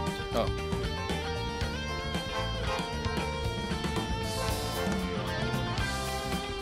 Dang, no stickers, guys. No more stickers! Okay, about the mastermind behind Feast of Shadows. To put a stop to the Feast of Shadows, it would help if I knew more about how the curses of these 7 mysteries first came about. In that case, you're probably best off talking to the crab researcher guy. You mean Mr. Araishi? I would very much like to talk to him. Alright, he's a teacher here too, isn't he? You wouldn't know him already. He might be more inclined to talk if it's one of his students doing the ask. Do you know who he is? I do. We tried to talk to him, but he refused to cooperate. You two should give it a try. He's at his usual cafe working on his papers. A cafe. Oh! Korokikyo's cafe in Kamizawa. Thanks, we'll head over there now. School rules say we're not allowed to go to cafes though. Don't worry about it, I'll allow it. Thank you. Wait, they're not allowed to go to cafes? Wait, what's wrong with cafes in Japan? What is up with that? Coffee? Coffee bad for kids or what? I mean, you're not supposed to be drinking coffee in the night. I'll tell you that. That's all it takes. I mean, what do you mean it's all it takes? About Hitomi Okuda. He told me this say that Mr. Yoshimi entrusted her with something. Yeah, what was it? Yoshimi entrusted her with something. Right. Yoshimi gave her a talisman? Apparently he also asked her to look for another one just like it, one that Michiyo had. What kind of talisman could they be, boss? Doesn't ring a bell. But if Yoshimi was talking about him with his dying breath, they must have been pretty important. I don't know. I hope they're good. Did they find a talisman Michiyo's where her body was found? I'll check. But if they did, Yoshimi would have had plenty of time to retrieve it before he died. Right. Consider giving us Hitomi's contact information. I'd like to talk to her about this talisman. I'm not sure. She'd never open up to anyone except Mr. Yoshimi. Not good, huh? She's friends with Yoshimi, though. Seems like too bad of a guy. Not all that scared of a cop. I doubt it'll be enough for her. She really doesn't want to end up becoming a suspect. To be honest, she was even a bit wary of us. Well then. Do you think she'll talk to Yoshimi's fiance? Haven't they met before? Oh, they have. She told us about that. Yeah, she might be willing to talk to her. Alright, then we'll better find her fast. We haven't been able to reach her? That's a little worrying. Uh-oh. There must be a mastermind behind everything. Someone who orchestrated all this for a reason. I want to find out why. Mayuchizawa. I'll let you know as soon as we manage to contact her. Okay, I'll be willing to give Tommy's contact information to her. Alright, one more thing. Hitomi told me that Mr. Yoshimi gave her instructions in the event that something might happen to him. He told her to give the talisman to Mr. Nakagoshi at the police headquarters. What? So it was Nakagoshi's case? Why wouldn't Yoshimi tell her that? Could you check on that? I will, but, well, I don't know if they'll pick up when I call. Is he with the Paranormal Affairs Bureau? Well, yes. Nakagoshi's the chief, but he's almost never in, so I don't really know the guy. To be honest, I'm not even sure if he exists, if he's just a figurehead. Never spoken to him myself. Oh yeah, I think we read about that actually.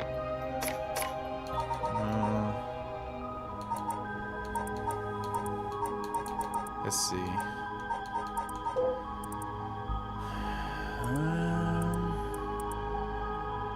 Kuruin. Oh, that's where the name was at. He was born to a family of psychics who have been involved with keeping the world safe from the paranormal generation. Serving grace and feels a figure. Very few have met him in person. He's rarely seen in the office. He has said that this is because Hugh has often been the target of curses. However, some theorize that it is in fact because Karui is not actually flesh and blood at all. The scene in his office is usually occupied by Nui, a legendary creature found in Japanese. That's kind of crazy. Sir, we have what is this freaking just a creature there sitting in his chair? Never mind. All paranormal affairs cases are referred to as Nakagoshi cases. Jeez, what's up with that? The amulet Hitomi was looking for may be missing puzzle piece to this mystery. Maybe. We're talking about people who were at school last night. There was one more person though, I'm not too clear on the details. There was someone else? Apparently Hitomi actually saw Mr. Jinoichi getting cursed and killed last night. What? Talk about some vital information. What she said happened was... she was the one who killed Mr. Jinoichi? Are you sure it wasn't really Michiyo that she saw? Well, that's what she told me. I wasn't there. See, Yako is like dotting. So I think she's possessed. I mean, there was another curse bearer here last night. Michiyo was killed by a curse. So someone had to have been there, whether it was Michiyo or not. Damn, boss. You think it's really... we could have been Michiyo's ghost? I mean, based on what we heard, she does have plenty of reasons to be vengeful. Calm down. Because the paranormal exists doesn't mean just anything is possible. It's still possible that Jima was behind Jinoichi's death. What about Hitomi's story?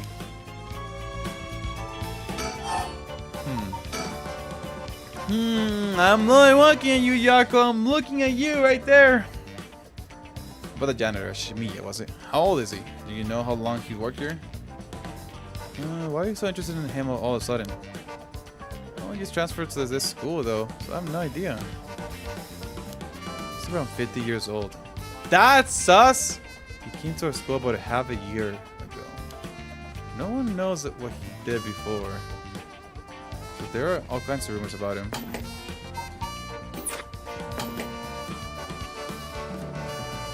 He's 50? Wait. Where is he? Wait, what?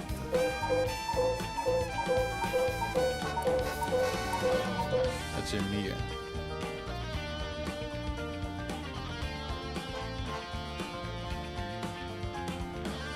Guys, is he the killer? It could be. Obviously, I mean, I don't want the answer to that, right?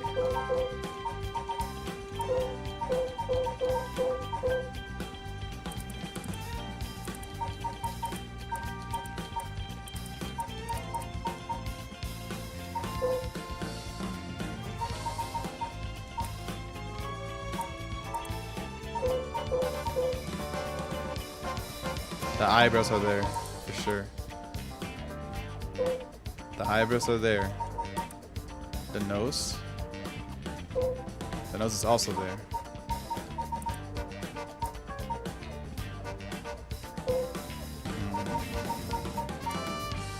Can confirm.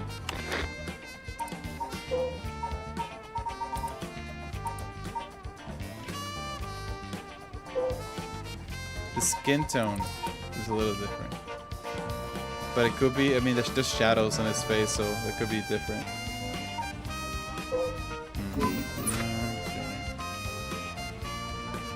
No one knows what he did before, so there are kinds of rumors about him. I see. Thanks, I think I'm starting to get a better picture of all this.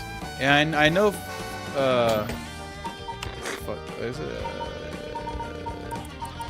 I know Yako showed her curse, but you know, if he was a mastermind, then he wouldn't care. Huh? Isn't that? It's not uncommon for former prisoners to find work under an alias after their release. The notoriety attached to their former name can get in the way of proper rehabilitation, you see. What are you? No way. Ariel, I have to apprehend the janitor. He worked at night shift, so he might still be in the overnight room. Yes, right away. That'll be too easy. Boss, bad news. Apparently the room's been emptied all morning.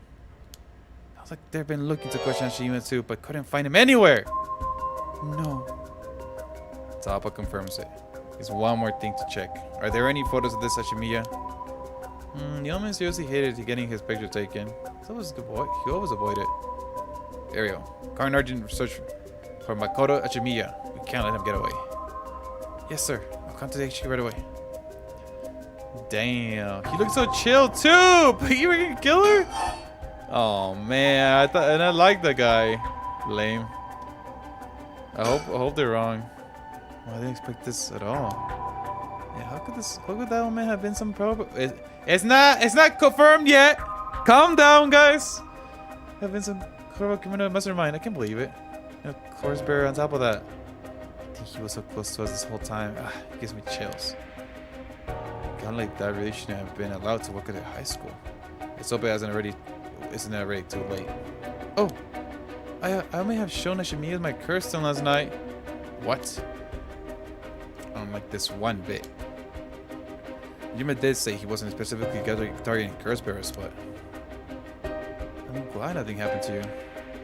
Wait, but then could it have been an old man Hashimiya who attacked you in the hallway?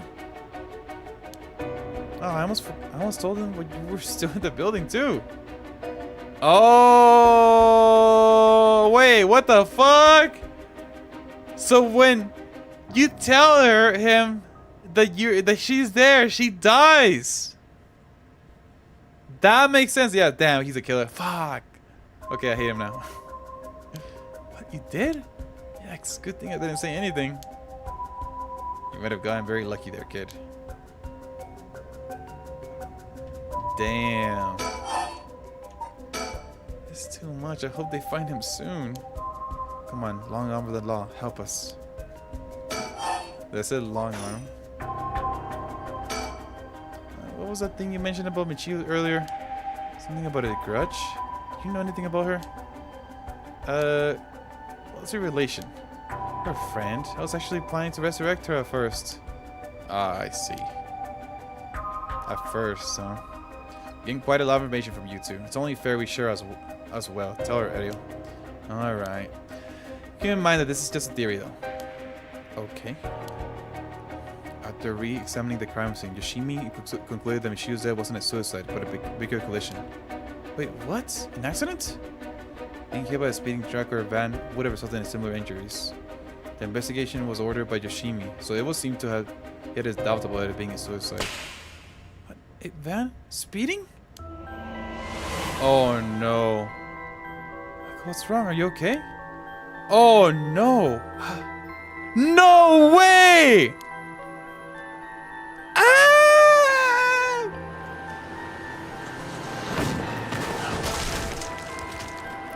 Wait, what's going on? There's a young man in the driver's seat. In the passenger seat, a woman? Yako! What?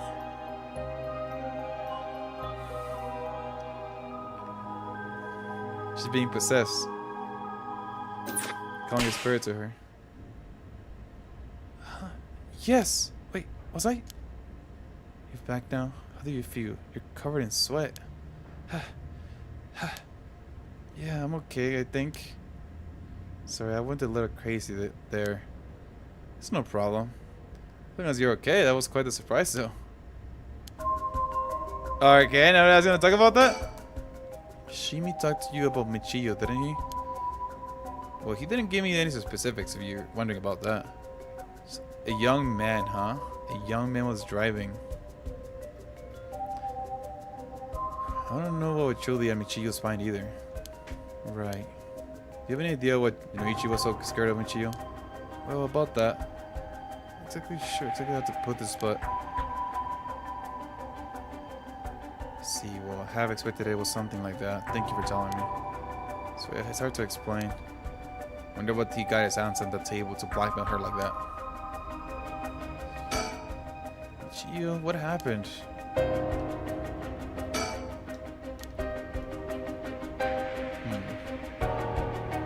Think. Yoruichi was almost definitely killed by a curse. But I wonder about the exact curse of death. If the curse's origin and the curses of death are connected. Good to give us another lead.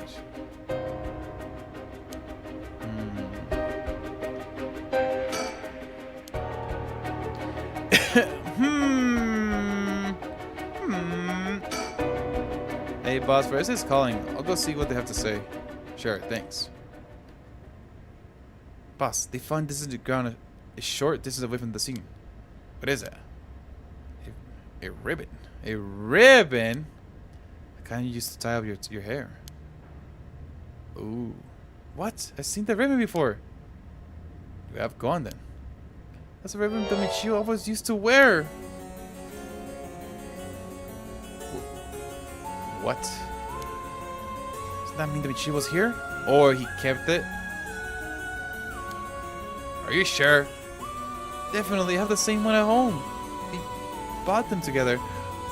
Wait! She had the same one at home? What if it's hers and not Michiyo? I don't know about that, Yako. I think you're being possessed. And she come back to life somehow. But how? I don't know. I'm putting my ass on you. Let's go check your home and see if you have it then. Liar. Well, more like she doesn't know actually. If I was Michiyo and I came back to life, where would I go? That's the question. She got her revenge on Yonoichi, but she may have more revenge to dish out. Is there anyone else she'll have a grudge against? Well, what about a guy who killed her in the collision? If she really did come back to life, then it's terribly sad that she's spending her new chance at life like this. Being obsessed with revenge is such a tragic way to live.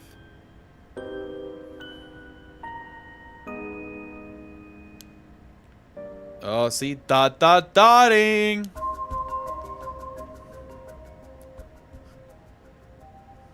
Not that ribbon. I'm afraid that's all we can tell you. Don't worry, you were a big help. Thank you. We should start our search for Nejiba and Mayu Chozawa. Might be worth it to check Michiyo's house as well, just in case.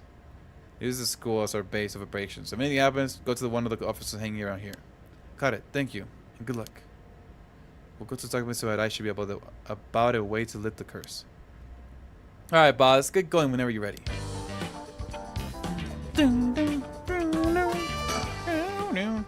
We'll leave the curse lifting to the girls' wall. We go for Nejiba and Chozawa. Also, the matter of Yoshimi's talisman. We won't do anything done and staying here. We better get it moving. Let's get it moving! So now we go to the house. This guy's probably gonna be there. Oh. Okay. Dead or alive. Haruo and Victor visit Michio's home, having determined her to be a key player in the unresolved kidnapping case from a year ago. As a complicated story begins to unravel, they encounter two men. More trail mix for me. Ah.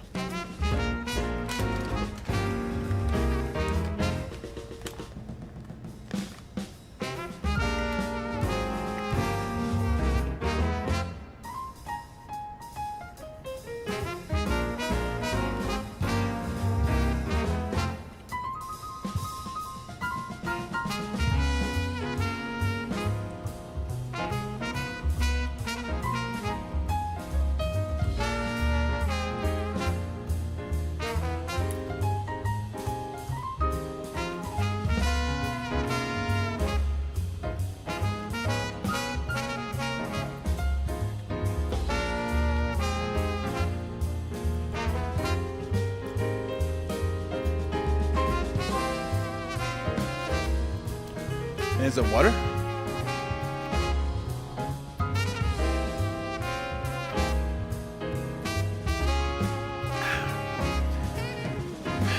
Ma'am. Ma'am, allow me to introduce you to one of our country's most leading detectives. My name's John Hideo. I hardly call myself a lead, but either way, it's nice to meet you. This here is the brilliant Chief Inspector Tsutsumi. And yes, he's just as rough as some as he looks. Sometimes I really don't know if you're complimenting or putting me down. So you two are detectives? This is my client, Mrs. Haruo.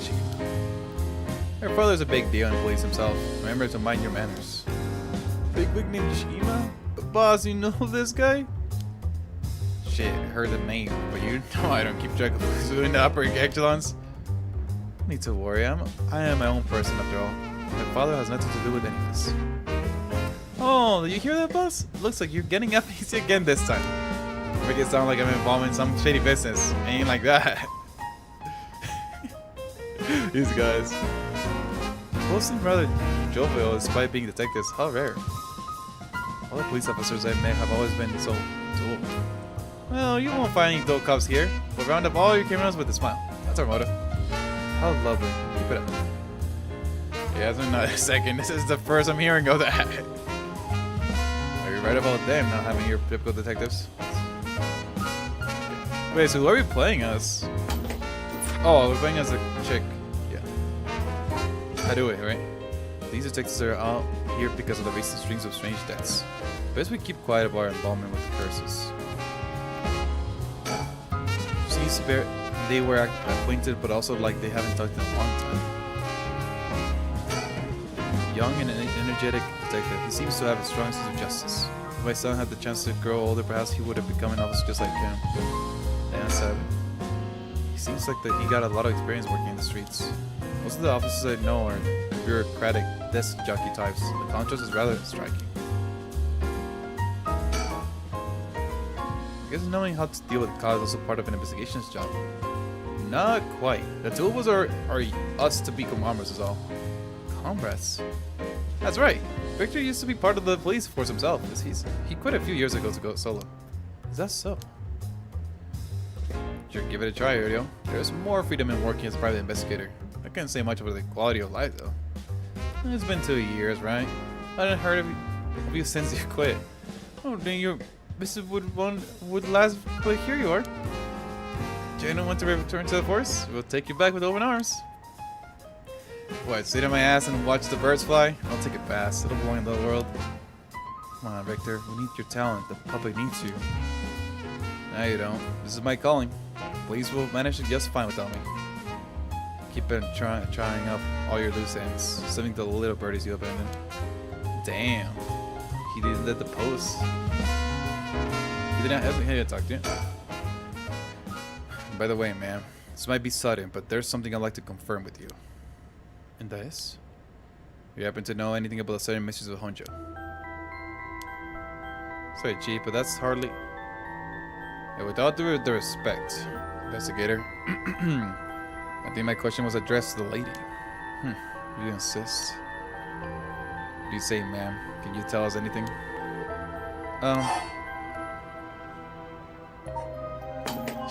Should we just tell them? Just tell them. You're not gonna use it. We're not gonna use. I mean, we don't want to take it away. I'm on the side of the detectives. Dotting. Can say I know much.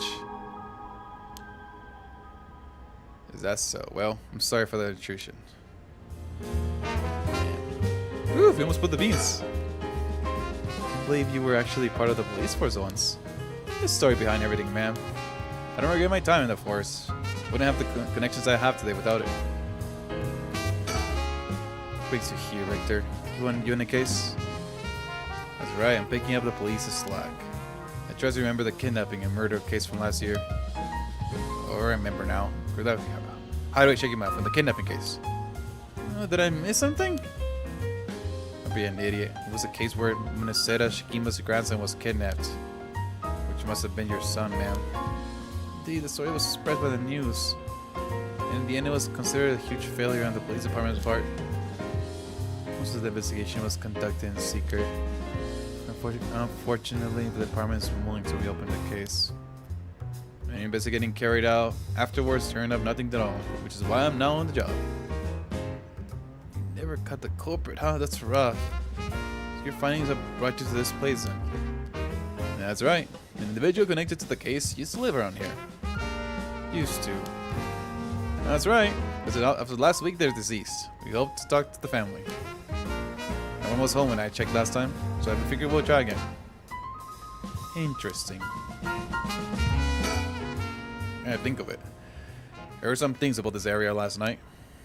Something about a strange yet conspicuous man dressed in white lorrying around. Wait a second. I assume they were talking about you, investigator. Well, I won't argue that I'm strange and suspicious of dressed in white. As it turns out, I was out of here last night to conduct my investigation. You ran into anything strange or out of the ordinary? Out of the ordinary, I did observe a few suspicious characters. Who was asking about Carson just now? Why would a public servant be interested in that occult?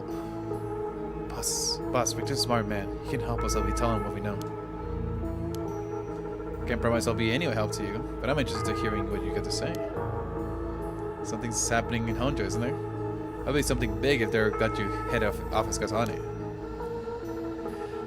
Well, I guess it's alright. Desperate times call for desperate measures. Thank you, boss. Listen closely to what we're about to say, Victor. Okay, you listened? So by using curses to commit murders, these people collect soul drakes, perform the rites of resurrection. And these curse stones are somehow connected to the 7 mysteries of Honjo. It's a tough story to swallow, but I don't see a reason to doubt you either. We figure that strange occurrences are happening around here recently are connected to these curses. To get the situation under control, we've been searching for the curse bearers to confiscate their curse stones. Do you have any information that might help us? Well, stuff. Never expected curse and other mumbo jumbo to play into this all. If we're talking about shady characters, there was this middle-aged fellow I saw in South Wadigasua Street. He was average build. He was anxious, like he was searching for prey. What do you think? Well, considering the location, it could have been Hideki Araishi. He already got his curse stone. Impressive. You two are working quickly. You see anything else? Not that I can remember. That's a shame. Okay. Oh, so nothing else from him, huh?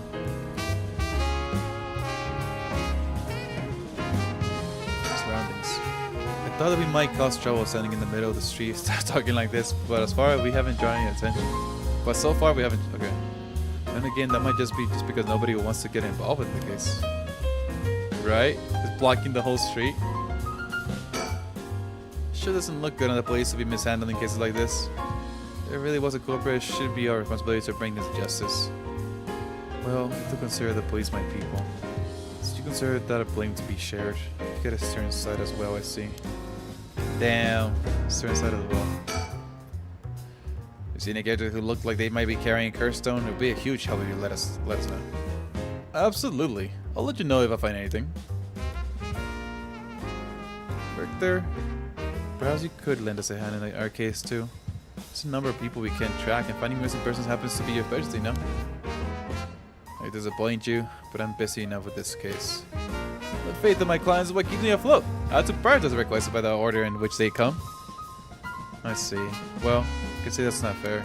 Bro, it's so cool. I don't know, I should have said this earlier, but it's so cool seeing these characters now interact with each other, right? Now that we like spend time with them. We need a private investigator for anyway. The cops should have been plenty of right folks to throw out the job. True, but this is a Nori kid we're dealing with here. Huh. By the way, that reminds me, Richter. Yes? You said the person who used to live here did die last week. You wouldn't be referring to Michio Shiraishi by chance. You knew? I thought so. Seems like we're here for the same reason then.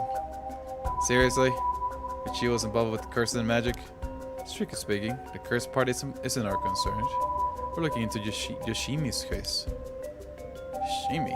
Oh right, Hajime Yoshimi. That's right, he died on the job. I'm sure you heard of it. I heard it. It was the most unfortunate loss. There's a connection between Hajime Yoshimi with the juvenile division and Michio. Wait, hold on. Let's focus on Michio for a second. You think she has something to do with the kidnapping? Talk about unforeseen developments. They got you, dude. Go. They got you, man. Changing information should prove mutually beneficial. I'll tell you what I know, but in turn I want a full scoop on your findings concerning Michio. Sure, to tell you the truth. Don't. What? Do you believe Michio's ghost is the one who killed Mr. Yonoichi? He wasn't just mumbling nonsense. I mean, we haven't fully confirmed anything yet. The testimonies we heard and the evidence we found points in that direction. Testimony? I mean, from those psychic high schoolers. And they also say there was a chance that Michio hadn't killed herself. What? If that's all true then? Wait, if that's all true then? You figure something out? Kankichiri, why? Huh? Bro, what's going on? Are you okay? Who? Kankichiri, why? He'll be the next victim. We had to open that door in Shiraishi's house. We need to look inside. Wait, who? Kankichiri? We don't have that person, right? Oh. Oh, he's saying he's dead.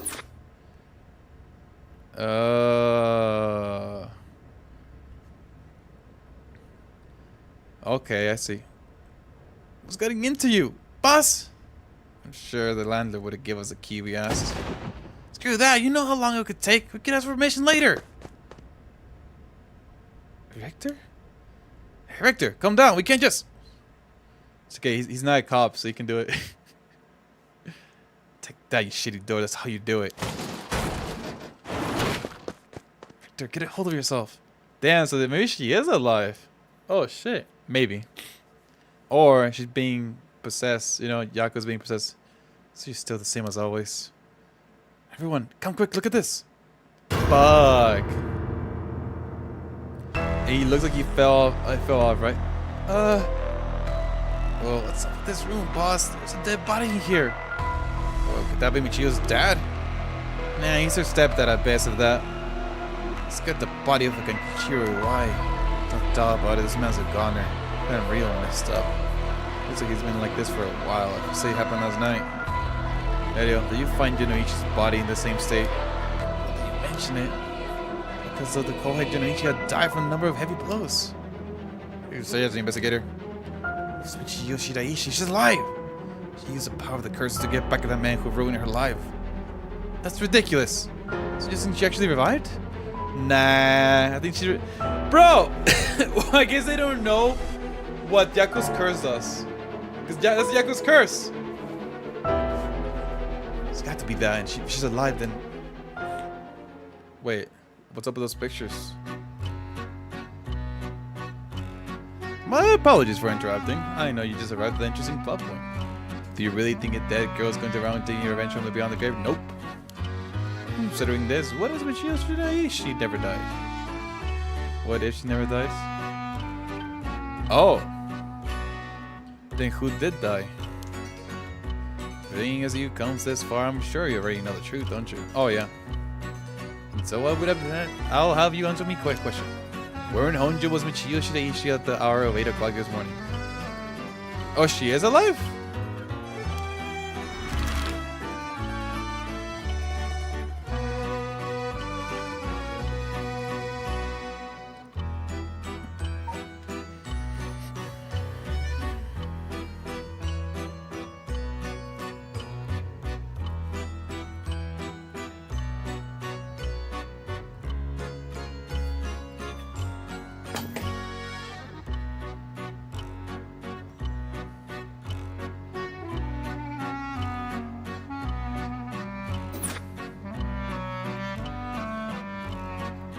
I say, I think she is dead. It's just Yako is being controlled by her. That's what I'm saying.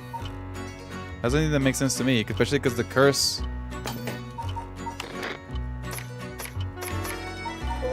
is it's literally the same curse.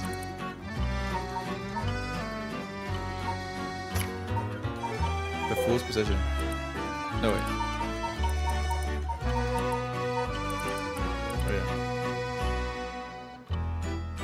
Yeah. So I want to say it's cool.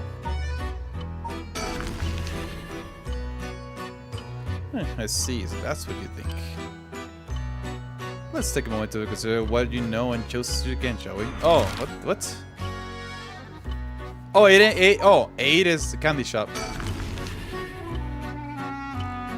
I see. Very well. Okay, you are correct. And you got it wrong one time. Well, it's a trivial matter. Sorry, I thought, yeah, that's right. 8 a.m. was when she was like finally like awake, right? Like she's like, oh, where am I? It may have been easier to reach the conclusion had you considered the causes of death. No, I already knew that. I already know, but I thought 8 a.m. was at the school. Let's get back to the story then, shall we? I'll take up enough of your time. Let's get some trail mix once again, or not. You think Michiyo Shirishi's alive? I think it's through it and it all becomes obvious. It drags, but you really think the girl could have managed all this? First of all, Arion, go report this to HQ. Understood. Oh, get on it right away. Unless Yako is the one who died. And no. I'll start investigating this place. I'm sure it's lacking in stuff that needs looking at. There's a bunch of photos of the same person pasted on the wall over there. Huh? Whoa, now. Hold on. These photos? It's Ralph, Fumichiko, and Nejima. Gross. Really? Come to think of it, he was in the papers a lot back in the day. Oh, there's even more pasted up over there. There are all cutouts from newspapers and magazines about the Nejima murders. I don't get it. Why the weirdo shrine? Let's keep looking around. Let's keep looking around. Look at all these. Pictures of Fumichiko and Nejima, cut out from the newspaper and magazines. Whenever I put these up when I was obsessed, wonder what their intent was. Think the Shiraishis are somehow connected to the Nejima's case?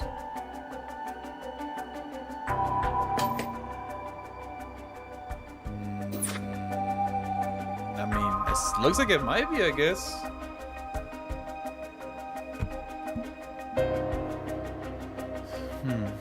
Perhaps they did this all not to forget a crush or something? It's crazy to think Nejima might be involved in all this too. You think he might have anything to do with the body here? Maybe. The man's already out on parole. He's a curse bearer with a cursed stone now. It's sounds that from sundown today he'll be going on a killing spree. Oh dear. An emergency search underway as we speak, but no one's yet managed to get a hold of that bastard. So he hasn't changed his ways. That doesn't bode well. To tell you the truth, the lady here isn't completely unconnected from the Nejima murders either. You don't say. That's right, we talked about it last night. 20 years ago, I found the hand in the Samita River that brought the incident to light. You don't say. You were the kid from back there? You're really brave. You did a great deed.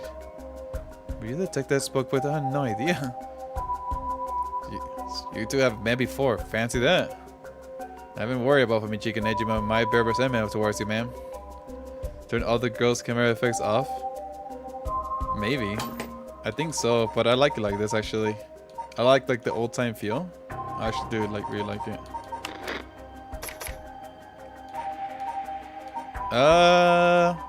I guess this? Is that what you don't like? Yeah, you can turn it off.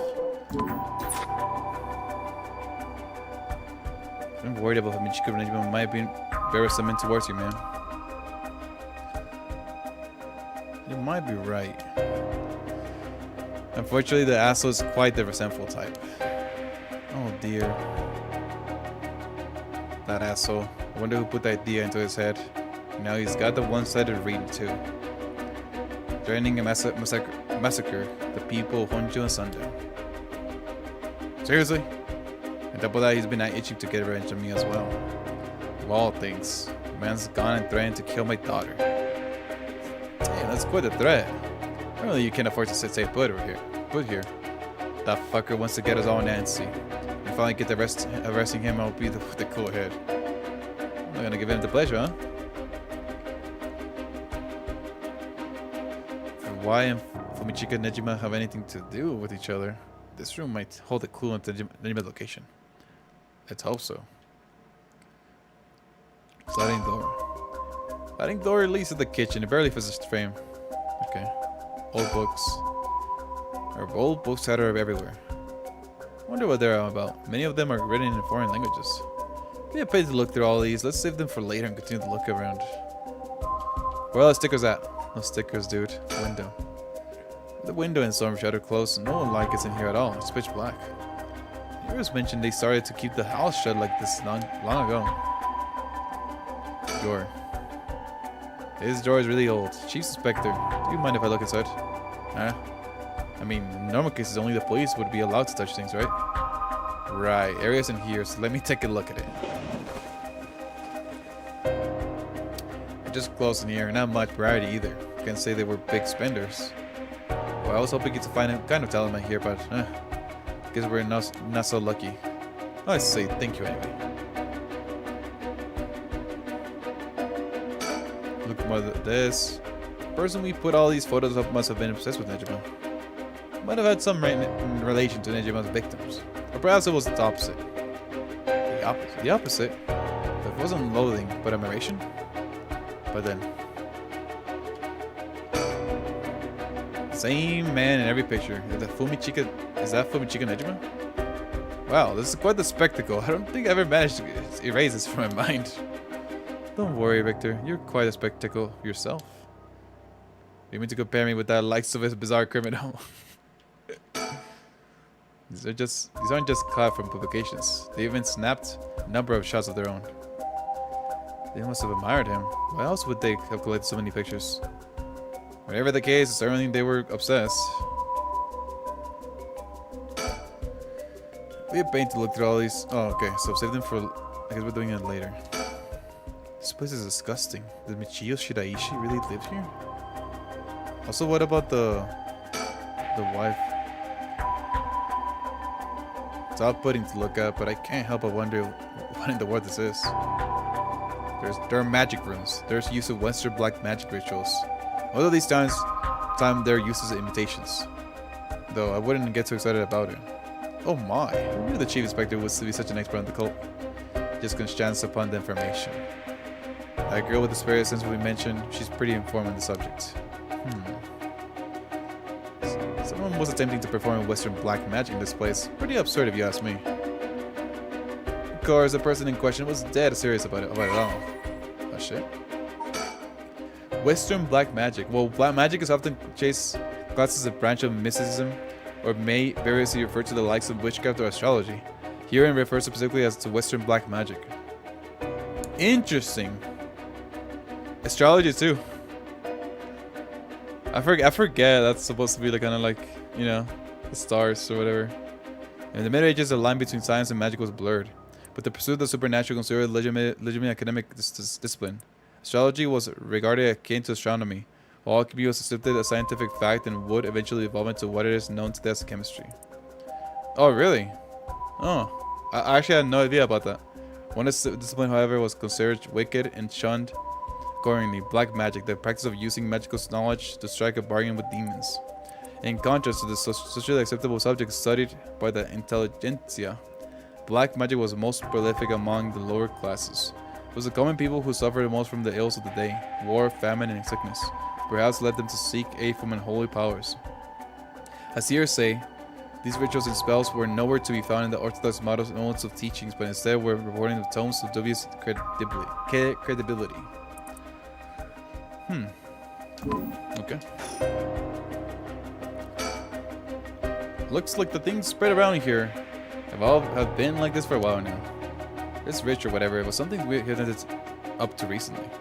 Plenty of the neighbors mentioned having heard strange mantra-like noises humming from here during the night. You think of why was the one chanting? Hard to say. Could have been one of the Shidaishis as well. We looked at this floor, books in the back. We might learn whatever it is that we're trying to do. Decorations. There are candles and stones with inscriptions places all over. Are these tools for some ritual? Hey, don't touch anything here. Yeah, that's right. Considering this is a murder scene, let's leave everything as it is. All of this can be used as evidence. If anyone besides Francis stays with it, it's all control down the road. Huh. Maybe they were trying to set up the curse stuff. I don't know why. The curse stuff. There's nothing around that confirms that his identity, but by the looks of him, let's say he's Kankichiro Iwai. You seen him before? Heard he had a criminal record, so I assume he wouldn't have held a respectable occupation. Is this what a curse does to a person? Ma'am, we better not to look so closely. It's amazing. What? Are you okay? Here's what it is. Alright, look at the books. What do you say, Chi? Would you let me look through the if I wear gloves? Yeah, it's not like I'm any help with the foreign languages. Go ahead. Thank you. Huh. Seems to be a book on the Western black magic. The same runes as written here, alongside the detailed description of the procedures. I suppose you could call this grimoires. It's all a bunch of nonsense if you ask me, though. You think that's why I go studying them? Perhaps to perform some kind of ritual? There are a bunch of handwritten notes besides the grimoires. Whatever it was, seriously about this. The Y doesn't look the type to be into this stuff, but you shouldn't judge a book by its cover. But why would he be studying black magic? According to the materials, this here rune is for the restoration of youth. Perhaps he was trying to become young again. This over here seems to be black magic related to the resurrection. Each one of these spells requires a human sacrifice. Talk about dangerous. Oh, shoot. Resurrection. But they're right? I guess no matter what part of the world, people will turn to the occult for similar reasons. What is it? This looks like a journal. It's probably wise. Journal! His writing is surprisingly thorough. It's almost as if he was writing a report for someone.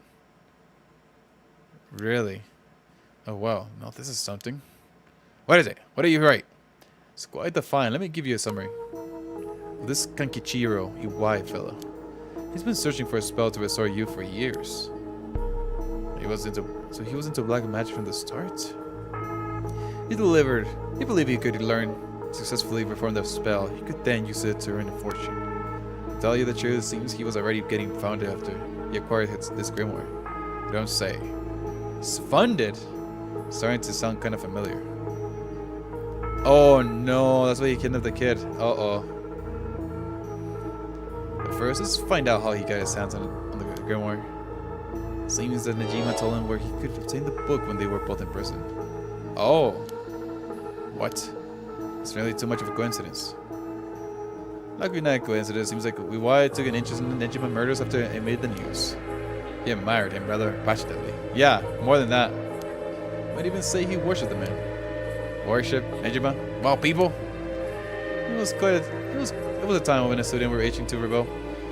Anyone who did something to shake the world was bound together admirers. Well, I've been collecting these photos ever since that time. And since he just so happened to land in prison at the same time as Najima, I made sure to get in contact. This is a lot. I mean, even having it all laid out like this. The thought of Nejima being involved with these grimoires is staggering. I don't think we ever had anything pointing to that. What's the connection? What's the connection? To be honest, it's a shock to me too. For years we've been scratching our heads over the motive behind Nejima's murders. Yep, been a mystery to us all from the very start. Whoa. Whoa now. Wait just a minute, do you think? No way, are you saying? That's right. Murders might have been for a ritual, sent in to perform black magic.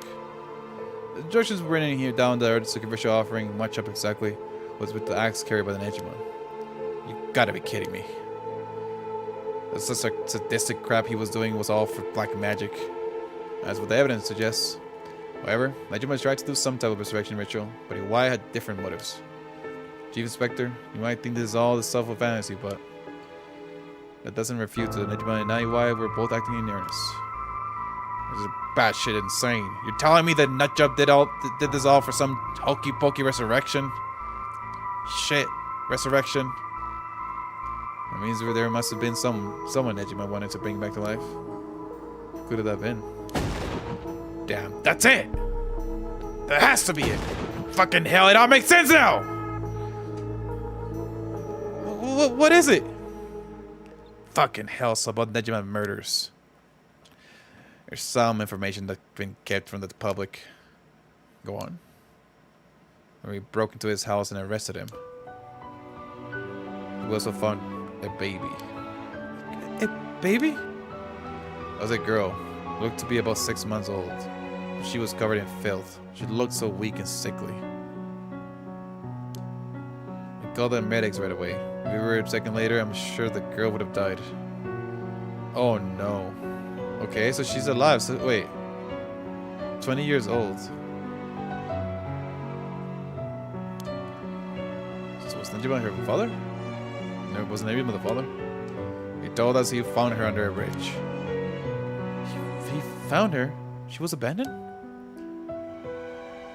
I heard the parents ran to leave their marked child under a bridge as a threat, but to think it really happened. I suppose there are those cases with the dead newborns found stuffed in coin lockers. It's not without possession. Bro, Yakuza!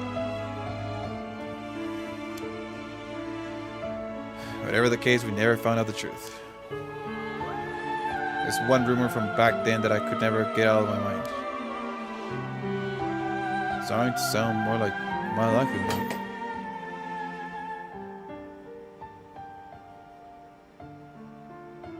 One rumor, huh? Well, I'm sure this isn't the first time you heard of it. Many believed Jenny was guilty of more crimes than what got him convicted. Back then, a lot of girls went missing. Yeah, I remember all of that. Among the high school girls that might have been murdered, or maybe I should have saved sacrifice, was a girl who was pregnant. Oh shoot. Goodness. That's horrific. He killed her. Dismembered her body. We thought maybe the baby we found is what we pulled up from the inside of her. Don't misunderstand me. It's all speculation on top of more speculation you hear. But I, for one, never believed the man would just take in the baby he found under a bridge. I'm feeling sick. Stay strong, ma'am. I know this is hard to hear. Like I said, I don't take that beat to full truth. We were running out on speculation back then. Now that this whole resurrection magic has come into play, we should consider the possibility it was his child. And that maybe he was trying to revive whoever the mother might have been. There's a theory, but my life would be a tad easier if it were true. That's an interesting thought. If anyone Nejima would have wanted to resurrect, this sees wife is as good as guess as any. That he obtained a curse stone would suggest he was interested in the right of resurrection. Damn, you're right. Here I was thinking that he was one up to the Cursed Powers massacre.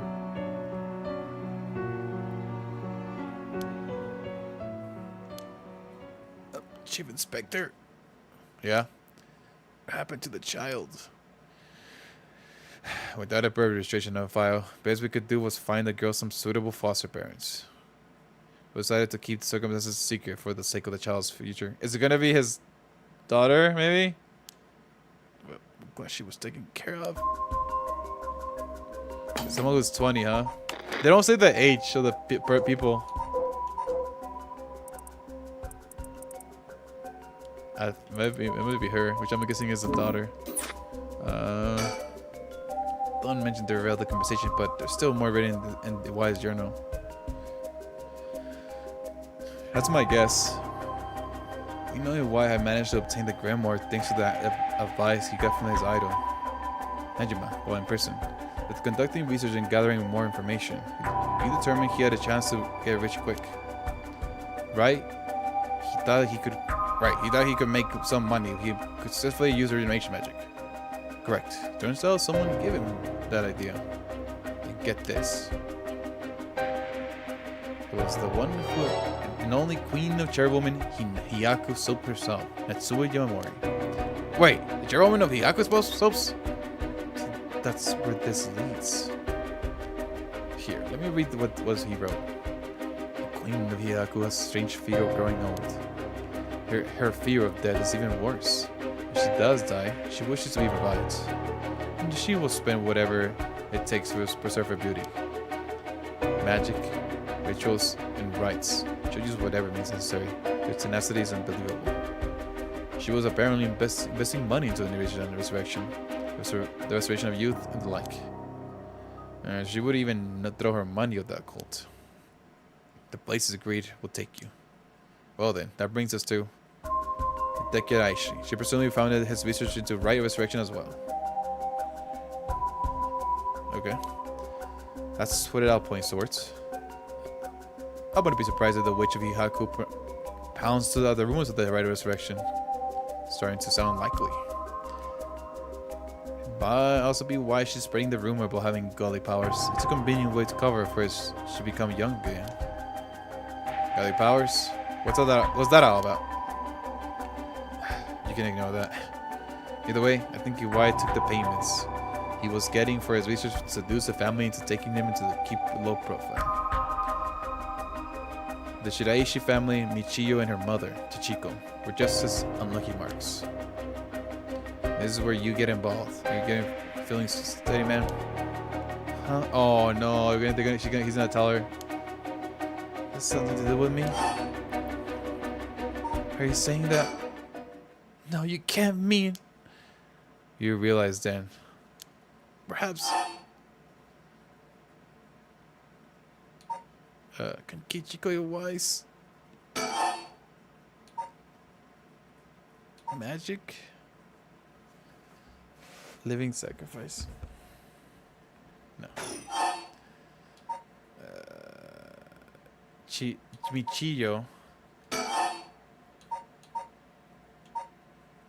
I'm trying to say like he kidnapped the kid. Right? That's what I'm trying to put, but I don't know how to say this. Michiyo kind of helped him, you know?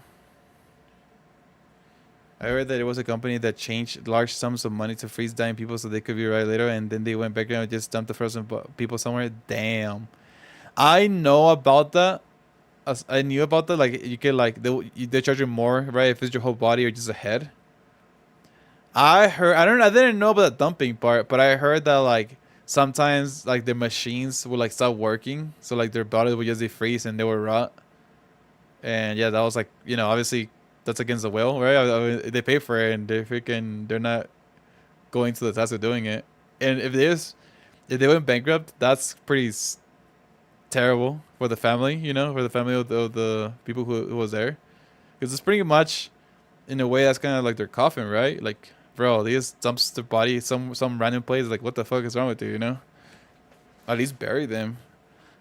It's the least you could do. Give them a proper burial. So,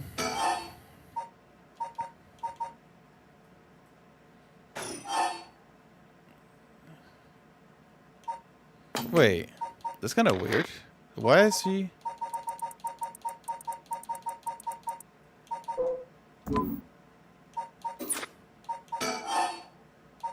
Magic.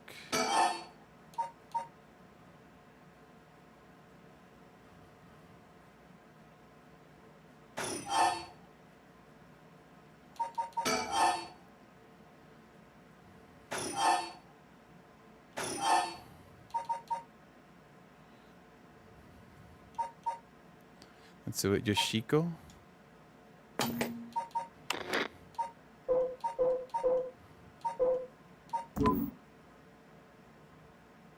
She comes talking about her.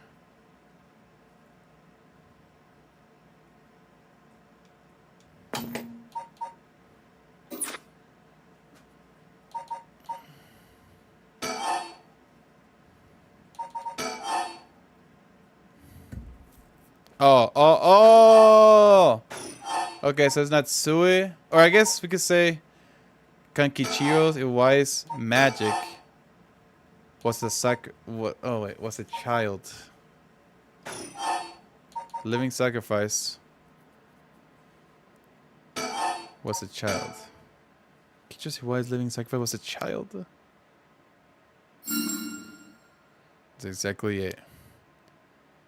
Iwai moved with the Shiraishis to practice his magic. He needed a sacrifice to perform his youth restoration spell, but that meant extracting the life force from someone young. Of course, that awful man. Was he why this man? Why worshipped Nejima? So he must have also despite Nejima's detractors. Take away our curse stone right now! Right, worshipped Nejima. So he must have also despite Nejima's detractors. Oh, fuck. That's why. Not to mention he was captured and sent to jail once before. Surely he had a bone to pick up with the police. So when he realized he had the chance to both avenge Nejima, embarrass the police, and acquire living sacrifice at the same time. Fuck! You got it! Why can't I Haruo Shikima's son and managed to score 3 birds with 1 stone?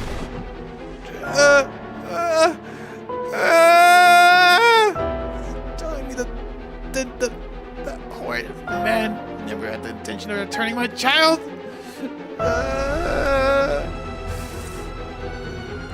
Thought there might have been a reason why the kidnapper seemed to be mucking the police. Never wanted the money. His aim was to humiliate the force. It all makes sense. He must have used Michiyo to lower your boy's defenses, and then kidnapped him on his way back home. Man, he took Chuichi! Ma'am, please come down. I understand, but you must remember to breathe. You don't understand. You have absolutely no idea what I'm going through. It's just in a joke. It's like expecting the police to understand. You'll never understand. Sacrifice is what a stupid idea. What a stupid little man. Okay, man. Let's take a moment to breathe. Why don't we go get some fresh air? I can't believe this. Jave, I think it's best we take our leave. But before we go, there's one more important piece of information noted in this journal. Oh. Why I got in contact with Nejima last year, after Nejima was released on parole. We provided him with accommodation and financial support. Is that so? I managed to find a hideout for Nejima to stay in. Damn it. Anything rather than use his money to support the Shiraishis, it seemed most went to Nejima instead. If Nejima's lurking around anywhere at the moment, it's probably in that hideout. You right where it is? Fortunately, no, not that I can tell. But it seems Michiyo knew where it was. She never met Nejima in person. Wait, how would she know? Never met Nejima in person, but she was made to go in and clean up among other things. What is that good of information? The girl's already dead. Wait, no, she's alive. That's right. She was straight away. She is alive. No, maybe, possibly. You can find her and get her to talk. You can get her to spill the beans in your hideout too. Investigator, I'm asking you. Should we be going? The lady's not well. Damn, dude, Victor, what a beast. What a beast! Okay. Kankichiro Iwai, the common law husband of Michiyo Shiraishi's mother, Toshiko Shiraishi. And Kankichiro started coming and going from the Shiraishi household a little over a year ago. It seems he has served some time in prison, but these are unknown. His deceased body was covered at the Shiraishi's home. Michiyo once made a living by placing advertisements in magazines to sell phony magic items and good luck charms. Lucky charms. That held the subject It was such a yearning for the post-war era where things and people were simple. It has nothing but negative things to say about the rapidly developing, ostentatious world of late. Radical in his believed that it would be better to tear down society and start over again. Kankichiro was discontent with his life spent poking around society's cesspools to make a few coins. When Nejima murders were widely reported in the media, it had a great impact on Kikichiro, as he witnessed how a single act by a single man could cause a major rift in the society. Seeing Fumichika Nejima as a great hero, he began collecting every piece of information he could find on the man. Kakichiro was later arrested for his illegal business practices, and a chance meeting with Fumichika during his incarceration solidified his idolization. He was captivated by Fumichika's talk of black magic, and following his release, acquired the grimoire Fumichika had hidden away. As for Tachiko Shiraishi, Kakichiro set his sights on her after encountering her at her part-time job. We learned that the Shiraishi family was in financial trouble and could not afford to send Michio to college. He turned on to charm and took advantage of their weakness by offering them money. He revealed his true colors, however, after moving in with the family, and used violence as money to keep Toshiro and Michio under her thumb. All the while, his belief in black magic deepened. He found a sponsor in Hihaku Corporation. Kankichiro forced the Shiraishi family to perform various rituals with any attempt to resist being met with merciless beatings. The mother and daughter were helpless to resist. After the Hihaku offered Kankichiro great sums of intensify his work with black magic, he set his mind on sacrificing a child in order to perform a youth restoration spell. For this purpose, he chose Shuichi Shigima, the son of Haruo Shigima, against whom Fumichika held a grudge. He attempted to enlist Michio so as not to alarm the boy, and when she resisted, beat her mother 20 times.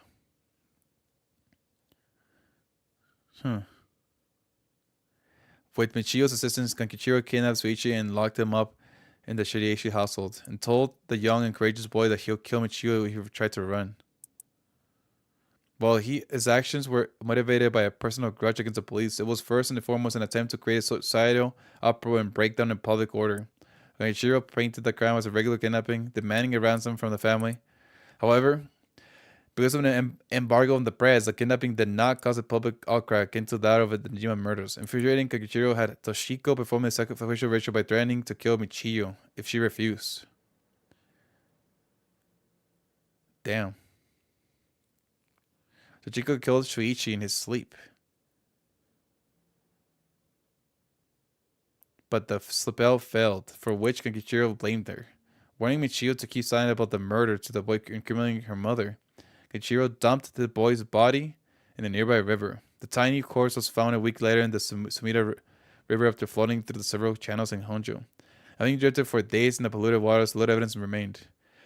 Although Kankichiro performed no further sacrifices, his devotion to black magic only increased. Toshiko and Michio spent their days consumed by guilt, forced to continue serving Kankichiro until the day they died. Wait, when did the mom died?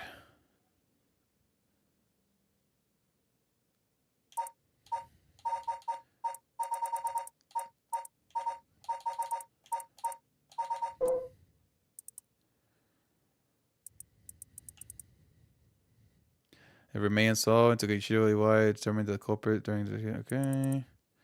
She had a tendency to put other people's needs over. Okay. It only added like a little bit. Okay. Damn, that was a lot actually. We learned a lot. Be right back, guys. I think I'm gonna warm some food. Be a little bit. Be right back.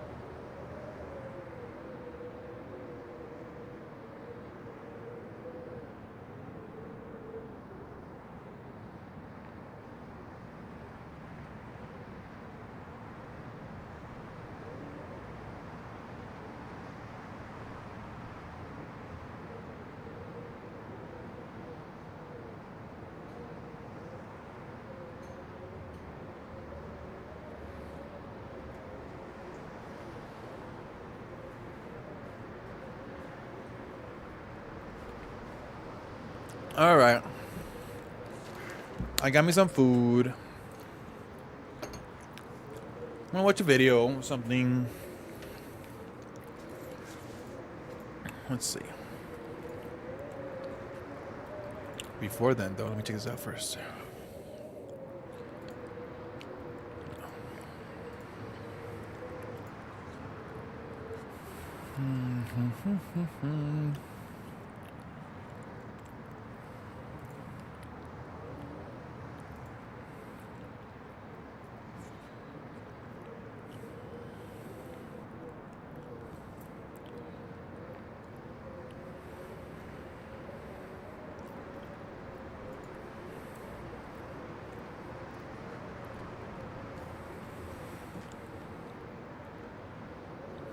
So, who's messaging me?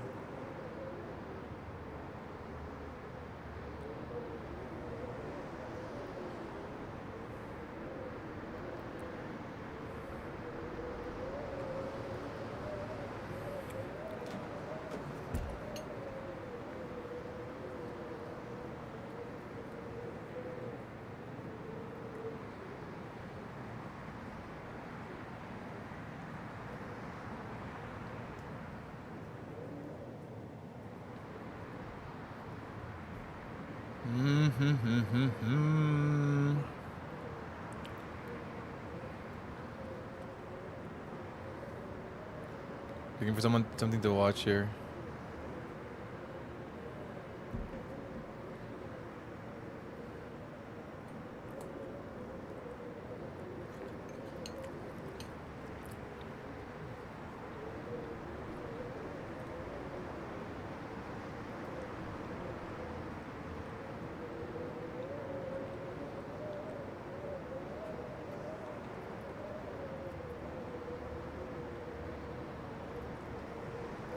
Games are on games? Before we start, a lot of games and movies and stuff have strobing lights and seizure warnings.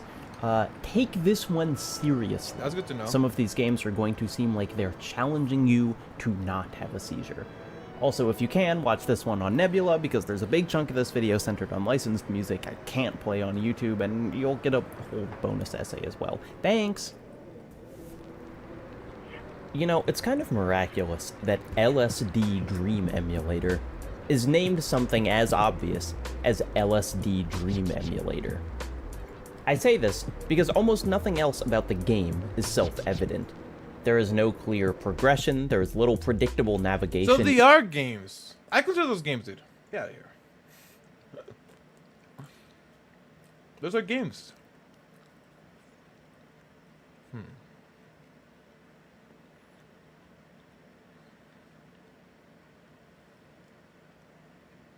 The Vatican's... No, maybe no. Maybe not that. Sharpest blade ever. The rank was 8.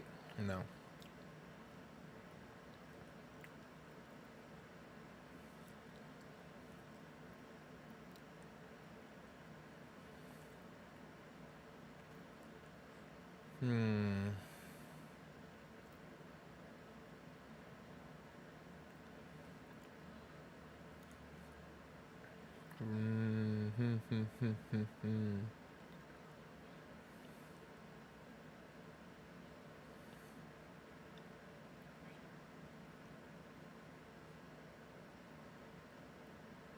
Puparia.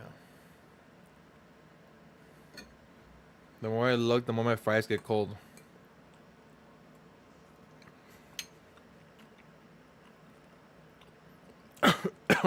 Oops.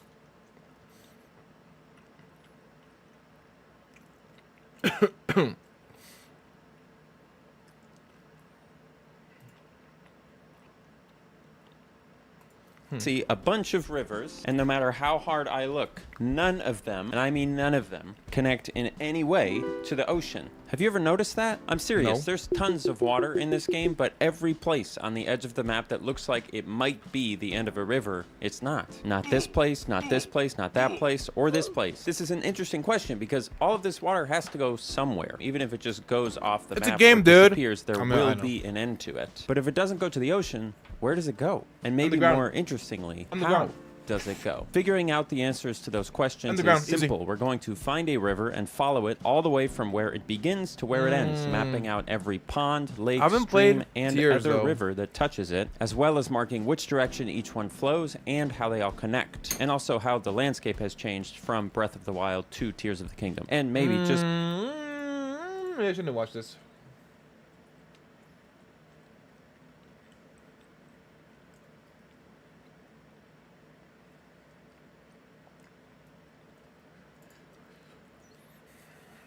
I haven't played Tears of the Kingdom yet. By the time I find a video, it's gonna be too late.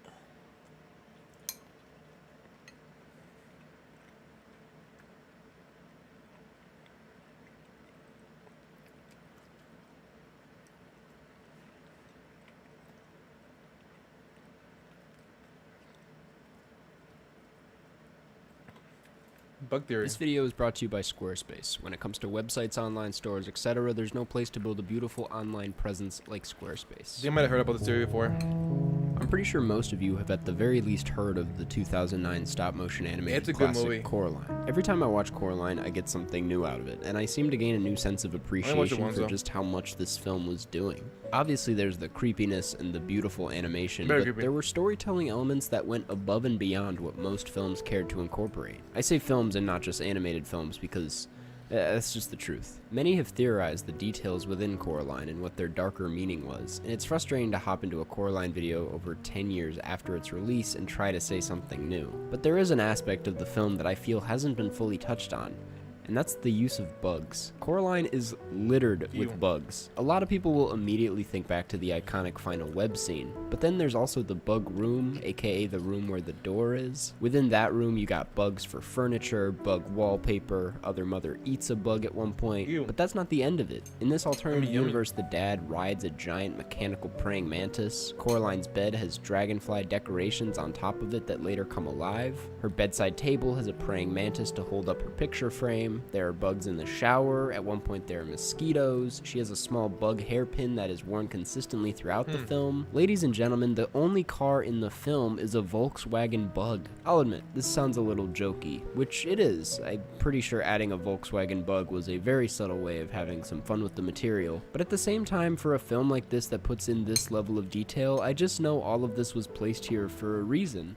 And it was. Starting with the smaller stuff, let's just talk about the dragonflies. There's this blog post from Emmett Brady that goes pretty in-depth about a lot of this, so I'm going to be referencing it a lot, but dragonflies supposedly in European folklore are referred to as the devil's darning needles. Upon doing some more research, one article states they were also reputed to sew up the mouths of naughty children, hence the devil's darning needles, and make people blind and deaf, eye pokers, and ear cutters, which, just saying, is exactly the kinds of acts done in Coraline. It's the core conflict of the film. Another bug used is the praying mantis, used at first as a photo stand, but later turning evil as it functions as a machine used by the dad to attack Coraline. Mantids are usually looked at as harmless creatures. Sometimes people make music about them.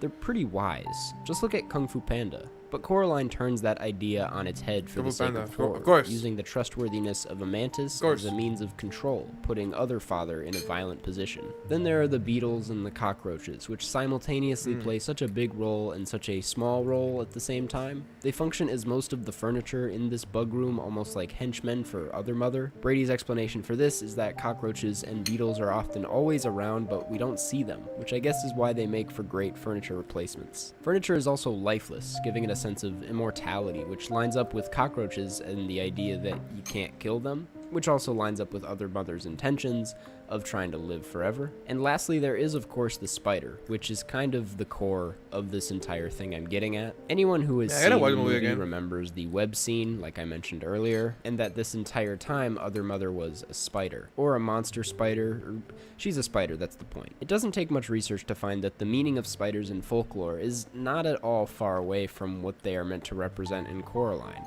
On worldbirds.org, it said that spiders in dreams represent fear. Freud believed that dreaming of spiders represents the mother that devours her children, which she does through possessiveness or guilt. When you dream of spiders, you are dreaming of webs, ancient knowledge, language, intricacy, and creativity, the circle of life, transmutation, feminine power, and creation. Keep in mind, Coraline typically encounters Other Mother in this universe when she's dreaming. Is that not exactly what the Other Mother does to Coraline in the film? I also think the other bugs within the story are all working towards the spider, but I feel like this is pretty obvious considering their numerous attempts at harming Coraline and the button eyes that they have. The spider thing is weaved through the entire story, as the opening credits start with her essentially injecting this quote-unquote evil stuffing into the Coraline doll, the way a spider injects poison into its prey, the way Other Mother is only ever seen eating a bug and her plates are consistently empty, the way she lacks the vision the way a spider does, how she uses surroundings as a means of luring rather than emotional attachment. But as usual, I gotta ask why. It's definitely cool that there are all these creative ways that the film implemented bugs into the story, but why did they do that? I mean, it's creepy, but there's gotta be a cooler reason than that. I do think bugs are weaved through the story to serve a greater purpose, especially when taking into consideration the devouring mother trope. I don't doubt the core theme of the film is about a mother-daughter relationship, but I think it uses the idea of bugs, prey, and power dynamics as a means of driving that idea home. Coraline is, in a sense, a movie about control. The way a dog owner can still own their dog in the afterlife, the way an abusive relationship and work schedule can own Coraline's father, the way humans take control over animals through banana slug hunting or through circus mice, or even the way humans take control over other humans, using a spider and its easily manipulated prey, the bug, Coraline, as a means of conveying that. There's a small moment in the film that never feels fully explained or expanded on, but that leaves me with an eerie feeling. It's when Coraline and Wybie are going about their night and stop mid-conversation as they see a bright balloon mysteriously floating through the sky and into the top floor. They drop everything and, without saying a word, follow said balloon as if they're moths wandering towards the light, completely uncontrolled. Which is much more unsettling when you take into consideration that Other Mother is in control of this world, and she likely put that balloon there as soon as Coraline began to question the morality of Wybie's stitchings. Damn. All of that happening at the same time really makes it feel like Coraline is the bug in this situation. In a blog post by Lottie McGuire, she writes that in fairy tales, insects are usually called upon to do impossible tasks, similar to how the bugs are treated in the other world. Which is true. Other Mother sends all these other bugs out to lure Coraline towards her, and she survives on this control. The only reason she's really alive is from stealing the souls of other children. The same way a spider survives only on control, through creating webs and stealing the lives of other bugs. But spiders can't help that, you know? That's just the way they are. We can't fix spiders, which I think is the same case for someone as abusive as Other Mother. Whereas Coraline's real mom is just emotionally neglectful, Other Mother loves Coraline, not for Coraline, but for herself in an insecure, validating way, which is crazy when we recall the beginning where Other Mother refills Coraline with bad stuffing, and that introduces another horror within the film, that Coraline is inherently her mother. But that's not to say the film doesn't end victorious in some way, as Coraline throws the hand down the hole and kills the Other Mother as well as the doll. I think it's also worth quickly mentioning that Coraline's real mother is specializing in gardening, which further proves the point that if she's studying or examining bugs and the way they interact or even disrupt her environment, the garden, that's almost the exact same way Other Mother looks at Coraline, as a disruption or something to be used rather than loved. But to wrap things up, I can admit that there isn't some secret subplot with bugs that I wish existed within the film, where maybe the cockroaches have a backstory we don't know about. But I do think bugs are a crucial part of what this film wants to say, that power dynamics within nature, no matter how minuscule,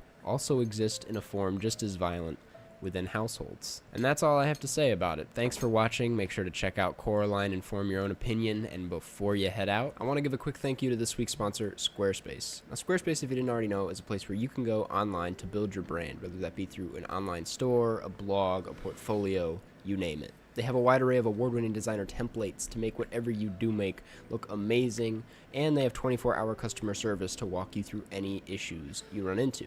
But the best part about it all is that if you go to squarespace.com/Karsten, you can get 10% off of your first purchase. There's really no reason not to give it a shot. I gotta make a call, guys, real quick. Thanks again, Once again, Squarespace, for sponsoring this video. Thank you guys for watching, and I'll see you all in the next one.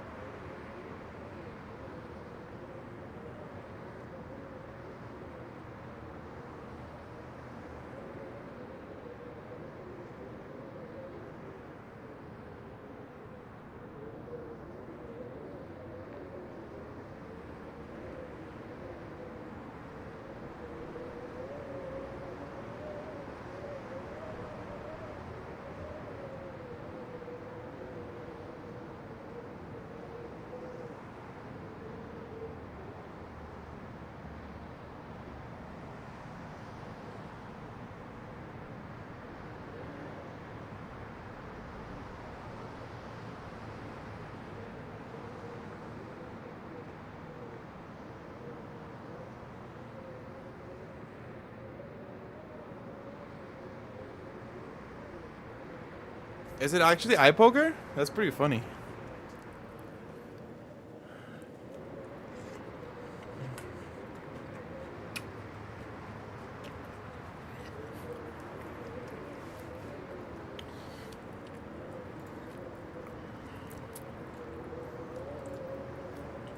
This video is brought to you by Squarespace. feel like my milk When tastes it comes weird, to guys. websites, online stores, etc., there's no place Eating to build a Cheerios. beautiful online presence like Squarespace. So this is the third installment in an unexpected yet incredibly popular The series third? of mine where I take SpongeBob episodes and try to find the meaning in these very Where's the first formative two? experiences. The first one. This video is brought to you by Squarespace. When it comes to websites, online stores, etc., there's no place to build a beautiful online presence like Squarespace.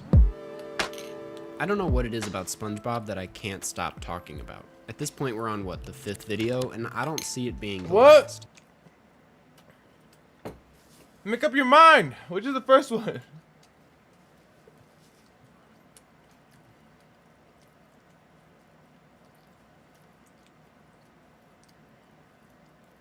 Okay, that was something else.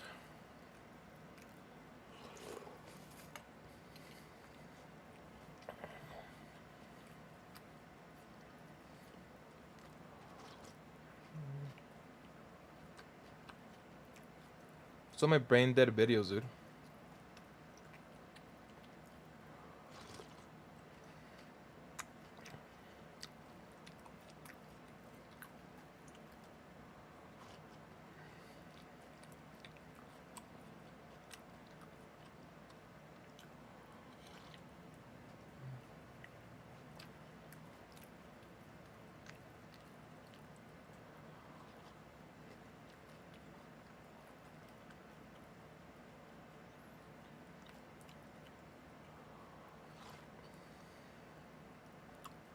She has watched videos, old videos again.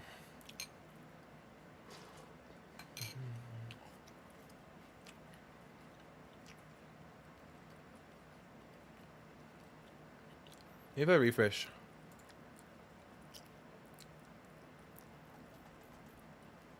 Maybe.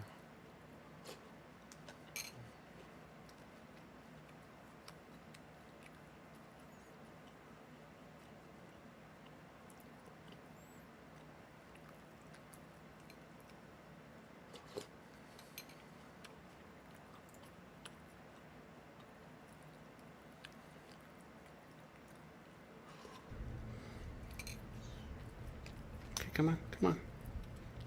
It's all little. There you go. You gotta turn it down now. Oh, you gotta go this way. There you go, buddy. You're doing it. You're doing it. You're doing it. You're doing it. You want to do some more? That was cute. That was cute.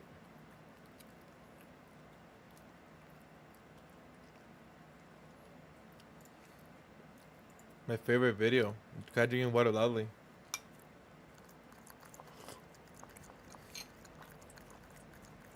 Louder. Oh. That's not that loud.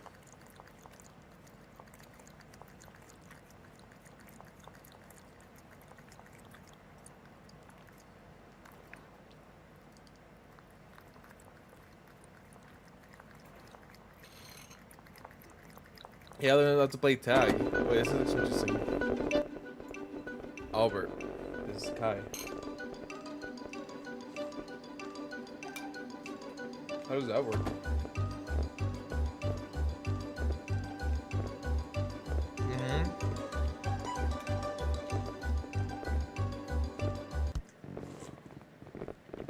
Okay. How do you lose? Time limit? Oh, time limit.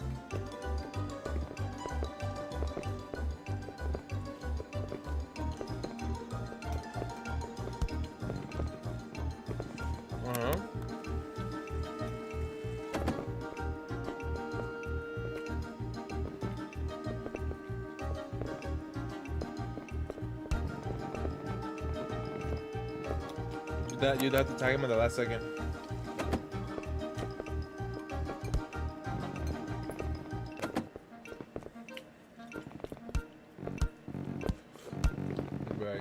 That's damn. Robert.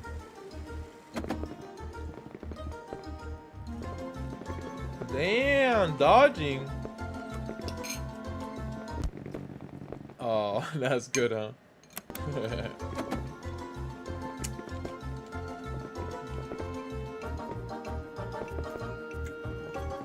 That's cheating.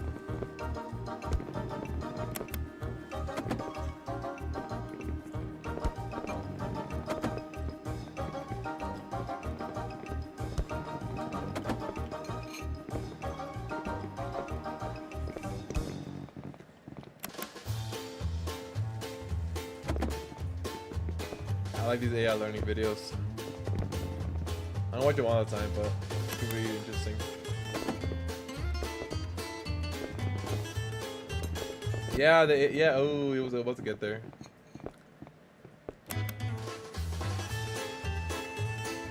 Damn. Another week. Oh shit! Oh shit!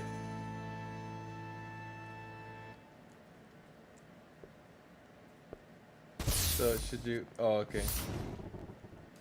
More interesting. To block interval. Taller. I'm using taller wall too.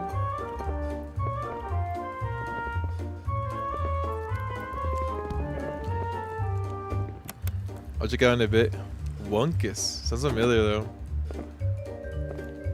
Oh, that's okay. That's good to know.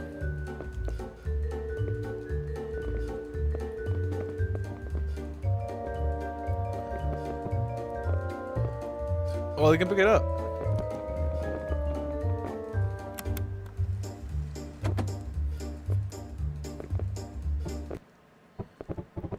He just throws it.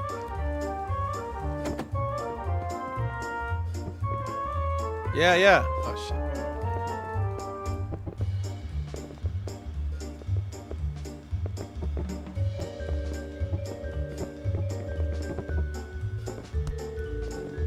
Oh.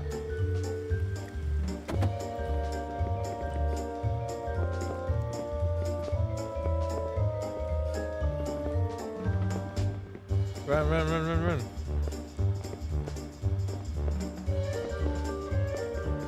I know what happened, Kai. Losing now. Well, it's pretty close. 50, almost close to 50.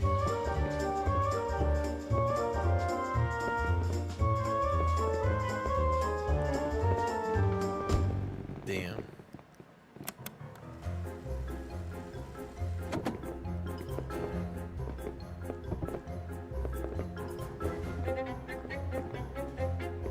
Yeah, lucky throw.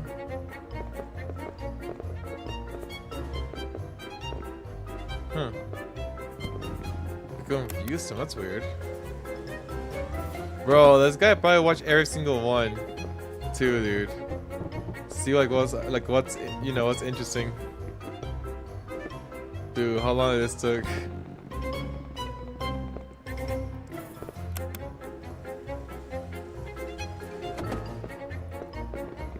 Damn, 3.6? That's garbage.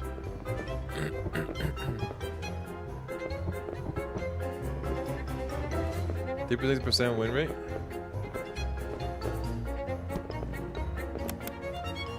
Oh, I got a little higher. Oh, it's getting higher.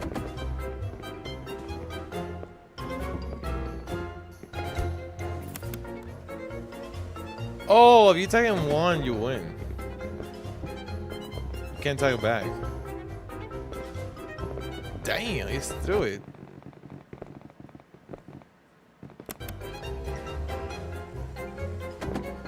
$1,000.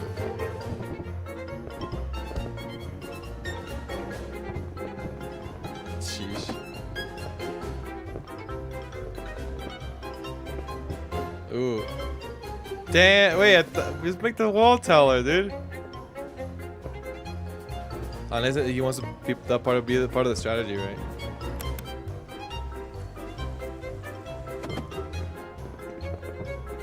What? Okay, yeah, he learning that works. What the fuck?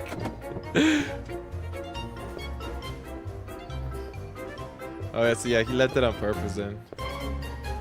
That's funny. Okay, what now?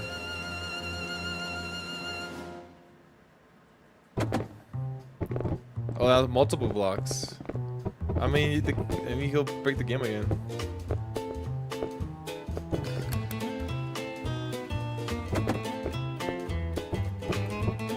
Damn, trying to break out again. Oh, it won't work? Why not? Well, is it?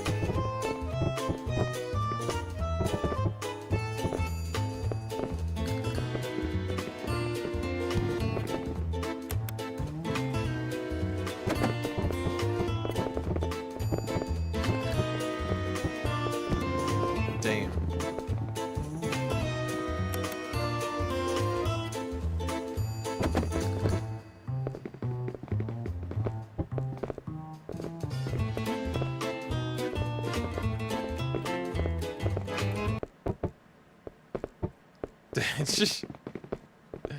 Dang. Use a cube, dude.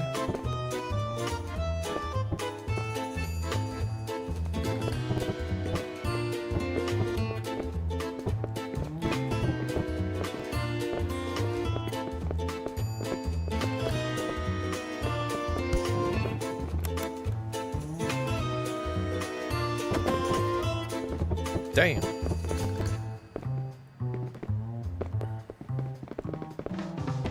Oof.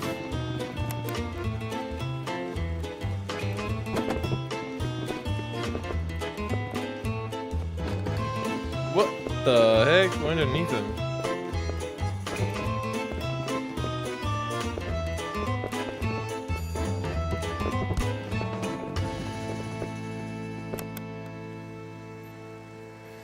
It's pretty close to again, 50, close to 50. Sheesh.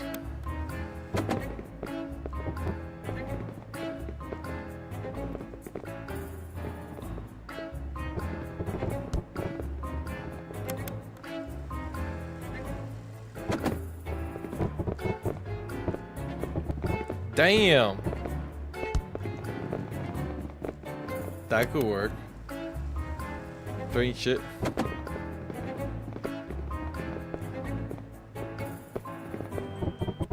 What? What's? Wait, so you can still break it then? Liar.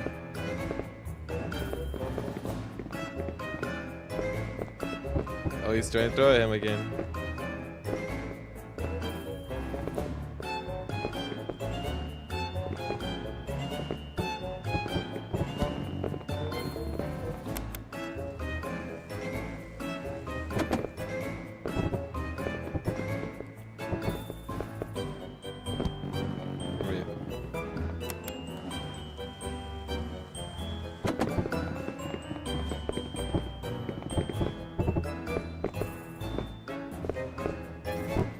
Damn! Oh, they went up the map. Oh wait, there's other stuff right there. Oh, 5v5.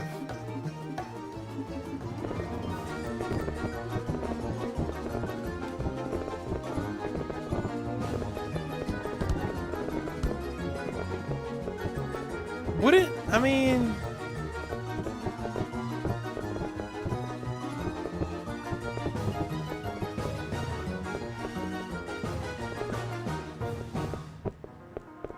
I was gonna say, wouldn't the Tigers have an advantage? Because 5 was more of them, you know? But I guess I was wrong. Never mind. That was fun. Alright. I had my fun. Wait, so what is it? What is it that you sent? Oh, yes, dude. Yes.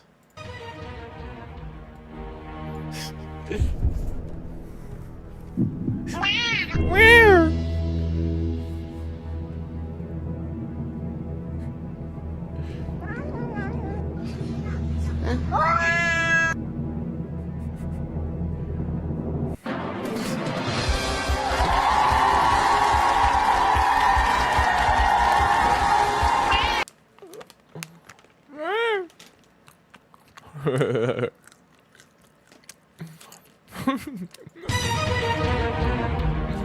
Gotta watch it again.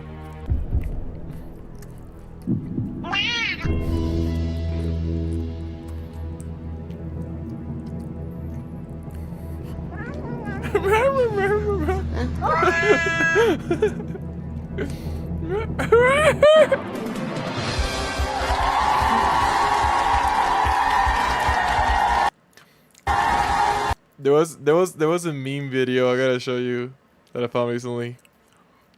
Where is it at? You'll like it for sure. Oh, oh yeah, this one. Let's see, how do I do this?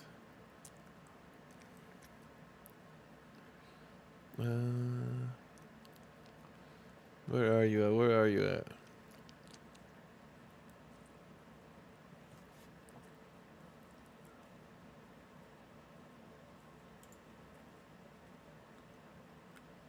Damn, where's my... Oh, there it is. Yes. Top 10, top 9 candidates is updated. Okay.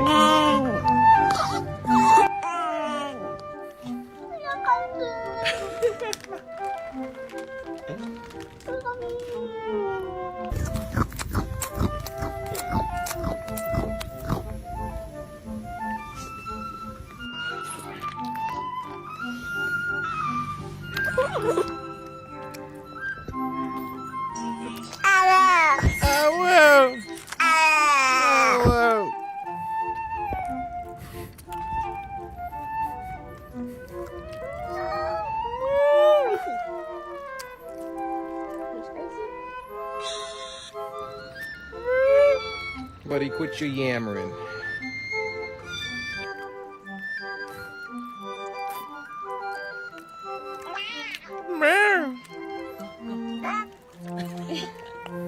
Good.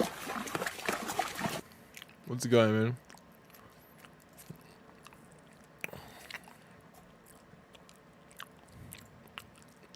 Oh yeah, this one. I can't hear it. How's it going, your boy? What can I hear it?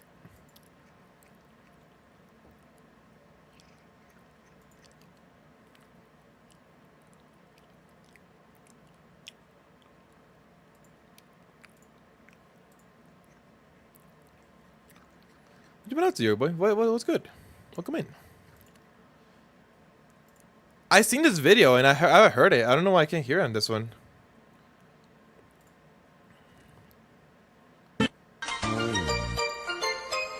Let's see.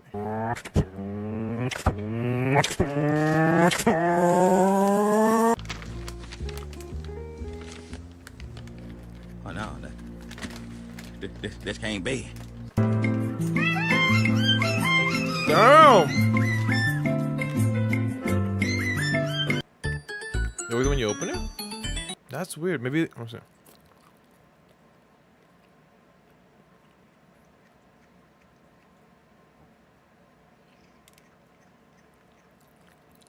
I hear it, but very quiet. I have to boost my headset. Guys, click that link and watch it.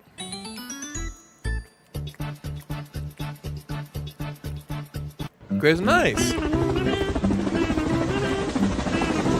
I was just eating some cereal just now. Watching, getting distracted here. But yeah, we're playing this visual novel called Paranormasight. It's a mystery visual novel. Pretty cool. Pretty good all in all. I worked long days this week. But hey, 4-day weekend, I'm hyped. 1 out of 4 today.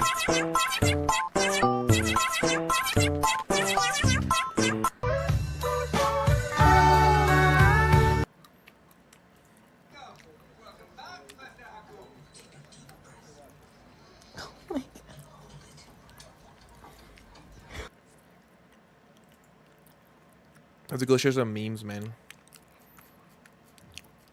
me go get some memes over here.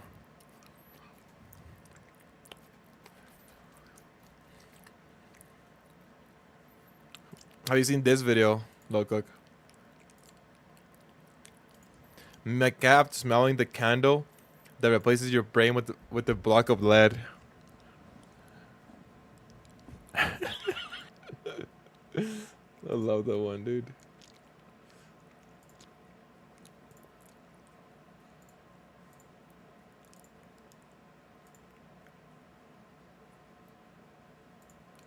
That one's good. Another one with a cat pretending to eat shower curd, but it's just the same thing. I can't find a good comment. Lame. Have you guys seen this meme? Wait. Wait, I just had it. Wait, what? Have you guys seen this meme?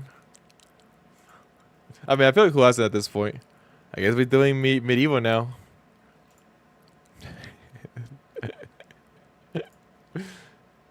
Couldn't find a parking spot on my job, so I left. Looking like they have enough people today.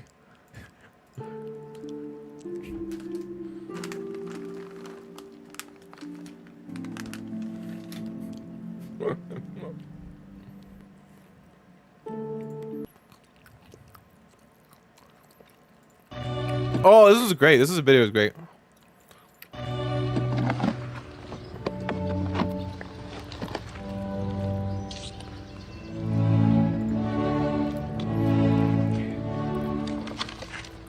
Oh, yeah, you for the manga book? What you got?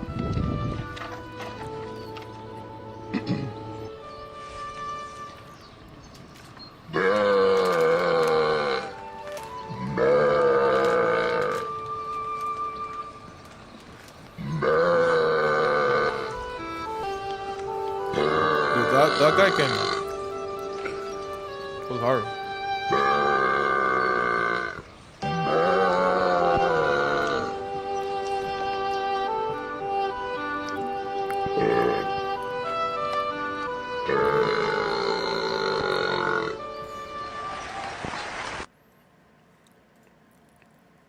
Like that. My neighbor Totoro. Dude, I had no idea there was a manga about that one. Oh, it's also another good video.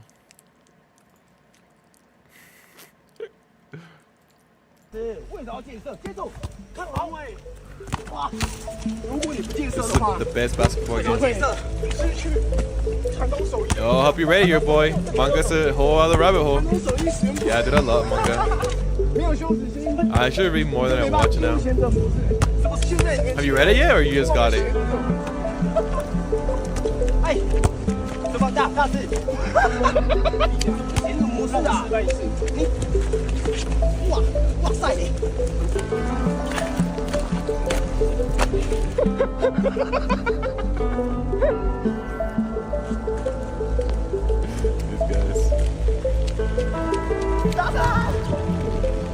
You know which manga I want to get from the Miyazaki's works?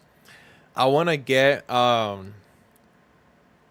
Nausicaa with the Valley of the Wind. I want to get that one because I don't know about his other works, right? But I know that one is based off a manga, and the manga is actually longer than the movie, right? Like it has more than what the movie has. So yeah, that's why I want to get that one at some point. That's definitely one of my goals to get. You should see my room, your boy. I have so much manga, dude. I love it. Fucking Glizzy bit me, yo! Hate you.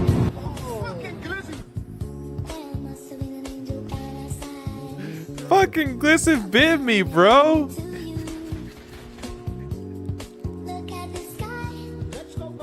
Let's go golfing.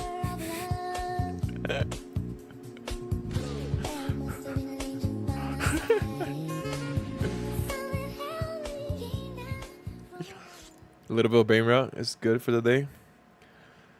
It's like manga made from the film, so not official first manga, but I want to get Berserk next. Ooh, Berserk is great. Gotcha, dude. I'm guessing you watch the anime. What made you want to get Berserk? Can't talk.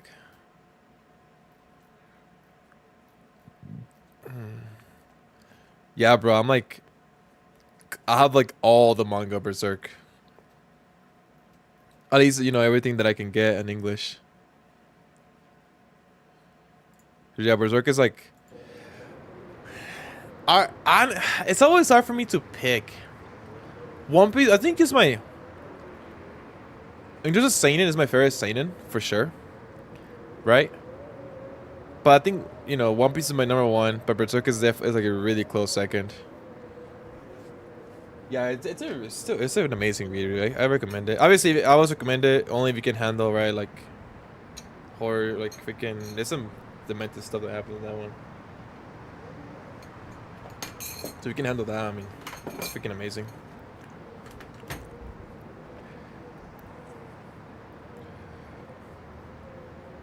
They open in manga shop 20 down the road, and from so someone tried to read more of them, and I heard the manga for it better than the show. Nice, dude. Oh, for Berserk, 100%. Berserk, the manga is way better. I will say I do like the 1995 anime. I think 1995. It's not the perfect adaptation, but it's cool.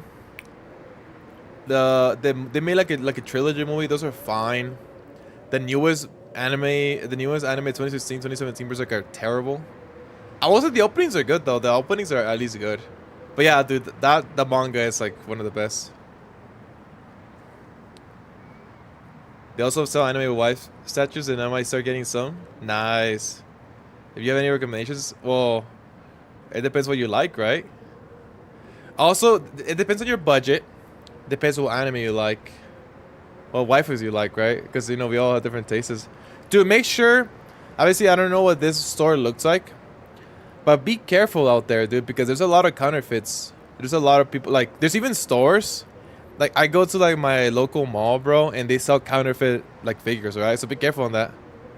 Don't, like, overpay for something, you know, especially if it's a counterfeit, right? If it's, like, an actual legit store, this should be legit. But, yeah, be careful. Because, again, I've been to stores where it's not, like, official, like, store, you know? And it's, like, not legit. So be careful on that. Yeah, of course. Like, if you have any, you know, what are your favorite anime, right? You tell me. I mean, okay, you like, okay, you tell me you like Berserk, you like Totoro. I can look up some Berserk stuff. Let me see. Also, let me know your budget too. Like, how much are you willing to spend on your figure, right? There's different values depending on what you want. Because, you know, you can do like, there's price figures which are like $20, right? There's like scale figures with the bigger they are, the more expensive they are. They could be, you know, like $100. It could be $200. It could be $300. Or if you're like really wealthy, right? There's even like these giant statues, which are like $1,000, right, or more. Yeah, but there's something for everybody, 100%.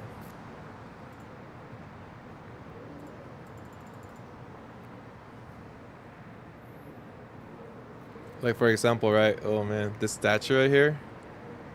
Oh, oh yeah. Also, if you like action figures, there's some figures that like move around. Some of them are just like standard, stationary, right? That could be another thing. You like models? You want to build it? Like, there's some also models that you have to build. Like, do you like mechs? I'm like throwing a lot out there. My bad if it's gonna overwhelm me. When I started collecting figures, I was like, didn't know nothing. Now I'll have like a room full of them. Let me clear my glass real quick, guys.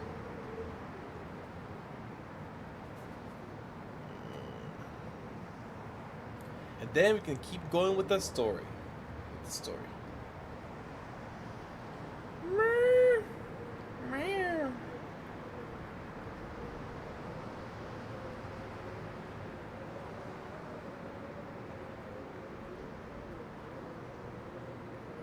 I like anything, honestly. I mean, I love me all the waifus. We checked at a couple of shops to compare prices, and budget is like $250. Dang, nice. Okay, so you could definitely do scales then.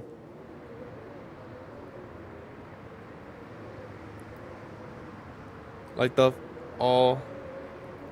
I really liked all this for years, and I'm not trying to get more into it. I'm not trying to get more into it? It sounds like you are trying to get more into it.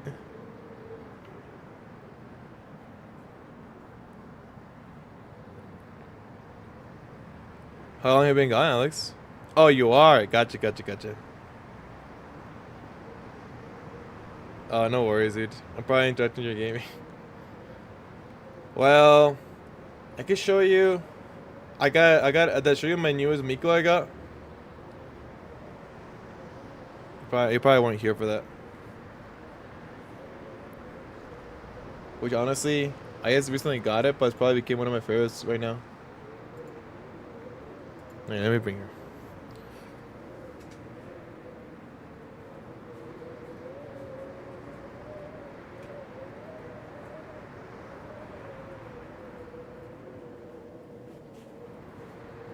Let's see if it looks good with the green screen. Nope, it does not look good with the green screen. Let's turn it off for a second.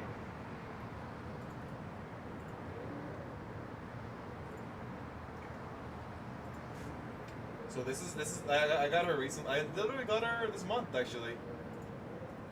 So this is Miku, bro. Hatsune Miku. It's a scale 1-4, right? And I think it was like 250. And yeah, bro, freaking the detail, bro, is insane. Honestly, I just got it. It's probably one of my favorites already. Yeah, dude, it's freaking the paint, the model, bro, it's freaking great. And like, there's like a lot. There's a lot of different. I forget what the series like it's called. What they call it. There's like a lot of different like 1/4s. Here, let me put it back.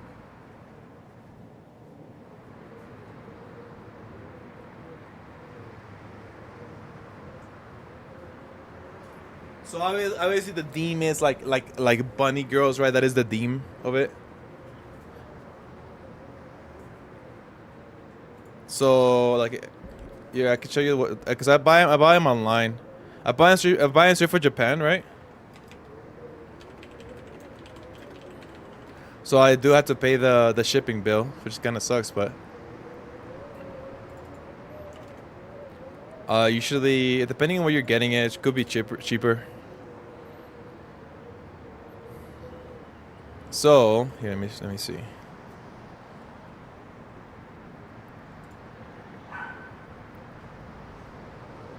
Oh my goodness, I don't know if I can show some of these.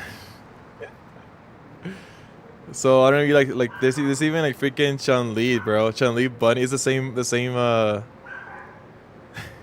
show you.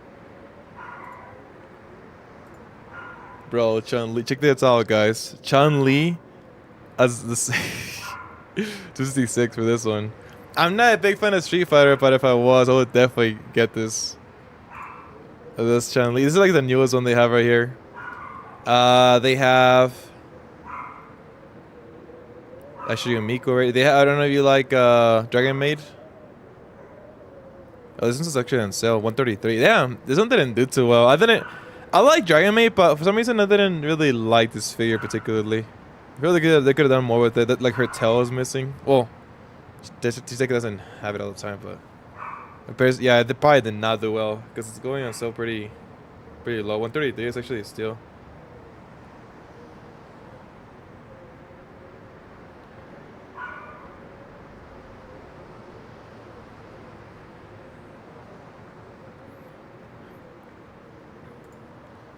What else do I have here that I can see here?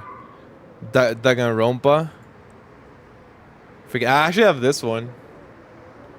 It's actually on sale, bro. 146. Sad. Oh, I mean, it's good. It's on sale. You want to pick it up.